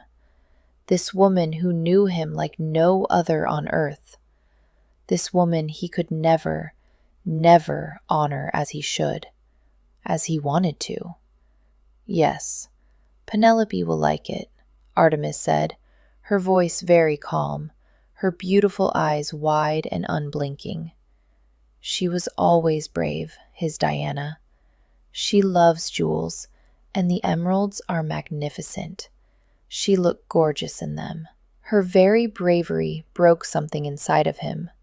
She showed no trace of jealousy, no rage that he might bed another woman, and somehow that made him want to break her too, to make her say how obscene this was, to make her put her rightful claim on him. She'll be magnificent, he said cruelly. Her black hair will make the emeralds glow. Perhaps I'll buy her emerald earbobs to match. She watched him steadily. Will you? And he knew somehow, no matter what happened, that he'd never buy Penelope Chadwick emerald earbobs. No. He shut his eyes, breathing. If she could withstand this, then so could he. At least he'd have her no matter that it would be only partially and badly. He could not give her up, so he vowed to take what he could of her. Maximus closed and locked the box before taking Artemis' hand and pulling her gently down beside him in the bed. He arranged the covers over her as tenderly as if she were a queen and he a lowly cavalier. I'll ask your brother in the morning. She huffed and laid her head on his shoulder. I know you think Apollo is a murderer, but he couldn't have been part of your parents' murder. He was much too young. He reached to pinch out the candle. I know, but he may know the murderer, or someone who does. In any case, I must question him. She murmured sleepily. Maximus? Yes. Did you have my room searched at Pelham House? He tilted his head to peer at her face in the dark. She seemed perfectly serious. What? She traced a circle on his chest with her finger. The morning you sent the messenger to inform me you'd rescued Apollo, someone searched my rooms. She knit her brows and looked at him. When I realized that the emerald was real, I started wearing it all the time. I just didn't know what else to do with it. It was so expensive. And then, when I got your signet ring, I strung it on the same chain. He remembered the chain she'd been wearing when she'd given him back his signet ring. He frowned. Then why haven't I ever seen the emerald on you? A blush rose in her cheeks. I took it off before we'd. Anyway, I left the woods at the Abbey after you'd already raced off, and I forgot to put my fichu back on. My necklace was visible for a moment, with both the emerald drop and your signet ring on it. He understood at once. Any of the guests could have seen it. She nodded. Yes, if one of them saw the emerald on you, he said slowly, staring into the darkness about the bed, and then searched your room looking for it, then the murderer might have been at Pelham, might have eaten at my table. The mere thought filled him with hot rage. She stroked his chest as if to soothe him. Then it could be any of the men? He considered. Watts is younger than I. Surely it isn't he, then. He nodded. That leaves Ottershaw, Noakes, Barclay, and Scarborough. who had been a friend of his parents. For a moment they were quiet, contemplating the possibilities. Then he stirred. "Thank you." "What for?" He shook his head, for a moment unable to speak. Finally, he cleared his throat and said huskily, "For believing me, for telling me all this, even when I was initially foul to you, for being here." She didn't answer, but her hand moved on his chest until it lay exactly over his heart, and there it stayed. Maximus opened his eyes the next morning to the warm scent of Artemis in his arms. For the first time in a very long while, he'd neither dreamed nor woken in the night, and he felt, in body and soul, content. He leaned forward to nuzzle his lips against the nape of the sleeping woman he held. She was so warm, so soft in sleep, with none of the prickling edges of the maiden warrior she showed when awake and alert. He loved that maiden warrior, the woman who looked him in the eye and told him they were equals. But this sweet, vulnerable lady made his heart ache. Like this, he could imagine that she would yield to him, come softly into his arms, and agree to all that he said. The mere thought made him huff a breath of laughter against her hair. She stirred, making a small moaning sound. "What time is it?" He glanced at the window, bright with the sharp, new light of day, and made an estimate. "Not more than 7 of the clock." She exclaimed and tried to move away from him. He hugged her tighter. "Maximus," she said, her voice gruff with sleep. "I have to leave at once. The servants will be up." He bent and licked her neck. "Let them be up." She stilled, her face turned away so he couldn't see her expression. "They'll see me. We'll be discovered." He pulled back a little to try and see her face, but her hair had fallen over it, making her look like a naiad in mourning. "Does it matter?" She turned then to lie on her back, looking up at him. Her dark brown locks fanned out around her serious face, and a bold nipple peeked from beneath the sheets. He noticed that she had a triangle of tiny moles just below her right collarbone. Her dark gray eyes were lovely looking up from his pillow. "Then you don't care if everyone knows?" He bent to taste those moles. "Maximus." He swallowed and raised his head. "I'll buy you a house." She lowered her eyes so that he could no longer see their gray depths, but didn't speak. His contentment was leaching away, an urgent need to make her agree taking its place.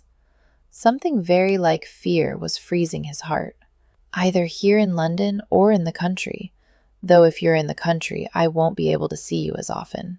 From without the room, he could hear the padding of servants. He ducked his head, trying to catch her gaze. "Or I can buy both for you." Silence. He could feel himself beginning to sweat. Many a parliamentarian could learn something of the art of negotiation from her. He'd never wavered in Parliament, but he wavered here in his own bed with her. Artemis. Her eyes flicked up, entirely dry and completely free from emotion. Very well.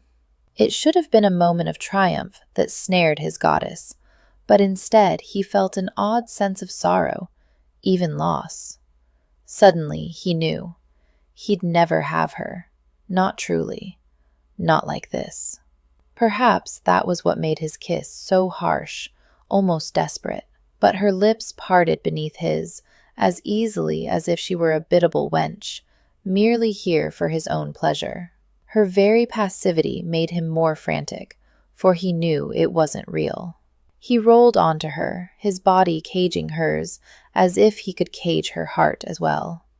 This woman. His woman. He'd make it all up to her, give her anything she'd wish for, if only she'd never leave him. Behind them, the door to his bedroom opened. "Get out," he growled to whichever servant had dared disturb him. There was a squeak, and the door was hastily shut. Below him, Artemis cocked an eyebrow. That was ill done. He scowled. "Would you like her to witness our coupling?" "Don't be crude." She pushed against his chest, and he reluctantly gave way, only because he knew he was behaving like a churlish knave. She rose gloriously nude from the bed. Besides, they'll all know soon enough, won't they, that I'm your mistress? He snorted, hitting the bed with one arm as he sprawled. She raised a delicate eyebrow. That is what you want, isn't it? I can't have what I want, can't you? Her voice was light, nearly careless. But you're the Duke of Wakefield, one of the most powerful men in England. You sit in Parliament. You own many estates. You have so much money you could bathe in it, and if that weren't enough, you go into St. Giles at night to risk death. She bent to pick up her chemise, discarded from the night before, and when she rose, she pinned him with a challenging stare. Isn't that right? He sneered. You know that it is. Then, Your Grace, it follows that you can have anything and anyone you like, even, apparently, me. Please don't insult me by telling me otherwise. He closed his eyes. This wasn't how it was supposed to be. Shouldn't there be a little bit of joy in making her his? What do you want? There was silence, broken only by a faint rustling. When he opened his eyes, she was buttoning his banyan over her chemise. Nothing, I think, she said to her hands. Then, my freedom, perhaps? Freedom. He stared. What did freedom mean to such a wild creature? Did she want to be entirely quit of him? He'll not let you go, he snapped. She glanced up at him, and her look was sardonic. Did I ask you to? Artemis. At the moment, she said, suddenly brisk, the only thing I want is my brother's release. You've put chains upon him. Of course I put a chain on him. He's recovering fast, and he's quite muscular. He frowned on a thought. You shouldn't be visiting him now that he can move about. He might grab you. She gave him an incredulous look. He grimaced. I can find a suitable place for him. Perhaps a room with a barred door. You mean a cage? We've already discussed this. I'll not let a madman near you. She sighed and came to sit on the bed beside him. He woke up in a tavern 4 years ago with the bodies of 3 of his friends around him. He didn't kill them. The most he can be blamed for is drinking too much. Maximus cocked an eyebrow. Then why was Kilbourne committed to Bedlam? She reached over and stroked his uplifted eyebrow. Because no one believed him when he said he didn't remember what had happened or how his friends came to be killed. Because my uncle thought it better to hurry him into Bedlam rather than risk a trial. Yet you expect me to believe him innocent? Yes. Her lips twisted. Or rather, I expect you to believe me when I say that I know my brother, and he would never kill any man, let alone his friends, in a drunken rage. He looked at her, so fiery, so brave in her defense of her brother, and he felt jealousy that she might feel such strong emotion for anyone but him. I'll think on it. She frowned. You can't keep him locked up.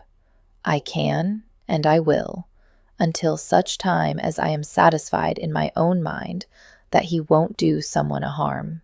I promise to consider it. Don't ask more of me now. He saw her hurt and tried to grasp her hand, but she stood and her fingers slid away from him. I hope you'll not bar me from seeing Apollo once he's well, she said stiffly. He didn't like her near anything that might harm her. She must have seen his hesitation in his face. You do know I've been visiting him in Bedlam by myself for years. He sighed. Very well. She inclined her chin, as haughty as any queen. You're too kind. He blew out a breath in exasperation. Artemis. But she'd already gone out the door. He threw a pillow at it anyway. Maximus sighed and quickly dressed before exiting his rooms in search of an answer. Kilbourne was lying on the cot when Maximus entered the cellar, and at first he couldn't tell if the man were awake or not, but as he drew near, he saw the shine of open eyes. My lord, he said, making sure to stop outside the reach of the chain he'd attached to the man's right ankle. Where did you get the emerald pendant you gave to your sister on her 15th birthday? Kilbourne simply stared. Maximus sighed. The man might be insane, but somehow he didn't think him unintelligent. Look, Artemis says. That got a reaction, a growl. Kilbourne rose, a monolith of shifting rock, and reached for the notebook and pencil on the floor beside his cot. He scribbled something and held out the notebook. Maximus hesitated. The other man smirked, as if aware of Maximus' wariness, his eyes daring him to come closer.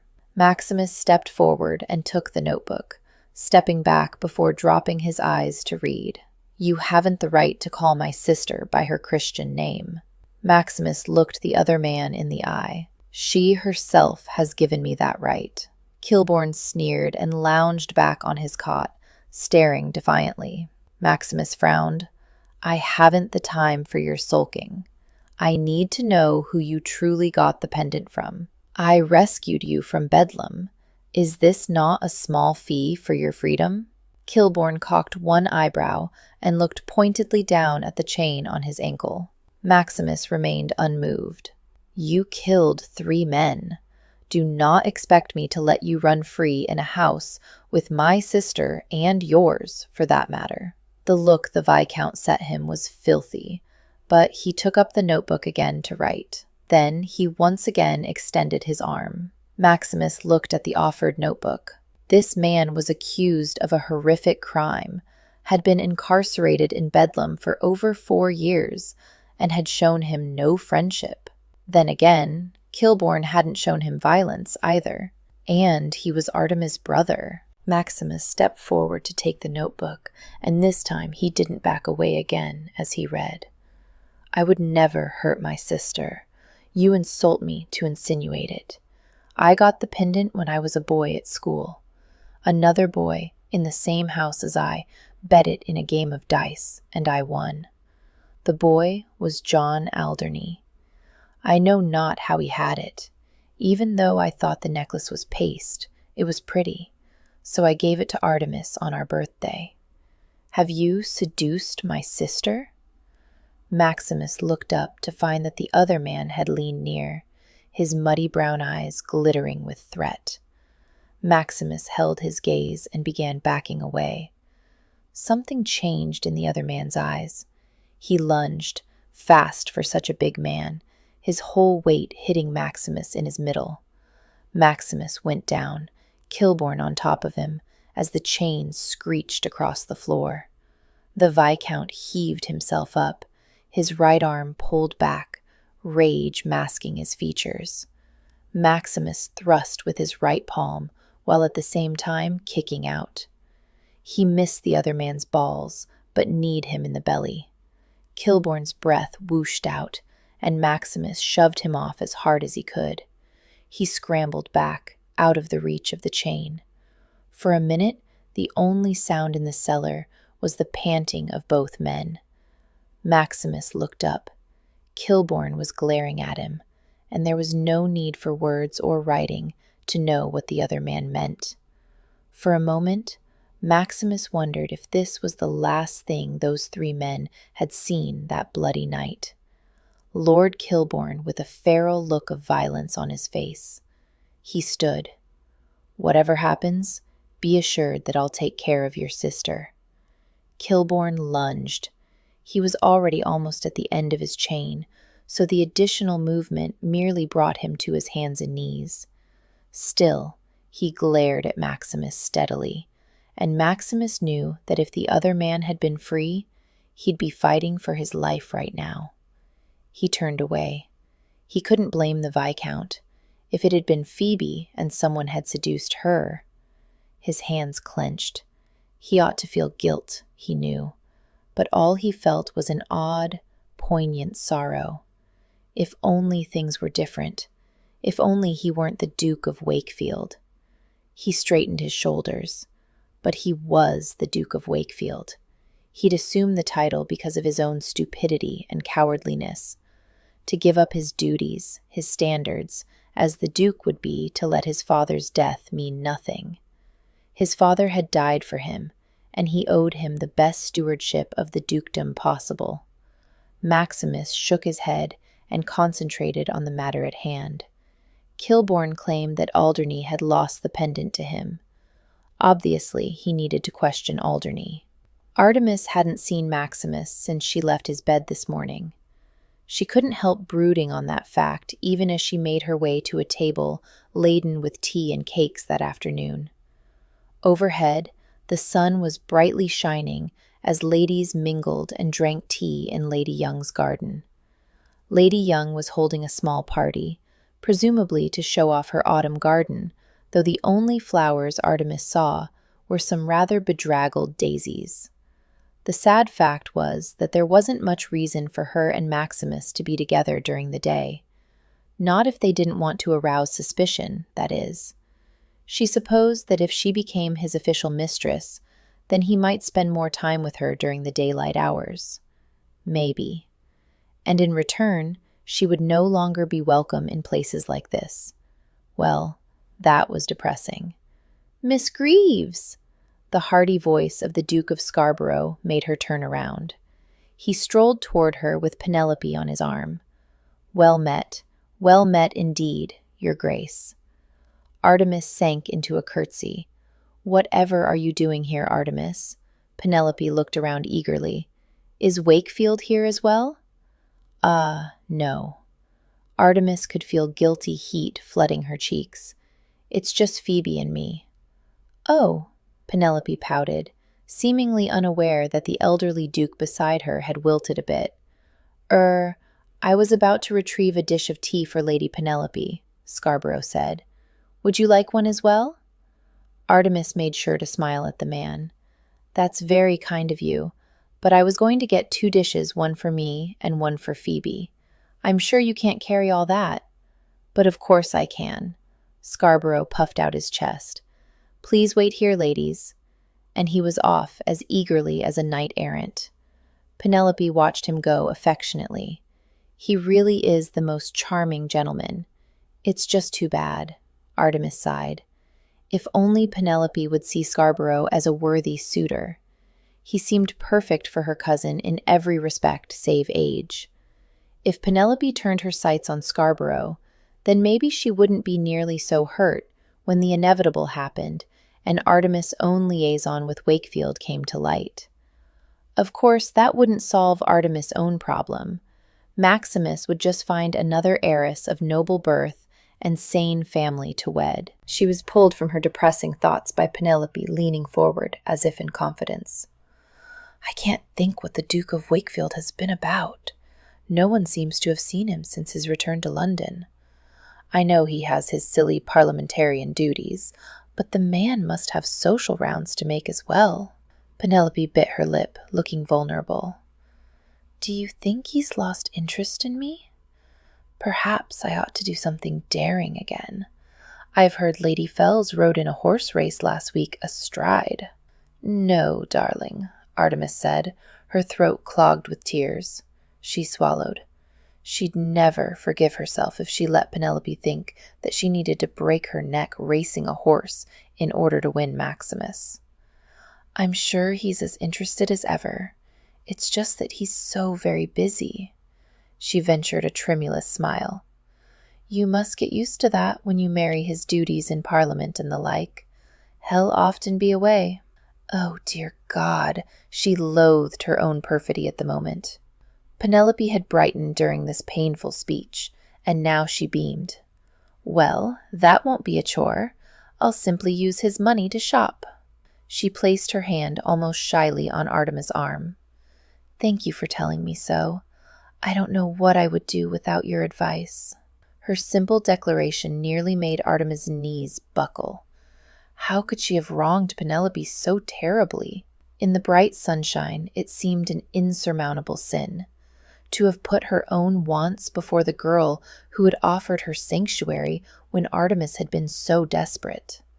No matter how silly Penelope sometimes acted, Artemis knew, deep down, that her cousin truly had a heart. And it would break when she realized Artemis' betrayal. Artemis looked down at her hands, drawing a steadying breath. She very much feared that if she stayed with Maximus, this awful taint, this terribly wrong act, would, day by day, year by year, wear at her until she was no more than a ghost of her former self.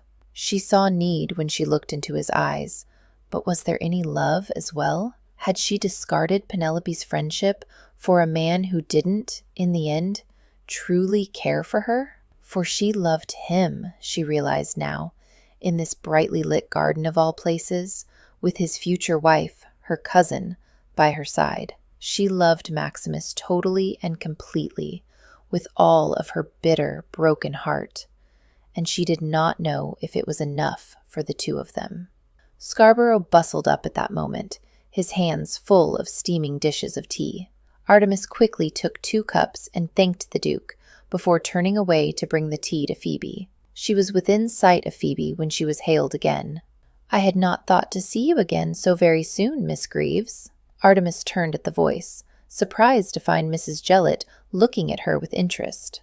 How nice to meet again," Artemis replied, wondering if she was expected to curtsy, even though she held a dish of tea in each hand. She glanced to the right, where Phoebe was seated at an arbor, waiting for Artemis' return. Her friend had her face tilted up to catch the sunlight. "You left Pelham House so precipitously," Mrs. Jellett continued, linking arms with Artemis before she could defend herself. Artemis watched the full dish of milky tea hovering over the fine blonde lace adorning Mrs. Jellett's sleeve, and hoped the lady wouldn't hold her at fault if it soon became tea-stained. Just after Wakefield hurried back to London, in fact. Such a pity. My dear friend Lady Noakes was quite put out at the early end to the house party. She has so little occasion to dine well, not since Noakes lost most of her dowry. He was quite penniless before he married Charlotte. All his wealth came from her, and now it's gone. Mrs. Jellett leaned close in confidence. Gambling, you know. Such a terrible affliction. Artemis eyed the older woman warily. "I'm just taking this tea to Lady Phoebe, if you'll—" "Oh, is Phoebe here too?" cried Mrs. Jellett. She glanced in the direction in which Artemis had been walking and smiled. Artemis did not like that smile. "Well, we shouldn't keep her waiting," Mrs. Jellett announced, and Artemis found herself standing in front of Phoebe, still linked with the other woman. "I had no idea you'd be here, dear," Mrs. Jellett said in an overly loud voice, rather as if Phoebe's poor sight had affected her hearing as well. "It's a lovely day for a garden party, isn't it?" Phoebe said. "Here's your tea," Artemis said, carefully placing the cup into the girl's hand. "I was just discussing your brother's house party with Mrs. Jellett." Phoebe's eyes cleared with the mention of Mrs. Jellett's name, and Artemis suspected that she hadn't known who exactly had greeted her until just then. "Will you sit with us, ma'am?" "Oh, thank you, my dear." The older lady immediately sat beside Phoebe, forcing Artemis to take Mrs. Jellett's other side. "I was just telling Artemis that we all missed her when she left the house party in such a rush." "But she left with me," Phoebe said sweetly. "So if Artemis was in a rush, I suppose I was as well." Mrs. Jellett looked a trifle put out by this simple statement, before her expression smoothed over and she leaned forward. "But then, Phoebe dear, you didn't wander off with a bachelor gentleman into the woods before you left." She tittered with horrible gaiety. "We did so wonder, Miss Greaves, what you might have been doing with his Grace out there in the woods." "As I said before, his Grace was merely looking at a bird I'd spotted." Artemis was careful to keep her voice even. "Indeed? Why, I wish I were as daring as you, Miss Greaves. No wonder he immediately installed you in his townhouse." "Actually, Artemis is acting as my lady's companion," Phoebe said quietly. Mrs. Jellett patted her hand. "Yes, dear, I'm sure she is." Artemis inhaled, but Phoebe was quicker than she. "I think we'll take a turn about the garden, if you'll excuse us, ma'am." She stood, and Artemis hastily offered her arm. They were quiet as Artemis led her down one of the less crowded paths, until Artemis spoke. "I'm sorry about that." "Don't you dare apologize," Phoebe said fiercely. "Spiteful old witch." I don't know how she can stand herself. I'm just sorry that helping me has laid you open to such gossip." Artemis looked away, her throat closing in guilt. Soon, very soon, if Mrs. Jellett's attitude was any indication, her secret with Maximus would be revealed.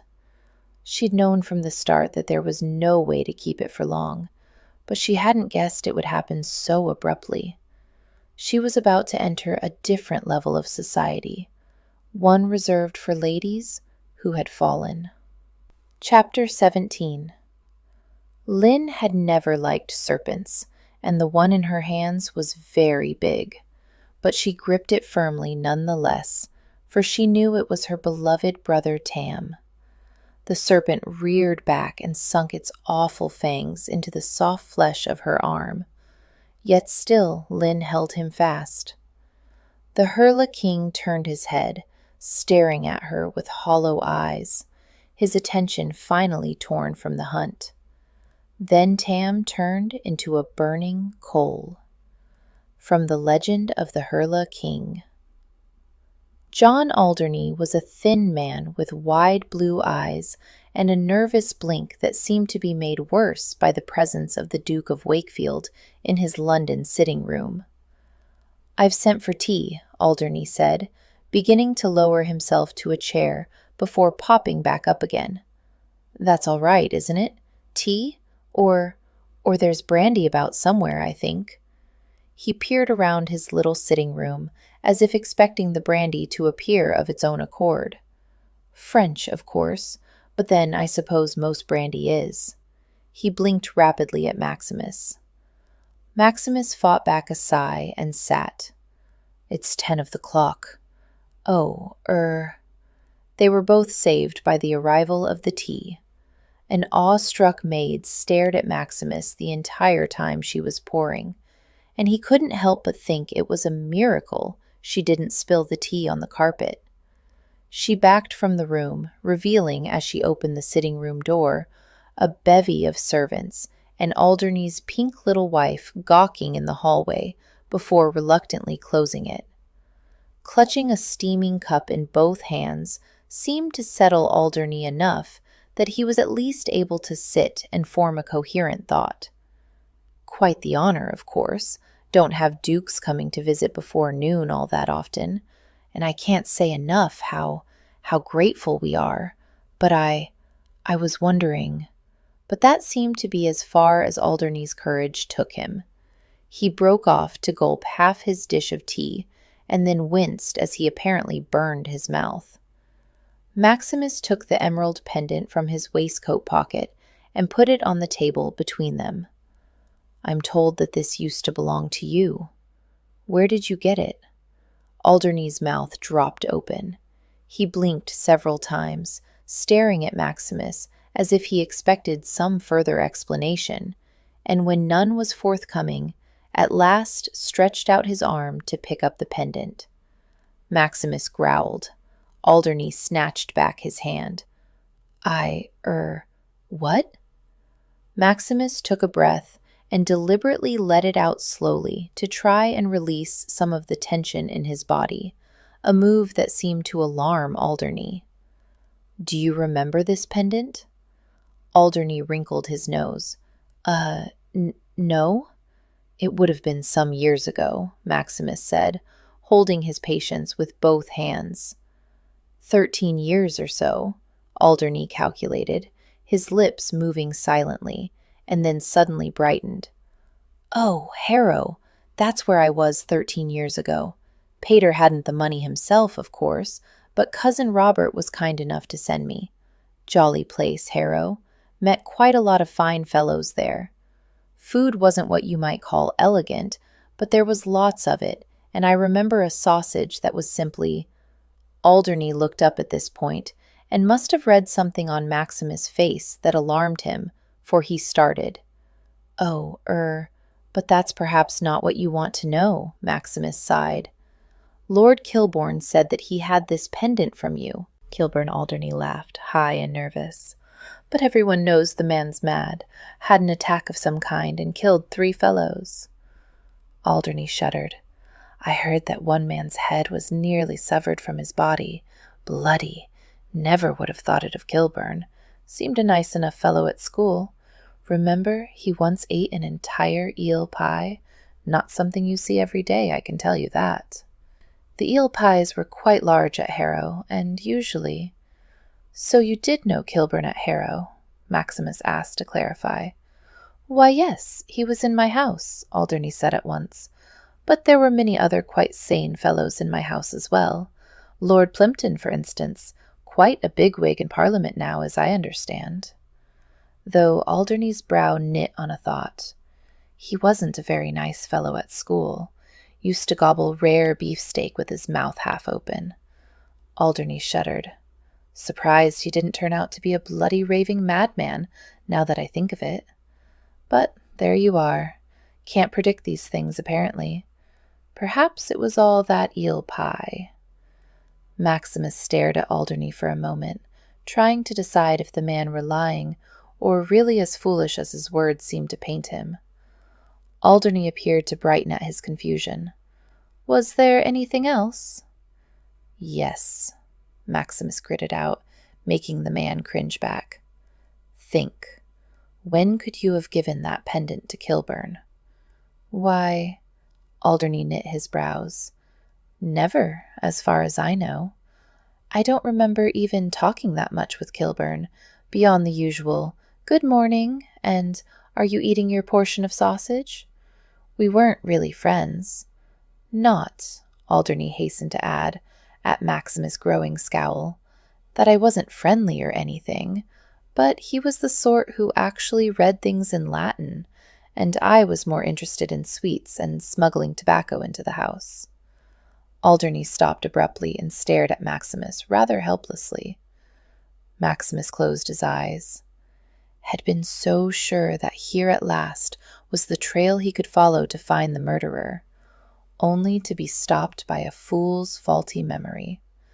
Of course, that was supposing that Kilburn had even been telling the truth. He was a madman, after all. Maximus opened his eyes, scooped up the pendant, and stood. Thank you, Alderney. That's it? The other man didn't hide his relief. Oh, well, glad to be of help. Don't have such illustrious visitors, as I said, only Cousin Robert, and he hasn't been by since Michaelmas of last year. Maximus halted on his way to the door and slowly turned on a sudden thought. Who is your Cousin Robert, Alderney? His host grinned, looking quite idiotic. Oh, thought you knew. He's the Duke of Scarborough. Artemis had just sat down to dinner that night with Phoebe and Maximus at Wakefield House, when her world came tumbling down about her ears. She had only taken in the dear sight of Maximus frowning over his fish when the commotion began. Armageddon was heralded by voices in the corridor outside the dining room and the hurried footsteps of the servants. Phoebe cocked her head. Who could that be at this time of night? They hadn't long to speculate. The door was flung open to reveal Bathilda Picklewood. My dears, you should have seen the roads. Simply awful, all of them. I thought we would be stuck forever in a mud hole at the turnpike near Tyburn. Wilson actually had to get down from the box and lead the horses out, and I won't even repeat the language he used. Belle, Starling, Percy, and Bonbon all trotted over to greet Miss Picklewood, while Mignon rumbled from her arms at the other dogs. Hush, Mignon, Miss Picklewood scolded. Goodness, you sound like a bumblebee. Where did all these dogs come from? Surely you didn't bring them from Pelham. We thought they'd like the change of scenery, Phoebe said brightly. I'm so glad you've arrived. We didn't expect you back for another fortnight or so. Well, I thought I'd pop in to see how you all were doing, Miss Picklewood said, exchanging a look Artemis couldn't interpret with Maximus. The Duke's expression had shut down as surely as a door closing. I trust your friend is doing better? Oh, much, Miss Bathilda said as she sat. Footmen scurried under the eagle eye of the butler to set another place for her. And dear Mrs. White was so sweet. She told me I must come at once, just for a small visit, so that I wouldn't tire of Bath. That was kind, Maximus replied flatly. Now, dear, Miss Picklewood turned to Phoebe, you must tell me what you did today. Artemis was quiet, poking the tines of her fork gently into her fish as she listened to Phoebe prattle. Once she glanced up and caught Maximus staring at her broodingly. She couldn't help a shiver of premonition. It seemed very strange that Miss Picklewood would leave her friend's sickbed just to pop in. It wasn't until after a lovely apple tart that Artemis could only pick at that she found out Miss Picklewood's true intent. She and Phoebe rose to retire into the sitting room for tea, but the older lady spoke up, halting them. Artemis, dear, won't you stay here? I do wish to discuss something with you and his grace. Phoebe's brows knit, and Miss Picklewood addressed her. Phoebe, Agnes can help you to the sitting room. We'll be along in a bit. Phoebe hesitated, but in the end accepted the arm of Agnes the maid and left the room. Artemis slowly retook her seat. Panders, Miss Picklewood addressed the butler, can you leave his grace's brandy? We shan't have need of you for the next half-hour, I think. Yes, ma'am, Panders said, without a speck of curiosity. Oh, and Panders, I do know you'll make sure we're not overheard. At that subtle hint about the eavesdropping of servants, Panders stiffened imperceptibly. Of course, ma'am. And then he too was gone. Maximus sat back in his chair, looking like a particularly dangerous cat lounging. What is this about, Bathilda? Artemis was rather admiring of Miss Picklewood's courage. She didn't even hesitate as she looked at her powerful relative. You've seduced Miss Greaves. Maximus didn't move. Where did you hear that? Miss Picklewood waved a hand and reached over to take the decanter of brandy. She spoke as she poured herself a slight inch into the empty wineglass before her. Where I heard it from doesn't matter. What matters is that it is true, and it is now, or very soon will be, public knowledge. What I do in the privacy of my own home is no business of anyone's but mine, Maximus said, with all the arrogance of a man with 1,000 years of aristocratic ancestors. Miss Bathilda took a delicate sip of her brandy. I'm sorry, but I must disagree, Your Grace. What you do, even in the privacy of your own home, affects many other people, including Phoebe. She set down her glass firmly. You cannot keep your mistress in the same house as your maiden sister. Even you must bow to the dictates of society. Artemis' gaze dropped to the table. She noticed absently that her hands, laid sedately on the wood before her, were trembling. Carefully, she balled her fingers and let her hands drop to her lap. Maximus waved his hand as if he were swatting a fly. Artemis won't corrupt Phoebe. You're aware of that.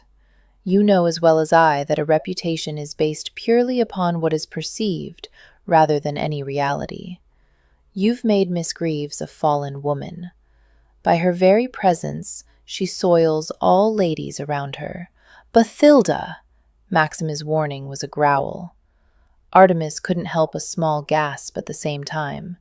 She'd known what she was now, but to have it so bluntly stated by someone she'd considered a friend was still shocking. Miss Picklewood turned to Artemis for the first time. Her face was determined, but her eyes were sympathetic. I'm sorry, but I did warn you, my dear. Artemis nodded, ignoring Maximus' glower. So you did. You need to leave. Artemis held the other woman's gaze. And I will. But tomorrow night Phoebe has her heart set on seeing the opera at Hart's Folly, with the other ladies from the Ladies' Syndicate. She'll be upset if I don't attend. Miss Picklewood frowned.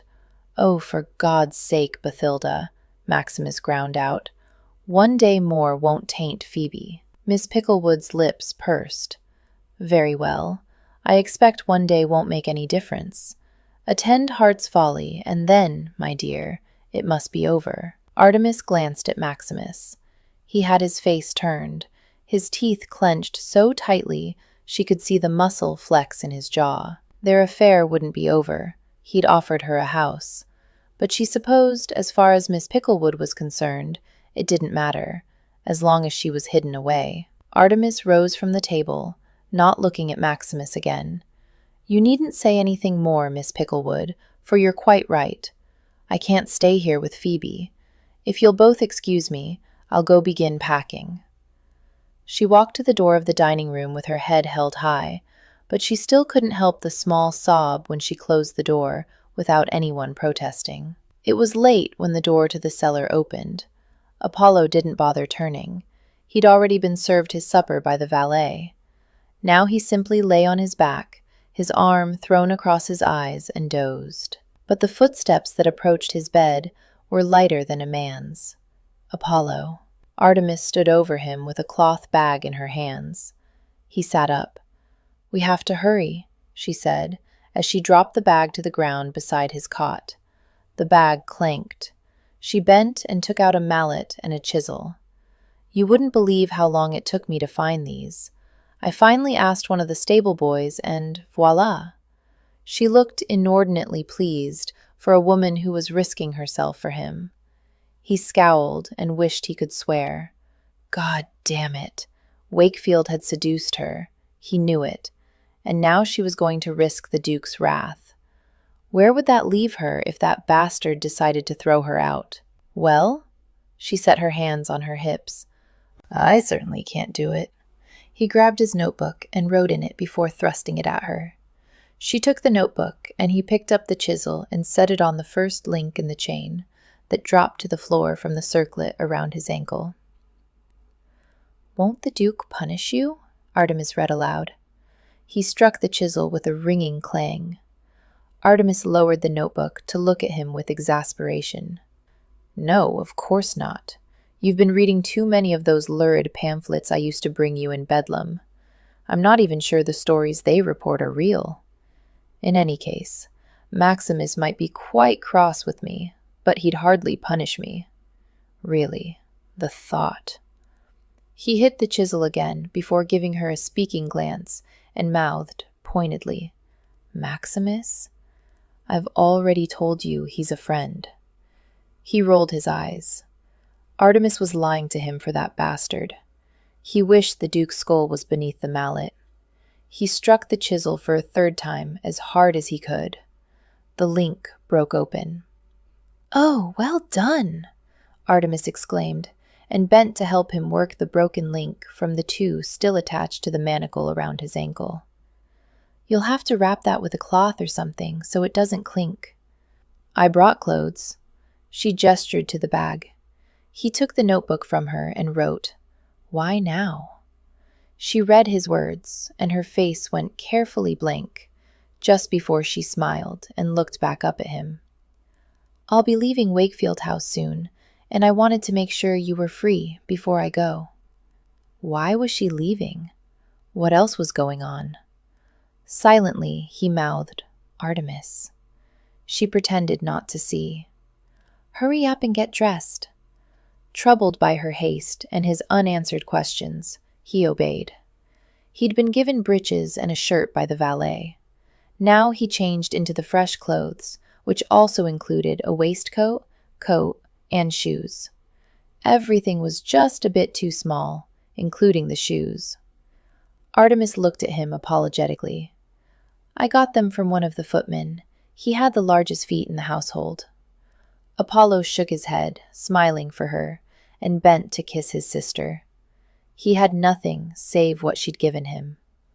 He grabbed up the notebook and wrote, How will I contact you? She stared at the notebook for a moment, and he could tell by her expression that she hadn't thought of that. He took back the notebook. Artemis, we must stay in touch. You're all that I have now, and I don't trust your Duke. At all. Well, that's just silly, the part about Maximus. she said when she'd read what he'd written. "But you're right, we mustn't lose each other. Do you know where you can go from here?" He'd been thinking on the matter as he lay in the cot for days, and he had a ready answer of sorts. He wrote carefully, "I have a friend by the name of Asa Makepeace. You may send a letter in care of him to Heart's Folly." He gave the notebook to her and saw when her eyes widened in astonishment. "Heart's Folly? I don't understand. Is that where you'll go?" He shook his head, gently taking the notebook from her hands. "Better you don't know." She was reading over his shoulder. "But take care of yourself." He thought he saw her smile waver when she read it. Then she was hugging him tightly. "You're the one who needs to take care of yourself. Your escape is still all the news. They'll be searching for you." She drew back to look at him, and to his consternation, he saw that she had tears in her eyes. "I couldn't bear to lose you again." He bent and kissed her forehead. Even if he could speak, there was nothing he could say to comfort her. He turned to go. "Wait!" She laid her hand on his arm, forestalling him. "Here." She thrust a smaller bag into his hands. "There's £3 6 It's all I have, and some bread and cheese." "Oh, Apollo." Her brave speech ended on a little sob. "Go!" She gave him a shove, just as he was about to bend to her again. So, without looking at her, he turned and ducked into the cramped tunnel he'd seen Wakefield take earlier that night. He had no idea where it would lead him. Maximus didn't know how long he'd been searching St. Giles that night when he heard the pistol shot. He dived around a corner and ran flat out down an alley, heading toward the sounds. Overhead, the moon guided him, his fair mistress, his unattainable lover. The hoarse shouts of men and the clatter of hooves on cobblestones came from ahead. He spilled into a cross street and saw to his right Trevelyan riding hell for leather straight toward him. "He's headed toward the 7 Dials." Maximus ran across in front of the horse, so close he fancied he felt the horse's breath upon his cheek as he passed. On foot, he could duck down one of the many tiny alleys, too small for a man on horse, and head Old Scratch off. For he knew, deep in his soul, that it was Old Scratch that Trevelyan hunted tonight. Old Scratch, the man who wore his mother's pendant at his throat. Old Scratch, who'd murdered his parents 19 years ago on a rainy St. Giles night. A jog to the left, a duck to the right. His legs were aching, the breath sawing in and out of his lungs. The 7 Dials pillar loomed ahead in the circular junction of 7 streets. Old Scratch sat his horse casually under the pillar, as if waiting for him. Maximus slowed and slunk into the shadows. The highwayman didn't have his pistols out, but he must have been armed. "Your Grace," Old Scratch called. "Tch, I thought you'd grown out of hiding long ago." He felt the coldness invade his chest, the fear that he was too small, too weak, the powerlessness as he'd watched this man shoot his mother. There had been blood on her breast, splattering scarlet over the white marble of her skin, running in the rain into her spilled hair. He wanted to vomit. "Who are you?" Old Scratch cocked his head. "Don't you know? Your parents knew. It's why I had to kill them. Your mother recognized me, even beneath my neckcloth, I'm afraid. Pity. She was a beautiful woman." "Then you are an aristocrat." Maximus refused to rise to the bait. "And yet you've sunk to thieving in St. Giles." "Robbing, I'll have you know."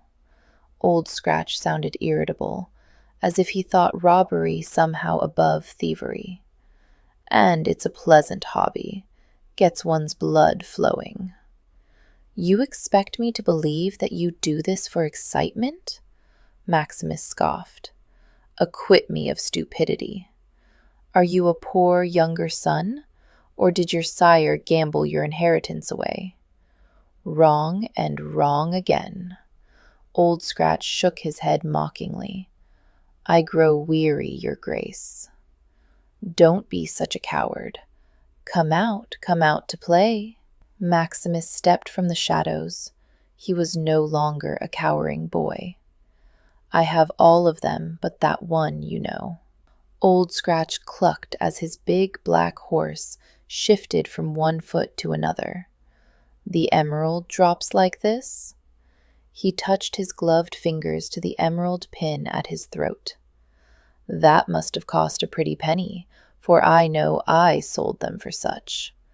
Your mother's necklace kept me in wine and wenches for many years. Maximus felt his ire rise and tempered it. He wouldn't be drawn out so easily. I only need that one to have it remade. Old Scratch crooked one finger. Come and take it. I intend to, Maximus said as he circled the horse and man. I'll take it, and your life as well. The highwayman threw back his head and laughed. Am I the reason for that? He gestured to Maximus' costume. La, sir, I confess myself flattered. To have driven the Duke of Wakefield into madness so deep that he donned the guise of a common actor and runs the streets of St. Giles. Why, it happened so fast. Maximus had no time to think, let alone act. He heard the clatter of hoofbeats behind him, saw the glint of metal as Old Scratch raised his left hand from where he'd kept it hidden in his coat. And then there was the flash and the bang. The terrible, terrible bang. An equine scream. Maximus jerked and whirled. Behind him a horse was falling, writhing on the ground. He turned back to Old Scratch. The highwayman was spurring his horse into one of the 7 radiating streets. Maximus started after him. The horse screamed again. This time when he looked, he saw the man trapped beneath the horse. Christ! The horse had fallen on its rider. He ran back to the wounded horse. The horse's legs were stiffened, and the entire big body shuddered.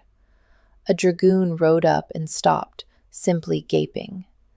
Help me get him out, Maximus shouted.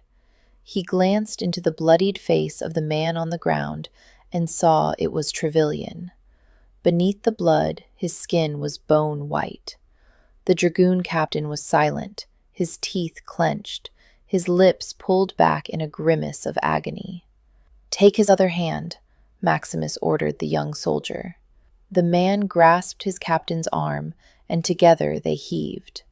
Trevelyan gave a deep, awful groan as his legs came free of his horse. Maximus saw that the dragoon captain's lip was bloody from where he'd bitten it through. He knelt by Trevelyan and winced when he looked at his right leg, the same leg that Trevelyan limped on from some previous injury. It was bent in an unnatural angle, the bone quite obviously broken, and broken badly. Trevelyan reached up and grasped Maximus' tunic front with surprising strength, pulling him down close enough that the other soldier couldn't hear. Don't let her suffer, Wakefield.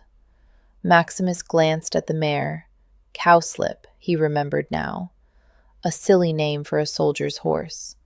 He looked back at Trevelyan, his chin bloody with his attempt to silence his own pain. Do it, the captain grunted, his eyes shimmering. God damn it, just do it. Maximus rose and stepped over to the mare. She'd stopped thrashing and lay, her great sides heaving. Her right front foreleg was held oddly, either broken or very badly hurt. An ugly hole marred the mare's smooth chocolate hide at her chest, and her mane trailed, wet with blood, on the cobblestones. For a moment he saw his mother's hair trailing bloodily in the wet street channel. He shook his head and stepped closer. Cowslip rolled her eye as he neared, afraid and hurt. He drew his short sword. Maximus knelt, covered her eye, and slit her throat. Chapter 18. Lynn screamed as the red-hot coal singed her palms, but she did not let go of Tam. King Hurla flinched at her cry and made as if to tear the burning coal from her hands. "No," Lynn said, holding the burning coal away from the king.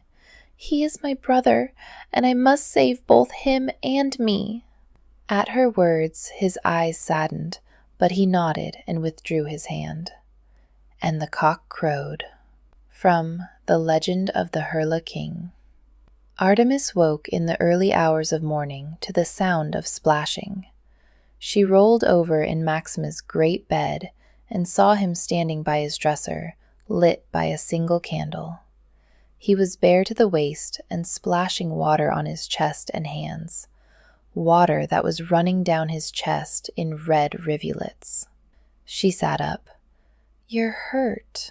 He paused, then continued sluicing himself, apparently without regard for his carpet. "No," she frowned. Something was the matter. He was too quiet. "Then whose blood is that?" He looked at his dripping hands. "Captain Trevilian's, and a horse named Cowslip." She blinked, wondering if she'd heard right, but as she stared at him, he said nothing more. She wrapped her arms around her bent knees. She remembered, vaguely, meeting the dragoon captain years ago in St. Giles. He'd seemed a stern man. She shivered. "Is Captain Trevilian dead?" "No," he whispered. "No, but he's very badly injured." "What happened?" "I found him." "Who?"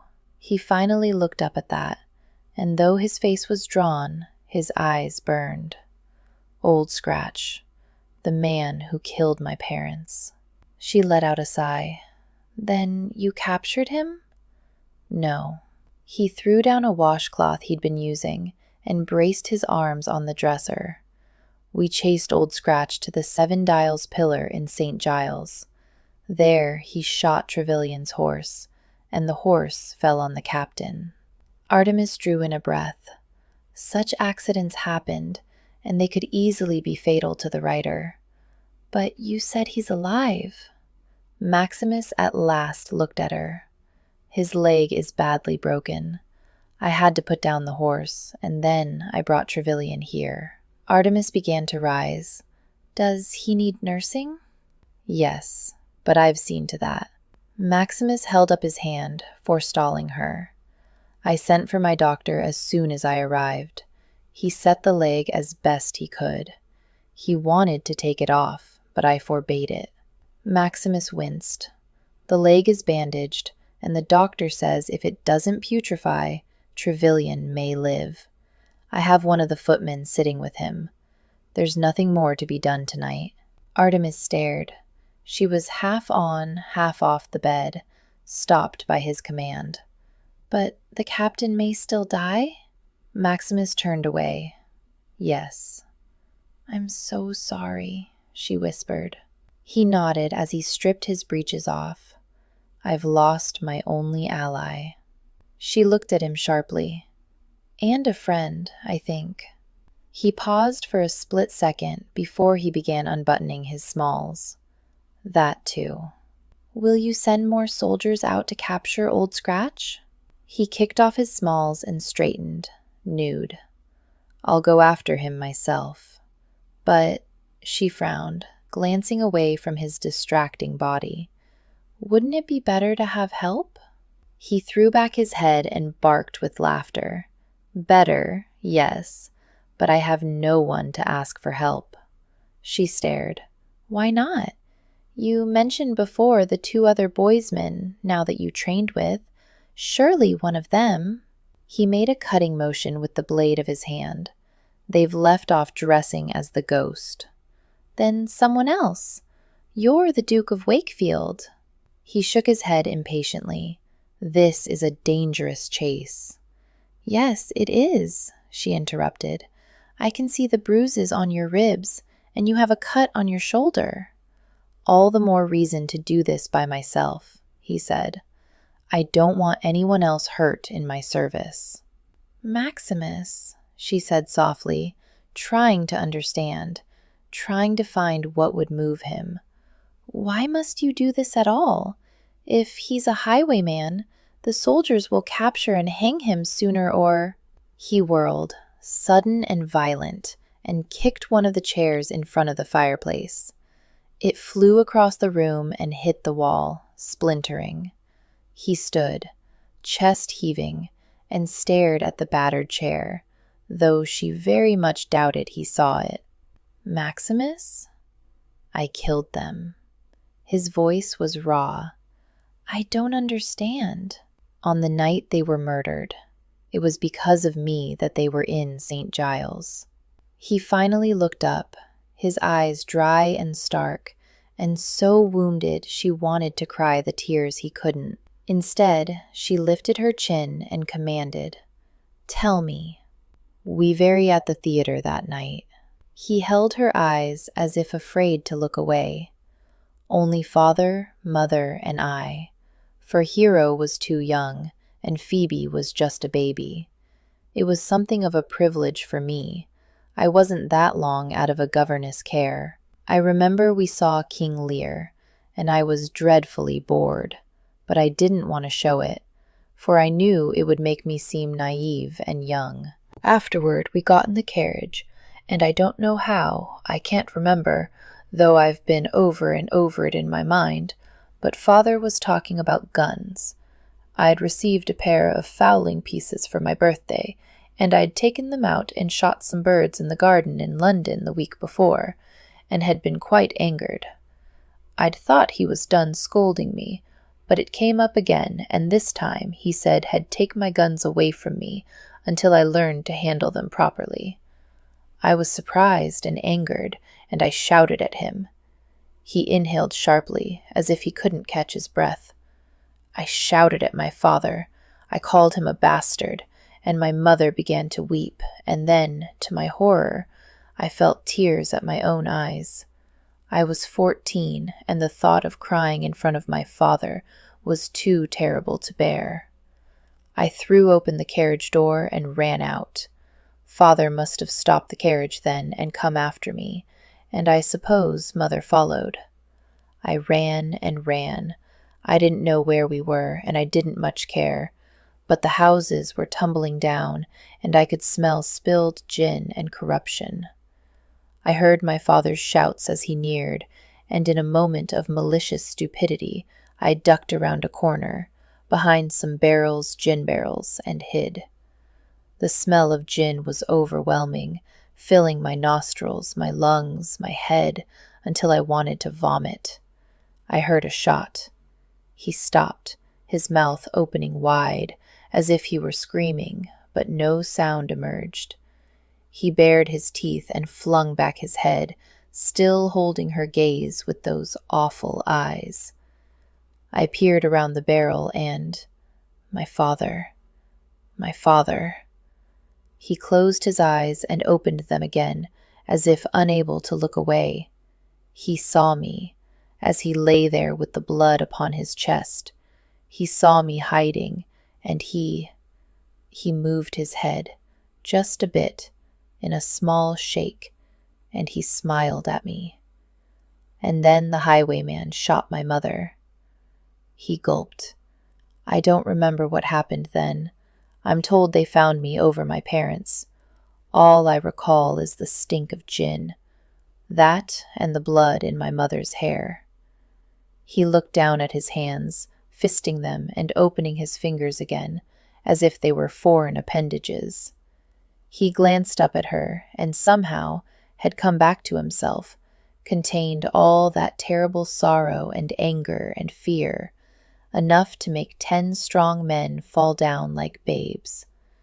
Maximus held it all inside of him, and straightened his shoulders, his chin level, and Artemis couldn't understand it where he got the strength to hide that awful, bloody wound in his soul. But she admired him for it, admired him and loved him.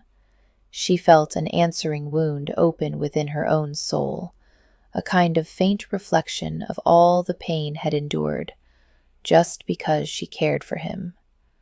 "So you see," he said quietly, in full possession of himself, even standing completely naked. He was the Duke of Wakefield now, as much as when he stood and gave a speech in the House of Lords. "I have to do it myself. Because I caused their deaths, I have to avenge them, and my honor." She held out her hands to him, and he approached the bed and sank to one knee before her. "Can you look at me now, knowing what kind of coward I am?"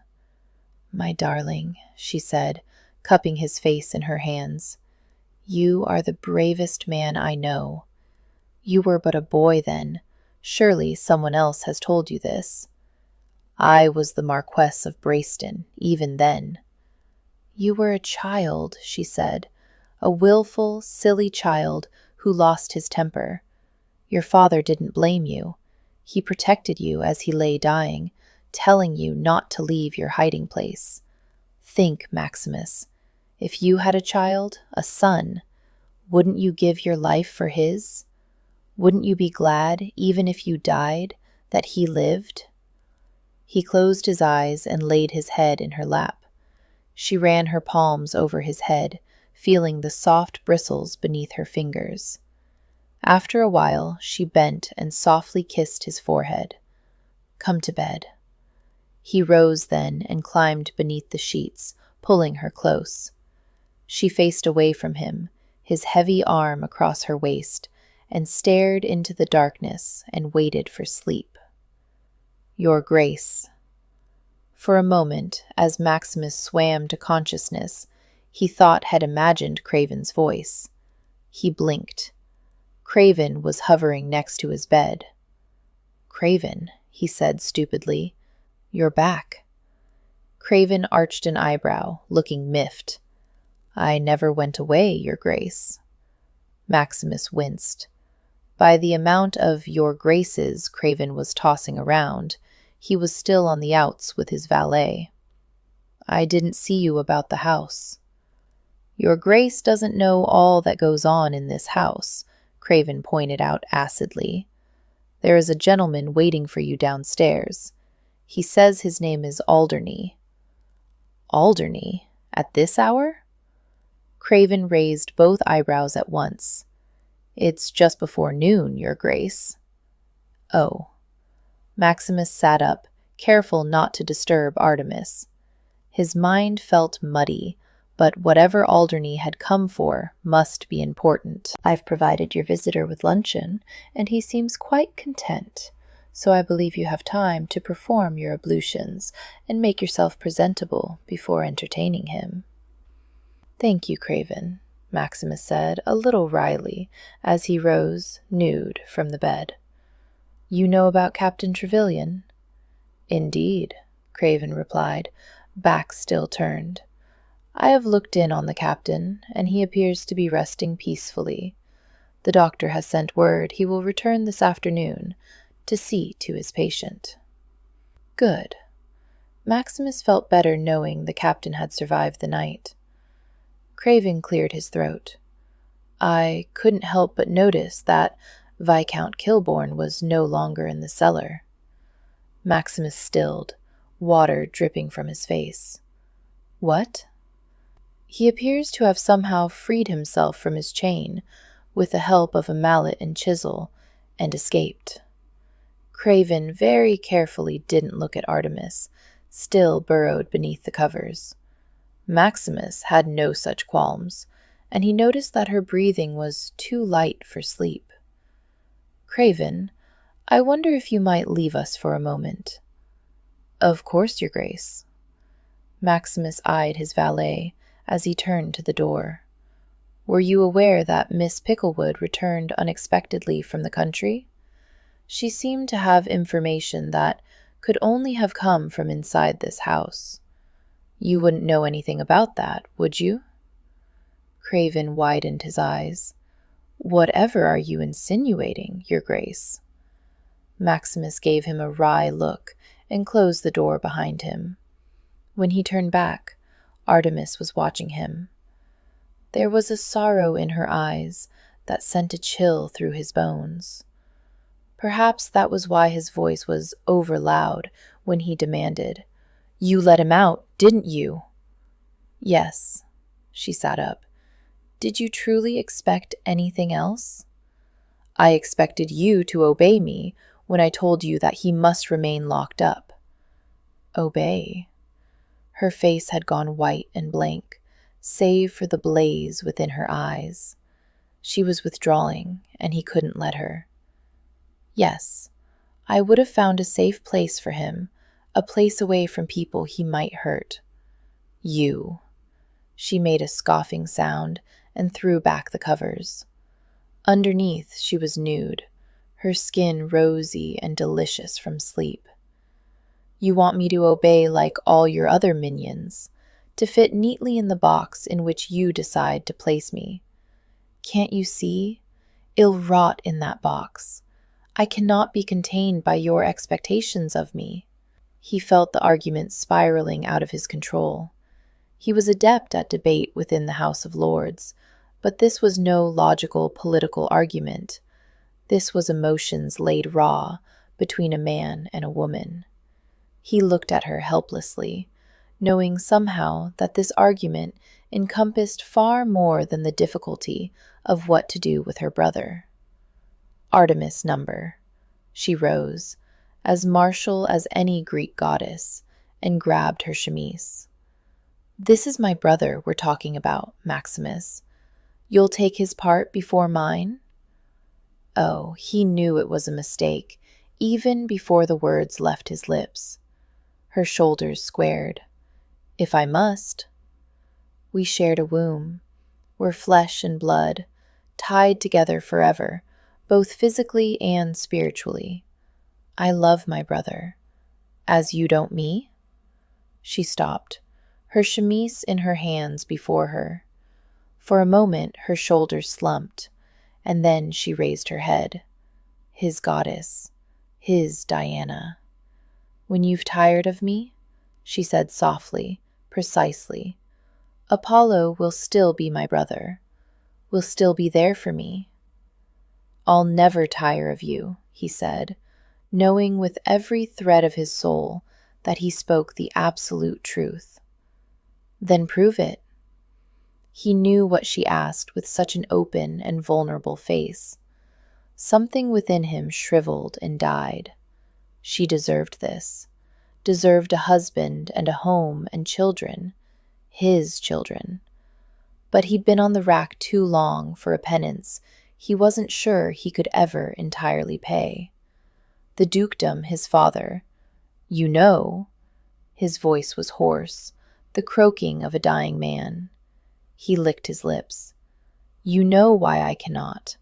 I owe him my life, my service, the duty of being the duke." She shrugged one delicate, bare shoulder.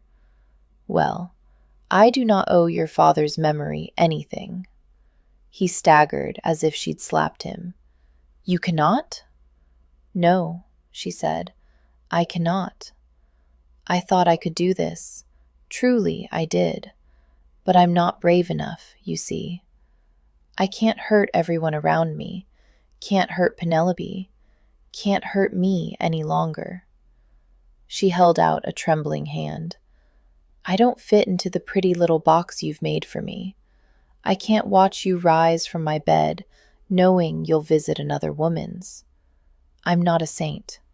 Please," he was pleading, he who had never bowed before anyone before. She shook her head and he broke, grasping her hand, pulling her body against his. "Please, my Diana, please don't go." She made no spoken answer, but she tilted her face up to his, parting her lips so sweetly when he pressed his mouth to hers. He cradled her face in his palms, holding her like the precious thing she was, as he sipped from her lips. She was his, in this world and the next. And if he could only convince her of that one immutable fact, then he could still save this, could still live and breathe with her by his side. So he slid his fingers into her hair, resting his thumbs at her temples as he licked into her mouth. He claimed her, gently, slyly, using all the sexual wiles that he'd ever learned. She moaned and arched her neck, and he crowed inside, even as he moved his mouth to her throat, licking down that slim column, tasting woman and need. She tried to break away, to turn her head, groaning, "Maximus, I can't." "Hush," he whispered, his hands shaking as he slid them down to her waist.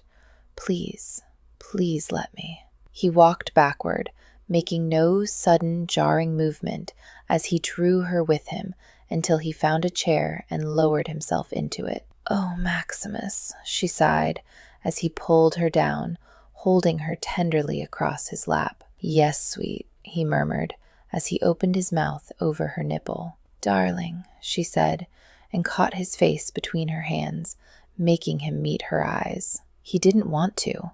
He didn't like the look in her eyes, a grim determination. "I love you," she whispered, and his soul soared until she uttered her next words. "But I must leave you." "No!" He clutched at her hips as if he were a child of 3, refusing to give up his toy sword. "No." "Yes," she replied. Something cruel rose in him then, born of grief and rage. He caught the back of her head and brought her mouth to his. Would she deny this? How could she find it possible? She twined her arms about his neck and let him ravish her mouth, sighing as he parted her legs, settling them on either side of his hips. His cock pounded, a crude symbol of his desires, between them. He thumbed the head, pressing it toward her until he rubbed against her pretty cunny with the base thing. She was wet on the back of his fingers, open and hot, and his soul sang with vicious joy when she moaned helplessly. He'd have this, by God, if nothing else of her. She arched, a graceful bow of eroticism, and ground her hips against him. He ran his hand up over her soft belly to her lovely breasts,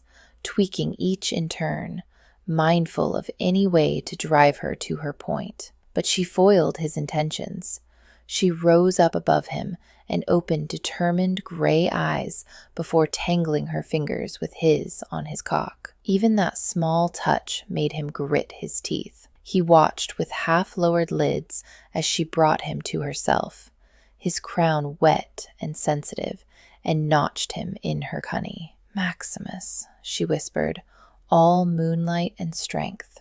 "I love you. Never forget that." And she impaled herself on him. "Ah!" He closed his eyes. It was sweet to the point of agony. He grabbed her hips, preventing any movement so that he might not spill too soon. Her depths were hot and tight and home. He opened his eyes. "Never leave me." She shook her head, breaking free from his rein and rising like the huntress she was. She let his poor cock slip to the very mouth of her before slamming herself back down. She rode him. Her thighs were strong and lithe, her brows drawn down in resolute purpose, and her lips were parted wide in something very like wonder. It was the last that made him move. Dear God, if he couldn't have anything else, if she was determined to hollow him out and leave him a husk, then he would remember this. Artemis riding him like the goddess of the hunt. He drew her face to his and covered that wondrous mouth, seeking her heat with his tongue, and tried not to break like a green lad. And he held out until her rhythm faltered, until she gasped against his lips, until her sheath clutched at his cock in the throes of release. He let himself go then, bringing her damp and limp body into his embrace, holding her hips as he lunged up once, twice, as deep as possible, as if he could stay within her forever. He spilled his seed. She lay against him, sweet, sweet weight, until she turned her head a little. He rose then, with her cradled in his arms, and brought her to the bed, gently laying her there. "I need to see what Alderney has come about," he murmured to her. "I won't be a moment. Stay here until I return." She merely closed her eyes, but he took that as assent, quickly dressing and running down the stairs. Alderney was bent nearly in half, examining a curio on an Italian marble table, but he straightened with a jerk when Maximus entered the sitting room. Good morning, Your Grace." "Good morning." Maximus gestured to a settee. "Will you sit?" Alderney lowered himself to the settee and sat fidgeting for a moment. Maximus raised an eyebrow impatiently. "You wanted to see me?" Oh, yes," Alderney said, as if startled out of a reverie. "I thought it best to come and tell you at once, because you seemed to think it so important before." Here he stopped and blinked expectantly at Maximus. "Tell me what?" "That I'd remembered," Alderney replied. "Who gave me that pendant you showed me?" "Well, he didn't really give it now, did he? More like I won it from him. You see, he said that the tabby cat that came round the kitchens of our house would have 3 kittens, and I said rubbish. There were at least 6 in there. And when the cat finally let us see her kittens, wary little thing she was, she had hidden them under the porch. It turned out that I was quite right. There were 6. And so he had to give me the pendant." Alderney took a deep breath at the end of this recitation and beamed. Maximus inhaled very carefully. "Who gave you the pendant?" Alderney blinked as if surprised that Maximus hadn't worked it out for himself. "Why, William Illingsworth, of course. Now, where had gotten it, I haven't a clue. Came back from the halls with the thing and was showing all the boys, and the next night, after I got it off Illingsworth, well, then I went to play a game of dice with several of the boys, and that's when I lost it to Kilbourne." Alderney looked sad. "Poor Kilbourne. I quite liked him at school, don't you know? Though we called him Greaves back then, as his father was still alive, and he hadn't yet inherited the courtesy title." Maximus stared. "Illingsworth." "Yes," Alderney said brightly. "It only came to me last night, because my wife said that the ginger cat our children keep in the nursery is expecting.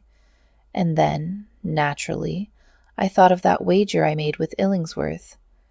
"Do you know where William Illingsworth is now?" Maximus said without much hope of a positive answer.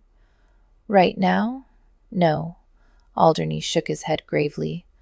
"But if you go round to his house, his servants might have an idea." "His house?" Maximus repeated. "Why, yes," Alderney replied. "Lives over on Havers Square. Not the nicest address, but then he lives off a limited income. His pater was something of a gambler." "Thank you," Maximus said, rising at once. What? Alderney looked startled. "My butler will see you out. I've an appointment." Maximus barely waited until the man had left the room before bounding back up the stairs. There was still time. If he could just make her listen to him. He opened the door to his bedroom and saw at once that it had run out of time after all. Artemis was gone. Chapter 19. The burning coal in Lynn's hands turned into her own dear brother Tam. He jumped from the phantom horse he rode, and as his feet touched the earth, he once more was mortal. Tam grinned up at Lynn. "Sister, you've saved me, but now you too must leave the wild hunt in order to live once again." Lynn looked from her brother's joyful face to that of the Herliking, but he avoided her gaze, his eyes already set on a ghostly horizon, resigned to his eternal chase. From The Legend of the Herliking.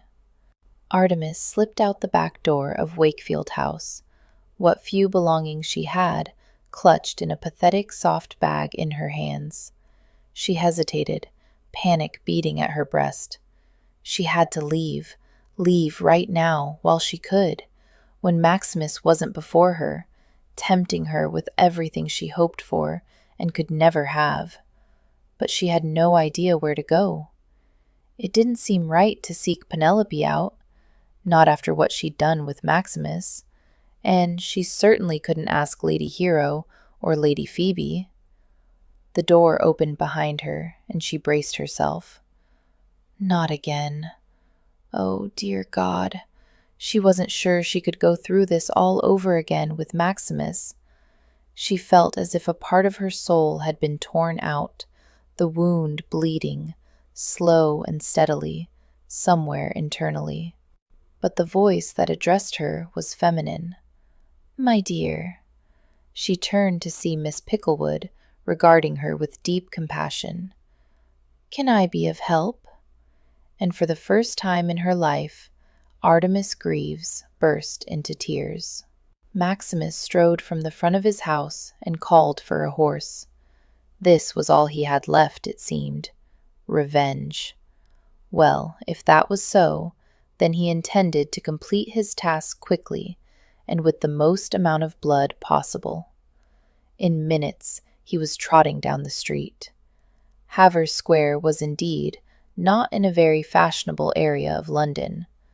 The house itself was an old, half-timbered affair, though not nearly as broken down as something found in St. Giles. Maximus dismounted and gave a small boy a shilling to watch his horse. Illingsworth apparently rented only the top 2 floors of the house, and luckily he was at home.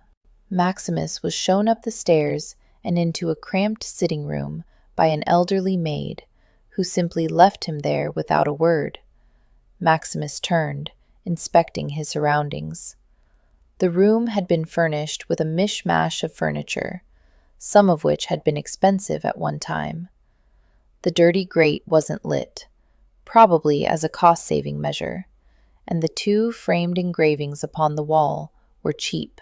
The door to the sitting room opened. Maximus turned to see a man in a frayed green banyan, stained on the front with something that might be egg yolk. He wore a soft cap on his head and was unshaven, a patchy ginger beard straggling up a thin face with cheekbones so sharp it looked like the skin of his face was pulled too tight over them. Yes? Illingsworth asked warily. Maximus held out his hand. I'm Wakefield. I wonder if I might ask you a few questions? Illingsworth stared at his hand, perplexed before taking it. His palm was damp. Yes, he repeated. Evidently, his host wasn't going to offer him a seat. Maximus reached into his pocket and took out the pendant. 13 years ago, you lost this in a wager to John Alderney. Where did you get it? What? Illingsworth leaned forward to peer at the pendant. He reached for it, but Maximus closed his fist without thinking. Illingsworth looked up at that. Why do you want to know? Because, Maximus said, this pendant was part of a necklace that belonged to my mother. Ah. Illingsworth had a knowing look that Maximus didn't like. Pawned it, did she? No, she was robbed of it the night she was murdered. If he hadn't been watching, Maximus might have missed it. A subtle shifting, a slight widening of the eyes. In a second it was gone, and all Illingsworth's face revealed was wariness. I was a 15-year-old schoolboy 13 years ago. I assure you, Your Grace, that I had nothing to do with your mother's lamentable death. I never said you did, Maximus said. I merely want to know the man you got this from. But Illingsworth shook his head, pacing quickly to the fireplace. I've never seen that gem before in my life. His manner was too casual. The man was lying. John Alderney says otherwise. Illingsworth laughed, but it was a brittle, cawing sound. Alderney was a fool at school. I can't imagine age has improved him any. He turned and faced Maximus, his gaze frank and steady. Maximus contemplated him. Illingsworth knew something. Maximus could feel it in his bones. Yet, if the other man refused to tell what he knew, there wasn't much he could do. He made a decision and pocketed the pendant. You're lying.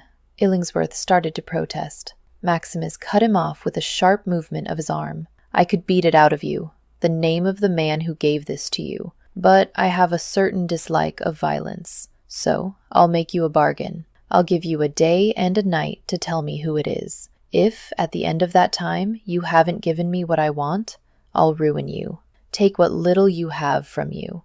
This house, your clothes, whatever else you might hold dear. By the end of the week, you'll be begging in the gutter if you don't tell me what I need to know." Maximus turned on the sputtered protests of innocence in outrage. They were a waste of time. He descended the stairs again, without the guidance of the elderly maid. Outside, the boy was patiently waiting with the horse. "Good lad," Maximus said to him. "Would you like to earn a little more today?" The boy nodded eagerly. "I need you to run a message for me." Maximus gave the boy his address and the message to tell Craven, making him repeat it back word for word. Then he sent the boy out. Maximus mounted his horse and made a show of riding away. When he was out of sight of Illingsworth's house, he dismounted and led the horse back around to an alley that had a view of Illingsworth's front door. There he settled down to wait and see what Illingsworth would do with his ultimatum. "I knew that lovely shade of hunter green would exactly suit you," Lady Hero said that night as they walked toward the theater at Heart's Folly.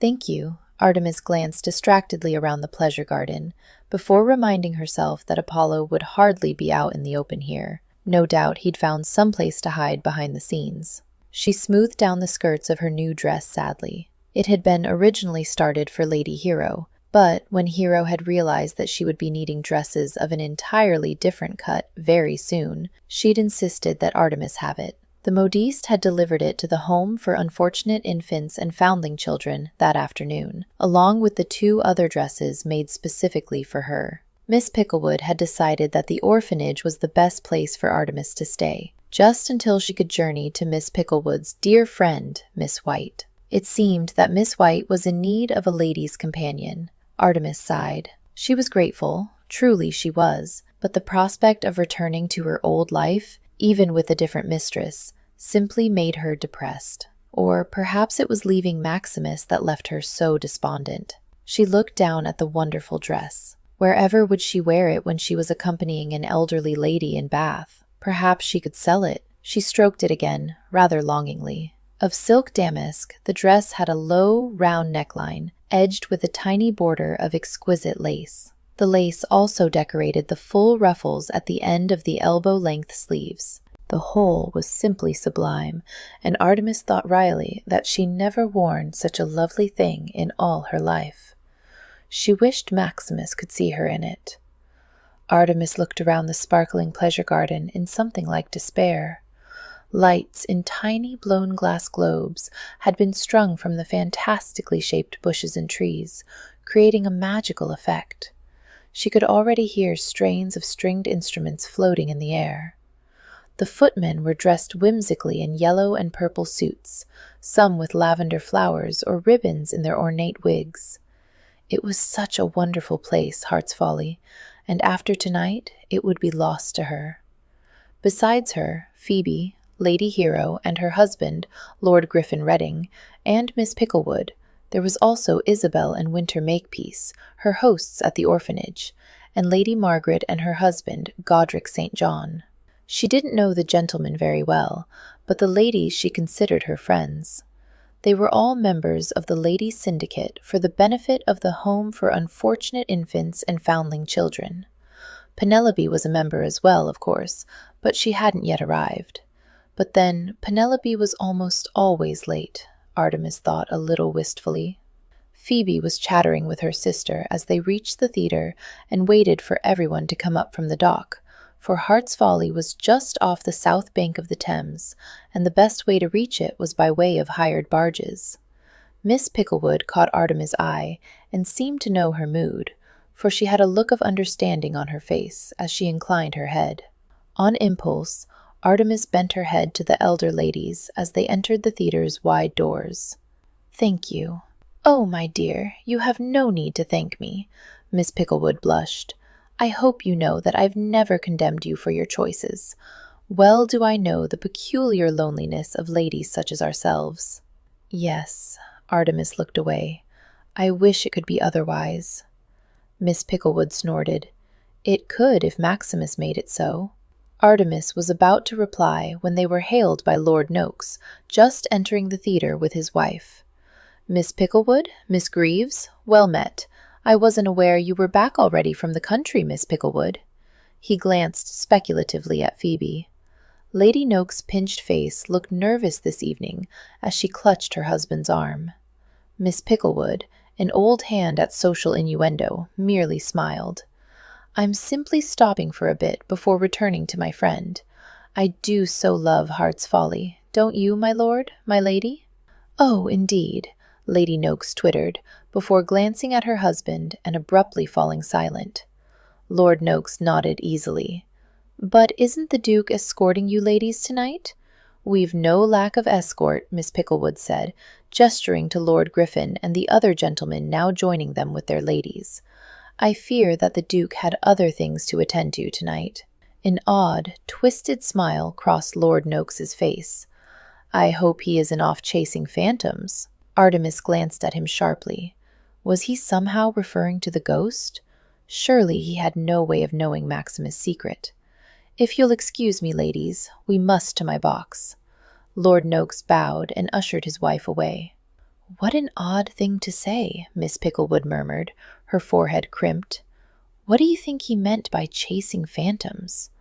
Artemis cleared her throat. "I've no idea." "Oh, here's Lady Penelope at last," Isabel Makepeace drawled in amusement. "Wretched creature to keep us all waiting." Penelope was making an entrance, naturally. She wore a dress of gold tissue and was escorted by the Duke of Scarborough. As she entered the crowded theatre, she flipped open her fan, gazing languidly about. Artemis felt a burst of fondness for her cousin. She was so vain, so mannered, but underneath she could be quite sweet at times. And Artemis had hurt her so badly without Penelope ever knowing. Well, at least she decided to leave Maximus. Pray Penelope never discovered the truth. Artemis smiled and held out her hand to Penelope as she approached. They hadn't seen each other in days. Penelope gathered her skirts and quickened her pace, nearly rushing at her. Still, Artemis was surprised when the slap came. "Whore!" Penelope shouted, her voice echoing around the theater's lobby, as Artemis staggered back from the blow, gasping. Lady Hero and Isabel Makepeace caught her. Miss Picklewood bravely stepped between her and Penelope, but there was no need. The Duke of Scarborough had moved very quickly to catch up with Penelope. He grabbed her arm roughly, pulling her back. His normally genial face was wearing a frown. "What is this about?" Penelope kept her eyes on Artemis as she said, "You know I want Wakefield, yet you spread your legs for him like a common strumpet." Artemis stared, her hand at her cheek as a kind of icy numbness seemed to spread through her limbs. "You had no right," Penelope cried, tears in her eyes. "No right at all. Hell never marry you, not with Apollo's madness. You'll be tossed into the streets and I'll be glad, glad, I tell you." For she was abruptly interrupted in her diatribe by Scarborough turning her about and shaking her once. As Penelope had been yelling, his face had gone completely blank. Now it was dark with anger. "Stop this! Stop it at once!" Scarborough snapped. Penelope looked up at him and gasped. "But no! Whatever your imagined slights, you may not bellow about them in a public place like a mad fishwife. And to hit your defenseless cousin! This was badly done, Penelope, badly done indeed." He turned to Artemis and bowed. "Miss Greaves, I hope you are not hurt.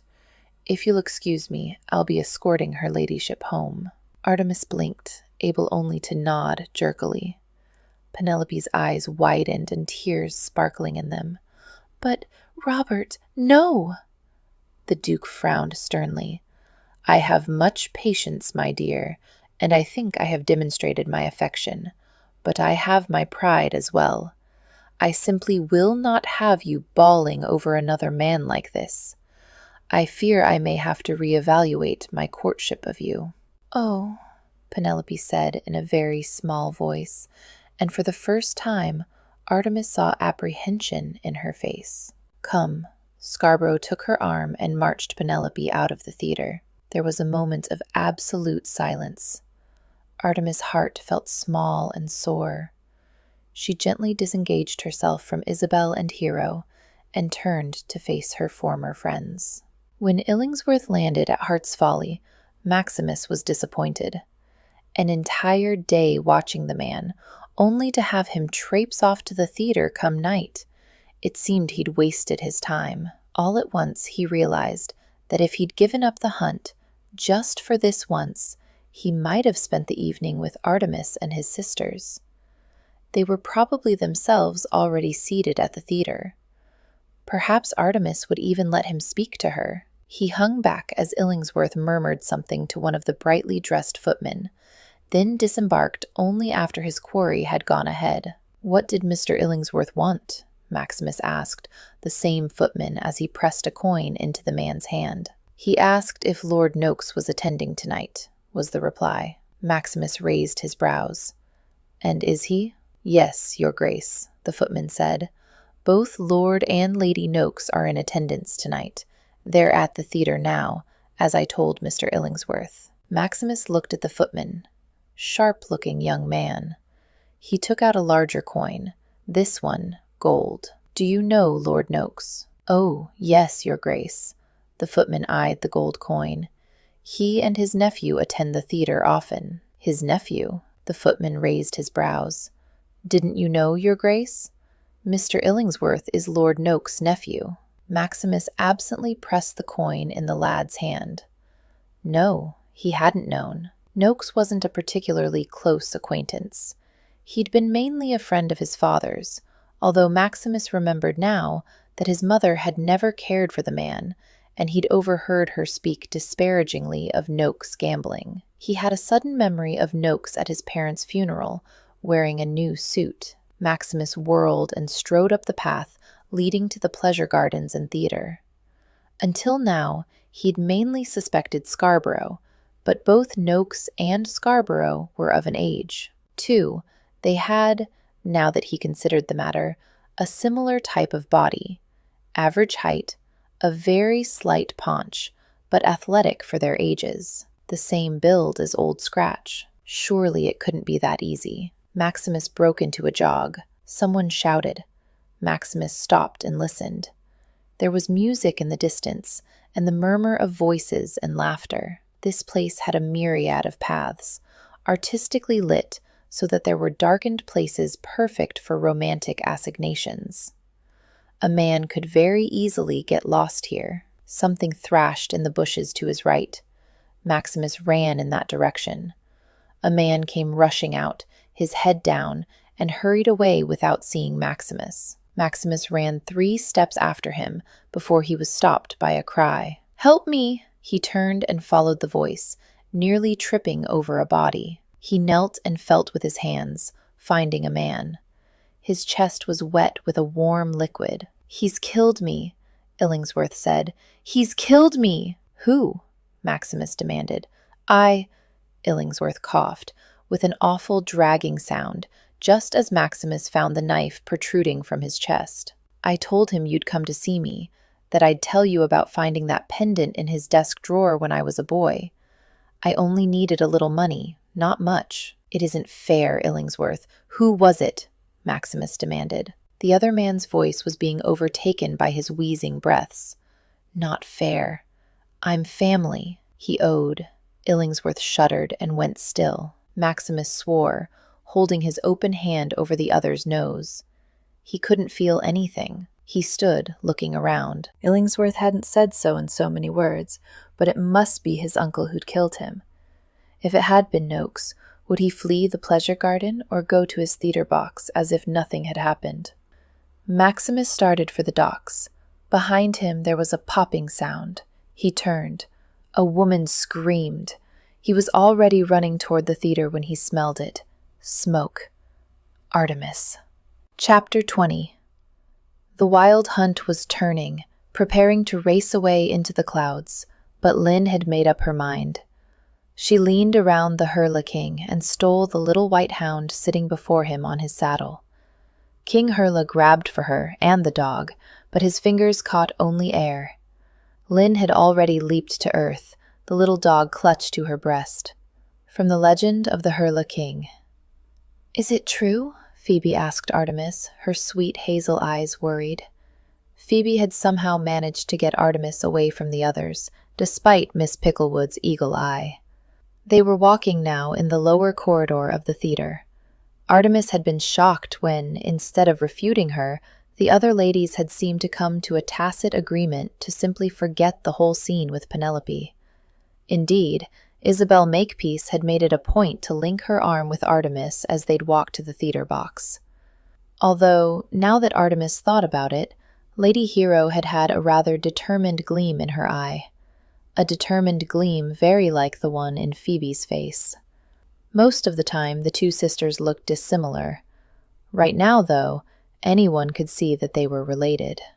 "I knew it!" Phoebe exclaimed when Artemis didn't immediately answer her question. "My brother has seduced you." "I shouldn't be talking about this with you," Artemis said hastily.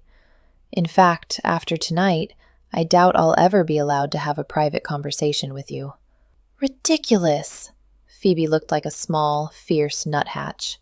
"You have nothing to be ashamed of. This is entirely Maximus' fault." "Well," Artemis began, because, truth be told, it had been she who'd gone to Maximus' bed, not the other way round. Not that she could tell his sister that. "I could throttle him, I really could," Phoebe said. "He never even offered for you, did he?" "No," Artemis said starkly. "He didn't. But I didn't expect him to. I chose this, dear, I really did." "Did you?" Phoebe looked up with unfocused eyes, as if trying and failing to see Artemis' expression. "Did you really? So you'd turn down my brother if he offered you marriage? Is that what you want me to believe?" "It's just such a mess," Artemis whispered. "Do you love him?" "What?" Artemis stared at Phoebe. "Yes, of course. Yes, I love him." "Then I really don't see the problem," Phoebe said with determination, "for it's obvious he loves you." Artemis frowned, distracted. "How can you tell?" Phoebe looked at her as if she were a half-witted schoolgirl. "My brother is the most contained man I know. He keeps the books in his library ranked by language, then age, then author, then alphabetically. He prepares his speeches for Parliament weeks in advance and makes sure to know exactly which lords will be attending and how they will be voting in advance. He's never, as far as I know, kept a mistress, and before you comment, even a virginal younger sister like myself has ways of finding these things out. He's fanatical about family and is so worried about my safety that he had bars put on my bedroom windows, presumably so that I wouldn't, in a fit of absent-mindedness, blunder into them and fall out." Phoebe took a deep breath and fixed Artemis with a gimlet eye. "And yet he dragged you into the woods in front of his entire country party, loses his tight rein on his temper with you, and has seduced you in his own home, a home he shares with me. Either my brother has a brain fever, or he's fallen hard in love with you." Artemis couldn't help smiling, even though it didn't matter. Maximus wasn't marrying for love, after all. He was marrying to please his long-dead father. She opened her mouth to gently tell Phoebe as much when there was a woman's scream, and then she smelled smoke. A pale wisp innocently curled into the corridor where they stood. Artemis' heart started beating fast. The theater was an old one, made of wood and plaster. "I smell smoke," Phoebe said. "Yes," Artemis took her hand. "We must leave here." Where was Apollo? Was he even at Heart's Folly? He'd been so cryptic as to where exactly he'd go. In any case, there was no time to search for him. She could only hope that he could make it out of the theater if he were indeed here. Artemis pulled Phoebe toward the entrance. Of course, everyone else had the same idea of escape. People began crowding into the corridor, pushing in their panic. A stout gentleman shoved Artemis hard into the wall as he hurried past. Her fingers slipped and lost Phoebe's. "Phoebe!" Her shout was swallowed by the melee. She fought her way back through the crowd, elbowing people with utter disregard for propriety. "Phoebe!" She caught sight of the other woman's face, unseeing eyes wide with panic. Artemis grasped her hand, squeezing tight. "Artemis," Phoebe cried, "please don't leave me here." "I won't, dear." There were too many people between them and the main entrance. "Come this way. I thought I saw a side door here." The smoke was thickening at a frightening pace. Artemis found herself coughing as she pulled Phoebe in the direction of the door she'd seen. A loud crackling came from the direction of the stage, followed closely by a shrill scream. Artemis found the door and shoved. It stayed obstinately shut. "It's locked," she shouted at Phoebe as she felt around the edge of the door. "Help me find the bolt." Tears caused by the smoke were streaming down her face, blinding her, and she felt the beginnings of panic. If they couldn't get the door open... Her fingers brushed metal. Quickly, she shoved back the bolt and stumbled with Phoebe into the fresh air. She turned, looking back, and froze. "What is it?" Phoebe cried. "The entire gardens are alight," Artemis whispered, awed. Flames leaped from the top of the theater, even as the garden guests, actors, footmen, and servants streamed from the building. A bucket brigade had formed under the command of a man with a mane of tawny hair. But Artemis could see that it was already a lost cause. The flames had leaped to the artfully planted trees and shrubs, and were racing through the open gallery where the musicians usually performed. Soon, everything would be aflame. "Come on," Artemis shouted. "We have to get to the docks." "But Hero," Phoebe pulled back, "and Cousin Bathilda." "The gentlemen were with them," Artemis said, praying she was correct. "They'll get your sister and cousin and everyone else to safety." She began pushing her way through the brush, for the paths were full of streaming people. Her beautiful new hunter green dress was streaked with soot and torn by branches, but that hardly mattered. "Ah, Lady Phoebe," a voice drawled, strangely calm. Artemis looked up to see Lord Noakes standing in their way. He held a pistol in one hand, and the other was covered in blood. "Are you hurt, my lord?" Artemis asked stupidly, for she knew at once that something entirely different was amiss. "Oh, not I," Lord Noakes said cheerfully. "Now, if you don't mind, I'd like you to step aside, for I have need of Lady Phoebe.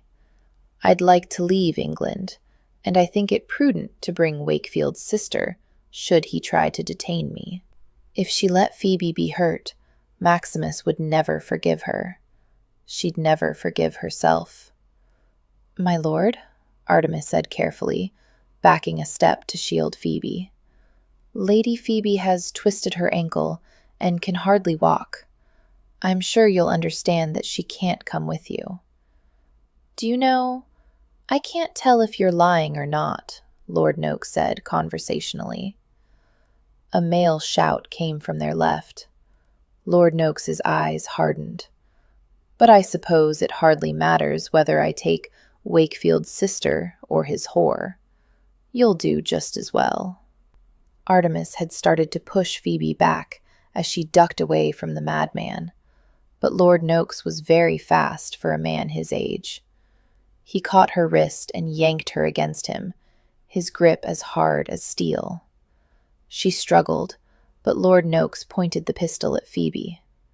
"Stop that, or I'll shoot her." Artemis immediately stilled.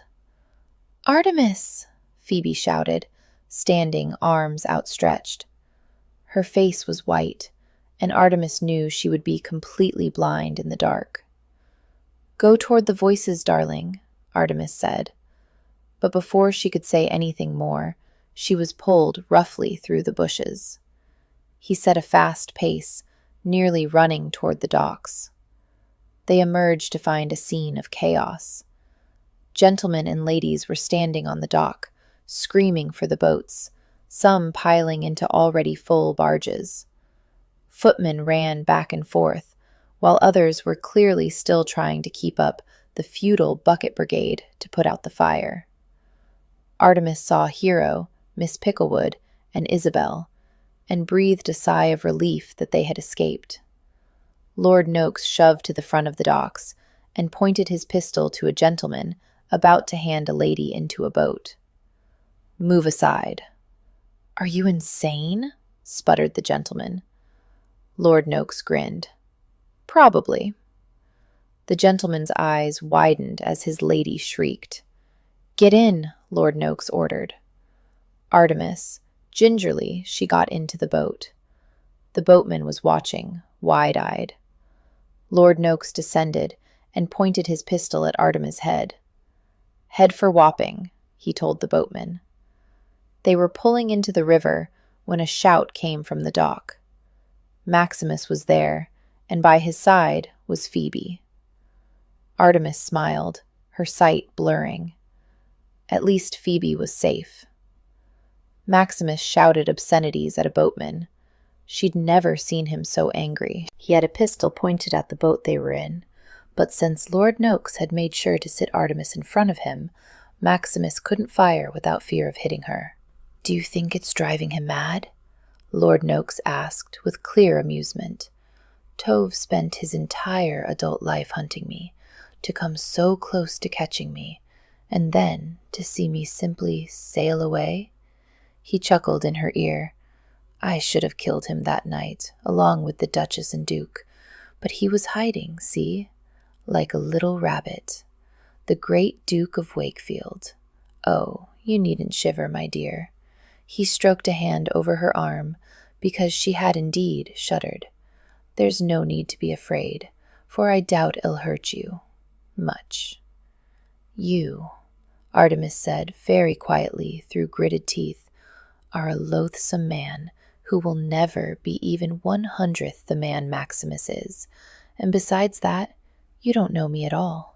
And so saying, she dived over the side of the boat and into the black waters of the Thames.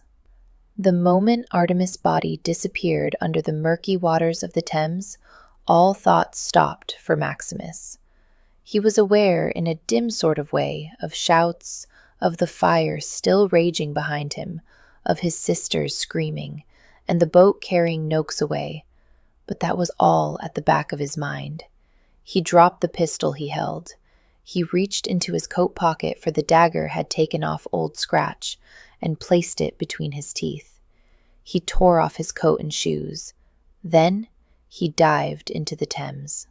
A small, calm voice at the back of his brain was counting off the seconds since she disappeared, was pointing out that she hadn't resurfaced, and was calculating how fast the river was moving. He struck out, heading to a spot a little downstream from where she'd gone in. A shot rang out, followed closely by another. He dove into darkness. At arm's length, he couldn't see his hand. He felt about frantically. Nothing, nothing, nothing. His lungs began spasming. He kicked to the surface and drew his lips back from his teeth clenched around the dagger to gasp. He dived again. Nothing, nothing, nothing. His eyes stung. He tasted death on his tongue. She couldn't end like this. He wouldn't allow it. He went deeper. Nothing. His chest was screaming. He saw no point in rising to the surface. He looked up a last time and saw a white hand. One beautiful white hand. He clutched at her and pulled until she was in his arms, and they began sinking under the weight of her sodden skirts. He took the knife from his mouth and inserted it under the neckline at the back of her dress, yanking out hard. The thin silk split under his knife all the way to the waist. He slit the sleeves and tore them from her lifeless arms before dragging the dress over her hips. Then he kicked hard, and as they rose, she slipped free from the garment, like a selkie shedding its skin. They rocketed to the surface. He broke the water, gasping, and looked at Artemis. Her face was white, her lips blue, and her hair trailed lifelessly in the water. She looked dead. Arms suddenly seized him, and he nearly fought them off before he realized that it was Winter Makepeace and Godric St. John hauling him into a boat. "Take her first," Maximus managed. The men pulled Artemis into the boat without a word, and Maximus clambered in after, falling gracelessly to the bottom of the boat. He immediately took her in his arms and cut off her stays. She didn't move. He shook her. Artemis. Her head flopped back and forth limply. Makepeace laid a hand on his arm. "Your Grace." He ignored the other man. "Diana." "Your Grace, I'm sorry." He swung back his arm and slapped her face, the sound echoing across the water. She choked. Immediately, he flipped her so that her face was over the gunwale of the boat. She coughed, and a great stream of dirty water fountained out of her mouth. He'd never seen such a wonderful sight in his life. When she stopped coughing, he hauled her back into his arms. St. John took off his coat and handed it over. Maximus gently pulled it over her shoulders, wrapping his arms around her. He was never going to let her go after this. "What in bloody hell were you thinking?" Makepeace cocked an eyebrow, but Maximus ignored it. He never, ever wanted to go through such agony again. He glared sternly down at the woman in his arms. "I was thinking," she rasped, "that you couldn't get a clear shot with me in the way." He tucked her head under his chin, running his palm over her wet hair. "And so you decided to sacrifice yourself?" "Madam, I had not taken you for a half-wit. I can swim. Not in waterlogged skirts." She frowned impatiently. "Did you shoot him?" "I had much more important matters to consider," Maximus snapped. At that, she tilted back her head and glared at him. "You've been hunting him for nearly 2 decades. What could possibly be more important than killing your parents' murderer?" He scowled at her. You maddening woman. Whatever possessed you to?" Just the memory of watching her dive into the Thames made his throat close up. When he spoke again, his voice was rough. "Do not think to ever do that to me again, Diana. Had you not lived, I would have joined you at the bottom of the Thames. I cannot survive without you." She blinked, and her militant expression softened. "Oh, Maximus." She laid her palm against his cheek. And there, in that wretched boat, dripping and shivering, with black smoke darkening the sky and ashes floating on the wind, Maximus thought that he'd never been so happy. "I'll find him again some day," he murmured into her hair. "But once lost to me, I cannot find life without you, my Diana. Please, my love, don't ever leave me. I promise on my mother's grave that I'll never cleave to another but you." "I won't leave," she whispered back, her sweet gray eyes glowing. "Though it is a pity you missed your chance with Lord Noakes." Makepeace cleared his throat. "As to that, I shot him," St. John muttered, almost apologetically. Maximus looked at him in astonishment. St. John shrugged. It seemed the thing to do.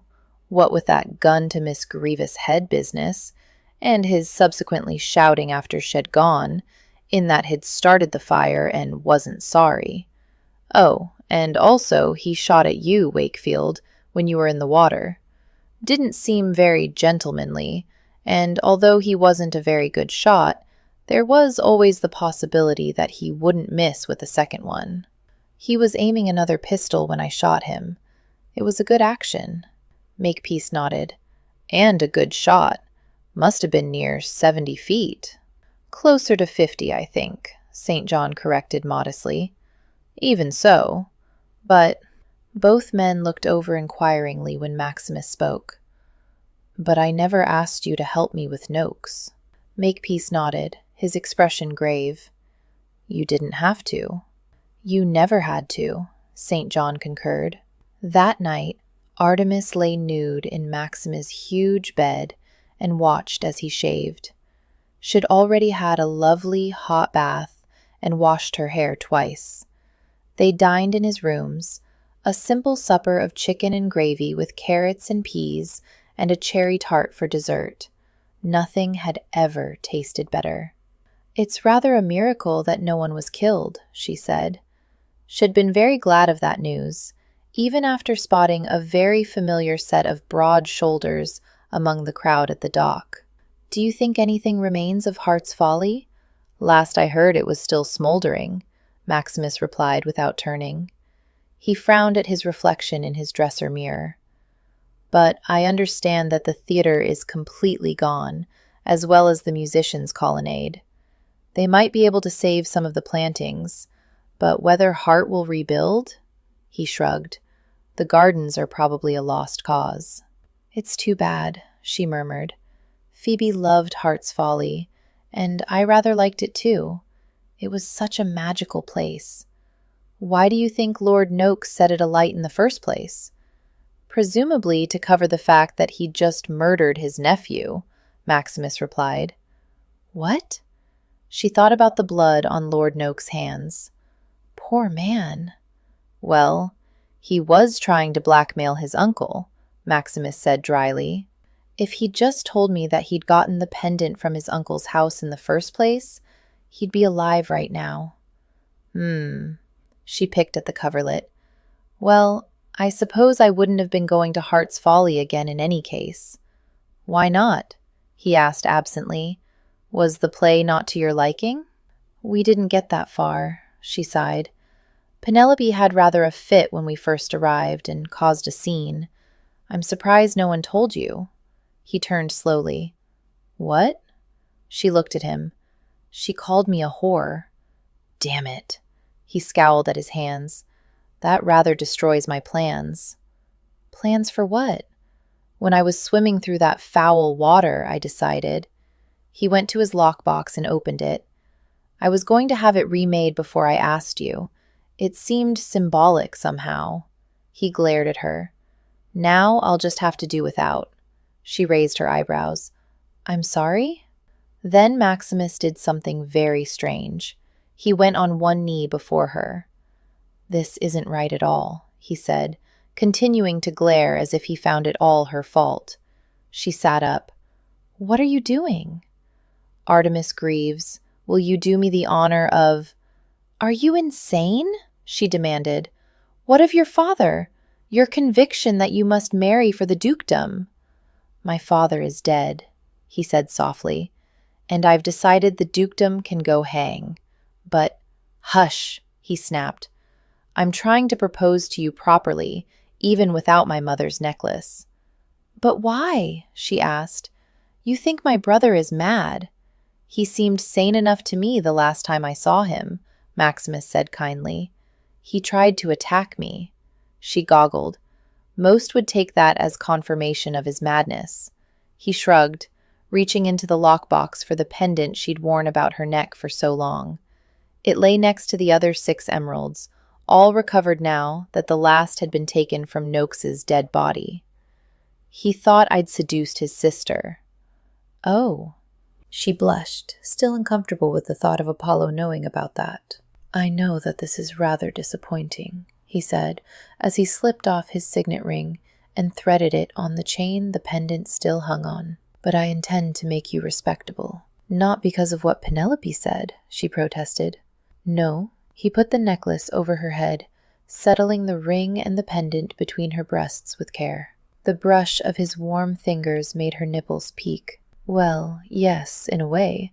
I don't want you to think that I would allow anyone to call you such. I vowed it to myself when I was searching for you underwater, that if I could get you out alive—" He cleared his throat, frowning. "Anyway, you can wear the necklace at the wedding." "Maximus." She took his face, making him look up at her. "I don't want to marry you simply because you want to protect my name. If—" Her heartfelt protest was interrupted by him lunging at her and taking her mouth. He kissed her thoroughly, open-mouthed, until she had trouble remembering what exactly they'd been talking about. When he broke the kiss, he still held her tight, almost as if he were afraid to let her go. "I love you, my Diana. I've loved you, I think, since I discovered you walking barefoot in my woods. Even when I thought I couldn't marry you, I fully intended to keep you by my side forever." He pulled back to look at her, and she saw, to her absolute astonishment, that there was a very small trace, of uncertainty in his expression. He smoothed a thumb down the side of her face. "You mustn't leave me. Without you, there's no light in the world, no laughter, no purpose. Even if, for some silly reason, you don't wish to marry me, promise me at least." "Hush," she cupped his face in her hands. "Yes, I'll marry you, you foolish man. I love you. I suppose I'll even wear your mother's extravagant necklace, though it won't look nearly as good on me as it would have on Penelope. I'll do anything you want, just so that we can remain together, forever." He surged up over her at that, capturing her mouth, surrounding her with his strong, possessive arms. When at last he allowed her to draw breath, she saw that he was frowning sternly at her. "Well, marry in 3 months. You'll wear the Wakefield emeralds and the earbobs I'll have made. But mark me well, you are confused. No one would look better in those emeralds than you. Your cousin might be a pretty face, but you, my darling, courageous, maddening, seductive, mysterious, wonderful Diana, you are the Duchess of Wakefield, my Duchess." Epilogue. Tam cried out his sister's name, expecting Lynn to turn to ash before his eyes. But a strange thing happened when Lynn touched the earth. Nothing at all. She bent her head and whispered something into the ear of the little white dog, whereupon the animal leaped from her arms to the ground and stood wagging his tail. Immediately, the wild hunt's horses and riders fell from the sky, each one assuming his mortal shape as he landed on the earth. The last to descend from the sky was King Hurla himself. He stepped from his horse, and as his booted foot touched the ground, he drew a deep, shuddering breath, tilting his head back to feel the rays of the dawning sun upon his face. Then he smiled and looked down at Lynn, his eyes no longer pale. Now they were a warm brown. "You've saved me, brave little maiden. Your courage, cleverness, and unwavering love has broken the curse set on me, my men, and your own brother." At his words, the men of his retinue threw their hats into the air, cheering. "I owe you everything I have," King Hurla said to Lynn. "Ask what you will for your reward, and it is yours." "Thank you, my king,"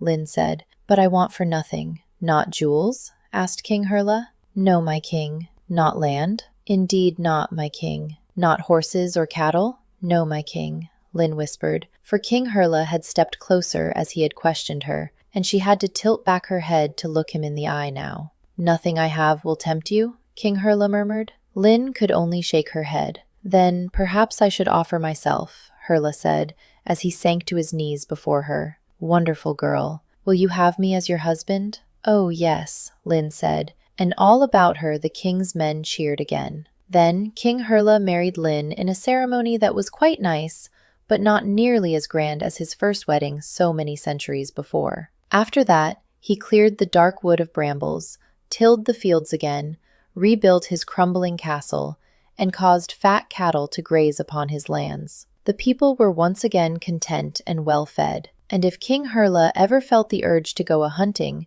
he ignored it, and turned to see the smile of his wise queen instead, for he'd already found and captured the best quarry of all, true love. From the legend of the Hurla King. Meanwhile, 9 fucking years. Apollo sat on an overturned tin pail and watched as his good friend, Asa Makepeace, thrust the bottle of wine gripped in his fist into the air, a defiant salute. "D'you hear me, Pollio?" Asa demanded, waving the bottle so wildly he nearly boxed Apollo's ear with it. 9 fucking years. I could have been whoring or drinking or pottering about the continent, seeing places, and instead I was working, nay, slaving on this very pleasure garden, building and planting and coddling fickle actresses and more fickle actors, and now it's nothing but a smoldering pile of shit. I say again, 9 fucking years. Apollo sighed and drank from his own bottle as Asa continued to repeat his profane refrain. Apollo's bottle was half gone, which was good since he no longer cared that the wine stank of smoke. They sat in the only part of Heart's Folly still standing, the actors' dressing rooms behind the stage, or what had once been the stage. That part of the theater, and indeed the rest of it, was a still smoldering, blackened mess of fallen beams and debris, too hot to sift through to see if anything could be recovered, although Apollo was very doubtful on that score. It might have been 9 years of Ace's life lost tonight, but it was also the last bit of capital Apollo had to his name gone too. Just before he'd woken that dreadful day to find 3 of his acquaintances bloodily slaughtered around him, he'd taken that capital, a tiny legacy from his father, and invested the lot in Heart's Folly. At the time, it had seemed a sound financial move. He was terrible with money, while Asa seemed on the verge of wealth and prosperity with the pleasure garden. Apollo hadn't expected too much, maybe enough made an interest to keep himself in Artemis. That dream had just turned to ash. "Still have to live on the street now," Asa was saying mournfully to his bottle. "My family isn't too fond of me, you know, and I haven't any talent or trade save the ability to talk people into things, like I talked you into giving me all your savings, Pollo." Apollo would have corrected Asa's misconception. He made the investment decision of his own free will, but he still couldn't speak, and he wasn't sure it mattered anyway. Asa seemed to be almost enjoying wallowing in his own tragedy. "Hello?" They looked at each other at the call from without. Asa's eyebrows rose comically high on his forehead. "Who do you think that is?" he asked in a very loud whisper. "Ah, there you are." The prettiest man Apollo had ever seen picked his way through the trash strewn around their little shelter. He was exquisitely dressed in a silver waistcoat and a pink satin coat and breeches, but it was his hair that drew the eye. Shining golden curls, drawn back by a huge black bow. "Fop," thought Apollo. "Who the hell are you?" Asa asked belligerently. The fop smiled, and Apollo's eyes narrowed. He might be pretty, but this wasn't a man to be underestimated. "I?" The fop fastidiously laid a lace handkerchief on the remains of a bench and perched on it. "I am Valentine Napier, the Duke of Montgomery, and I have a proposition for you, Mr. Makepeace." Other titles by Elizabeth Hoyt: Lord of Darkness, Fief of Shadows, Scandalous Desires, Notorious Pleasures, Wicked Intentions, To Desire a Devil, To Seduce a Sinner, To Beguile a Beast, To Taste Temptation, The Ice Princess, The Serpent Prince, The Leopard Prince, The Raven Prince. Praise for Elizabeth Hoyt's Maiden Lane series. Lord of Darkness. Lord of Darkness illuminates Hoyt's boundless imagination. Readers will adore this story. RT Book Reviews. Hoyt's writing is imbued with great depth of emotion, heartbreaking and edgy, tension-filled plot. Publishers Weekly. Lord of Darkness is classic Elizabeth Hoyt, meaning it's unique, engaging, and leaves readers on the edge of their seats, waiting for the next book. An incredible addition to the fantastic Maiden Lane series. I joyfully recommend Godric and Meg's Tale, for it's an amazing, well-crafted story with an intriguing plot and a lovely, touching romance that I want to enjoy again and again and again. Simply enchanting. Joyfullyreviewed.com. I adore the Maiden Lane series, and this 5th book is a very welcome addition to the series. Sexy and sweet all at the same time. This can be read as a standalone, but I adore each book in this series and encourage you to start from the beginning. USA. Today's Happy Ever After blog. Beautifully written, a truly fine piece of storytelling, and a novel that deserves to be read and enjoyed. thebookbinge.com. Fief of Shadows, an expert blend of scintillating romance and mystery. The romance between the beautiful and quick-witted Isabel and the masked champion of the downtrodden propels this novel to the top of its genre. Publishers Weekly, starred review. Amazing sex scenes, a very intriguing hero. This one did not disappoint. USA Today. Innovative, emotional, sensual Hoyt's beautiful blending of the essential elements of a fairy tale into a stunning love story enhances this delicious keeper. RT Book Reviews. All of Hoyt's signature literary ingredients, wickedly clever dialogue, superbly nuanced characters, danger, and scorching sexual chemistry, click neatly into place to create a breathtakingly romantic love story. Book list. When finally come together, desire and long-denied sensuality explode upon the page. Library Journal. With heart and heat rolled into one, Fief of Shadows is a definite must-read for historical romance fans. Hoyt really has outdone herself yet again. underthecoversbookblog.blogspot.com. A balanced mixture of action, adventure, and mystery, and a beautifully crafted romance. The perfect historical romance. heroesandheartbreakers.com. Scandalous desires. Historical romance at its best. Series fans will be enthralled, while new readers will find this emotionally charged installment stands very well alone. Publishers Weekly, starred review. 4.5 stars. This is the Maiden Lane story readers have been waiting for. Hoyt delivers her hallmark fairy tale within a romance and takes readers into the depths of the heart and soul of her characters. Pure magic flows from her pen, lifting readers' spirits with joy. RT Book Reviews. With its lush sensuality, lusciously wrought prose, and luxuriously dark plot, Scandalous Desires, the latest exquisitely crafted addition to Hoyt's Georgian set Maiden Lane series, is a romance to treasure. Book list, starred review. Ms. Hoyt writes some of the best love scenes out there. They are passionate, sexy, and blazing hot. I simply adore Ms. Hoyt's books for her sensuous prose, multifaceted characters, and intense, well-developed storylines. And she delivers every single time. It's no wonder all of her books are on my keeper shelves. Do yourself a favor and pick up Scandalous Desires. TheRomanceDish.com. Scandalous Desires is the best book Elizabeth Hoyt has written so far.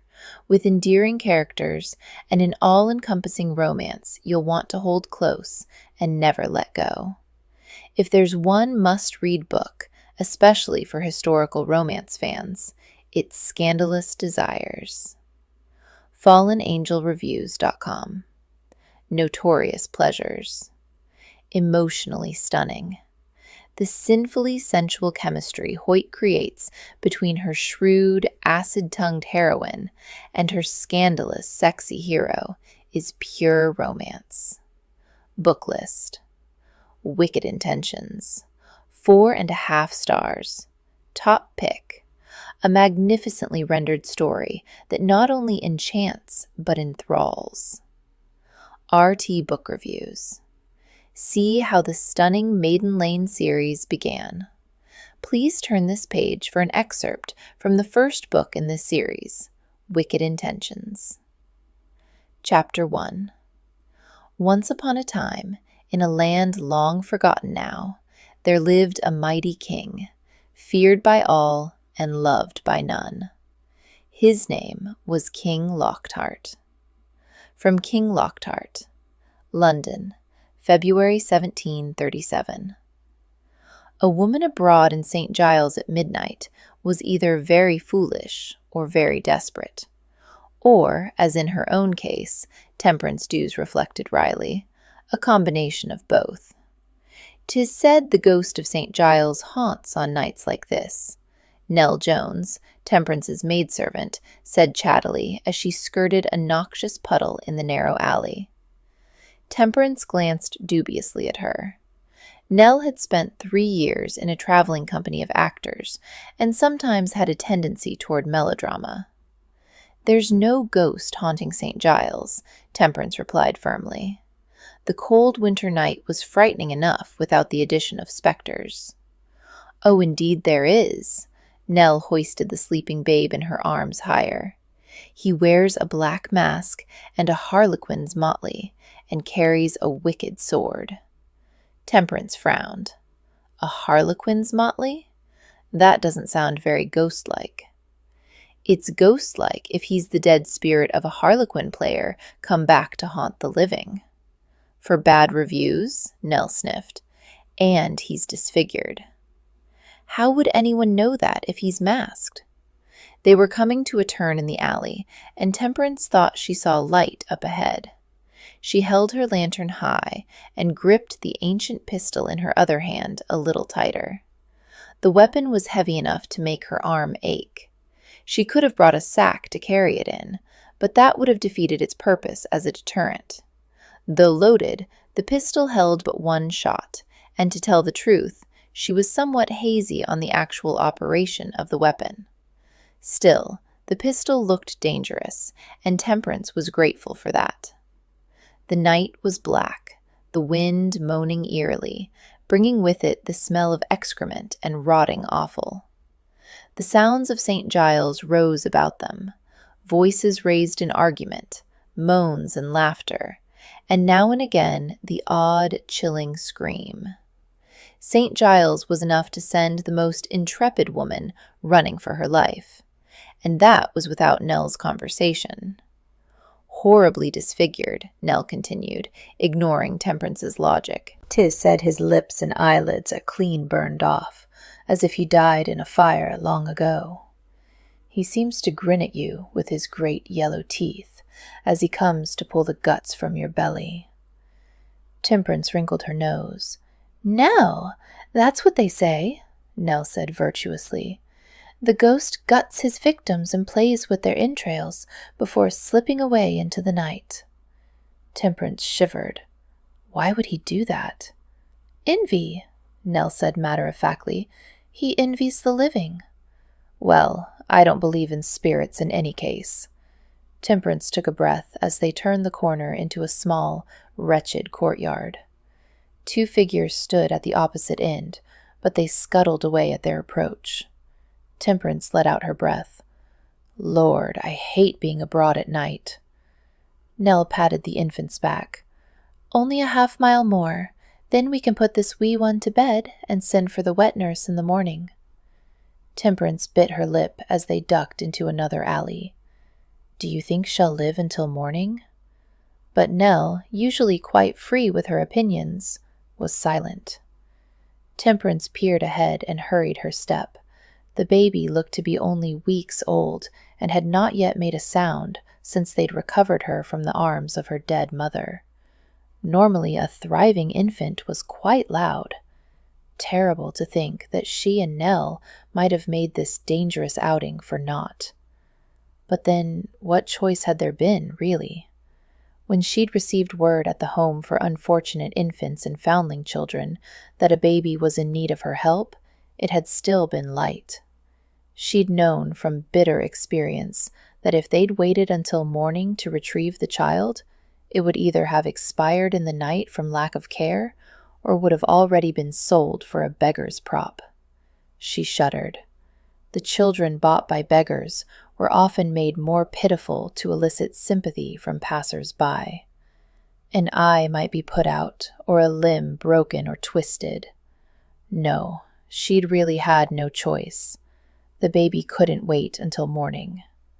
Still, she'd be very happy when they made it back to the home. They were in a narrow passage now, the tall houses on either side leaning inward ominously. Nell was forced to walk behind Temperance or risk brushing the sides of the buildings. A scrawny cat snaked by, And then there was a shout very near. Temperance's steps faltered. "Someone's up ahead," Nell whispered hoarsely. They could hear scuffling and then a sudden high scream. Temperance swallowed. The alley had no side passages. They could either retreat or continue, and to retreat meant another 20 minutes added to their journey. That decided her. The night was chilly, and the cold wasn't good for the babe. "Stay close to me," she whispered to Nell. "Like a flea on a dog," Nell muttered. Temperance squared her shoulders and held the pistol firmly in front of her. Winter, her youngest brother, had said that one need only point it and shoot. That couldn't be too hard. The light from the lantern spilled before them as she entered another crooked courtyard. Here she stood still for just a second, her light illuminating the scene ahead like a pantomime on a stage. A man lay on the ground, bleeding from the head. But that wasn't what froze her blood. And even death were common enough in St. Giles.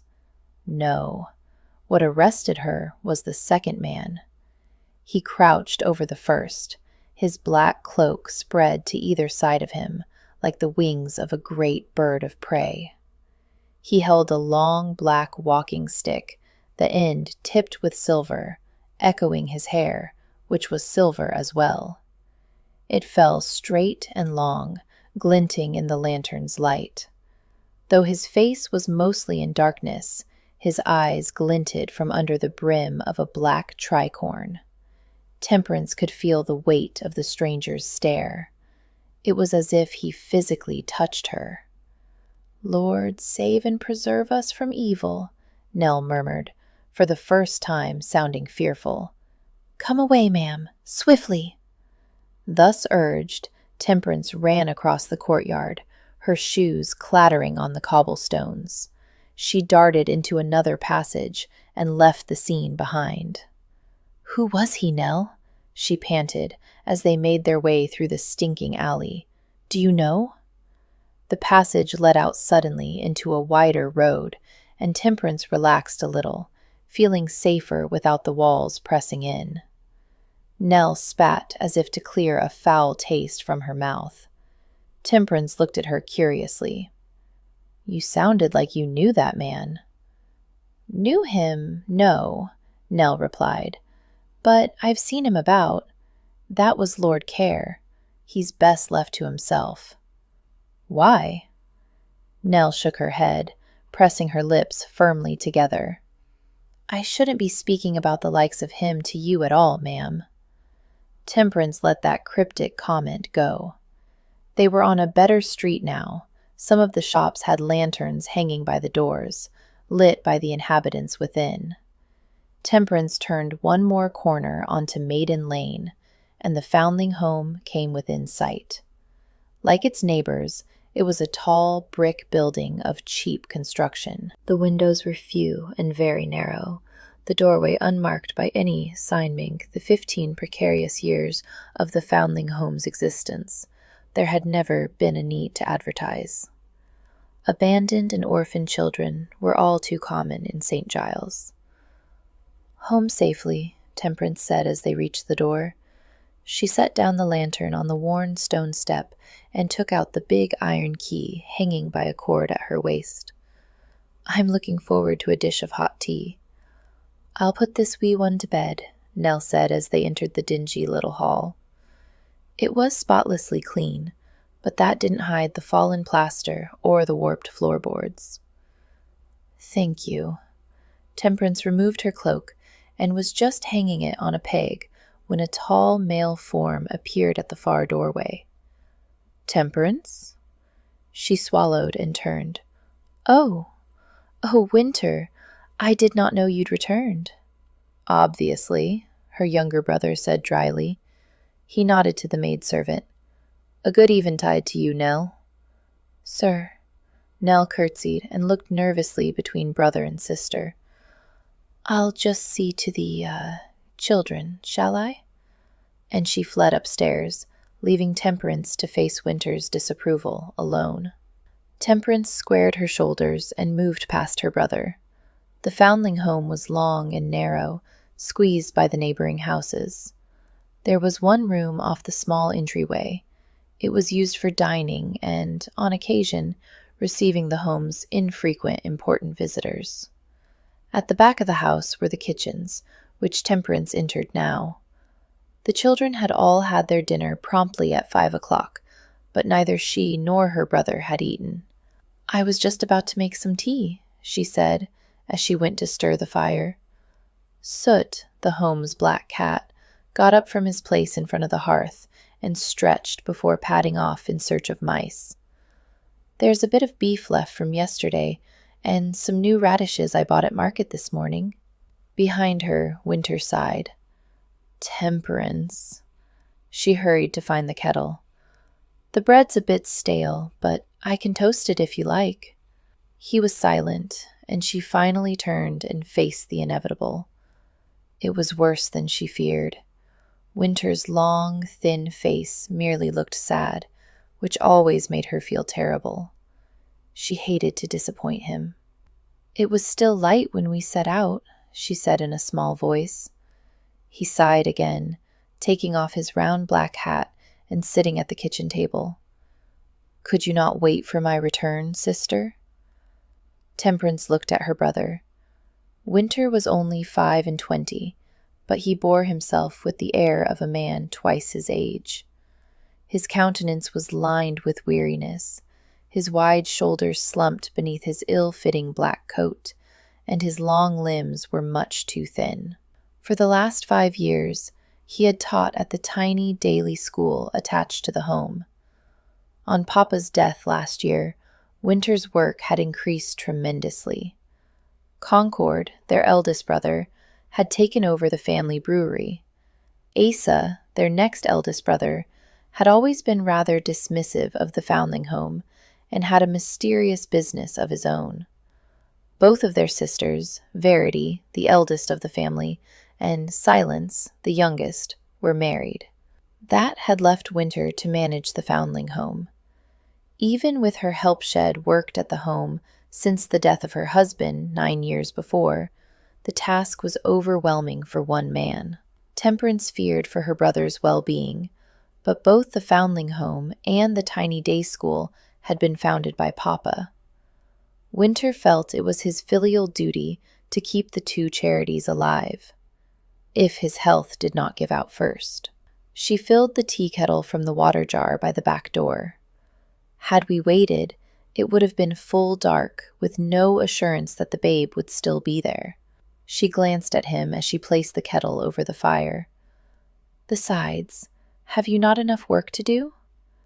If I lose my sister, think you that I'd be more free of work?" Temperance looked away guiltily. Her brother's voice softened. "And that discounts the lifelong sorrow I would feel had anything happened to you this night." Nell knew the mother of the baby, a girl of less than 15 years. Temperance took out the bread and carved it into thin slices. "Besides, I carried the pistol." Winter said behind her. "And had you been accosted, would you have used it?" "Yes, of course," she said, with flat certainty. "And if the shot misfired?" She wrinkled her nose. Their father had brought up all her brothers to debate a point finely, and that fact could be quite irritating at times. She carried the bread slices to the fire to toast.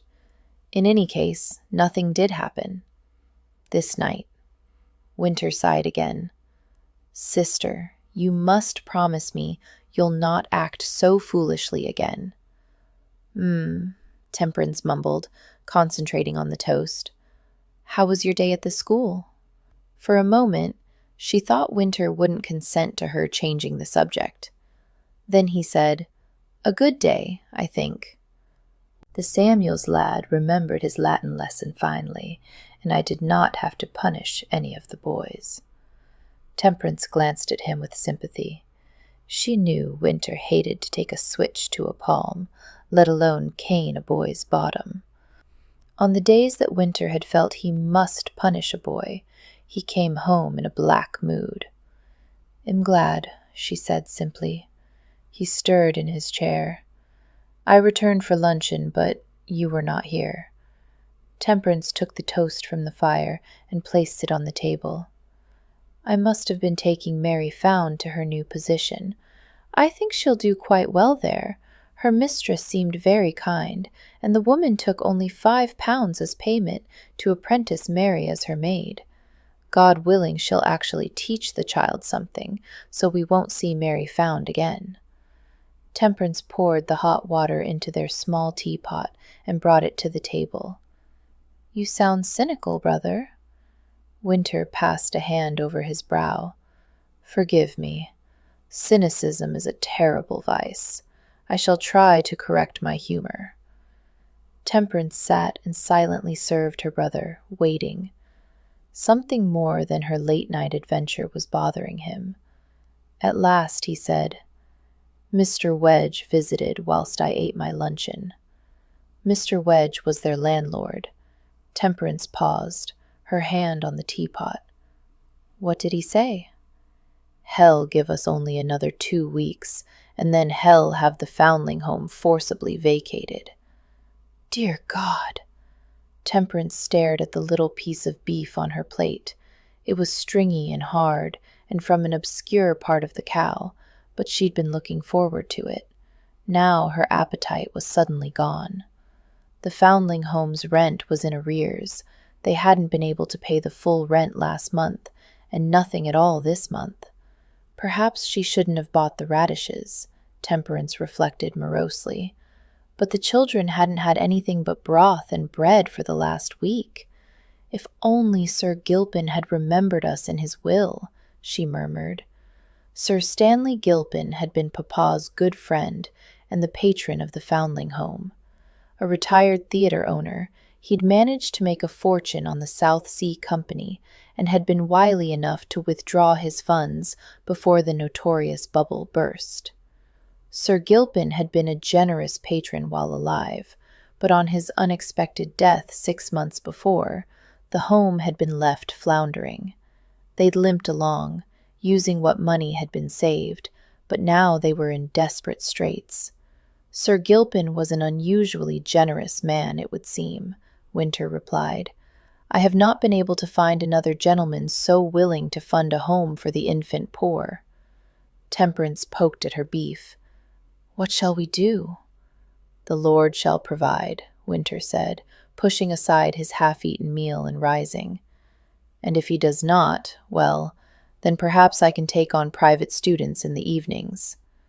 "You already work too many hours," Temperance protested. "You hardly have time to sleep as it is." Winter shrugged. "How can I live with myself if the innocents we protect are thrown into the street?" Temperance looked down at her plate. She had no answer to that. "Come." Her brother held out his hand and smiled. Winter's smiles were so rare, so precious. When he smiled, his entire face lit as if from a flame within, and a dimple appeared on one cheek, making him look boyish, more his true age. One couldn't help smiling back when Winter smiled, and Temperance did so as she laid her hand in his. "Where will we go?" "Let us visit our charges," he said, as he took a candle and led her to the stairs. "Have you ever noticed that they look quite angelic when asleep?" Temperance laughed as they climbed the narrow wooden staircase to the next floor. There was a small hall here with 3 doors leading off it. They peered in the first as Winter held his candle high. 6 tiny cots lined the walls of the room. The youngest of the foundlings slept here, 2 or 3 to a cot. Nell lay in an adult-sized bed by the door, already asleep. Winter walked to the cot nearest Nell. 2 babes lay there. The first was a boy, red-haired and pink-cheeked, sucking on his fist as he slept. The second child was half the size of the first, her cheeks pale and her eyes hollowed, even in sleep. Tiny whorls of fine black hair decorated her crown. "This is the baby you rescued tonight?" Winter asked softly. Temperance nodded. The little girl looked even more frail next to the thriving baby boy, but Winter merely touched the baby's hand with a gentle finger. "How do you like the name Mary Hope?" Temperance swallowed past the thickness in her throat. "'Tis very apt." Winter nodded and, with a last caress for the tiny babe, left the room. The next door led to the boys' dormitory. 4 beds held 13 boys, all under the age of 9, the age when they were apprenticed out. The boys lay with limbs sprawled, faces flushed in sleep. Winter smiled and pulled a blanket over the 3 boys nearest the door, tucking in a leg that had escaped the bed. Temperance sighed. One would never think that they spent an hour at luncheon hunting for rats in the alley. Winter answered as he closed the door softly behind them. "Small boys grow so swiftly to men." "They do indeed." Temperance opened the last door, the one to the girls' dormitory, and a small face immediately popped off a pillow. "Did you get her, ma'am?" Mary Whitson whispered hoarsely. She was the eldest of the girls in the Foundling home, named for the Whit-Sunday morning 9 years before, when she had been brought to the home as a child of 3. Young though Mary Whitson was, Temperance had to sometimes leave her in charge of the other children, as she'd had to tonight. "Yes, Mary," Temperance whispered back. "Nell and I brought the babe home safely." "I'm glad." Mary Whitson yawned widely. "You did well watching the children," Temperance whispered. "Now sleep. A new day will be here soon." Mary Whitson nodded sleepily and closed her eyes. Winter picked up a candlestick from a little table by the door and led the way out of the girls' dormitory. "I shall take your kind advice, sister, and bid you good night." He lit the candlestick from his own and gave it to Temperance. "Sleep well," she replied. "I think I'll have one more cup of tea before retiring."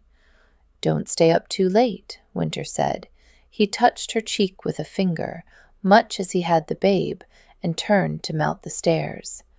Temperance watched him go, frowning at how slowly he moved up the stairs. It was past midnight, and he would rise again before 5 of the clock to read, write letters to prospective patrons, and prepare his school lessons for the day. He would lead the morning prayers at breakfast, hurry to his job as schoolmaster, work all morning before taking 1 hour for a meager luncheon, and then work again until after dark. In the evening, he heard the girls' lessons and read from the Bible to the older children. Yet, when she voiced her worries, Winter would merely raise an eyebrow and inquire who would do the work if not he. Temperance shook her head. She should be to bed as well. Her day started at 6 of the clock, but these moments by herself in the evening were precious. She'd sacrifice a half-hour's sleep to sit alone with a cup of tea. So she took her candle back downstairs. Out of habit, she checked to see that the front door was locked and barred. The wind whistled and shook the shutters as she made her way to the kitchen, and the back door rattled. She checked it as well, and was relieved to see the door still barred. Temperance shivered, glad she was no longer outside on a night like this. She rinsed out the teapot and filled it again. To make a pot of tea with fresh leaves and only for herself was a terrible luxury. Soon she'd have to give this up as well, but tonight she'd enjoy her cup. Off the kitchen was a tiny room. Its original purpose was forgotten, but it had a small fireplace, and Temperance had made it her own private sitting room. Inside was a stuffed chair, much battered, but refurbished with a quilted blanket thrown over the back. A small table and a footstool were there as well, all she needed to sit by herself next to a warm fire. Humming, Temperance placed her teapot and cup, a small dish of sugar, and the candlestick on an old wooden tray. Milk would have been nice, but what was left from this morning would go toward the children's breakfast on the morrow. As it was, the sugar was a shameful luxury. She looked at the small bowl, biting her lip. She really ought to put it back. She simply didn't deserve it. After a moment, she took the sugar dish off the tray, but the sacrifice brought her no feeling of wholesome goodness. Instead, she was only weary. Temperance picked up the tray, and because both her hands were full, she backed into the door leading to her little sitting room, which was why she didn't notice until she turned that the sitting room was already occupied. There, sprawled in her chair like a conjured demon, sat Lord Care. His silver hair spilled over the shoulders of his black cape. A cocked hat lay on one knee, and his right hand caressed the end of his long, ebony walking stick. This close, she realized that his hair gave lie to his age. The lines about his startlingly blue eyes were few, his mouth and jaw firm. He couldn't be much older than 35. He inclined his head at her entrance and spoke, his voice deep and smooth, and softly dangerous. "Good evening, Mrs. Dews." She stood with quiet confidence, this respectable woman who lived in the sewer that was St. Giles. Her eyes had widened at the sight of him, but she made no move to flee. Indeed, finding a strange man in her pathetic sitting room seemed not to frighten her at all. Interesting. "I am Lazarus Huntington, Lord Care," he said. "I know. What are you doing here?" He tilted his head, studying her. She knew him, yet did not recoil in horror. "Yes, should do quite well. I've come to make a proposition to you, Mrs. Dews." Still, no sign of fear, though she eyed the doorway. "You've chosen the wrong lady, my lord. The night is late. Please leave my house." No fear and no deference to his rank. An interesting woman indeed. "My proposition is not, illicit in nature," he drawled. "In fact, it's quite respectable, or nearly so." She sighed and looked down at her tray, and then back up at him. "Would you like a cup of tea?" He almost smiled. Tea? When had he last been offered something so very prosaic by a woman? He couldn't remember, but he replied gravely enough. "Thank you, no." She nodded. "Then, if you don't mind?" He waved a hand to indicate permission. She set the tea tray on the wretched little table and sat on the padded footstool to pour herself a cup. He watched her. She was a monochromatic study. Her dress, bodice, hose, and shoes were all flat black. A fichu tucked in at her severe neckline, an apron, and a cap no lace or ruffles were all white. No color marred her aspect, making the lush red of her full lips all the more startling. She wore the clothes of a nun, yet had the mouth of a sybarite. The contrast was fascinating and arousing. "You're Puritan?" he asked. Her beautiful mouth compressed. "No." "Ah." He noted she did not say she was Church of England either. She probably belonged to one of the many obscure, nonconformist sects, but then he was interested in her religious beliefs only as they impacted his own mission. She took a sip of tea. "How do you know my name?" He shrugged. "Mrs. Dews and her brother are well known for their good deeds." "Really?" Her tone was dry. "I was not aware we were so famous beyond the boundaries of St. Giles."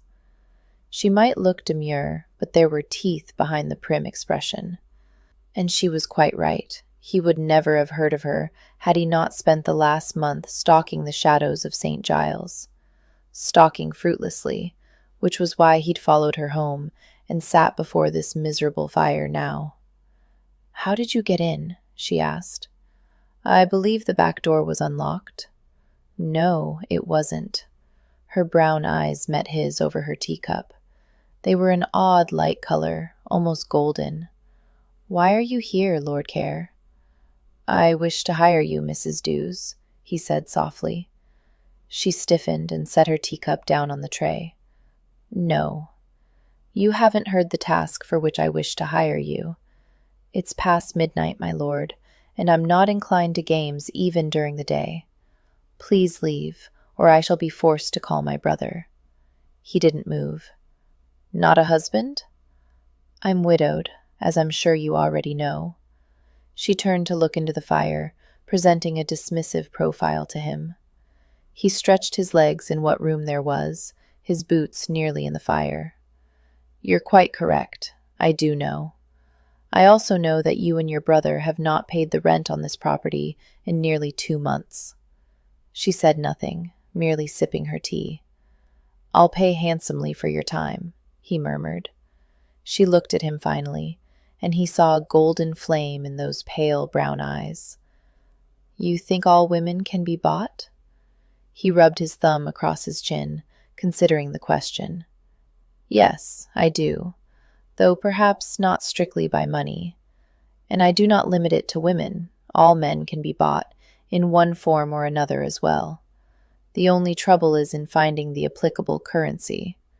She simply stared at him with those odd eyes. He dropped his hand, resting it on his knee.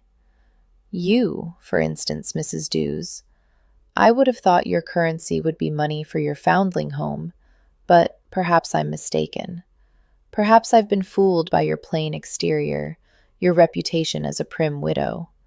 Perhaps you would be better persuaded by influence or knowledge, or even the pleasures of the flesh. You still haven't said what you want me for." Though she hadn't moved, hadn't changed expression at all, her voice had a rough edge.